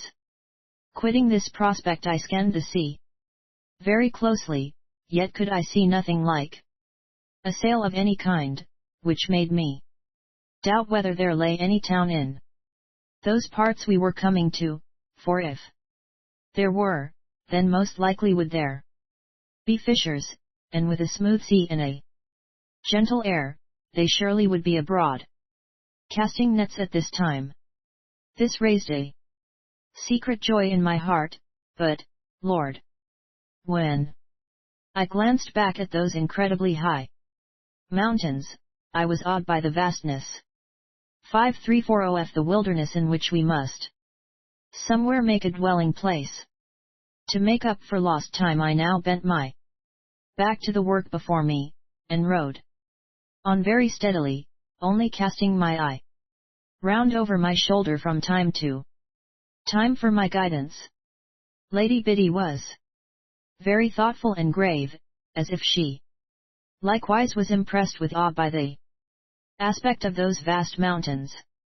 Moreover, she was recovering that strength and composure of mind which enabled her to gauge her condition justly, as I had foreseen, and this she could not do without perceiving how slender was the thread of hope that held her from despair. But, despite the return of strength, there was more in her heart than she could bear, and when she had been sitting in silence thus some while, she turned her head aside, as if to scan 535 shore, but it was that I should not see her eyes. Presently she stole her hand up and gently wiped away a tear that was stealing down her cheek, and I saw a movement of her fair throat, as though she were choking down a sob. And this so moved me that I had much ado to keep from weeping in sympathy. She gave another little gulp, and pushed again the tear from her cheek. Poor soul, she had no handkerchief, and then, with an effort turns to me, and, seeing my long face, laughed faintly, though her eyes were yet full. "We're better off than we were this time yesterday," says I as cheerfully as I could, but with a horrid thick voice. "Aye," says she, "and 'tis ungrateful and foolish to forget it." 536 why, as for that, says I, a scald will smart none the less for your getting out of hot water. But 'tis a comfort to know that we are not likely to get into the same broth again, and may reasonably hope to be relieved of our pain in time, and not long neither, which will give us patience to endure our present ills. "I will be patient, indeed I will," says she earnestly. "'Tis the least I can do in return for your goodness, Bennet." "Let us talk of something else," says I. "Can you make any guess as to where we are?" she asks presently. "I," says I, with as stout a voice as if I were telling the truth, "I make no question of our whereabouts, or I should not have spoken so hopefully." 537 but you did not seem to know before we started with a shrewd glance. "No, for then I could not see the run of the mountains. Now, when we landed before supper I could not have sworn but we were in Campeche, or Honduras, or the Isle of Cuba." "How could you know after we had eaten them?" says she. "Because our thirst led to the discovery of the milk tree. Then I knew we must be in Guyana, for they grow nowhere else," adding to myself, "for aught I know." A little smile of satisfaction played about her face, then she asked eagerly, "And what have you learnt by the run of the mountains?" 538 why, that we can't be many miles from the Gulf of Paria. For, if you will recall Sir Bartlemy's chart to mind, you will remember that the only mountains in Guyana that run by the sea are there. "What part of the chart, Bennet?" says she, knitting her brows. "Up at the top, against Trinidado." "Oh, I remember," said she, clapping her hands joyfully. "Why, that is close to where you left him." "Yes," says I, "and the very place Sir Bartlemy will go to refit, if I know aught about the matter." In this way did I bring her round to a more cheerful temper and a forgetfulness of her position. Nay, I almost cheated myself in trying to 539 deceive her. For, to tell the truth, I had no honest opinion that we were near Paria, else had we seen by this time Margarita, or some of those isles thereabouts. Rather I was inclined to think we were over against the mountains of Guava. However, I believe we were in neither the one place nor the other but on the coast of Darien, these huge mountains being a spur of the Andes, and if we were not there, then I know not where we were. I kept on long after the sun had set, nor would I have stayed when I did but for the rocks which began to encumber the shore, and my fear to venture far abroad, lest some current should get me into trouble. Coming now to a kind of cove, well sheltered with rocks and convenient to 540 abid in, as far as we could judge by the light of the stars, I threw out the grapple, which was made fast to the headline, and found it held very well.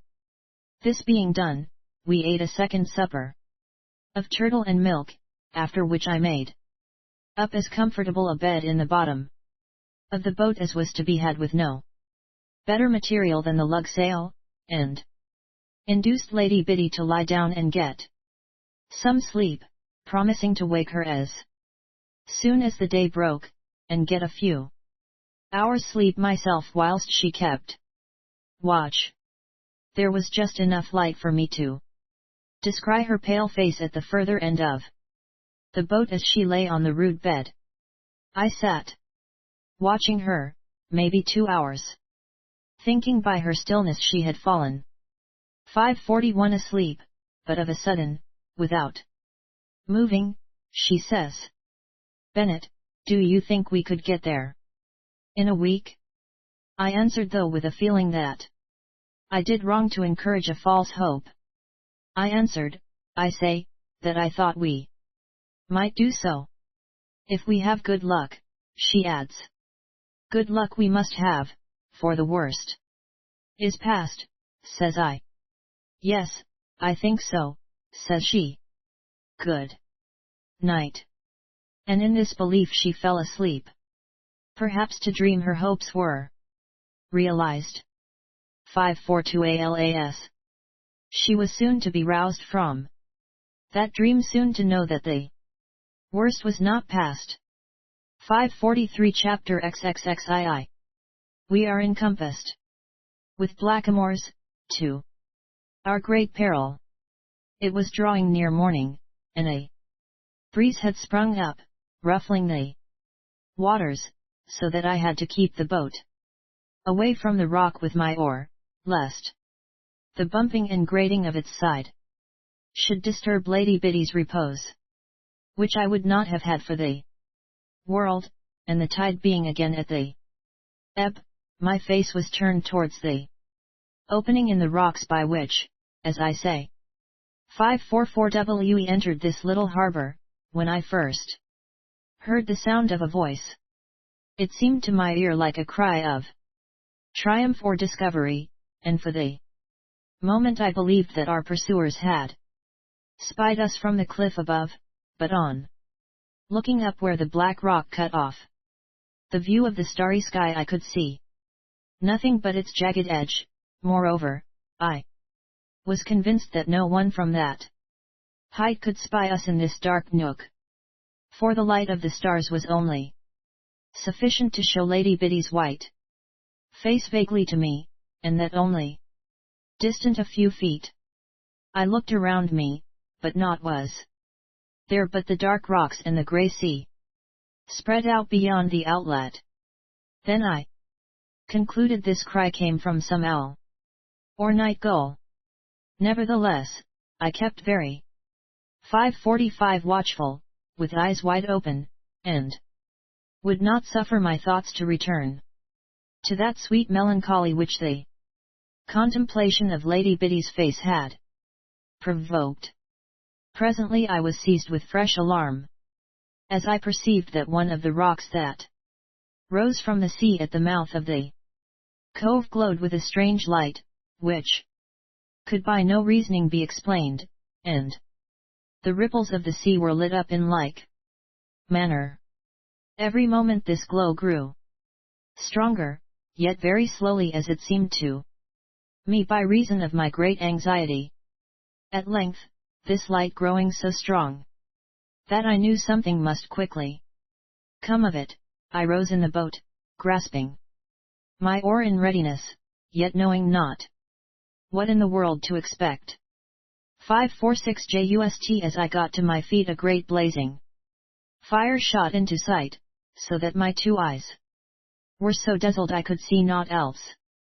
For a moment, however, as this confusion of my sight subsided, I perceived that the light came from a brazier or beacon basket of flaming wood fixed to the prow of a canoe, and behind it stood a savage as stark as he was born, with a long spear in his hand, while another savage behind him sat, with his knees up to his chin, paddling with a single oar.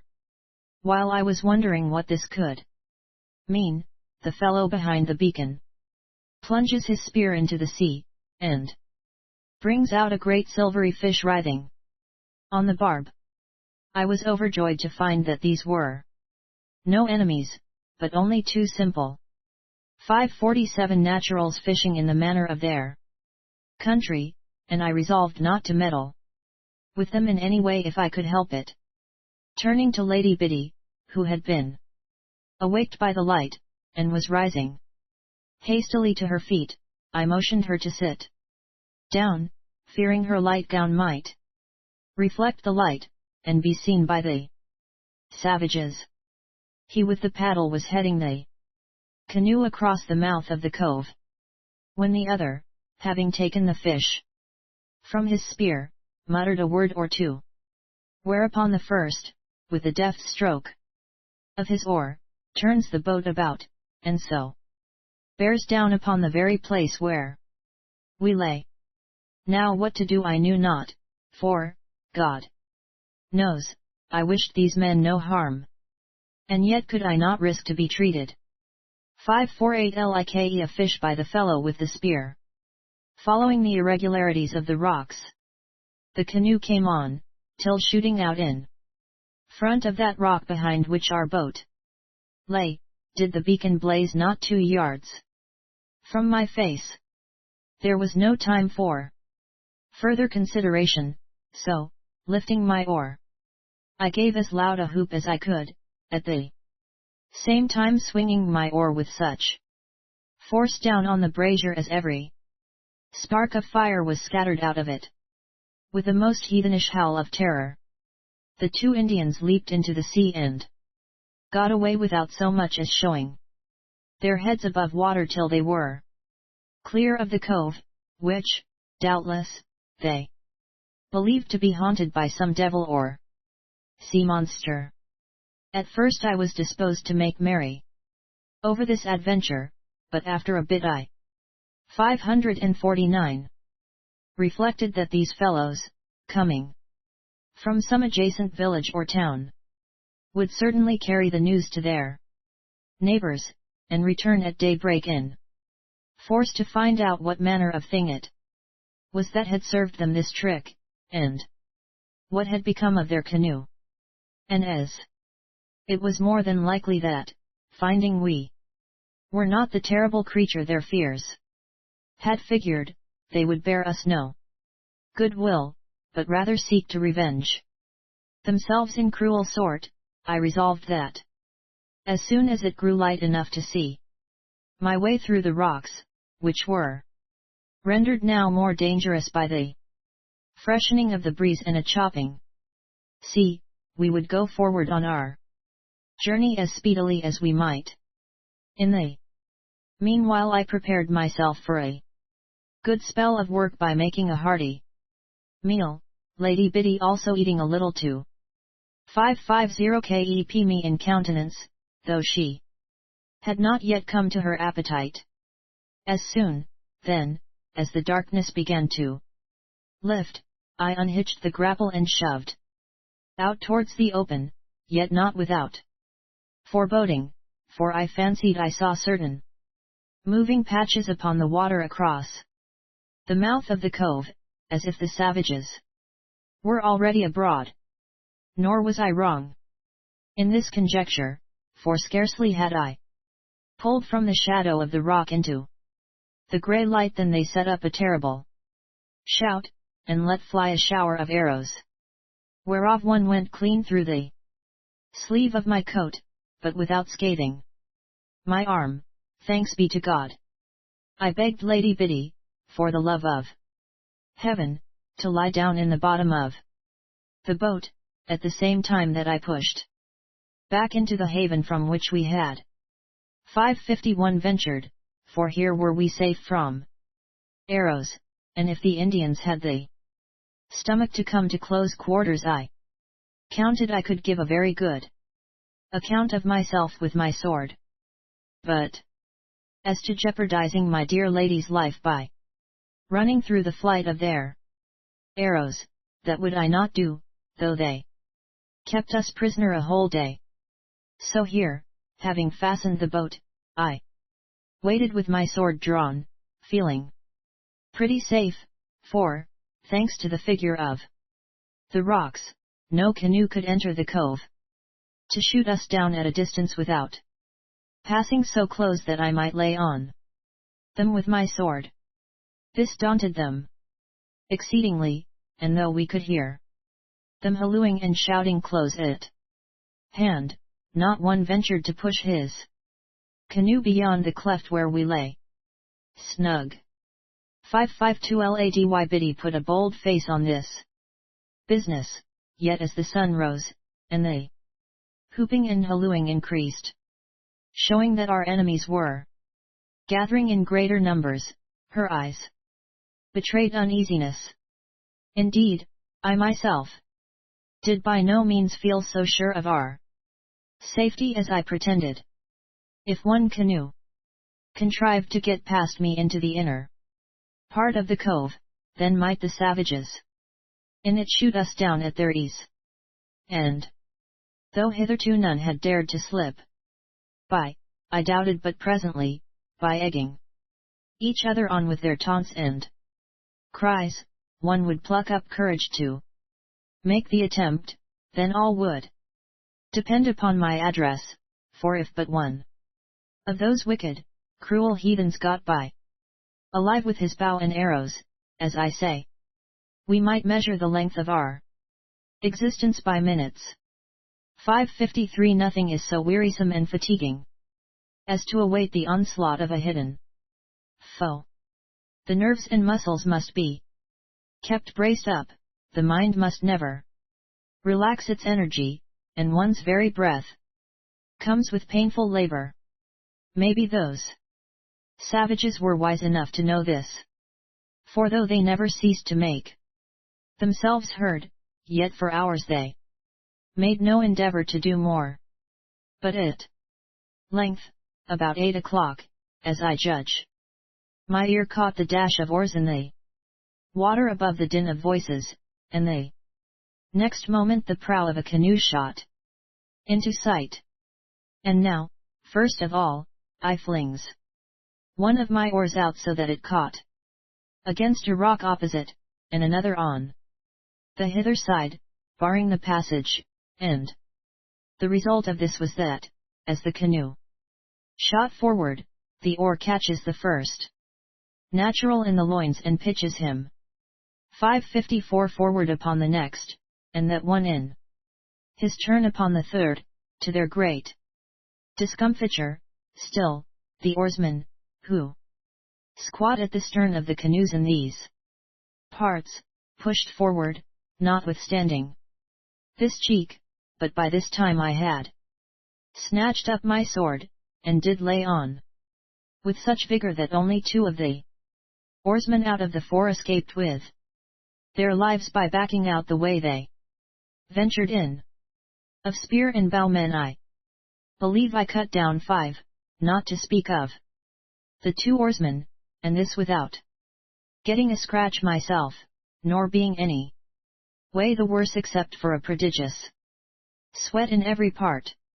Lady Biddy had covered her face with her hands when I took up the sword, for her delicate spirit could not abide the sight of bloodshed, and when it was all over she still hid her eyes, so that I was 555 enabled to rinse my hand over the side of the boat unseen, and cleanse it from the blood that trickled down the blade and splashed beyond the cross in this fight.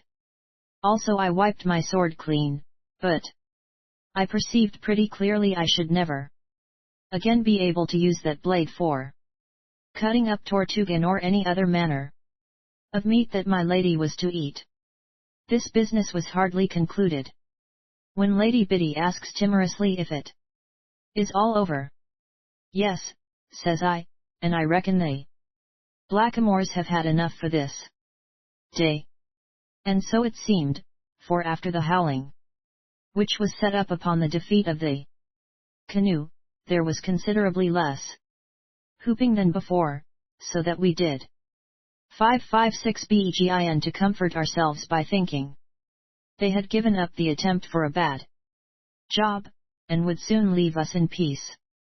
But here were we grievously out of our reckoning, as we soon had occasion to know, for as I was sitting myself on a thwart to ease my legs a bit, an arrow flies down betwixt my knees, and sticks bolt upright in the bottom of the boat.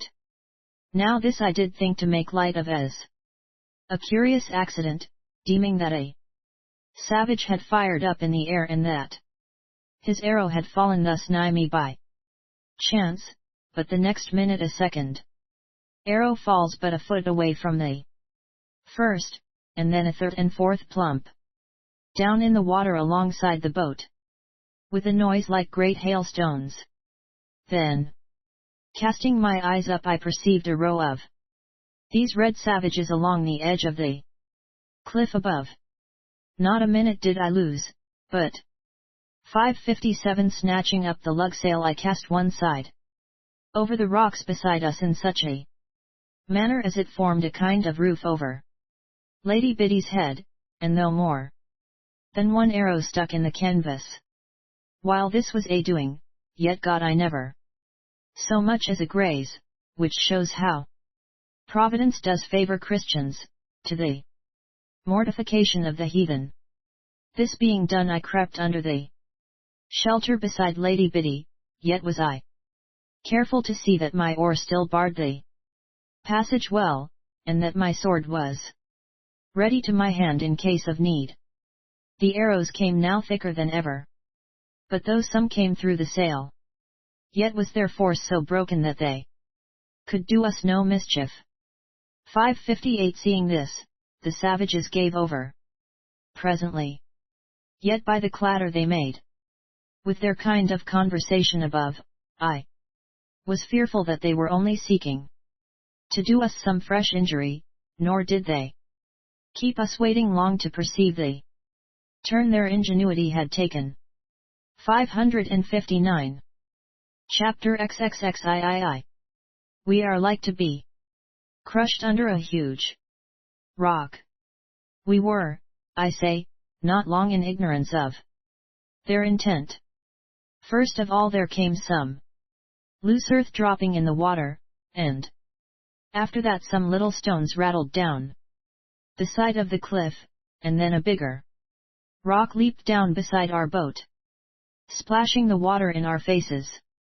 Upon my clapping my eye to one of the holes in the sail made by an arrow, I spied the rabble of savages above pushing at a huge rock and prizing it with sticks and 560 the poles of their spears.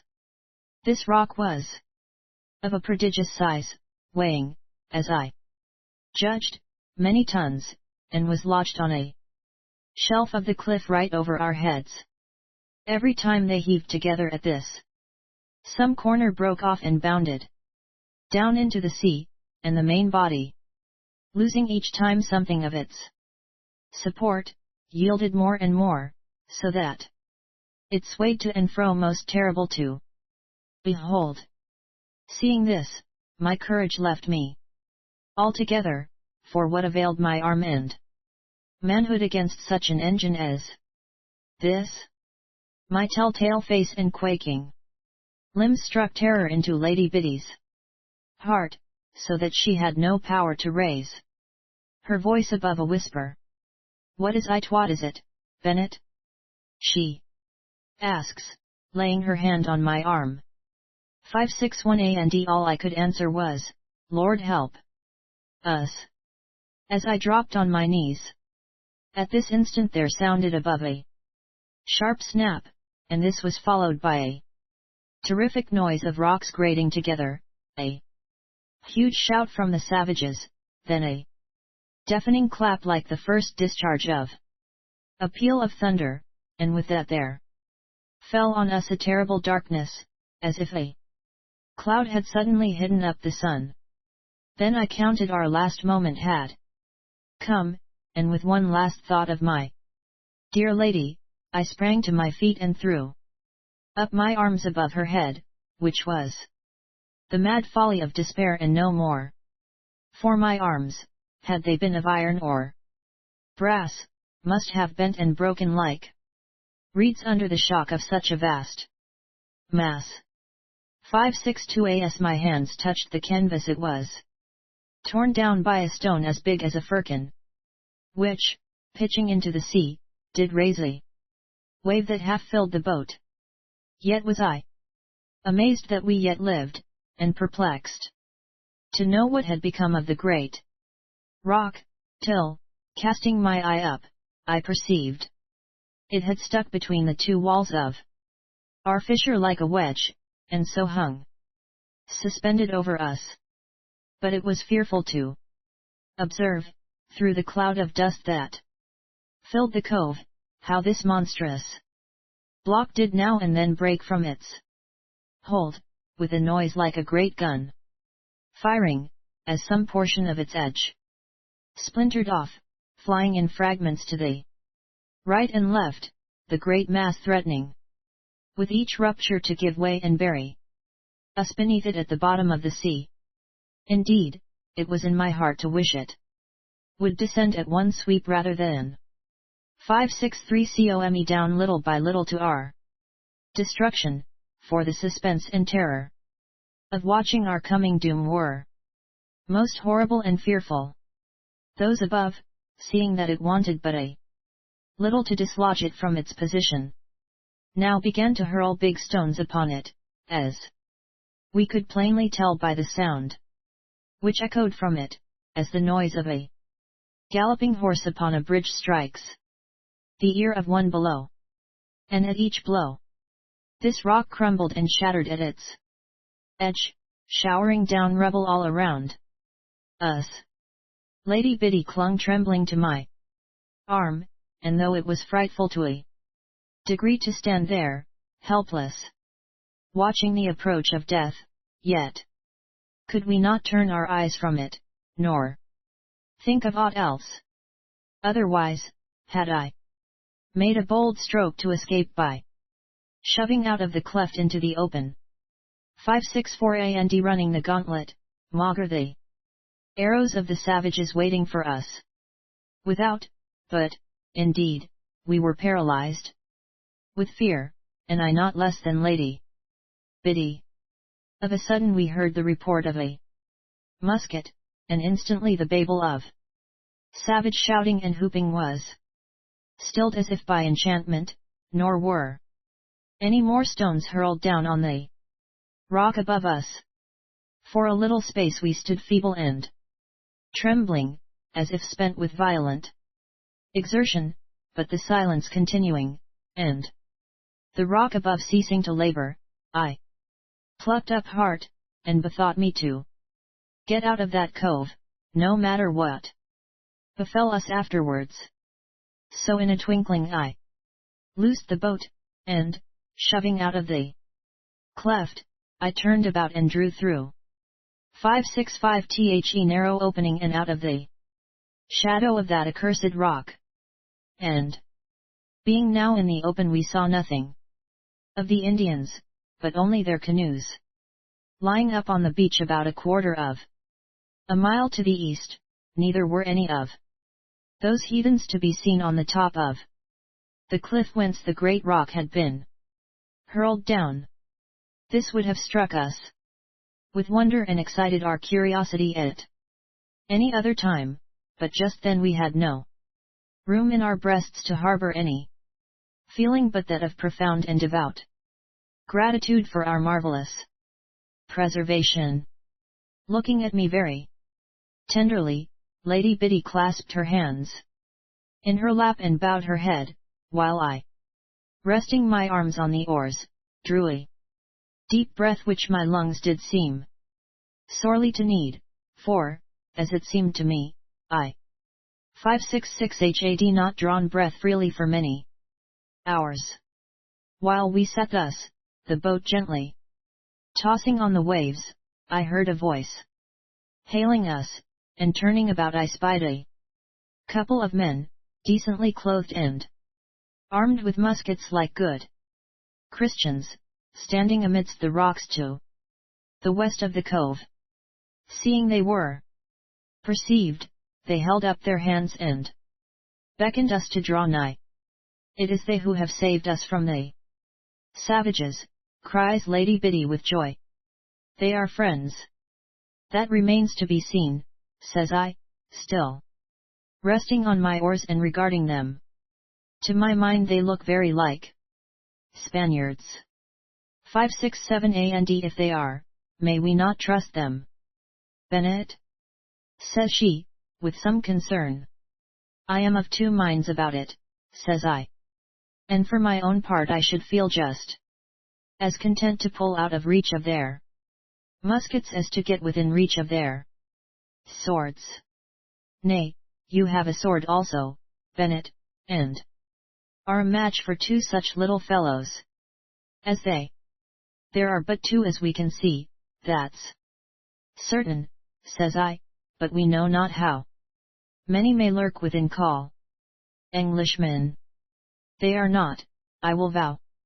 Nor pirates, says Lady Biddy, as much as to tell me that all Englishmen are not angels. 568 no, says I, but they may be no better than pirates. In a word, I do fear they may turn out to be friends of Rodriguez, from that town he spoke of. As you will, Bennett, says she, but, she adds, with a sigh, they look very civil, pretty little fellows. I hesitated still, for though I was dearly tempted to yield to Lady Biddy's evident desire, yet I knew that I was answerable for her life and welfare. The men hailed us again, and one turned his musket upside down, while the other pulls out his white handkerchief and waves it in sign of peace. I do think they are Italian, says Lady Biddy, with hope lighting up her eyes. Again. 569. That decided me, and so, forgetting her welfare, I pulled towards the rocks to prevent those sweet eyes filling with tears, which was a weak part to be played by a strong man, and nothing to my credit. Coming to the rocks, yet standing off a little from the shore, we began a parley. But, Lord! We might have held our peace, for I could speak but English, with a smattering of Dutch. They tried one or two tongues that were without meaning to our ears, and Lady Biddy got on no better with speaking French and Italian. However, this jargon did so tickle us that we could not help but laugh, which put us in good humor one with another, so, to cut a long story short, taking their gestures to mean that they would die rather than injure a hair of our heads, and that they sought only 570 to lead us to where we might get good treatment and run no risk of being further molested by savages, we resolved to put ourselves in their hands. So, running the boat ashore in a convenient part, we landed, and after I had buckled on my sword we signed to our friends to lead the way. Near to that spot was a path cut in the cliff, and coming to the top we found ourselves in a fine level country, stretching away to the hills behind which rose the mountains. This champagne was cultivated with a kind of corn and divers other crops of strange plants, which comforted us with the hope of getting Christian entertainment. A fairly good path lay between the fields and the edge of the cliff, and this we followed in an easterly direction, passing that part where the 571 barbarians had thrust down the rock upon us, as also a little village of huts hard by where the canoes were stranded. Pointing down at these huts, our guides gave us to understand in dumb show that the savages were slaves, and would surely be punished for their attempt upon our lives.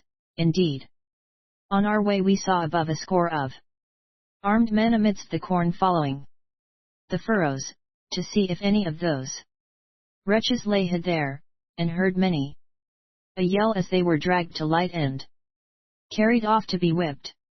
These cries did pierce Lady Biddy's tender and forgiving heart, and she urged many good reasons for their excuse, as that we must not expect mercy from those whom we treat without pity, that they must look upon all white people as their enemies and 572 oppressors, since, but for us, they would still be free and happy in their native woods, that as it is our instinct to destroy the reptile or brute that would do us harm, so was it natural to them for their own preservation to take the lives of such as might one day become their tyrants, and sunder the wife from her husband, the child from its parent, for their own mercenary ends, etc., which gentle arguments did greatly soften that evil spirit of vengeance that stirred within me. 573 Chapter XXXIV, in which Providence, not to be always scourging of us, provides us with good entertainment.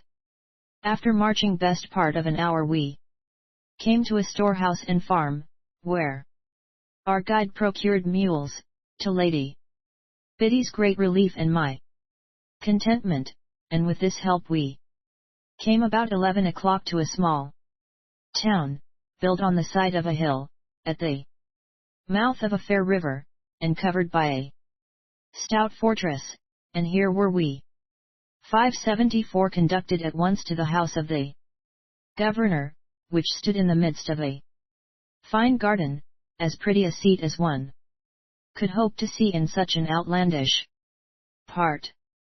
After waiting in the courtyard, where we dismounted, some little while, the servant who had carried a message from our two friends, as I may call those fellows to whom we owed our lives, came back, and led us through a gateway into the midst of the garden, where on a fair green lawn, under the shade of a striped sheet of silk, fastened with colored cords, very fine, to high palmettos at the four corners of the green, sat half a dozen gentlemen and a lady about a table, on which was spread a repast that set my mouth watering. The gentlemen were all very handsomely dressed in the Spanish mode, and the lady, who was 575 The governor's wife, was also very richly arrayed in a lace farthingale, but as ugly a woman of 50 or thereabouts as ever I did see, and particularly insolent, for ere we had got near her by 5 yards she held up her hand to bid us stay, and, clapping a scent bottle to her hooky nose, put on an expression of loathing and disgust, as though we had been dirty dogs. This disdain, however, was by no means obvious in the rest of the company, who, taking but slight notice of me, did gaze at Lady Biddy as though they would stare her out of countenance, so that I know not if I was better pleased with their impudence than with the old tabby's insolence. The governor, who was as handsome as his wife was ordinary, with a snow 576 WHITE beard and mustaches, but jet black eyebrows over his soft dark eyes, made a slight inclination of his head to Lady Biddy, as much as he dared in his wife's presence, and, turning to our friends, spoke to them, asking, as I guess, how we had fallen into their hands, whereupon the fellows, with their hats in their hands, very humbly laid the whole matter before him. The Gentleman listening with growing astonishment, glancing from the speakers to me, and then to Lady Biddy, while the governor's wife, fanning herself with a tuft of marabou, from time to time put in a word to our disadvantage, as I conceived by her gestures. When the men had made an end of their history, the governor, turning to me, spoke a word or two in Portuguese, for I learnt afterwards that 577 ALL the company were Portugalsto, which I answered in English till he stopped me with a shrug of his shoulders, when I tried him in Low Dutch, but he only shook his head at that. Then Lady Biddy, in her sweet, clear voice, ventured a word or two in Italian, as being something like the language he spoke, upon which the governor, with a very amiable smile, replied in the same tongue, and my lady proceeded in telling our story. And now was I heartily glad I had not made myself understood, for I must have made a sad bungling business of it.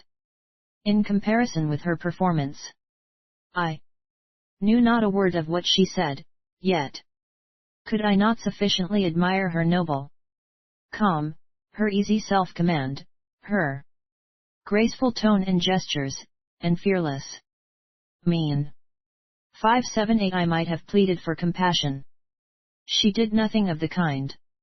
She told of the wrong we had suffered with no mournful note, but with a tone of contempt for those who were so base as to abandon the respect due to her.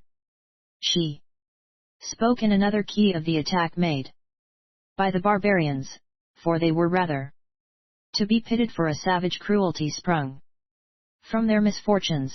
She turned with a gracious inclination of her head to the two men in acknowledging their courtesy, and then, facing the governor's wife, she seemed to be demanding of her the courtesy of one lady towards another, and in conclusion, with a deep curtsy, thanked the governor in advance for the hospitality which the representative of a proud king would undoubtedly extend to the unfortunate 579 subjects of a brother sovereign thrown upon his coast.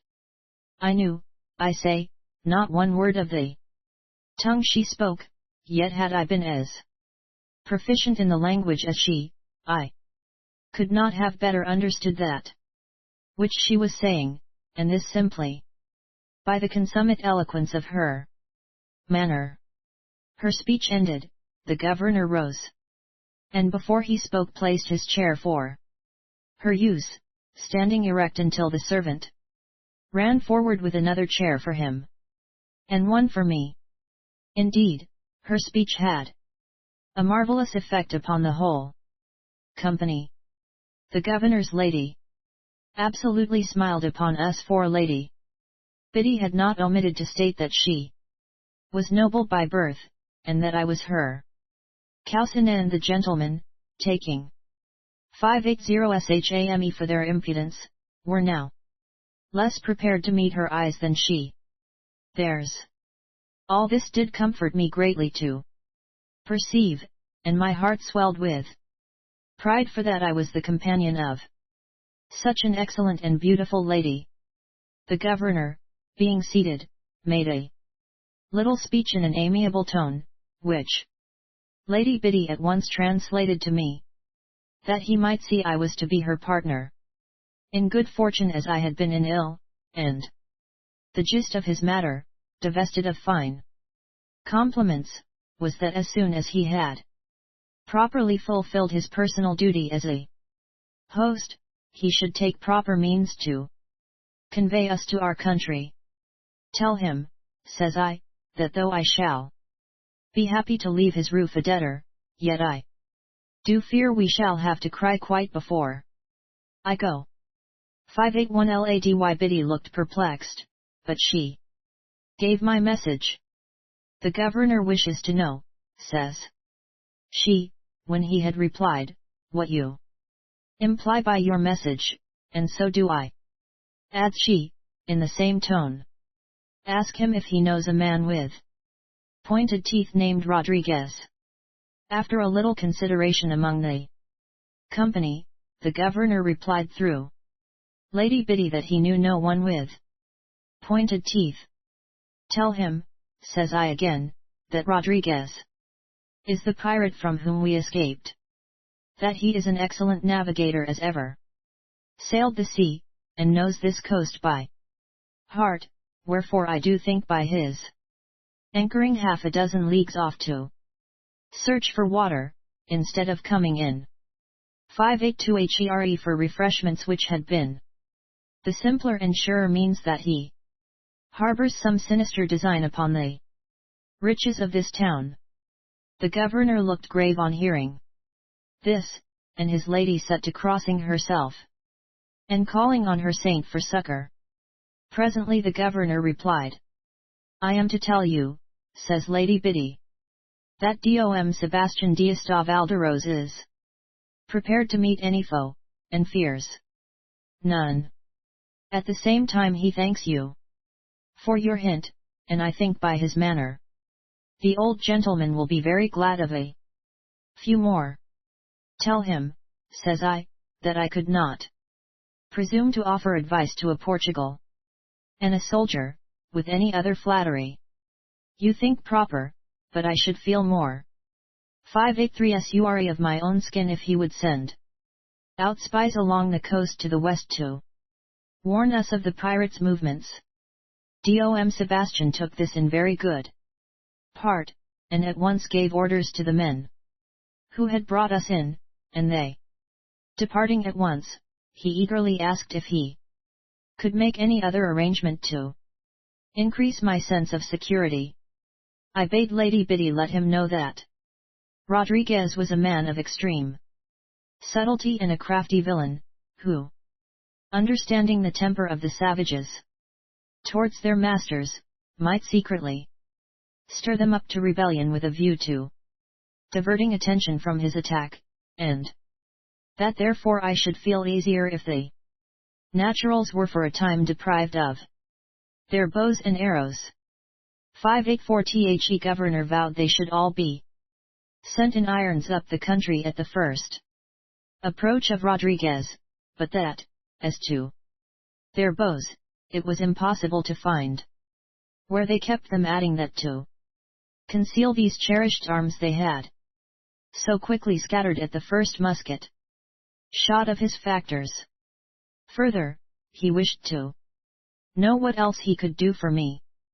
Tell him, says I, getting weary of this business, that I will let him know while I am eating if any other precaution occurs to my mind, but that, before anything else, I would be glad to have a basin of water and a clean shirt.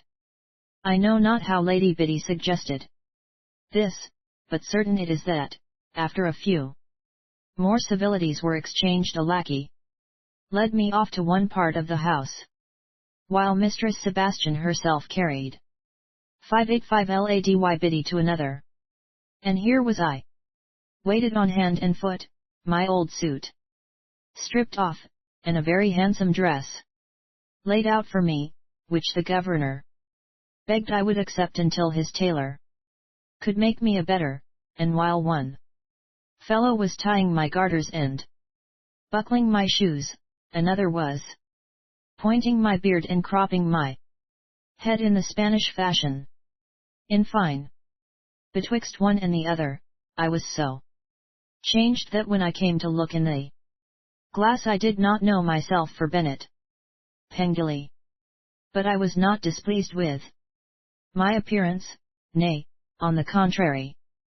To tell the truth, I was as vain of myself as any coxcomb, and if I had possessed it, I would freely have given a piece to the fellow who trimmed my head, and another to him who had tied my garters, etc.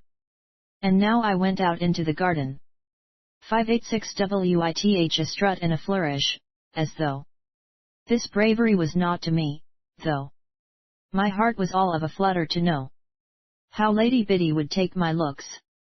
She had not yet descended when I came to the company, who were all laying their heads together very close in discussion, standing in a knot some way from the table, which was laid out with a very elegant repast. Seeing me approach, the gentlemen broke off their conversation, and Dom. Sebastian made a sign that I should sit down to table, but this I would not do in the absence of Lady Biddy, albeit I was very sharp set. Presently she came from the house with the governor's lady. I made them a prodigious fine bow, and they curtsied to me, and was flattered to the top of my bent to perceive how my 587 lady did regard me from the corner of her eye with pleasure and approval. She also had changed her torn frock for a gown of black silk, and with this she wore a kerchief of lace thrown loosely over her head, which, like a dark setting to a fair pearl, did add to the luster of her delicate skin and sparkling eyes, if it be possible to increase the beauty of that which in itself is perfect. In a word, she did ravish the eye. And if those Portugals had before admired her, dishevelled and ill-arrayed, there is no word to express their regard. Now, a little murmur arose amongst them as she gracefully took her seat at the table, and while one betook himself to get a posy for her bosom, and another set a cushion for her feet, the rest clustered around her like bees about 588 honey bloom, offering her delicacies from the store set before us.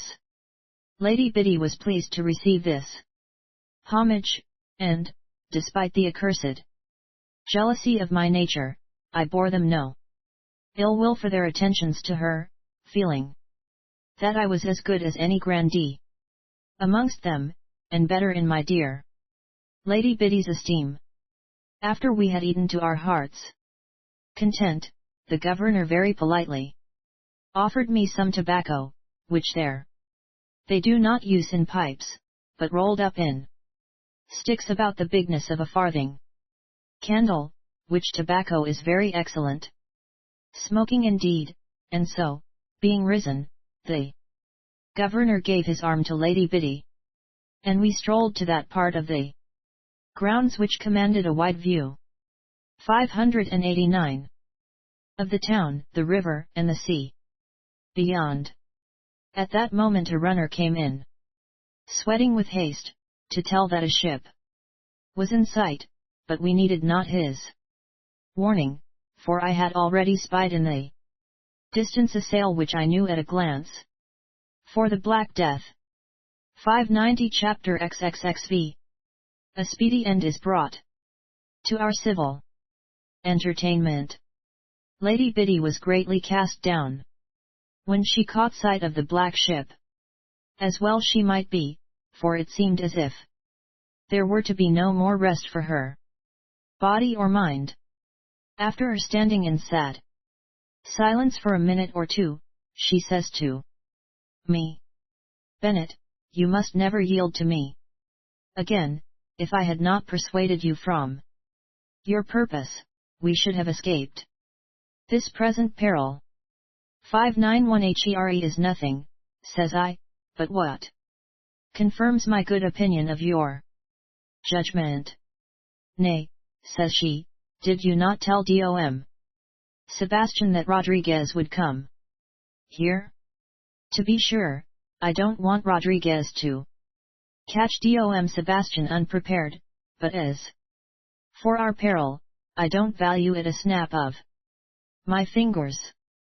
Hearing the name of Rodriguez coupled with his own, the governor, who had been eyeing us pretty shrewdly, stepped forward, and after apologizing for the intrusion, begged Lady Biddy to serve as our interpreter, and asked me whether I felt any anxiety with regard to my position, whereupon the following dialogue ensued.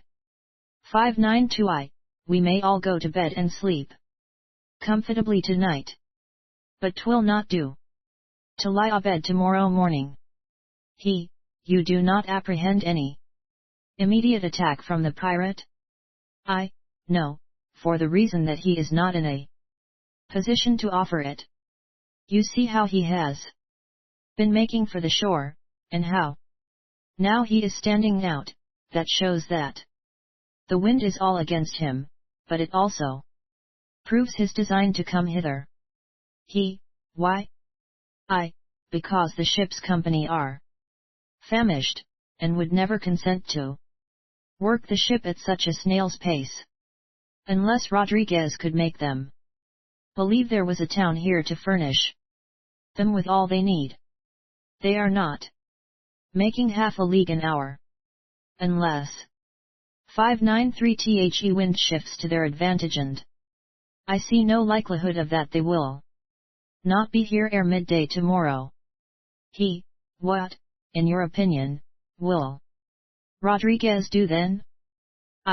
He will do his best to hoodwink and deceive you. Bending his brows, and when he finds that Dom Sebastian de Estavalderos is not to be hoodwinked, then he will seek to get what he wants by force.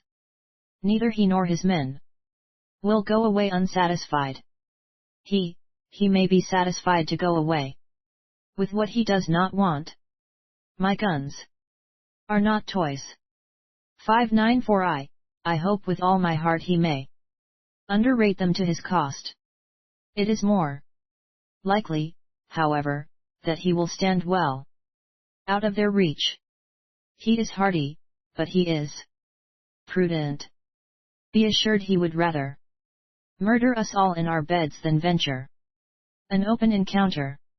At this, Mistress Sebastian, who also understood the Italian a little, set up a shrill scream, and, after feeling about her person in great concern, called a servant who waited hard by, and bade him run at once to the house for her beads.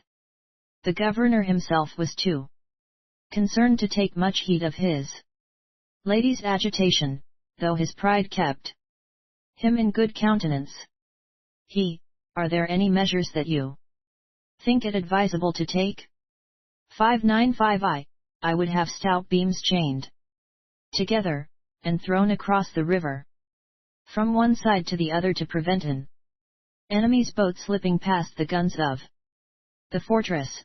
Also I should propose to send your lady, and anything else you value, to some place of security out of the town. Finally, I would set up a gallows on the top of your citadel to be seen by Rodriguez, and at his first approach let him know that you will hang without mercy upon it him or the first of his company that comes within your reach. You have nothing else to recommend? Nothing.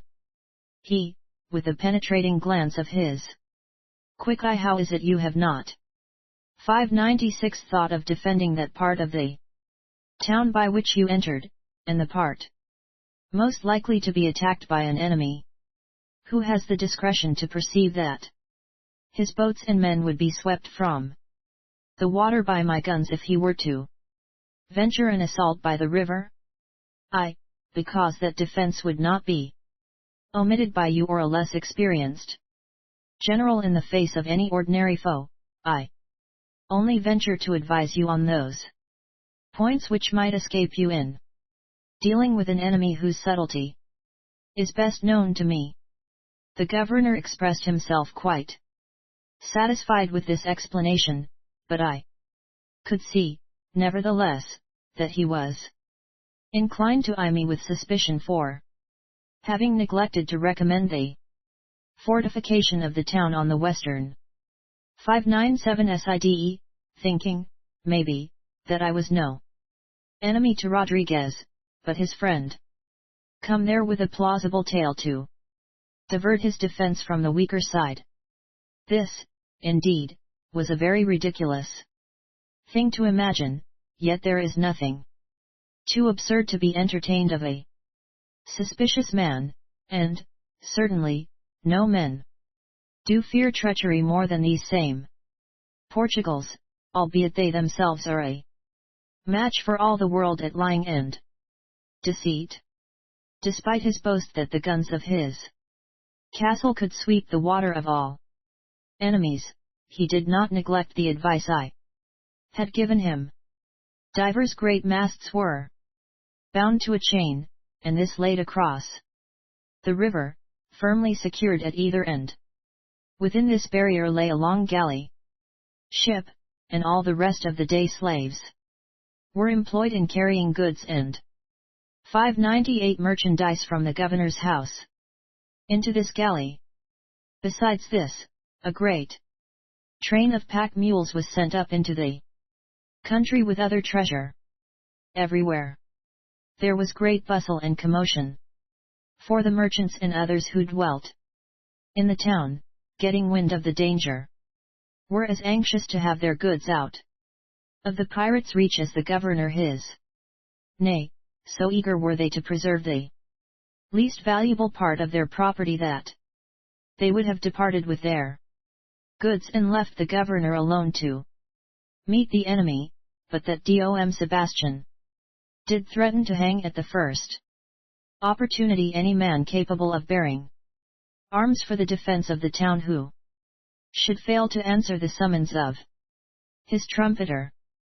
As long as there was light to see, my anxious eyes were strained to watch the 599 approach of the black ship. By sunset, she had got near enough for us to descry, with the perspective that her sails were being furled, which showed she had cast anchor for the night. So, feeling that we were perfectly safe for the next 10 or 12 hours, I for one made no scruple to accept the bed offered to me, for such a luxury was not to be denied by one who had not felt a cool sheet for an age. The first thing that entered my head when I awoke in the morning was a remembrance that we had left the boat that belonged to the Black Death high and dry on the shore where we had landed after our escape from the naturals, which must surely be seen by Rodriguez in searching the shore with his glass, and thus betray us to him. Cursing my want of forethought, I 600 slipped into my clothes as nimbly as I could, and started to go to the citadel, where I counted on seeing the governor. But on my way thither I was suddenly brought to a stand by the reflection that I could not make him understand a word of what I wanted. What was I to do? If I went back to arouse Lady Biddy to come and serve as interpreter, I must of a certainty lose time. Every moment was precious.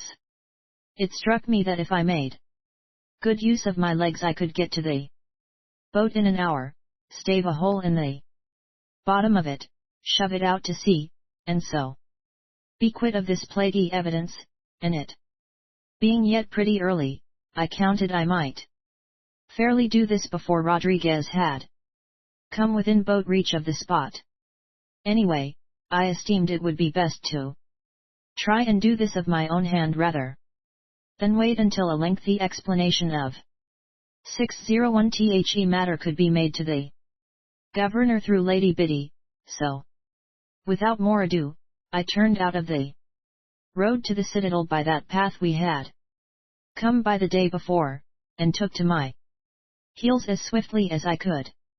But ere I had come to the town gate a couple of fellows, springing out into the road, crossed their bills in front of me, shouting for help, whereupon, in a twinkling, half a score of others with pike and musket ran up and laid hands on me.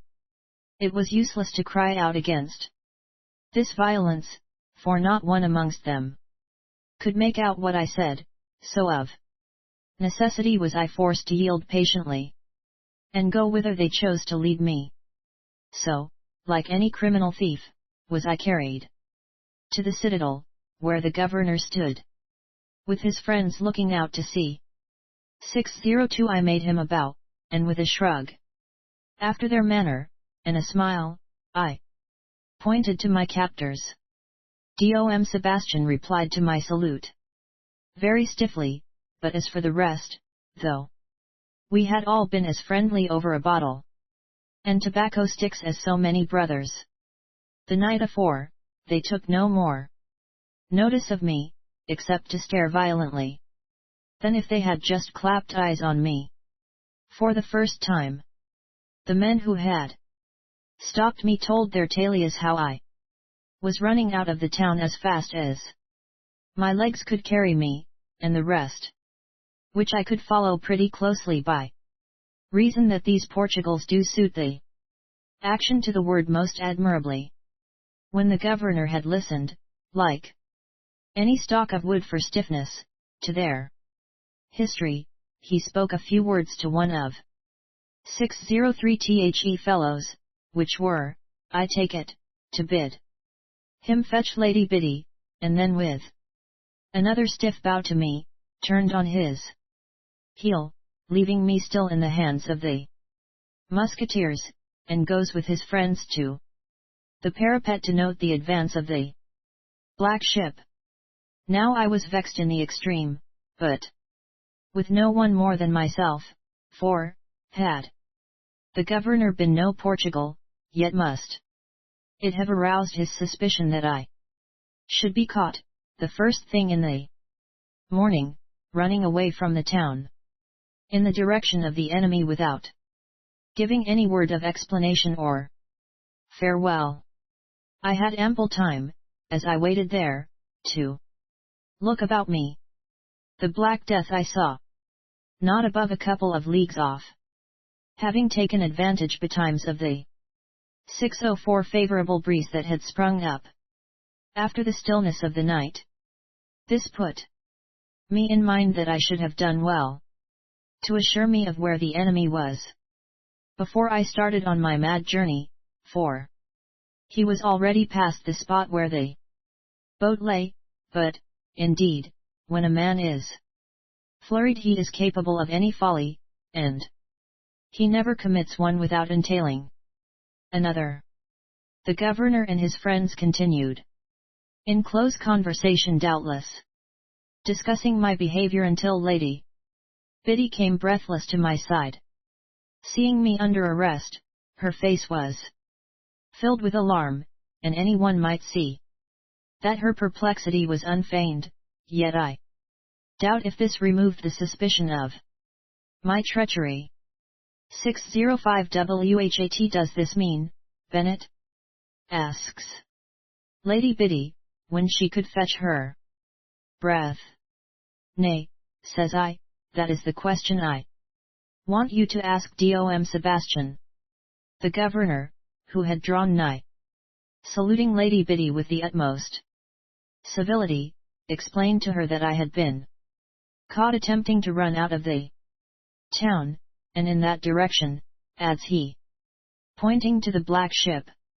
In a few words I told how this came to pass, the governor eyeing us the while, as if he would look into our very hearts.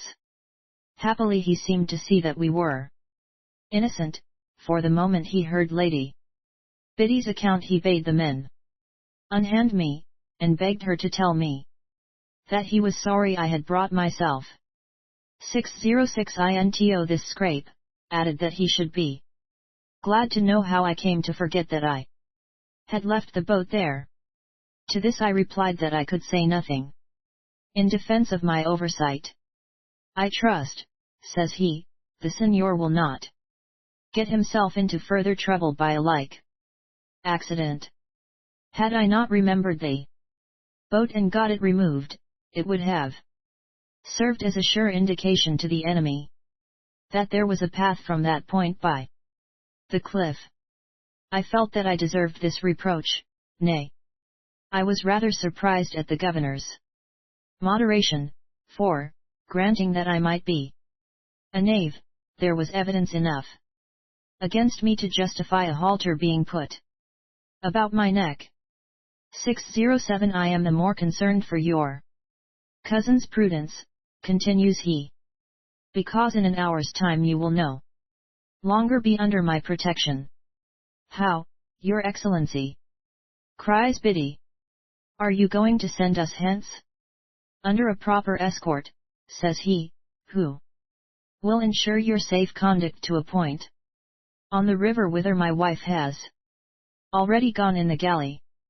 I had resolved to discharge my debt to the governor by fighting at his side, if Rodriguez attacked the town, but now, by his manner I perceived so clearly that we were being sent away because he mistrusted us, that I thought better of it and made no offer of my services. 608 Chapter XXXVI.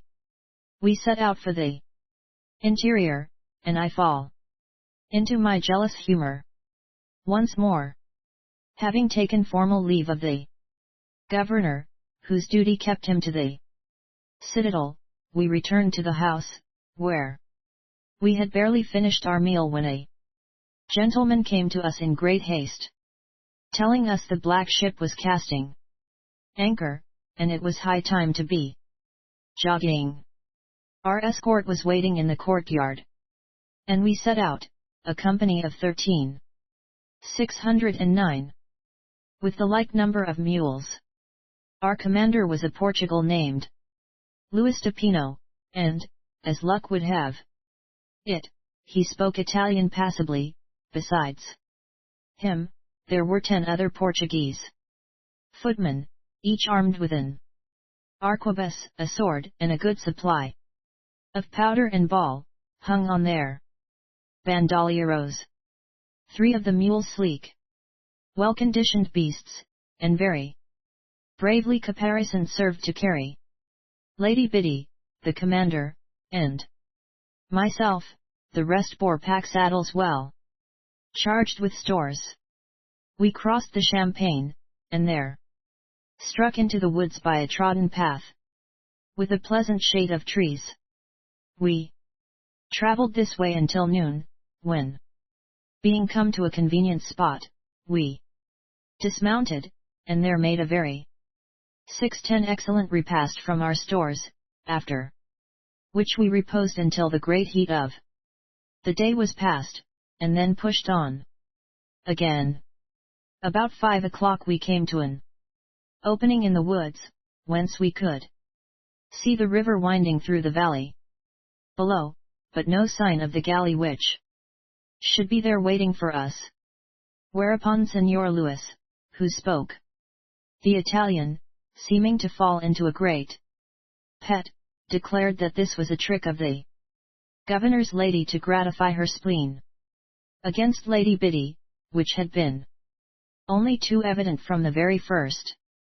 Now, says he, I perceive why she was so anxious to start off betimes, and why she urged that you, being unused to traveling on these rivers, could never endure the teasing of the flies that do 611 infest the water, and so should go as far as you might by road. Our mules are still fresh, says Lady Biddy. Cannot we get to our destination by following this road still further? Nay, says he, for Dom Sebastian's seat, where he designed you should stay with his lady until it might be safe to return to Castello Lagos, lies yet some distance up the river, and is only to be reached by boat from the point below. For the river winds one way, and this road the other, nor is there any other means of getting at it that I know of. But I will make sure of this by questioning the men, who know these parts better than I.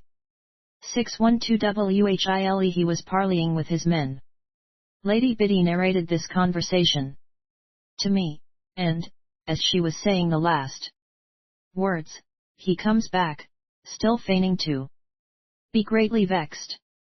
I am sorry to tell you, madam, says he, that my men, one and all, agree with me there is no road to the governor's seat, so I see nothing for it but to divide my company, and give you 1/2 to cover your return to Castello, Lagos. But why divide the company? Says Lady Biddy in alarm. Surely you will return with us? Nothing would give me greater joy, says he, but I am only a poor merchant. And these are my possessions, with his head in his shoulders and his hands 613 extended towards the company of footmen and mules. I offering you half my servants, I jeopardize as much as I can afford, for I doubt if I shall see either one of them alive again. When Lady Biddy had translated this to me, she says, in a tone of terror, if he does not expect his men to save their lives in returning to the town, how may we hope to escape? We cannot return thither. Oh, Bennett, what shall we do? I was myself prodigiously taken aback, and not a little scared, by this new turn of affairs, yet, seeing how my dear lady was upset, I tried to calm her mind by making light of the matter. Be of good cheer, says I, we will for certain not go back to this Castello 614 Lagos, for if the Portugal will not venture his carcass there, I will assuredly not risk mine. Nay, you should know, cousin, I adds, feeling a little sore for reasons that I shall presently explain, that I treasure your safety more than this man does his merchandise. I see through this rogue of a merchant, who, as likely as not, has contrived this difficulty for his own profit. Do you ask the fellow such questions as I would put to him? With all my heart, says Lady Biddy. What shall I ask him, Bennett? Ask him if he be a merchant of Castello Lagos, says I, putting on a pretty determined air. To this Luis de Pino replied that he was a merchant of Valeria's, whither he 615 was now going. Valeria's, says I, pretending to be mighty knowing, that he might not perceive my ignorance. That lies betwixt here and Caracas, I take it. He replied yes, but after looking at me in silence a minute, as though to make out what I was driving at. And Caracas, says I, in the same tone, is t'other side of those mountains? Precisamente, says he, with a grin, holding up his hand with the tips of his thumb and second finger joined. How far is it to Valeria's? I asked. About 6 days' journey, says he in reply. 616 and from Valeria's to Caracas is no great matter, says I still, as if I knew the road well enough. The senor knows that it is no distance at all, says he. Good, says I, then, as our object is to get back to England rather than to trespass upon Dom Sebastian's hospitality, you shall carry us with you, for which service you shall be well paid. You shall have my bond for any reasonable sum. He would have it that he needed no recompense, but I could see plainly that he was very well pleased with this turn, which did further convince me the matter was planned beforehand. We pushed on till dusk, when we reached a collection of wooden huts, 617 walled in with a palisade of stout wooden spikes, crossed in the manner of the letter X, and the spaces so stuffed with thorns and prickly herbs that no man, least of all a naked savage, could go either in or out, save by the postern gate at one side. In the midst of these huts stood a stone tower, pierced with little holes in the upper part, for the use of muskets in case of attack, as I thought. We saw no women or children in this village. but only about a dozen wild, fierce Portugals, each with a long knife stuck in his girdle, and one, who seemed to have just returned from the chase, had his musket slung on behind to his bandolero, and was dressed in a jerkin, breeches, and gaiters of leather. With their ragged beards, their sun-burnt skins, and savage air, they looked 618 like so many brigands, yet were they as courteous as lackeys to us, helping us to dismount, and providing us with all that was necessary to our comfort. Most of the houses were mere sheds, used for the storing of powder, food, etc., for these Portugals, as I learnt, were hunters, who never slept under a roof, except in the rainy season, but there was one well furnished and provided with sleeping rooms to serve for the accommodation of the merchants, who came from time to truck their merchandise for the spoils brought hither by the hunters. When we had supped, Lady Biddy, being fatigued with the day's journey, betook herself to her room, and I, having no inclination for society, lay myself down in a net hung from two beams in the roof, which is their manner. 619. Of sleeping in these parts, and the first I had ever seen of such strange bed places. There was a second net in this chamber for Louis de Pino, but he, having business to do with the hunters, that we might start betimes the next morning, went out and joined them elsewhere, so that I was left alone to my meditations. And here I took myself to task, as well I might, for having misbehaved myself in a very pitiful, paltry sort towards Lady Biddy from the first moment we set out on our journey. To make an honest confession, I had allowed myself once more to come under the dominion of that abominable jealousy which was my besetting vice. For this Louis de Pino was one of those gallants we had discovered seated with Dom Sebastian on our arrival at Castello Lagos, and they 620 most persistent in passing his addresses to my lady. Nay, he was so smitten with her charms that his eyes did seem to devour her as often as he looked at her. I had observed him more than once talking apart with the governor very earnestly, once touching hands as if on a bargain, and from this I concluded that we had been sold in a manner by the governor to Louis de Pino to further the amorous designs of the latter upon Lady Biddy.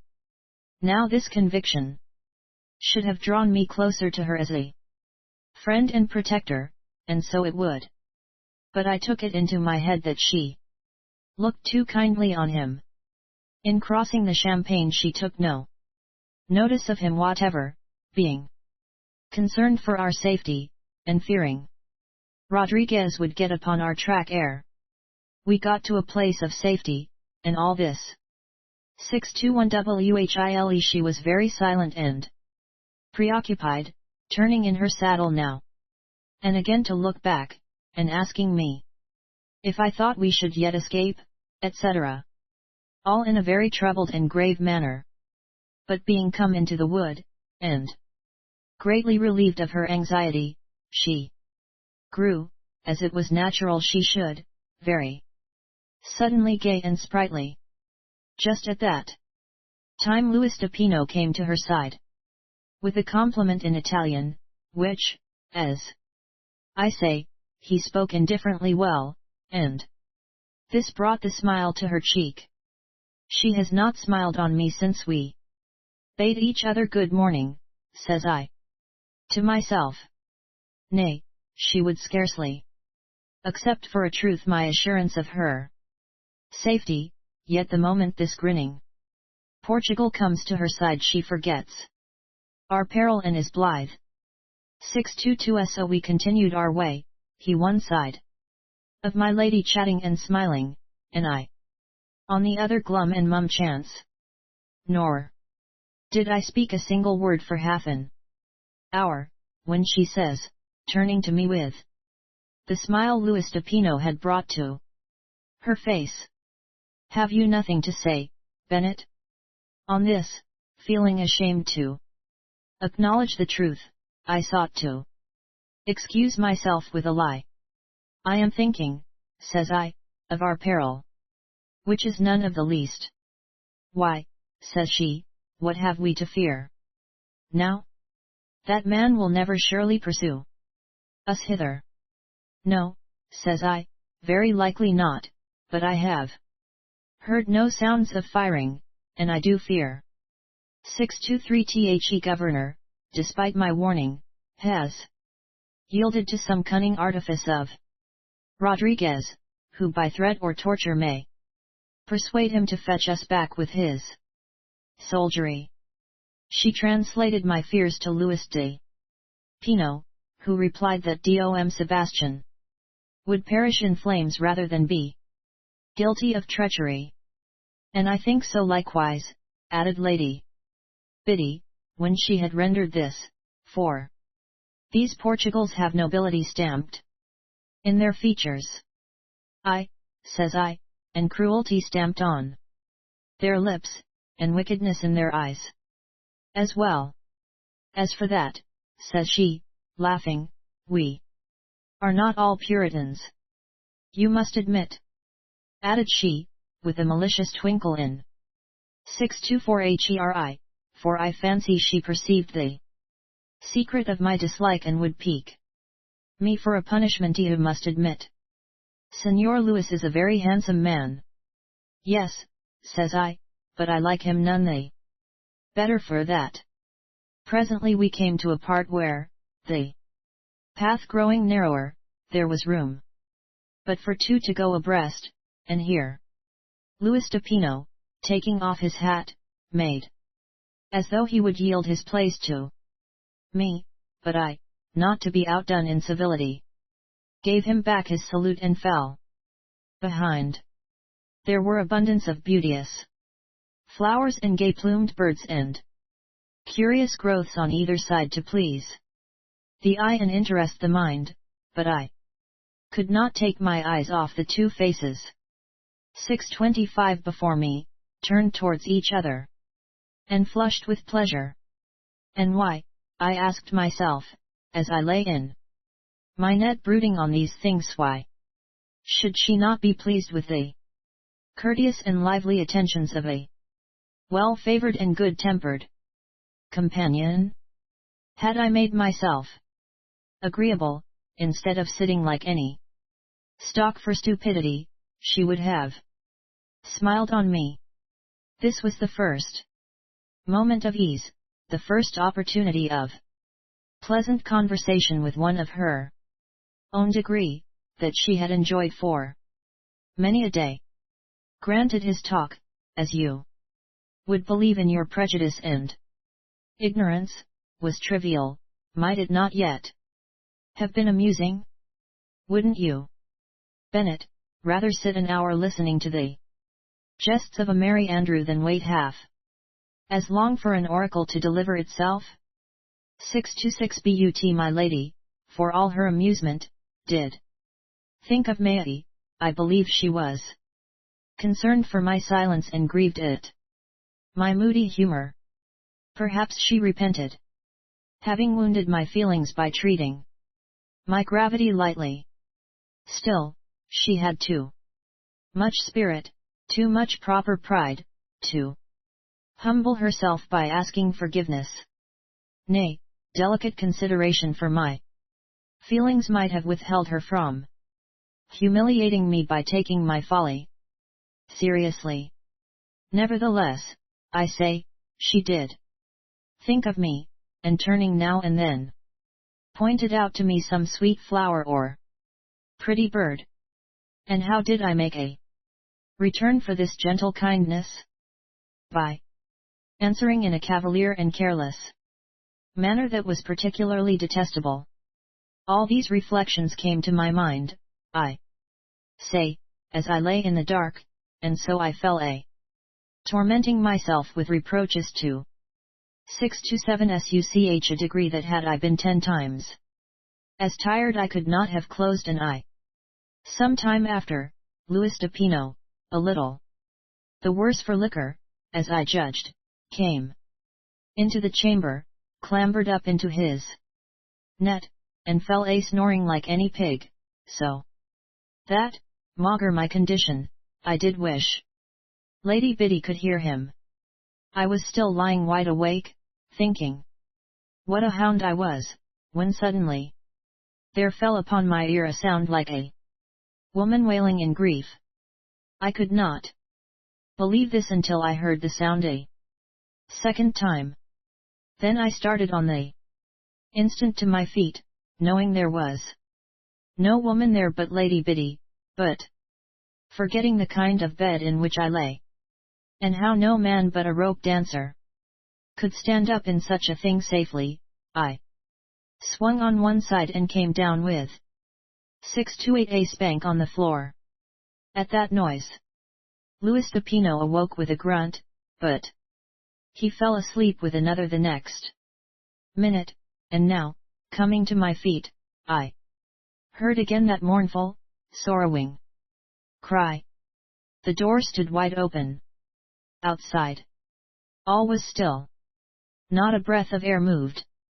The leaves of the trees, the big stars, looked down very peacefully. In the distance I saw the Portugals lying on the ground asleep like so many dogs. But nothing moved. Then, again, as I stood there, my heart was pierced with the distant moan. I crept to the hut where Lady Biddy lay, and, tapping gently at the door, asked if she were in pain.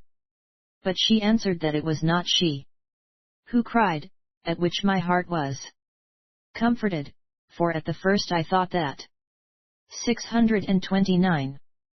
Maybe my sullen humor had moved her to tears.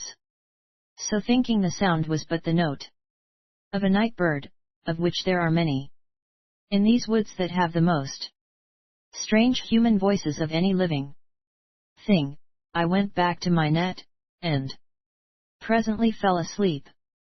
6:30 Chapter XXXVII. An explanation of that cry I heard in the night, with other pertinent matter. The next morning when we were mounted, and only waiting the order to start on our way, our ears were assailed by the piteous cry of a woman, which recalled to my mind the weeping I had heard in the night, but now the wailing was close at hand, coming from the midst of the huts where the tower stood. The next moment there sounded the sharp crack of a whip, followed by a 6:31 scream of pain.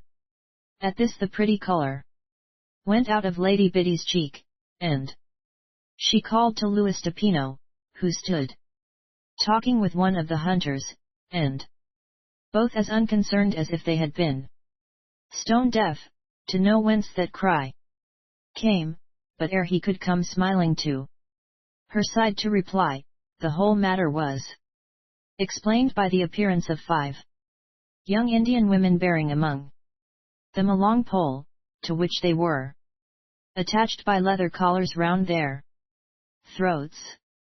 The foremost of them was stanching her tears with her hands under the thread of the arquebusier conducting them, who had a short-stocked whip with a long lash in his hand, with which he tapped her shoulder menacingly as he spoke.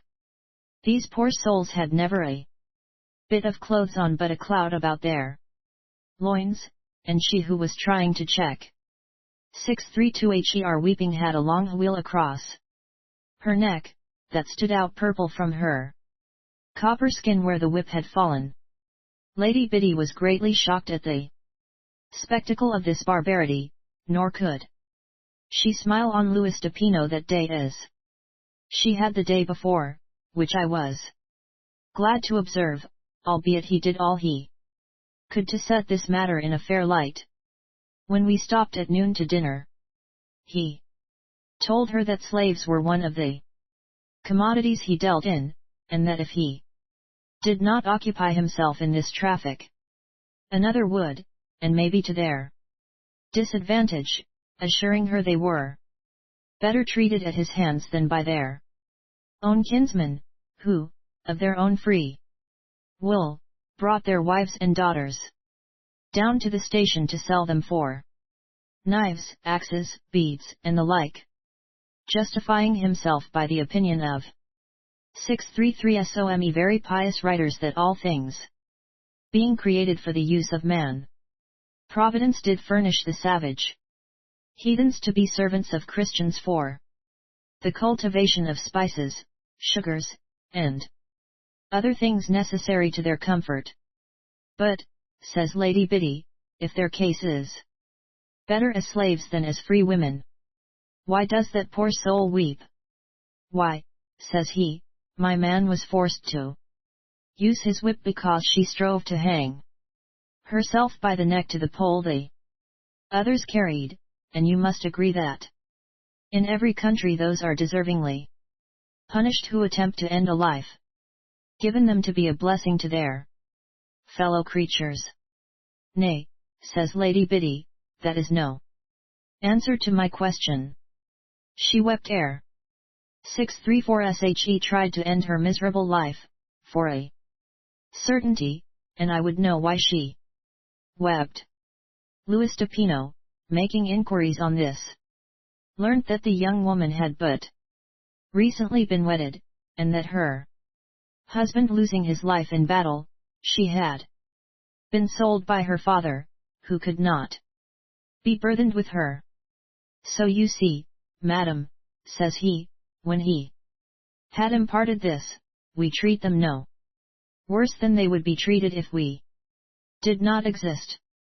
Nevertheless, 'tis a trade I would gladly abandon, for the sight of their suffering which I cannot ignore unmans me for my business, so that I often pay more for these slaves than they are worth, merely to secure them from the ill treatment they would receive were they returned upon the 635 HANDS of those who would be rid of them.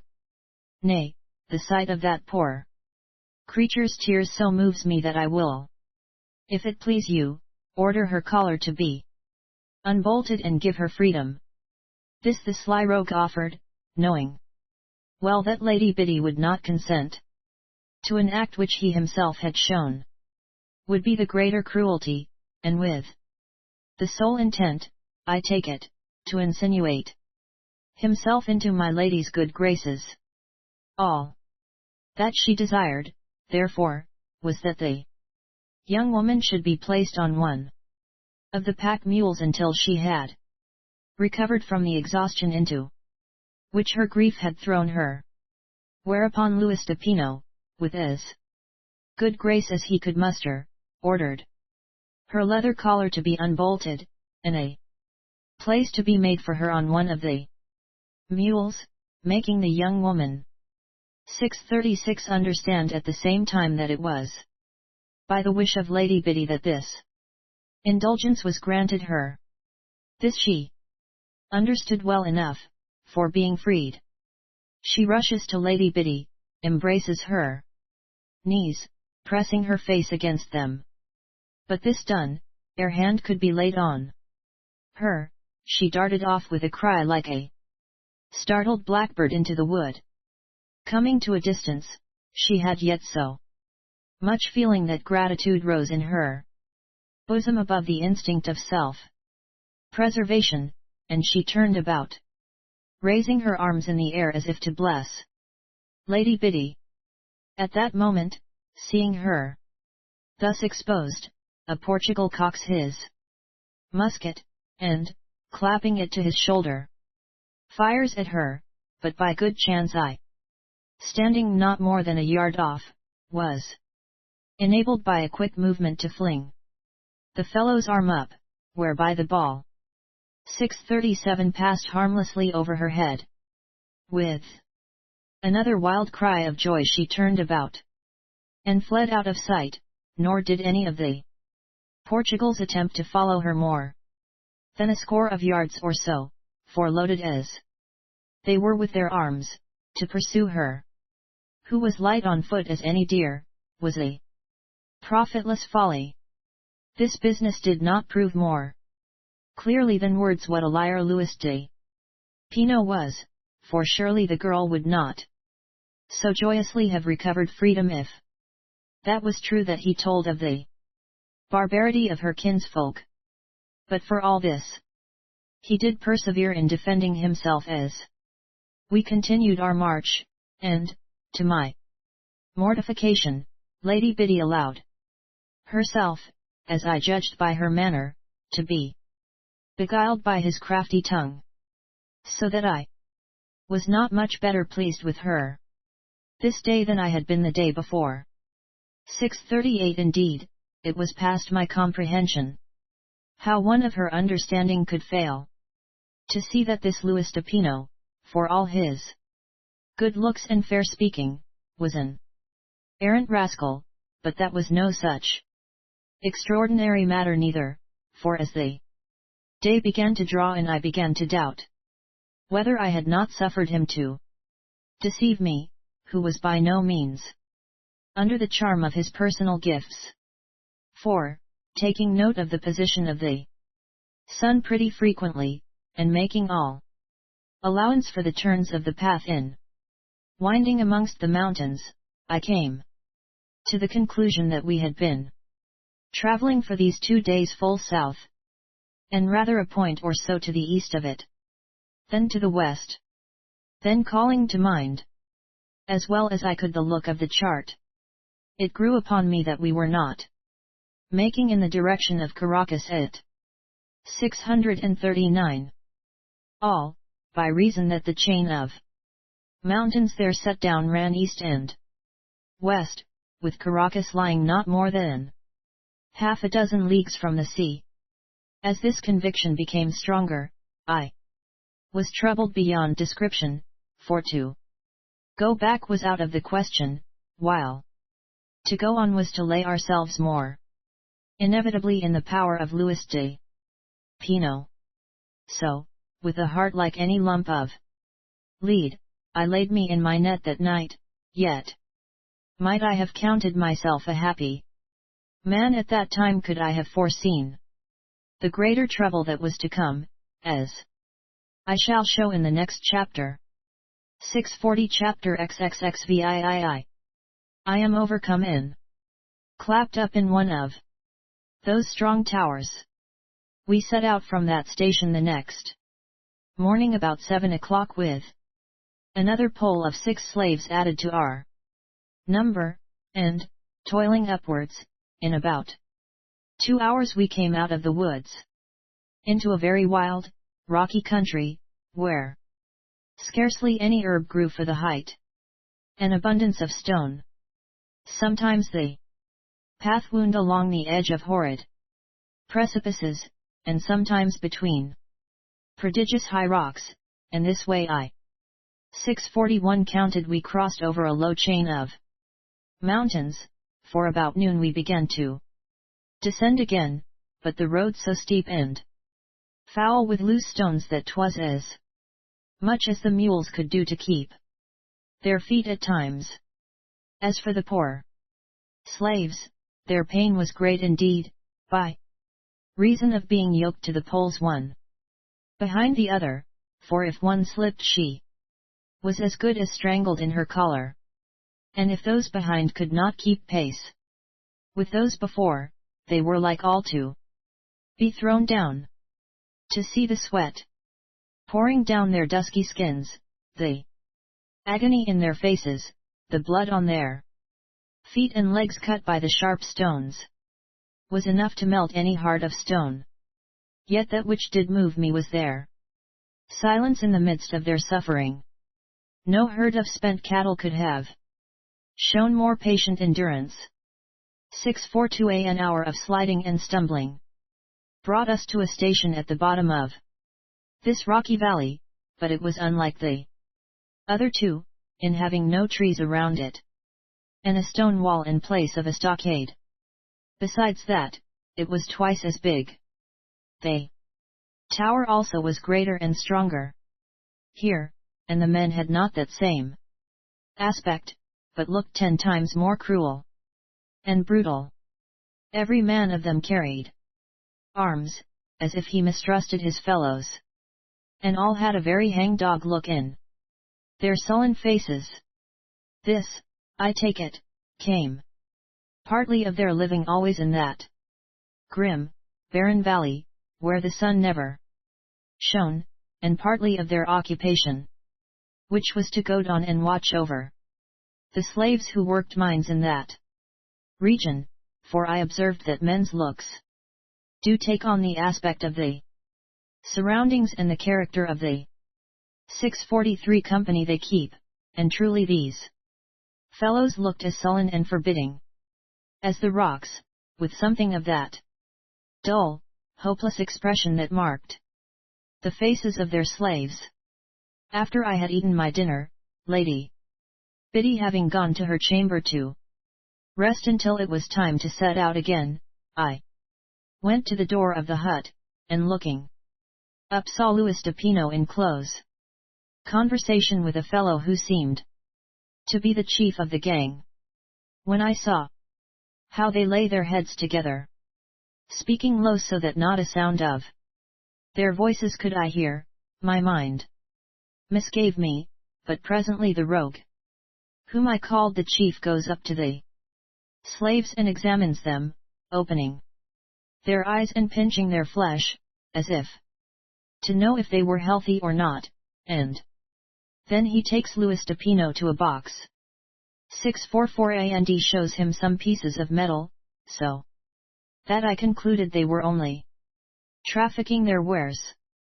Wherefore, being disgusted with the whole business, I turned my back on them, and flung myself on the net that hung in the hut, where I presently fell asleep. How long I had lain there I know not, nor is it any great matter, but I was awoke rudely enough by 4 sturdy rascals laying hands on me at the same time that a 5th did cram a filthy clout in my mouth by way of gag. Seeing they meant to do me mischief, I put out all my strength to get free of their hands, and out of that accursed net onto the firm ground, where I might better defend myself, but all to no purpose, for the net gave no hold to my feet or vantage point of any kind, so that I presently found myself bound hand and 645 FOOT to my bed, with no more power to get out of it than if it had been my skin. And all this was done without so much as a word or any perceptible sound, for their feet were bare. Seeing I was secure, they cut the cords that fastened the 2 ends of the net to the roof, and one fellow shouldering the end at my head and another that at my heels, they carried me out of the hut, and so jogged along pretty briskly till they reached the tower. Here the stairs being narrow and awkward, they flung me on the ground till they had tied a long cord to my feet, when 4 of them went to the head of the stairs, and pulling on to the cord with a will, they dragged me to the upper story like any bag of malt. From the landing they hauled me into a dim chamber, and there they left me to get out of my 646 bonds as I might, going out by the door, which they barred and bolted close. For a few moments I lay there stupefied by the rough usage I had been put to, for being dragged up heels foremost in the way I have described had thrown the blood into my head, but as my intelligence returned I saw that I had been clapped up in order that Luis de Pino might carry off my Lady Biddy without opposition from me. No sooner did this idea come into my mind than I set to like a madman struggling to burst the cords that bound me, but this rash endeavor only drew the knots tighter. without breaking a strand of those hard ropes, yet was I made so frantic by the image of harm coming to my dear lady, that I never paused to consider whether my strength might be better employed than in these vain efforts, nor heeded 647 the wounds I inflicted on my own flesh, but still tore at the bonds with my bleeding wrists, as if my life depended on getting free. Nay, I do believe that, had a tiger been in that chamber, drawing near to tear me with his bloody fangs, I could have looked upon him with greater calm than I could support the image of my lady being borne away from me. So in a frenzy that grew with the conviction of my impotency rather than diminished, I labored as though I would tear my hands off to free my arms, until all my strength was spent, and I lay motionless, but for the throbbing of my chest, as I panted for breath. This brought me to a more reasonable state of mind, and as I got out of my faintness I began to wriggle my hands about without straining overmuch, and, thanks to the rope being 648 made somewhat slippery with the blood from my wrists, I presently got one hand loose, and after that it was but a trifling matter, when I had freed my mouth from that beastly thing they had crammed in to gag me withal, to free the other, and after that my legs and ankles. And now, seeing that I had done more to get my freedom by a 10 minutes patient endeavor than I had come at in furiously struggling for the best part of an hour, and that without doing myself any mischief, I made up my mind to go about my business in a reasonable fashion henceforth.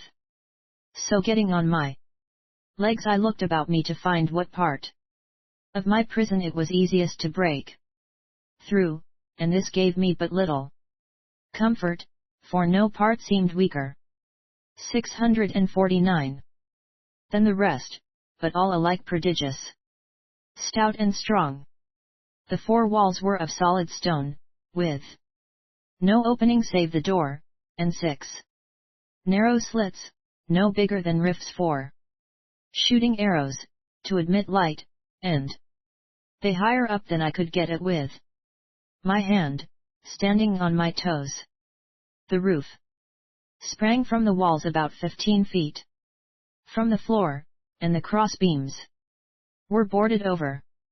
But casting my eye this way and that way, I saw a chink of light here and there, which led me to think these boards were not nailed down, but laid loosely down for the convenience of making a cock loft there, and also that the roof must have some opening for the light thus to creep through.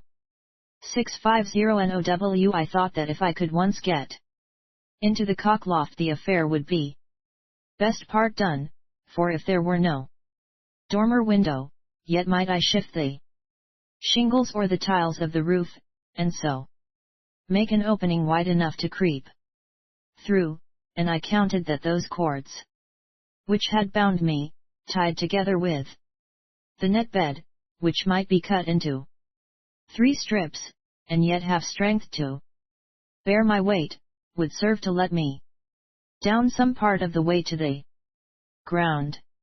What I should do after I got to the ground I did not trouble myself to consider. The main thing was to get out of the tower safely. The more I looked at the chinks above, the more I liked my project, but how to make my way up into the cock loft, as I call it, was the plague. I passed my hands carefully over every part of the 651 walls within reach, hoping to find some hole or cranny to climb up by, but the stones were all smooth and flush, so that a cat could not have climbed up them. Nor was there anything in the shape of furniture that I might build up for a ladder. There was not within these 4 walls but myself and the net I had been trussed up in. Taking up one of the cords from the ground, and weighing it in my hand, I asked myself if I could by any means turn it to my purpose. After thinking some little while, it came into my mind that if I made a big knot at one end, and thrust it through one of the rifts so that it would hitch on the outer side of the wall, I might then make a loop or two in the loose end, by which I could raise myself against the wall to the height of the said rift, and so reach up to the loose boards. 652 if loose they were, above. The scheme was wild enough, but as I saw no better, I began at once to put it into execution. First of all I chose the longer of the cords, and made 2 loops in it to serve me as stirrups. Then, taking a piece of the net, I rolled it into a hard ball, about as big as I might thrust through the rift. And, having bound this about with another cord, I fastened it securely to my stirrups, with length enough, as I judged, to allow the ball to pass through to the outer edge of the wall, where I hoped it would hitch. When I had done this to my satisfaction, I began to cast about how I was to get it through the rift, which was a difficulty I had not foreseen. 653 if I had only a pole, says I to myself. A pole about 2 yards long. But, Lord! While I was about it I might just as well have wished for a step ladder of 3 yards to carry me at once into the cock loft. However, growing a little desperate to find myself thus balked for want of a stick, I made a spring upward, and, getting my hand in the rift, I contrived to hang there some while. But as to dragging myself up so that I could get my knot through with my other hand, that I could not do, strive as I might, nor do I think it possible that any man, though he were lusty as Samson, could have compassed that business. Now was I pretty well at my wit's end. Yet, being of a stubborn nature, I would not allow myself to be beaten, and still clung to the notion of scaling the wall. 654 with my precious rope stirrups.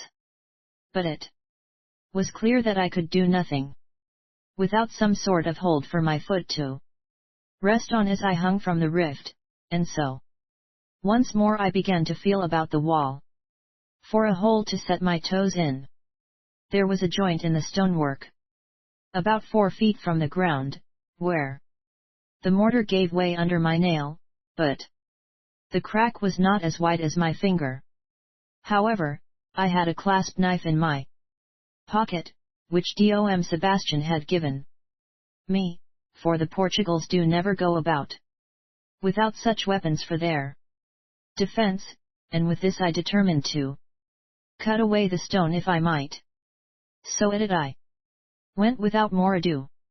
I had scarcely begun this toil when I heard someone ascending the stairs that led to my prison. 655 NOW, thinks I, am I undone? For if they come in here and see my knotted rope, they will certainly take it from me, and there will be an end of my only hope.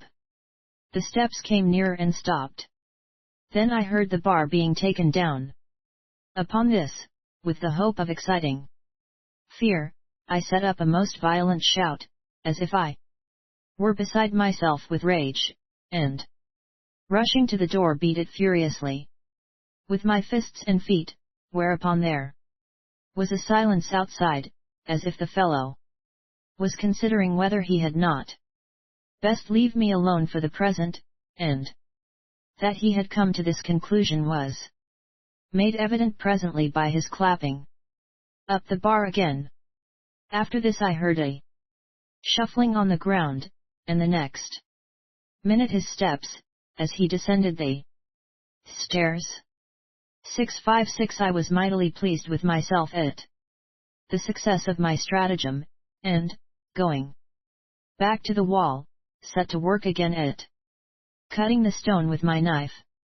I ground and scraped till the blade of my knife was as hot as fire, but when I examined the stone with my finger, to see if the hole were anything like big enough yet, I found that I had made no perceptible difference in it whatever, which did so vex me that I was ready to tear my hair, or commit any other extravagance. Then, casting my eyes at the wall where the light from the rift fell, I was terrified to observe how the shadow had shifted since I first began, so that I concluded it must be getting towards sundown, by which I reckoned I must have been 4 or 5 hours at this business, and was pretty near as far as ever from making my escape.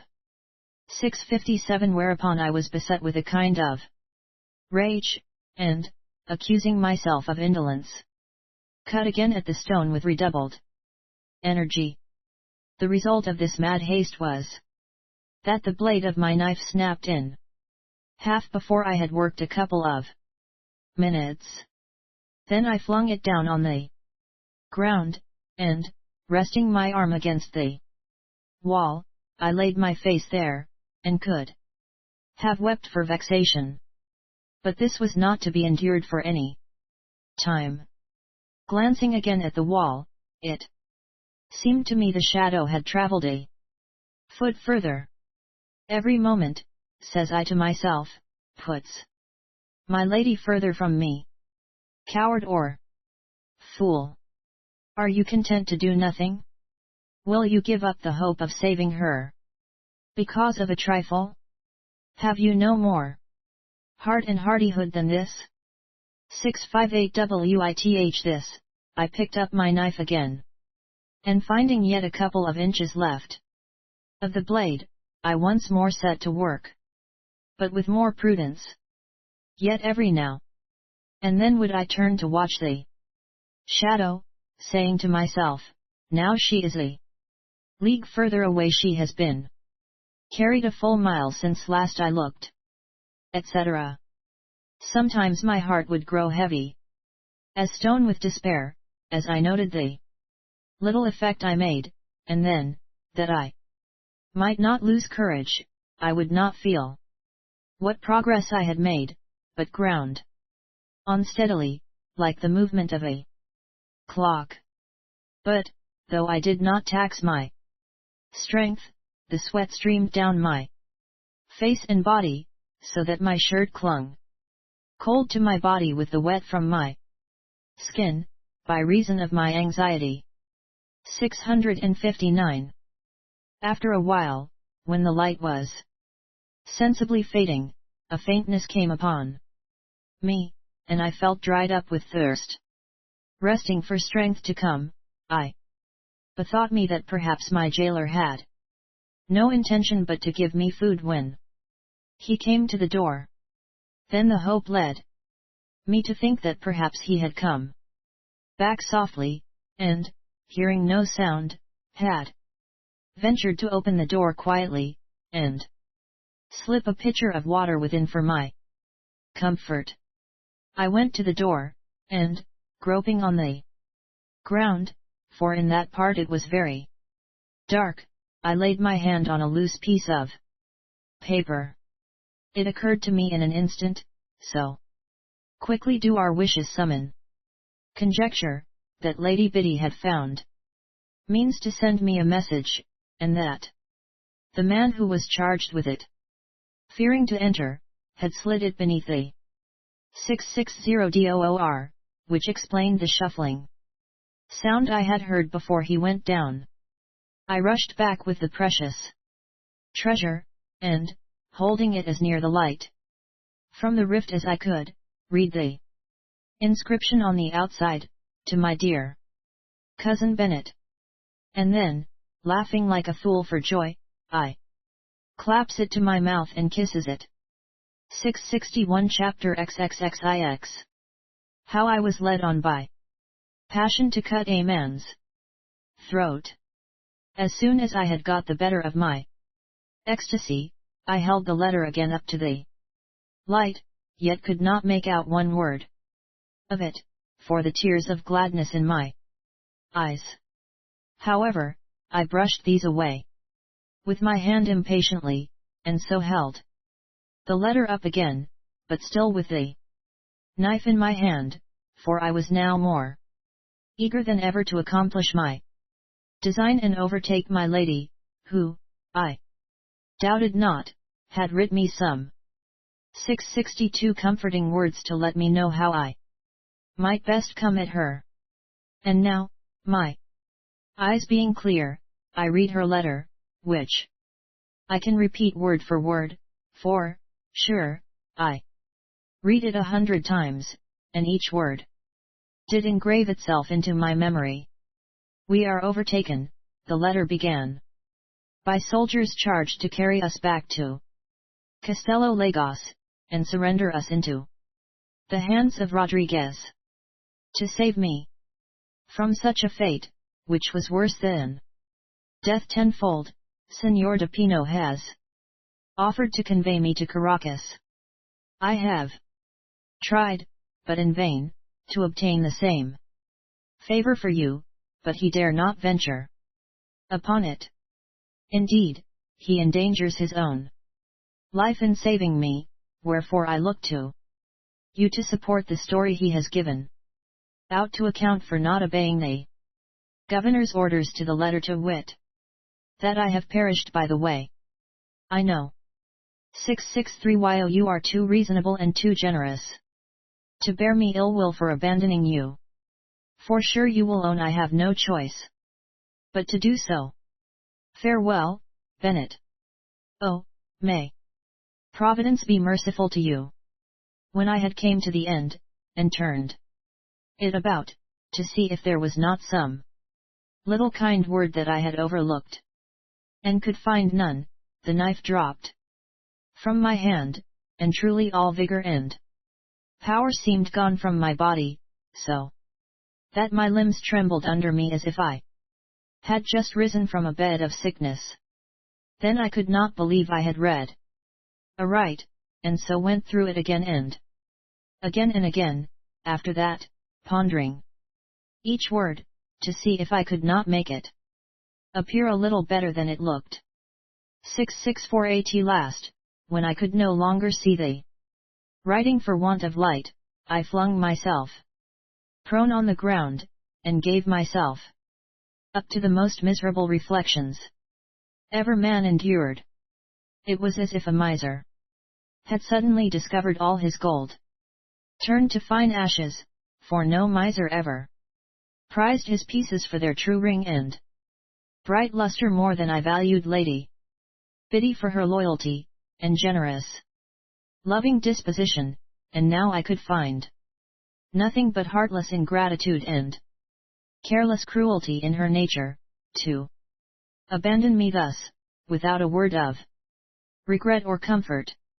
It seemed to me as if her chief end in writing was to obtain security for herself and Luis de Pino, by persuading me to support the story of her death, and with such a cold, cruel heart, to invoke the mercy of 665. Providence towards me was nothing but hypocrisy, with the taint of blasphemy. Had she studied to crush the love out of my heart, she could not have writ more unkindly, says I to myself. Then it came to my mind that this cruelty was studied to that end, in order that my passion might not give me the power to escape and rejoin her. And the more I thought of this, the more likely it appeared. She has Luis de Pino, says I, grinding my teeth in rage, and has no further need of me. Then I cursed her for a cruel, unkind jade, and would try to think I was well rid of such a baggage, that all women were false alike, for fools and boys to love, and fit only to be treated as men, like Rodriguez treated them. They make sport, says I, of those who are 666 fond enough to love them, and kiss the hand of a cruel, hardened wretch like Louis de Pino. 'Tis the trick of a dog, who snaps at loving children, who would caress it, and cringes before the tyrant who spurns it with his foot. Fear not that I shall seek to separate you from your lord, no, not though I saw him lift the whip to flog you as he would another slave. I trust no woman. Again, the friendship of Rodriguez is more stanch and loyal. I have done all a man could do in proportion to his means for the love of a woman, but I have come to an end of my folly. My body shall shed its blood no more for you know, nor my heart a tear. And yet, thinks I, my rage abating as I perceived how dreary and barren my life must henceforth be, which seemed, as I looked back on it, to be all strewn with 667 flowers and gladdened with sunshine. Yet, in truth, I do wish you had died before you writ that letter. Would that I could yet treasure that tender joy of love for you that has made a fool of me. I would that you had died ere I knew you worthless, while I yet thought you all that was beautiful and good and kind. 'Twould have broke my heart to have lost you then, but better 'tis to live with ever abiding sorrow for such loss, than to find nothing in the world to weep for. In this fashion did I pass from one fit to another, from rage to regret, from bitter hate to tender grief, till the stars shone brightly through the rifts above.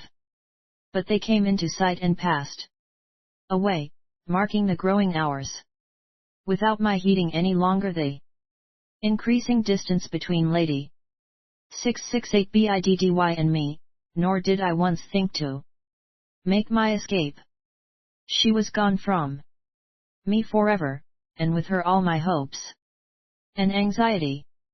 I gave no thought as to what would happen on the morrow, or what my fate would be when Rodriguez got me again into his hands. If I had thought of it, I should have welcomed the prospect of death itself, even by the worst torture his cruel nature could devise. Lady Biddy had appealed to my generosity and reason, but I had neither one nor the other, else had I perhaps brought myself to see that, after all, she had done no more than I should have bid her do if her fate had been in my hands. Could I have consented to her being carried back with me to Rodriguez? No.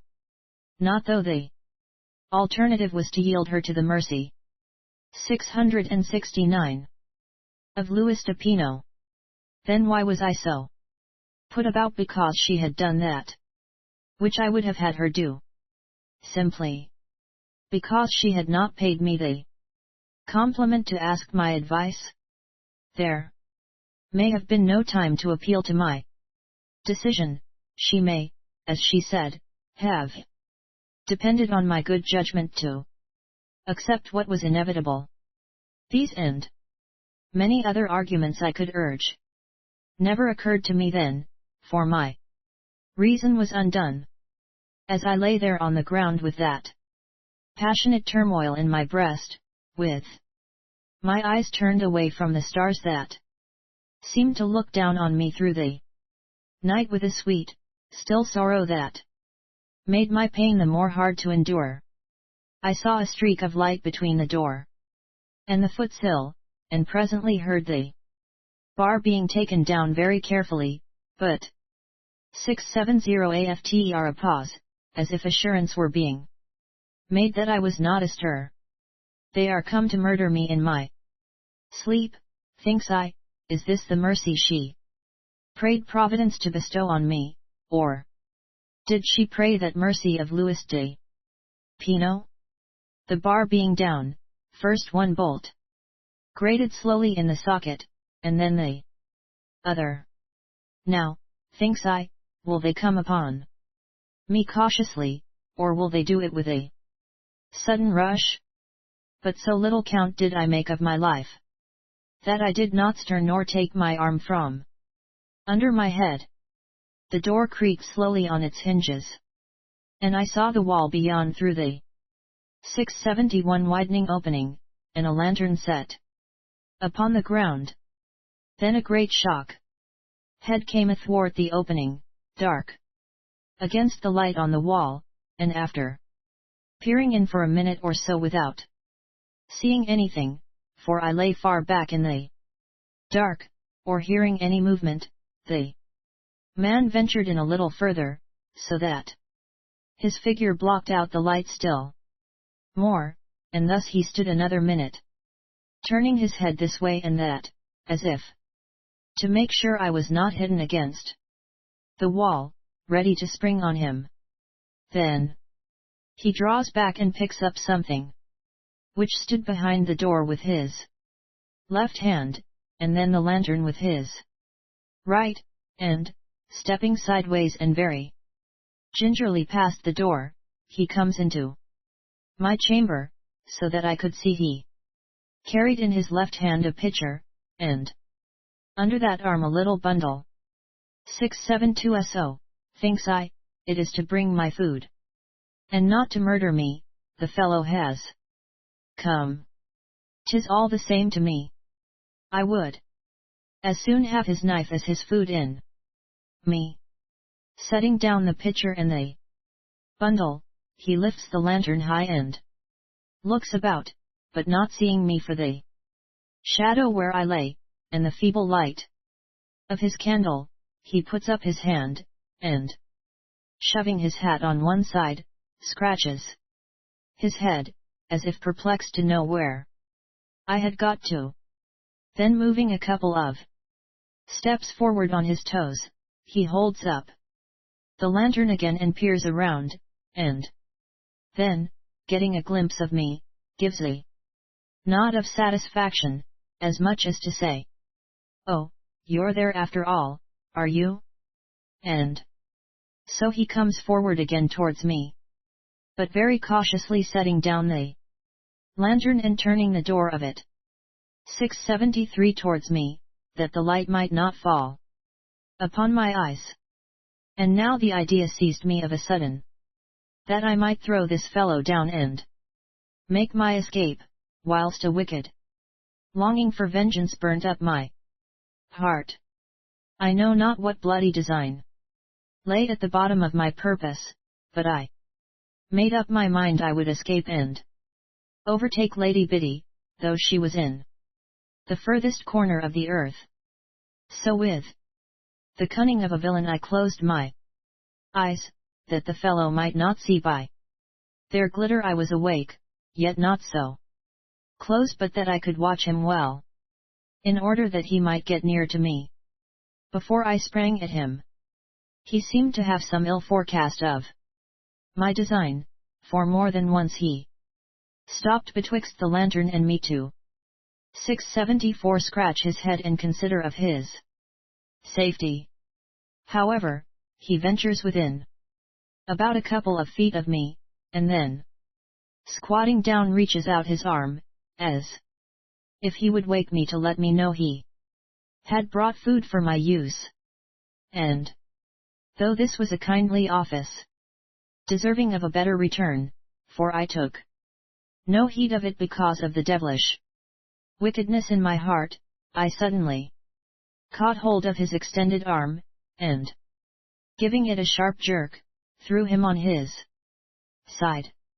Seeing a knife in his belt, I bethought me I would cut his throat, and so save myself from pursuit, for there is no vile murder a man will stop short of when he gives up his soul to the fiend of vengeance, and this purpose came so suddenly to my mind, even as he was rolling over, and the handle of his knife 675 caught a ray of light from the lantern, that I had no time to consider what I was about.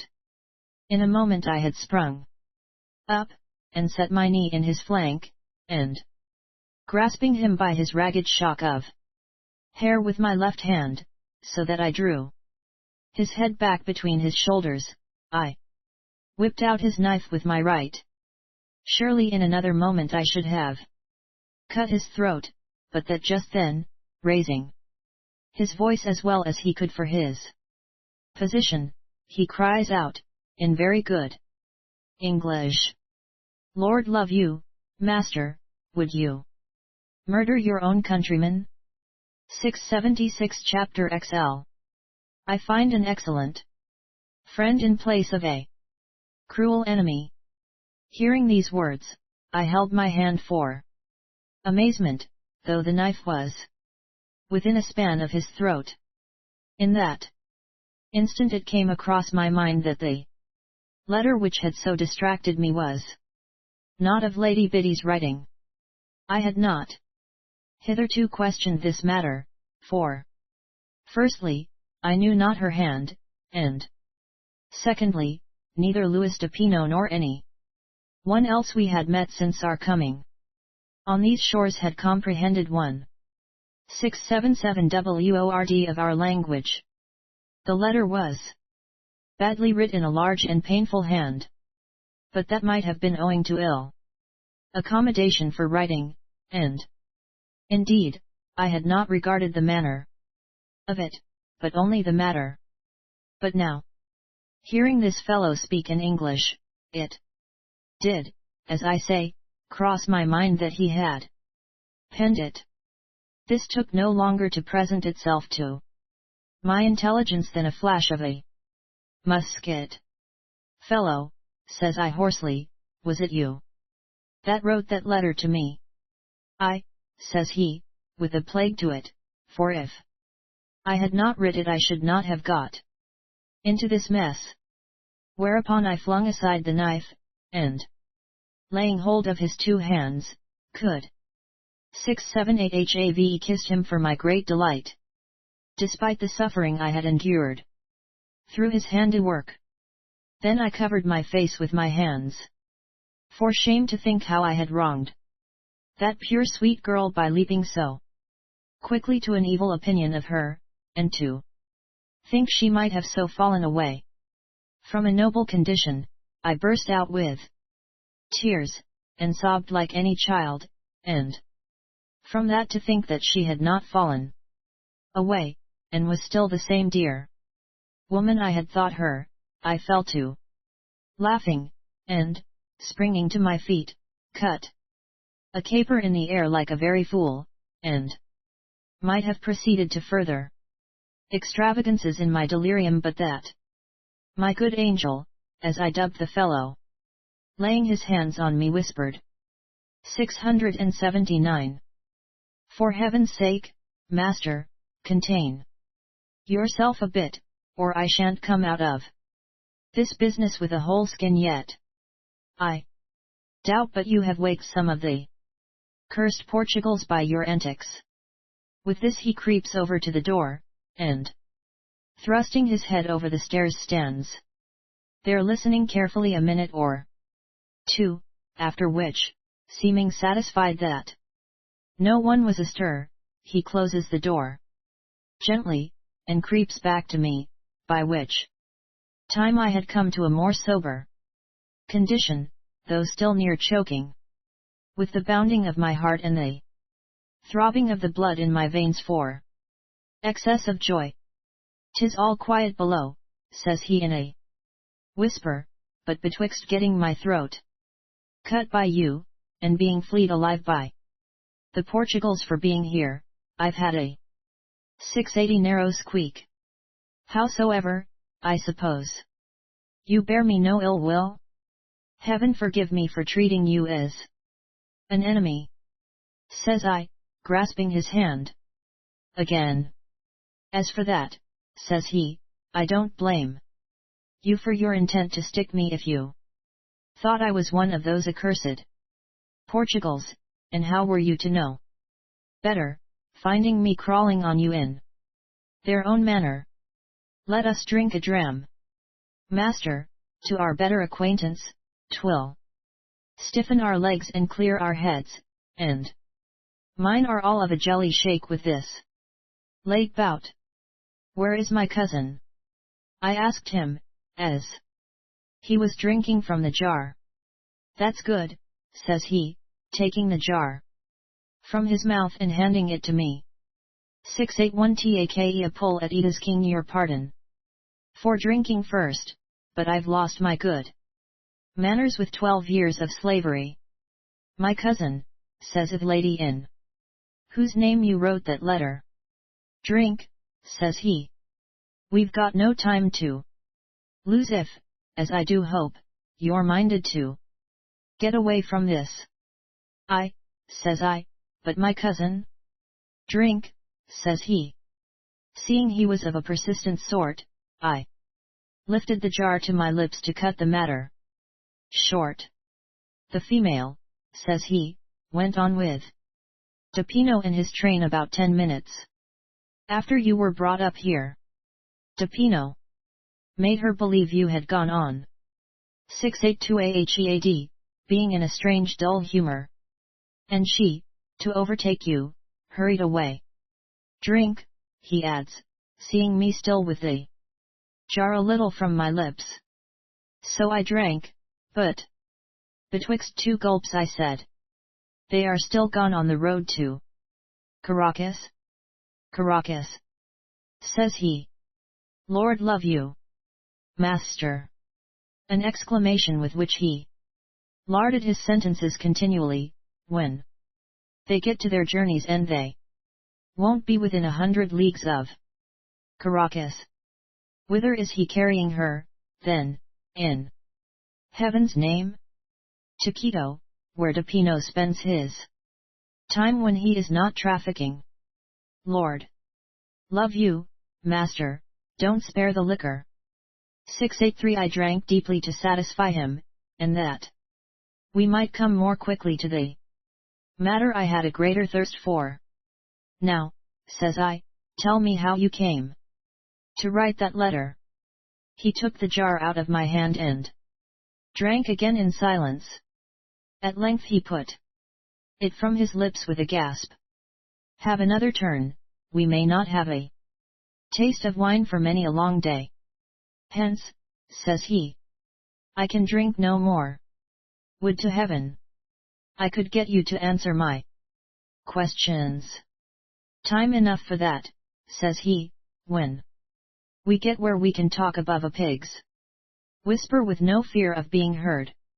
Now, master, if you can drink no more. 684 We said about getting out of this. We shall be all right if we tread light, and don't bungle till we get to the foot of the stairs. There I must put out the lantern. But you lay hold of my shoulder and get ready for a bolt if needs be. Are you got a knife? No, says I. Then I must manage to get you one. When we are below, a couple of swords won't be an inconvenience to us. Neither. You won't have another dram? No, says I, and you have had enough. That's as may be, says he. I could drink a ton of it. Howsoever, I'll take it you're right, so far as our safety is concerned. Now, master, you take my knife and follow close. Keep your 685 questions till we get a league on our way. I'll carry the lantern and this bag of victuals, and if I'd got another hand, hang me if I'd leave the jar behind. Here goes, master. Remember, if we are caught we shall be fleet alive. Now, then softly does it. Not a word. 686 Chapter XLI. A discourse with my new-found friend, Matthew Pennifarden. When we got to the foot of the stairs my comrade put out the light, and I, laying my hand on his shoulder, as he bade me, followed softly at his heels in the dark. For some paces, when we came to a door that stood ajar. Here he paused and peered out carefully, then, pushing the door open, he passed out into the open. He gave me the bag of food to hold, lifted up his finger as a sign to me to wait there, and then entered the tower. 687 AGAIN by another door in that part where the guard lay, and so I stood, with the drawn knife in my hand and my eyes on the lookout for a foe, till he returned, with a sword in each hand and a knife stuck in his belt. He seemed to have been gone an age, but I believe he was no more than 10 minutes at the outside. But I was consumed with impatience. He put one of the swords in my hand, and signed to me to follow. Then we threaded our way betwixt the tower and the huts, and coming to the end of a little alley he again peers out into the space beyond, first to the right and then to the left, very carefully, and seeing no one, for the Portugals here lay within doors because there was no turf, as in the other stations, but only hard, rocky ground, he nudged me with his elbow, and struck out pretty briskly to the gate. 688 he had previously set ajar, which we passed, and so got out without discovery, to our great comfort. Our road lay up the hills on the other side of the valley, in a rough and troublesome way it was by reason of the loose stones and deep holes which in certain parts, where the rocks shut out the light of the stars on either hand, were like so many pitfalls. Yet I was too light of heart to heed the bruising of my shins a farthing, though my comrade did curse prodigiously, spite of his saying he would not speak for a league. As I have told, when we had gone about an hour, my comrade, as I call him, after coming nigh to break his neck over a rock, sits him down on a rock, saying we might now well afford to fetch our breath and 689 rub our shins for a space. So now, sitting down beside him, I begged he would loose his tongue to satisfy my earnest anxiety. Well, says he with a sigh, I am not used to this business, and 'tis a long story.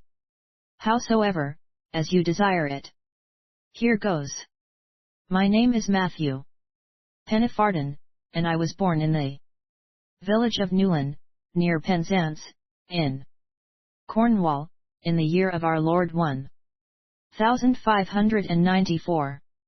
Nay, says I, you may skip 33 years of your adventures, and come to what took place when you first saw my cousin, Lady Biddy Fane. Lord love you, master, says he, that simplifies the job vastly. He was a sly rogue of some humor. Well, then, you 690 must know that when I came to the station yesterday afternoon with 4 other slaves, burdened with gold muck, from that part of the valley where the mines lie, our factor tells me that the merchant Senor de Pino would speak with me, whereupon I goes to the factor's office with him, and there de Pino asks me if I could write English, and would earn a jar of wine, to which I made reply that I could do the one as readily as I would the other, seeing I was 2 years an attorney's clerk before I was so foolish as to quit my employ, and run away to sea, and was now as dry as any limekill. On this he sets me down before a table, with an inkhorn and a sheet of paper for my work, and tells me in his own tongue what he would have writ in mine. When I had done this, he goes over the writing with 691 me a dozen times, questioning as to this word and doubting as to that, scratching out here and writing in there, till we could find no further room for improvement, when he gives me a fresh sheet of paper and has it all writ out again for fair. So, having come to an End of the business. He orders the factor to give me a jar of wine, as he had promised, and send me back to the mine. Now a man cannot serve the devil without learning the smell of brimstone, and I had been long enough with my attorney to get a pretty keen scent for mischief, wherefore, as I went back to my accursed mine, turning this affair over in my mind, I came to a pretty fair understanding of what lay at the bottom of this letter writing. Yet, to make sure, I turns out of my way, being alone, for the rest had gone back with 692 empty baskets while I was writing the letter. I goes about, I say, to sneak up among the rocks to where I could get a fair view of the station without being seen. There I had just posted myself, when I see the Portugals bearing a man tied up neck and crop to the guardhouse, and says I to myself, that's cousin Pengili, or I'm a Dutchman. When you were clapped up, and the Portugals had come back from the guardhouse, the mules were brought out and packed, and one part of the train was sent on, while the other waited in readiness to start, which perplexed me somewhat till 10 minutes later, when a female was led out by Dupino and seated on a mule, and that part of the cavalcade set out pretty briskly, as if to overtake the other. Then I hit upon it, that Dupino had practiced this 693 stratagem to make your cousin believe you had gone on first, and hasten her departure from the station. But I pray you, master, says he, breaking off and opening the bag of victuals, do pick a bit, for I warrant you have had nothing betwixt your lips since you was clapped up, have you, now? You are right, says I, falling to with a relish, but go on. Says he, I guessed as much. They served me that same way when I first came into captivity, starving me till I was too weak to make resistance, and glad enough to accept the work of a slave that I might fill my belly. And surely that was the fate they intended for you. And this did put me in mind not to touch a drop of the wine, lest a taste might tempt me to drink all, but to leave 694 it hid up in that rock and go back to my work dry, and also to set aside my supper when it was served out to us at sunset. Good heavens! I exclaimed, no wonder you drank so heartily when we were in the tower. Says he, I overcame the flesh as long as I could, but I could hold out no longer. And you have fasted full as long as I have, by the same token, says I. You've hit it again, says he, but that did not call for such courage as t'other. For I would rather fast a whole day than go dry an hour. This fellow's generosity touched my heart, and I would not eat another 695 morsel, nor let him speak, till he had eaten his fair share of the food. And now I saw why he had been so loath to begin a long history with the bag of victuals untouched. When we had come to the end of our meal, my comrade proposed we should move on, for, says he, I care not how I knock my ribs against the rock now, that I have something within me to resist the shock. When we had got on our way again, and were come to a fairly level part of the road where we could converse without inconvenience, I asked my comrade if there was any truth in that letter concerning soldiery being sent by Dom Sebastian to recover us. 696 Lord love you. Says he, not a word. 'Twas all a plan of Dupino's invention. But tell me, master, how you came to fall into the hands of such a villain. When I told him briefly my history, he considers a while, and then says he, "You have naught to fear from Sebastian, for though he is as treacherous as any other Portugal, and not one of them is a true man, yet have these rogues a certain kind of fair dealing amongst themselves, and having sold you to Dupino he would not go back on his bargain, though Rodriguez should offer twice as much to get you back as Dom Sebastian received for parting with you." "Then," says I, "you believe Dom Sebastian sold us to Dupino?" 697 I am as certain of that as I am that Dupino sold you to our factor. "And how are you certain of that, my friend?" says I. "Because he did not stick his dagger into you when you were asleep. But for his avarice, you would not be alive now.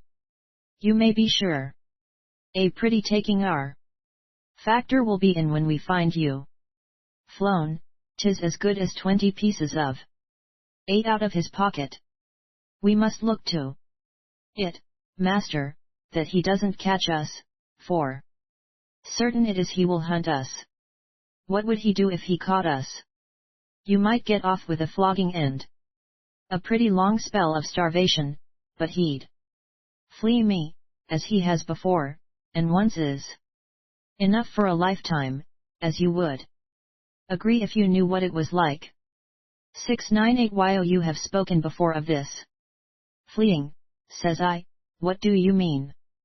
"If there was light I would show you my back for a sign. I've had a piece of skin stripped off my body an ell long and an inch wide." "Good God!" says I, "is such barbarity possible?" "Aye," says he, "and worse. I'll be flea'd rather than have the solace of my feet roasted if he gives me my choice.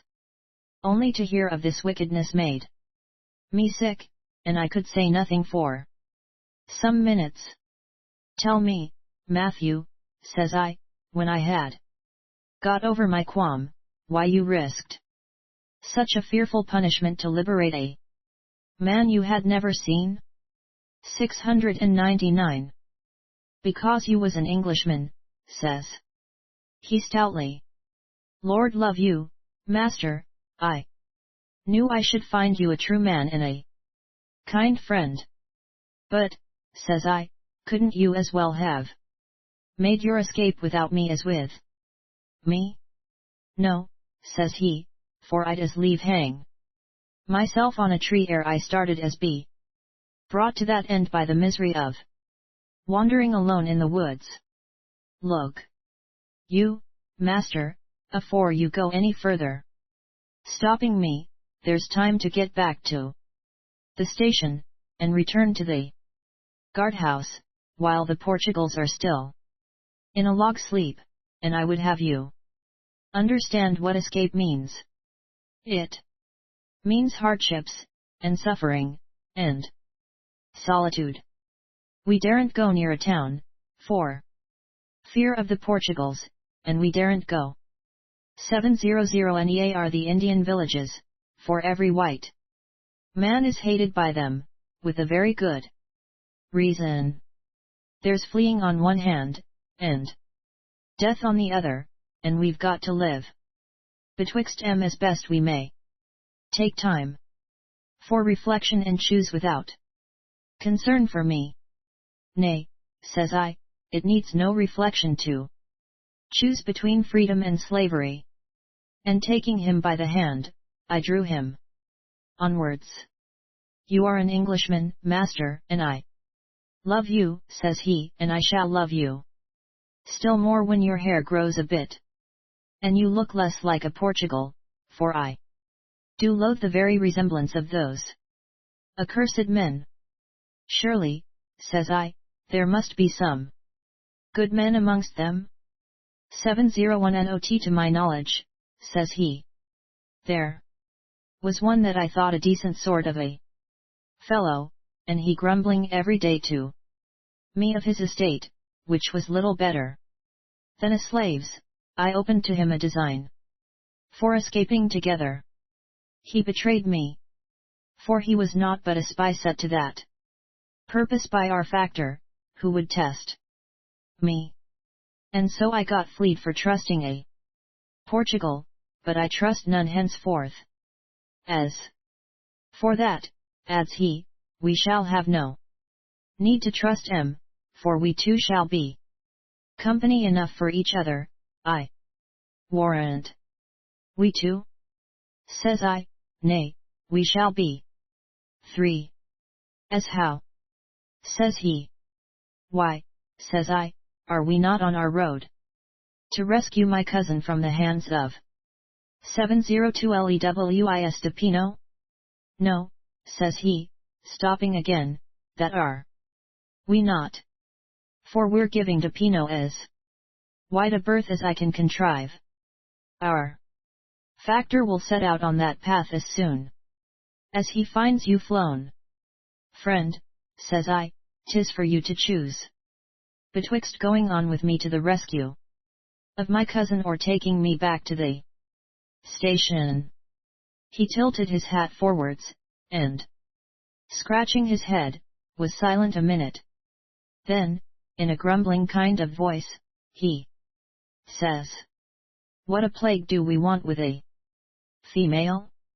Would you suffer her to go into slavery? Says I. 703 They like it, says he sullenly. Not it. First, but after a bit she'll be treated well, and I count she won't thank you from taking her away from a fine house and rich gowns to wander about in the woods without a roof to her head or a whole rag to her back. Nor matter for that, says I, she shall be taken out of the Portugal's hands if I live. Well, says he, a little more cheerfully, if it is to rob the Portugal, I shall be less loath, and to oblige you, more willing. We must turn back, howsoever, to those horrid rocks. Again we turned about, and retraced our steps in silence for a while. 704 Don't take it amiss, master, says he. Presently, if I'm a little bit downhearted at the prospect of having a ladies' society, but I've had so much of that sort of thing these last 10 years that I shouldn't be sorry if I never saw another female. How's that? Says I. Why, master, says he, I'm married. And you can quit your wife without regret? Says I. It ain't a wife I'm quitting without regret, says he, it's 20 or 30. I asked him to explain this matter, which he did forthwith, telling me that all the slaves in those mines were women, and that when one wounded herself, or fell sick by overwork, so that 705 to save her life it was necessary she should lay up for a time, she was forthwith married to him. This strange custom perplexed me until I came to perceive the motive. Have you any children? Says I. Children? Says he, Lord love you, I've got 60 if I've got one. But you can't expect a father to be very partial to his children when there's so many of 'em. I give you my word, I don't know Jack from Jill, and they're all orange. Tawny. 706 Chapter XLII. We are pursued by dogs and Portugals. In this discourse we retraced our steps, and crossing the valley, yet wide of the station, we ascended again that chain of hills crossed the day before, for Louis de Pino, as I was now informed by Matthew, had turned out of his road to sell meat and traffic for gold, and after a long and painful march we came about daylight to the woods. Here we rested, though against my inclination, being tormented with apprehensions concerning my dear 707 Lady Biddy, but Matthew was pretty nigh spent with fatigue, having less strength than I, and none of that terrible anxiety which pricked me onward. Thus, in one way and another, was a good deal of precious time lost. When Matthew perceived that my impatience was becoming intolerable to me, he rose, and we once more pushed on. Yet he had a difficulty to keep pace with me, and from time to time he would remonstrate at my pace, saying, "Not so fast, master, not so fast, you forget that your legs are a quarter of a yard longer than mine," and the like. The road still skirted the mountains, pretty high up, yet still amidst the woods, whence now and then we caught a glimpse of the river shining below. 708 Very sweet and peaceful in the grey light of the morning. "Now, master," says Matthew, when we had gone about a couple of leagues along this road, "now we shall do well to quit this road, and make our way as best we may through the woods, for I reckon we are getting nigh a station, and at any turn are likely to be spied." Accordingly we struck into the wood, and none too soon, for ere we had made 100 yards we were brought to a stand by the furious barking of a dog. "If we can't silence that brute we are undone," whispered Matthew, "for they are trained to hunt down runaways, and will not quit their quarry till the huntsmen are come up with it." 709. Presently the barking ceased for a minute, and we heard the voices of men egging the dog on, yet could we see neither one nor the other for the thick growth, though their cries sounded no further off than a couple of 100 yards or so. "Master," says Matthew, very much crestfallen, "promise me one thing." "Aye," says I, "and you may depend on it. I will keep my word." He pressed my hand and nodded. "Then," says he, "promise me that if I am taken, and you see a chance to pass your sword through me, you will put an end to my life." "Nay," says I, shrinking before such a cruel possibility, "things will not come 710 to that pass." "Promise me, all the same," says he, very earnestly. "You have my promise, friend," says I, though I would not have given it had I foreseen what he was about to ask. "Good," says he. "I could lose another ell of my skin without much more than a day's howling, and I believe I could stand having my feet roasted, after the first scorching had taken my senses away, but I couldn't endure to be taken back a slave and lose my freedom."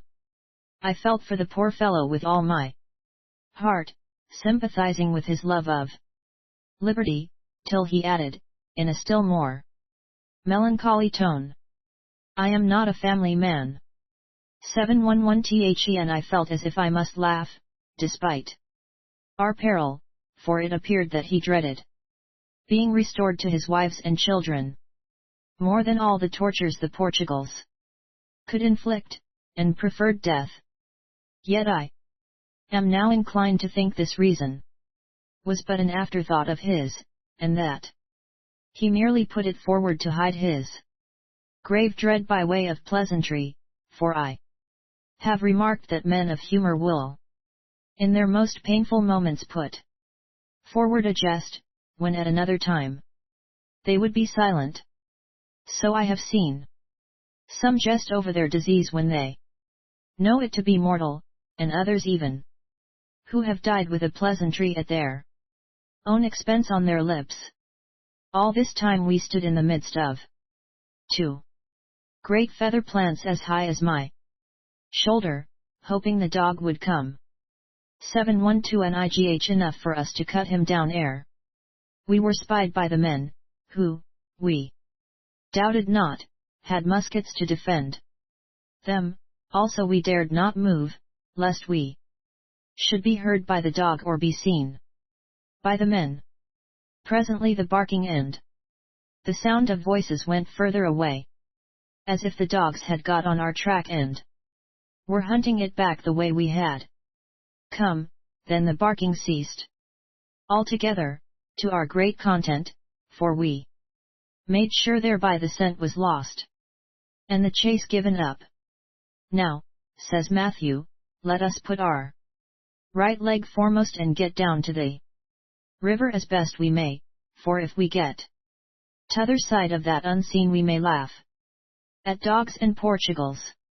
Nay, says I, go if you will, but I can not get away from this station until I 713 whether my dear cousin be there or not. You live for freedom, adds I. But I live for something more than that. No need to tell me that, says he. Lord love you, master, do you think I don't know what's the matter with you? Trust me, I'll play you no scurvy trick. Though I don't relish the society of females. Do as I wish you, and believe me, I am thinking as much of your welfare and happiness as my own. But, for heaven's sake, do not let us waste time a talking here like so many attorneys. You shall have all the explanation you need when we get t'other side of the water. I felt sure of this good fellow's honesty, and believing his judgment better than mine, knowing more of these parts and 714 ways of Portugals than ever I did, I yielded to his persuasions, and we scuttled down the hillside as quickly as we might for the obstructions that pestered us more and more as we advanced. For in the lower sides of these hills, towards the bottom, where the sun burns fiercer, the soil is moister, and a greater depth of earth lies over the rock, the growth is prodigiously thick. And besides the mass of shrubs upon the ground that one must pick one's way through not to be torn in pieces, the trees are all netted together with lianas as stout as a ship's tackle, brambles, briars, and hanging vines of 100 sorts, so there is no way betwixt them but what a man may cut for himself with his sword. Give me a valley like that we have left behind, where there is naught but stones. 715 and rocks, says Matthew, for though you may break your shins one moment, and your nose the next, yet can you make some headway. But here, says he, no man can roll down 100 yards without setting foot to the ground. Howsoever, we're shut of the dog for our consolation. Scarce were these words out of his mouth when they were forcibly contradicted by a fierce barking close in our rear, and turning about we spied the brute, as big as a wolf and as horrid, bounding towards us. But seeing us prepared with our swords to cut him in pieces, he stops short. Nor would he anyhow permit us to get near him. Though Matthew, to tempt him, hid his sword behind him, and made forward with his hand out, saying poor doggy, very civilly, as though he would caress 716 him, but backing when we advanced towards him, approaching as we went on, the dog contrived ever to keep well out of our reach, all the while barking to be heard a mile off. This will never do, says I, the Portugals will be down on us directly. I, says he, do you cut away through the briars, while I keep this brute off. So I hacked away with all my might at the lianas, while Matthew occupied himself with the dog, sometimes in Portuguese, commanding him, as I judged, to go home in a tone of authority, or entreating him mildly to come near and get a chop for his pains. But all to no purpose, except that he 717 kept him from doing us a mischief with his fangs. Go home, you beast! Cries he, and then in the same breath, would we were back in my old valley, master, I'd brain you with a rock in a twinkling. But here is nothing to hurl at the cursed beast. Nice old doggy, come here. But now he had to hold his peace, for we could hear in the woods above us the voices of Portugals crying to one another, and shouting encouragement to the dog, nor dare I chop our way further, lest the flashing of the sword should be seen above the growth about us, and bring a shower of musket balls upon us. The only thing that saved us from immediate discovery and apprehension 718 was that our pursuers found the same difficulty in advancing that we had overcome, and had to cut their way to where they heard the barking of the dog. If we could only silence that vile dog, whispered Matthew, grinding his teeth. Says I, but how may we do that? I see but one way, says he, and that not very promising, but 'tis better than to wait here and be shot. Let us go back the way we have come. Why, says I, that is but to offer ourselves the sooner to the Portugals. Nay, says he, they are still a pretty fair distance off. Come and do as I ask you. 719. Lead on, friend, says I. You are better acquainted with this warfare than I. So Matthew started at once to go back up the hill by the way we had cut through the growth, which did seem to me the rankest folly in the world. And what made it look worse was that, instead of trying to pacify the dog, he enraged it more than ever by thrusting at it with his sword, spitting at it, etc.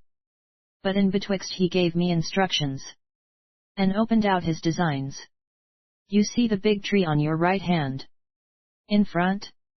Says he. Says I. Get behind me, and when I pass that tree slip behind it and wait ready with 720 your sword. The dog knows me, and takes no note of you. There was no time to say more, for he had come abreast of the tree, and here he did draw the dog into a greater rage than ever, so that, as he had directed, I slipped behind the tree unobserved. And now, seeing Matthew's excellent design, I waited with my sword raised above my head. After he had gone forward another 2 or 3 paces, Matthew begins to draw back, all the while jibing and jeering at the dog, who was now so furious that he even ventured to snap at the sword blade when Matthew thrust it forward. And so step by step Matthew falls back, until, passing me a couple of paces, the dog comes snapping and snarling forward after him till he is fairly within 721 my reach, when with one swift blow I did cut him right through the loins clean in 2 halves. 722 Chapter Slyeen. We lay our heads together concerning what is best to be done. Now having slain the dog, as I have shown, we crouched us down, that we might not be seen, feeling pretty secure.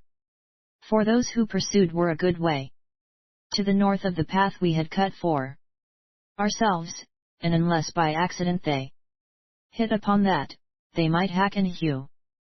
For a whole week, now there was no dog to betray our whereabouts, without coming nigh us. Indeed, as the old saying goes, 'twas like searching of a 723 needle in a bottle of hay, with this addition that they who searched were no bigger than the needles they sought. As we squatted there we could plainly see them chopping at the growth to make a passage, which was a comforting assurance they had not hit upon the alley we had made, together with much cursing and swearing, very grateful also to our ears, as showing they liked not their business, and crying out to the dog, who, for aught they knew, had started some game or was busy battening upon his prey. For some time this uproar continued, and at one moment it seemed to be coming perilously near, but in the end they overshot us, going down the hill some way below. Then they gave over shouting, and we heard no more of them, by which we judged they had 724 up the attempt to find us or the dog in despair, and were gone back the way they had come. So when we counted it safe to move, we once more began to force our passage down to the river, and, not to tire the reader as much as we tired ourselves in this business, we at length reached the waterside. Here, being exhausted with our exertions and faint for want of food, we made a fire, and ate a serpent roasted on the embers, which Matthew had cut down, and this I recollect, because it was the first time I had tasted of these reptiles, nor should I then have eaten it, having a great loathing for such worms. But that Matthew assured me they were excellent meat, as indeed they are for those who can get no better. 725 WHILE We were regaling ourselves. I begged Matthew to tell me why he had come down to the river instead of returning to the road. For 2 reasons, master, he replies.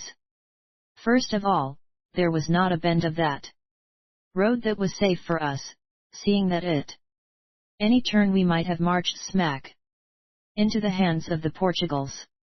I don't see that, says I, for we had stood a better chance of catching sight of Luis de Pino and his train going on before us than they of spying us creeping on behind them. How about the others? Says he. What others? Why, they who have been hunting us with the dog. 726 THEY, I take it, are Luis de Pino's men, says I.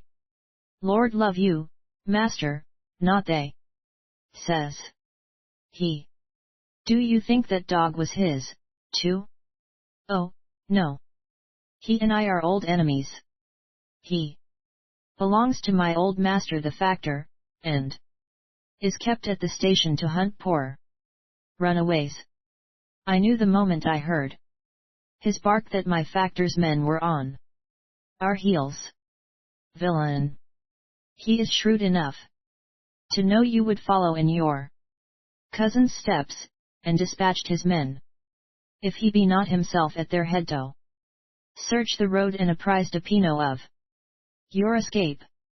Now, master, if they had slipped by without being betrayed by the dog, they would have spurred on till they overtook de Pino, and finding us not with him would have laid in ambush to take us as we followed after. Do you think I'm far out in my calculation? 727 NO, says I, you're right, I must allow. Matthew, and now for your second reason. The second hangs on to the first, master, for it stands to reason that if we ran a fair chance of losing our own liberty by sticking to the road, we were in a poor way to save the female. I went a bit too far maybe in supposing that you had no certain scheme of your own for circumventing de Pino. No, says I, you were in the right. Again there, I had no fixed purpose. You had a notion maybe that we might catch de Pino and his men all napping, and that we might just get away with the female before they woke. I admitted that if I had any scheme at all, it was no better than that.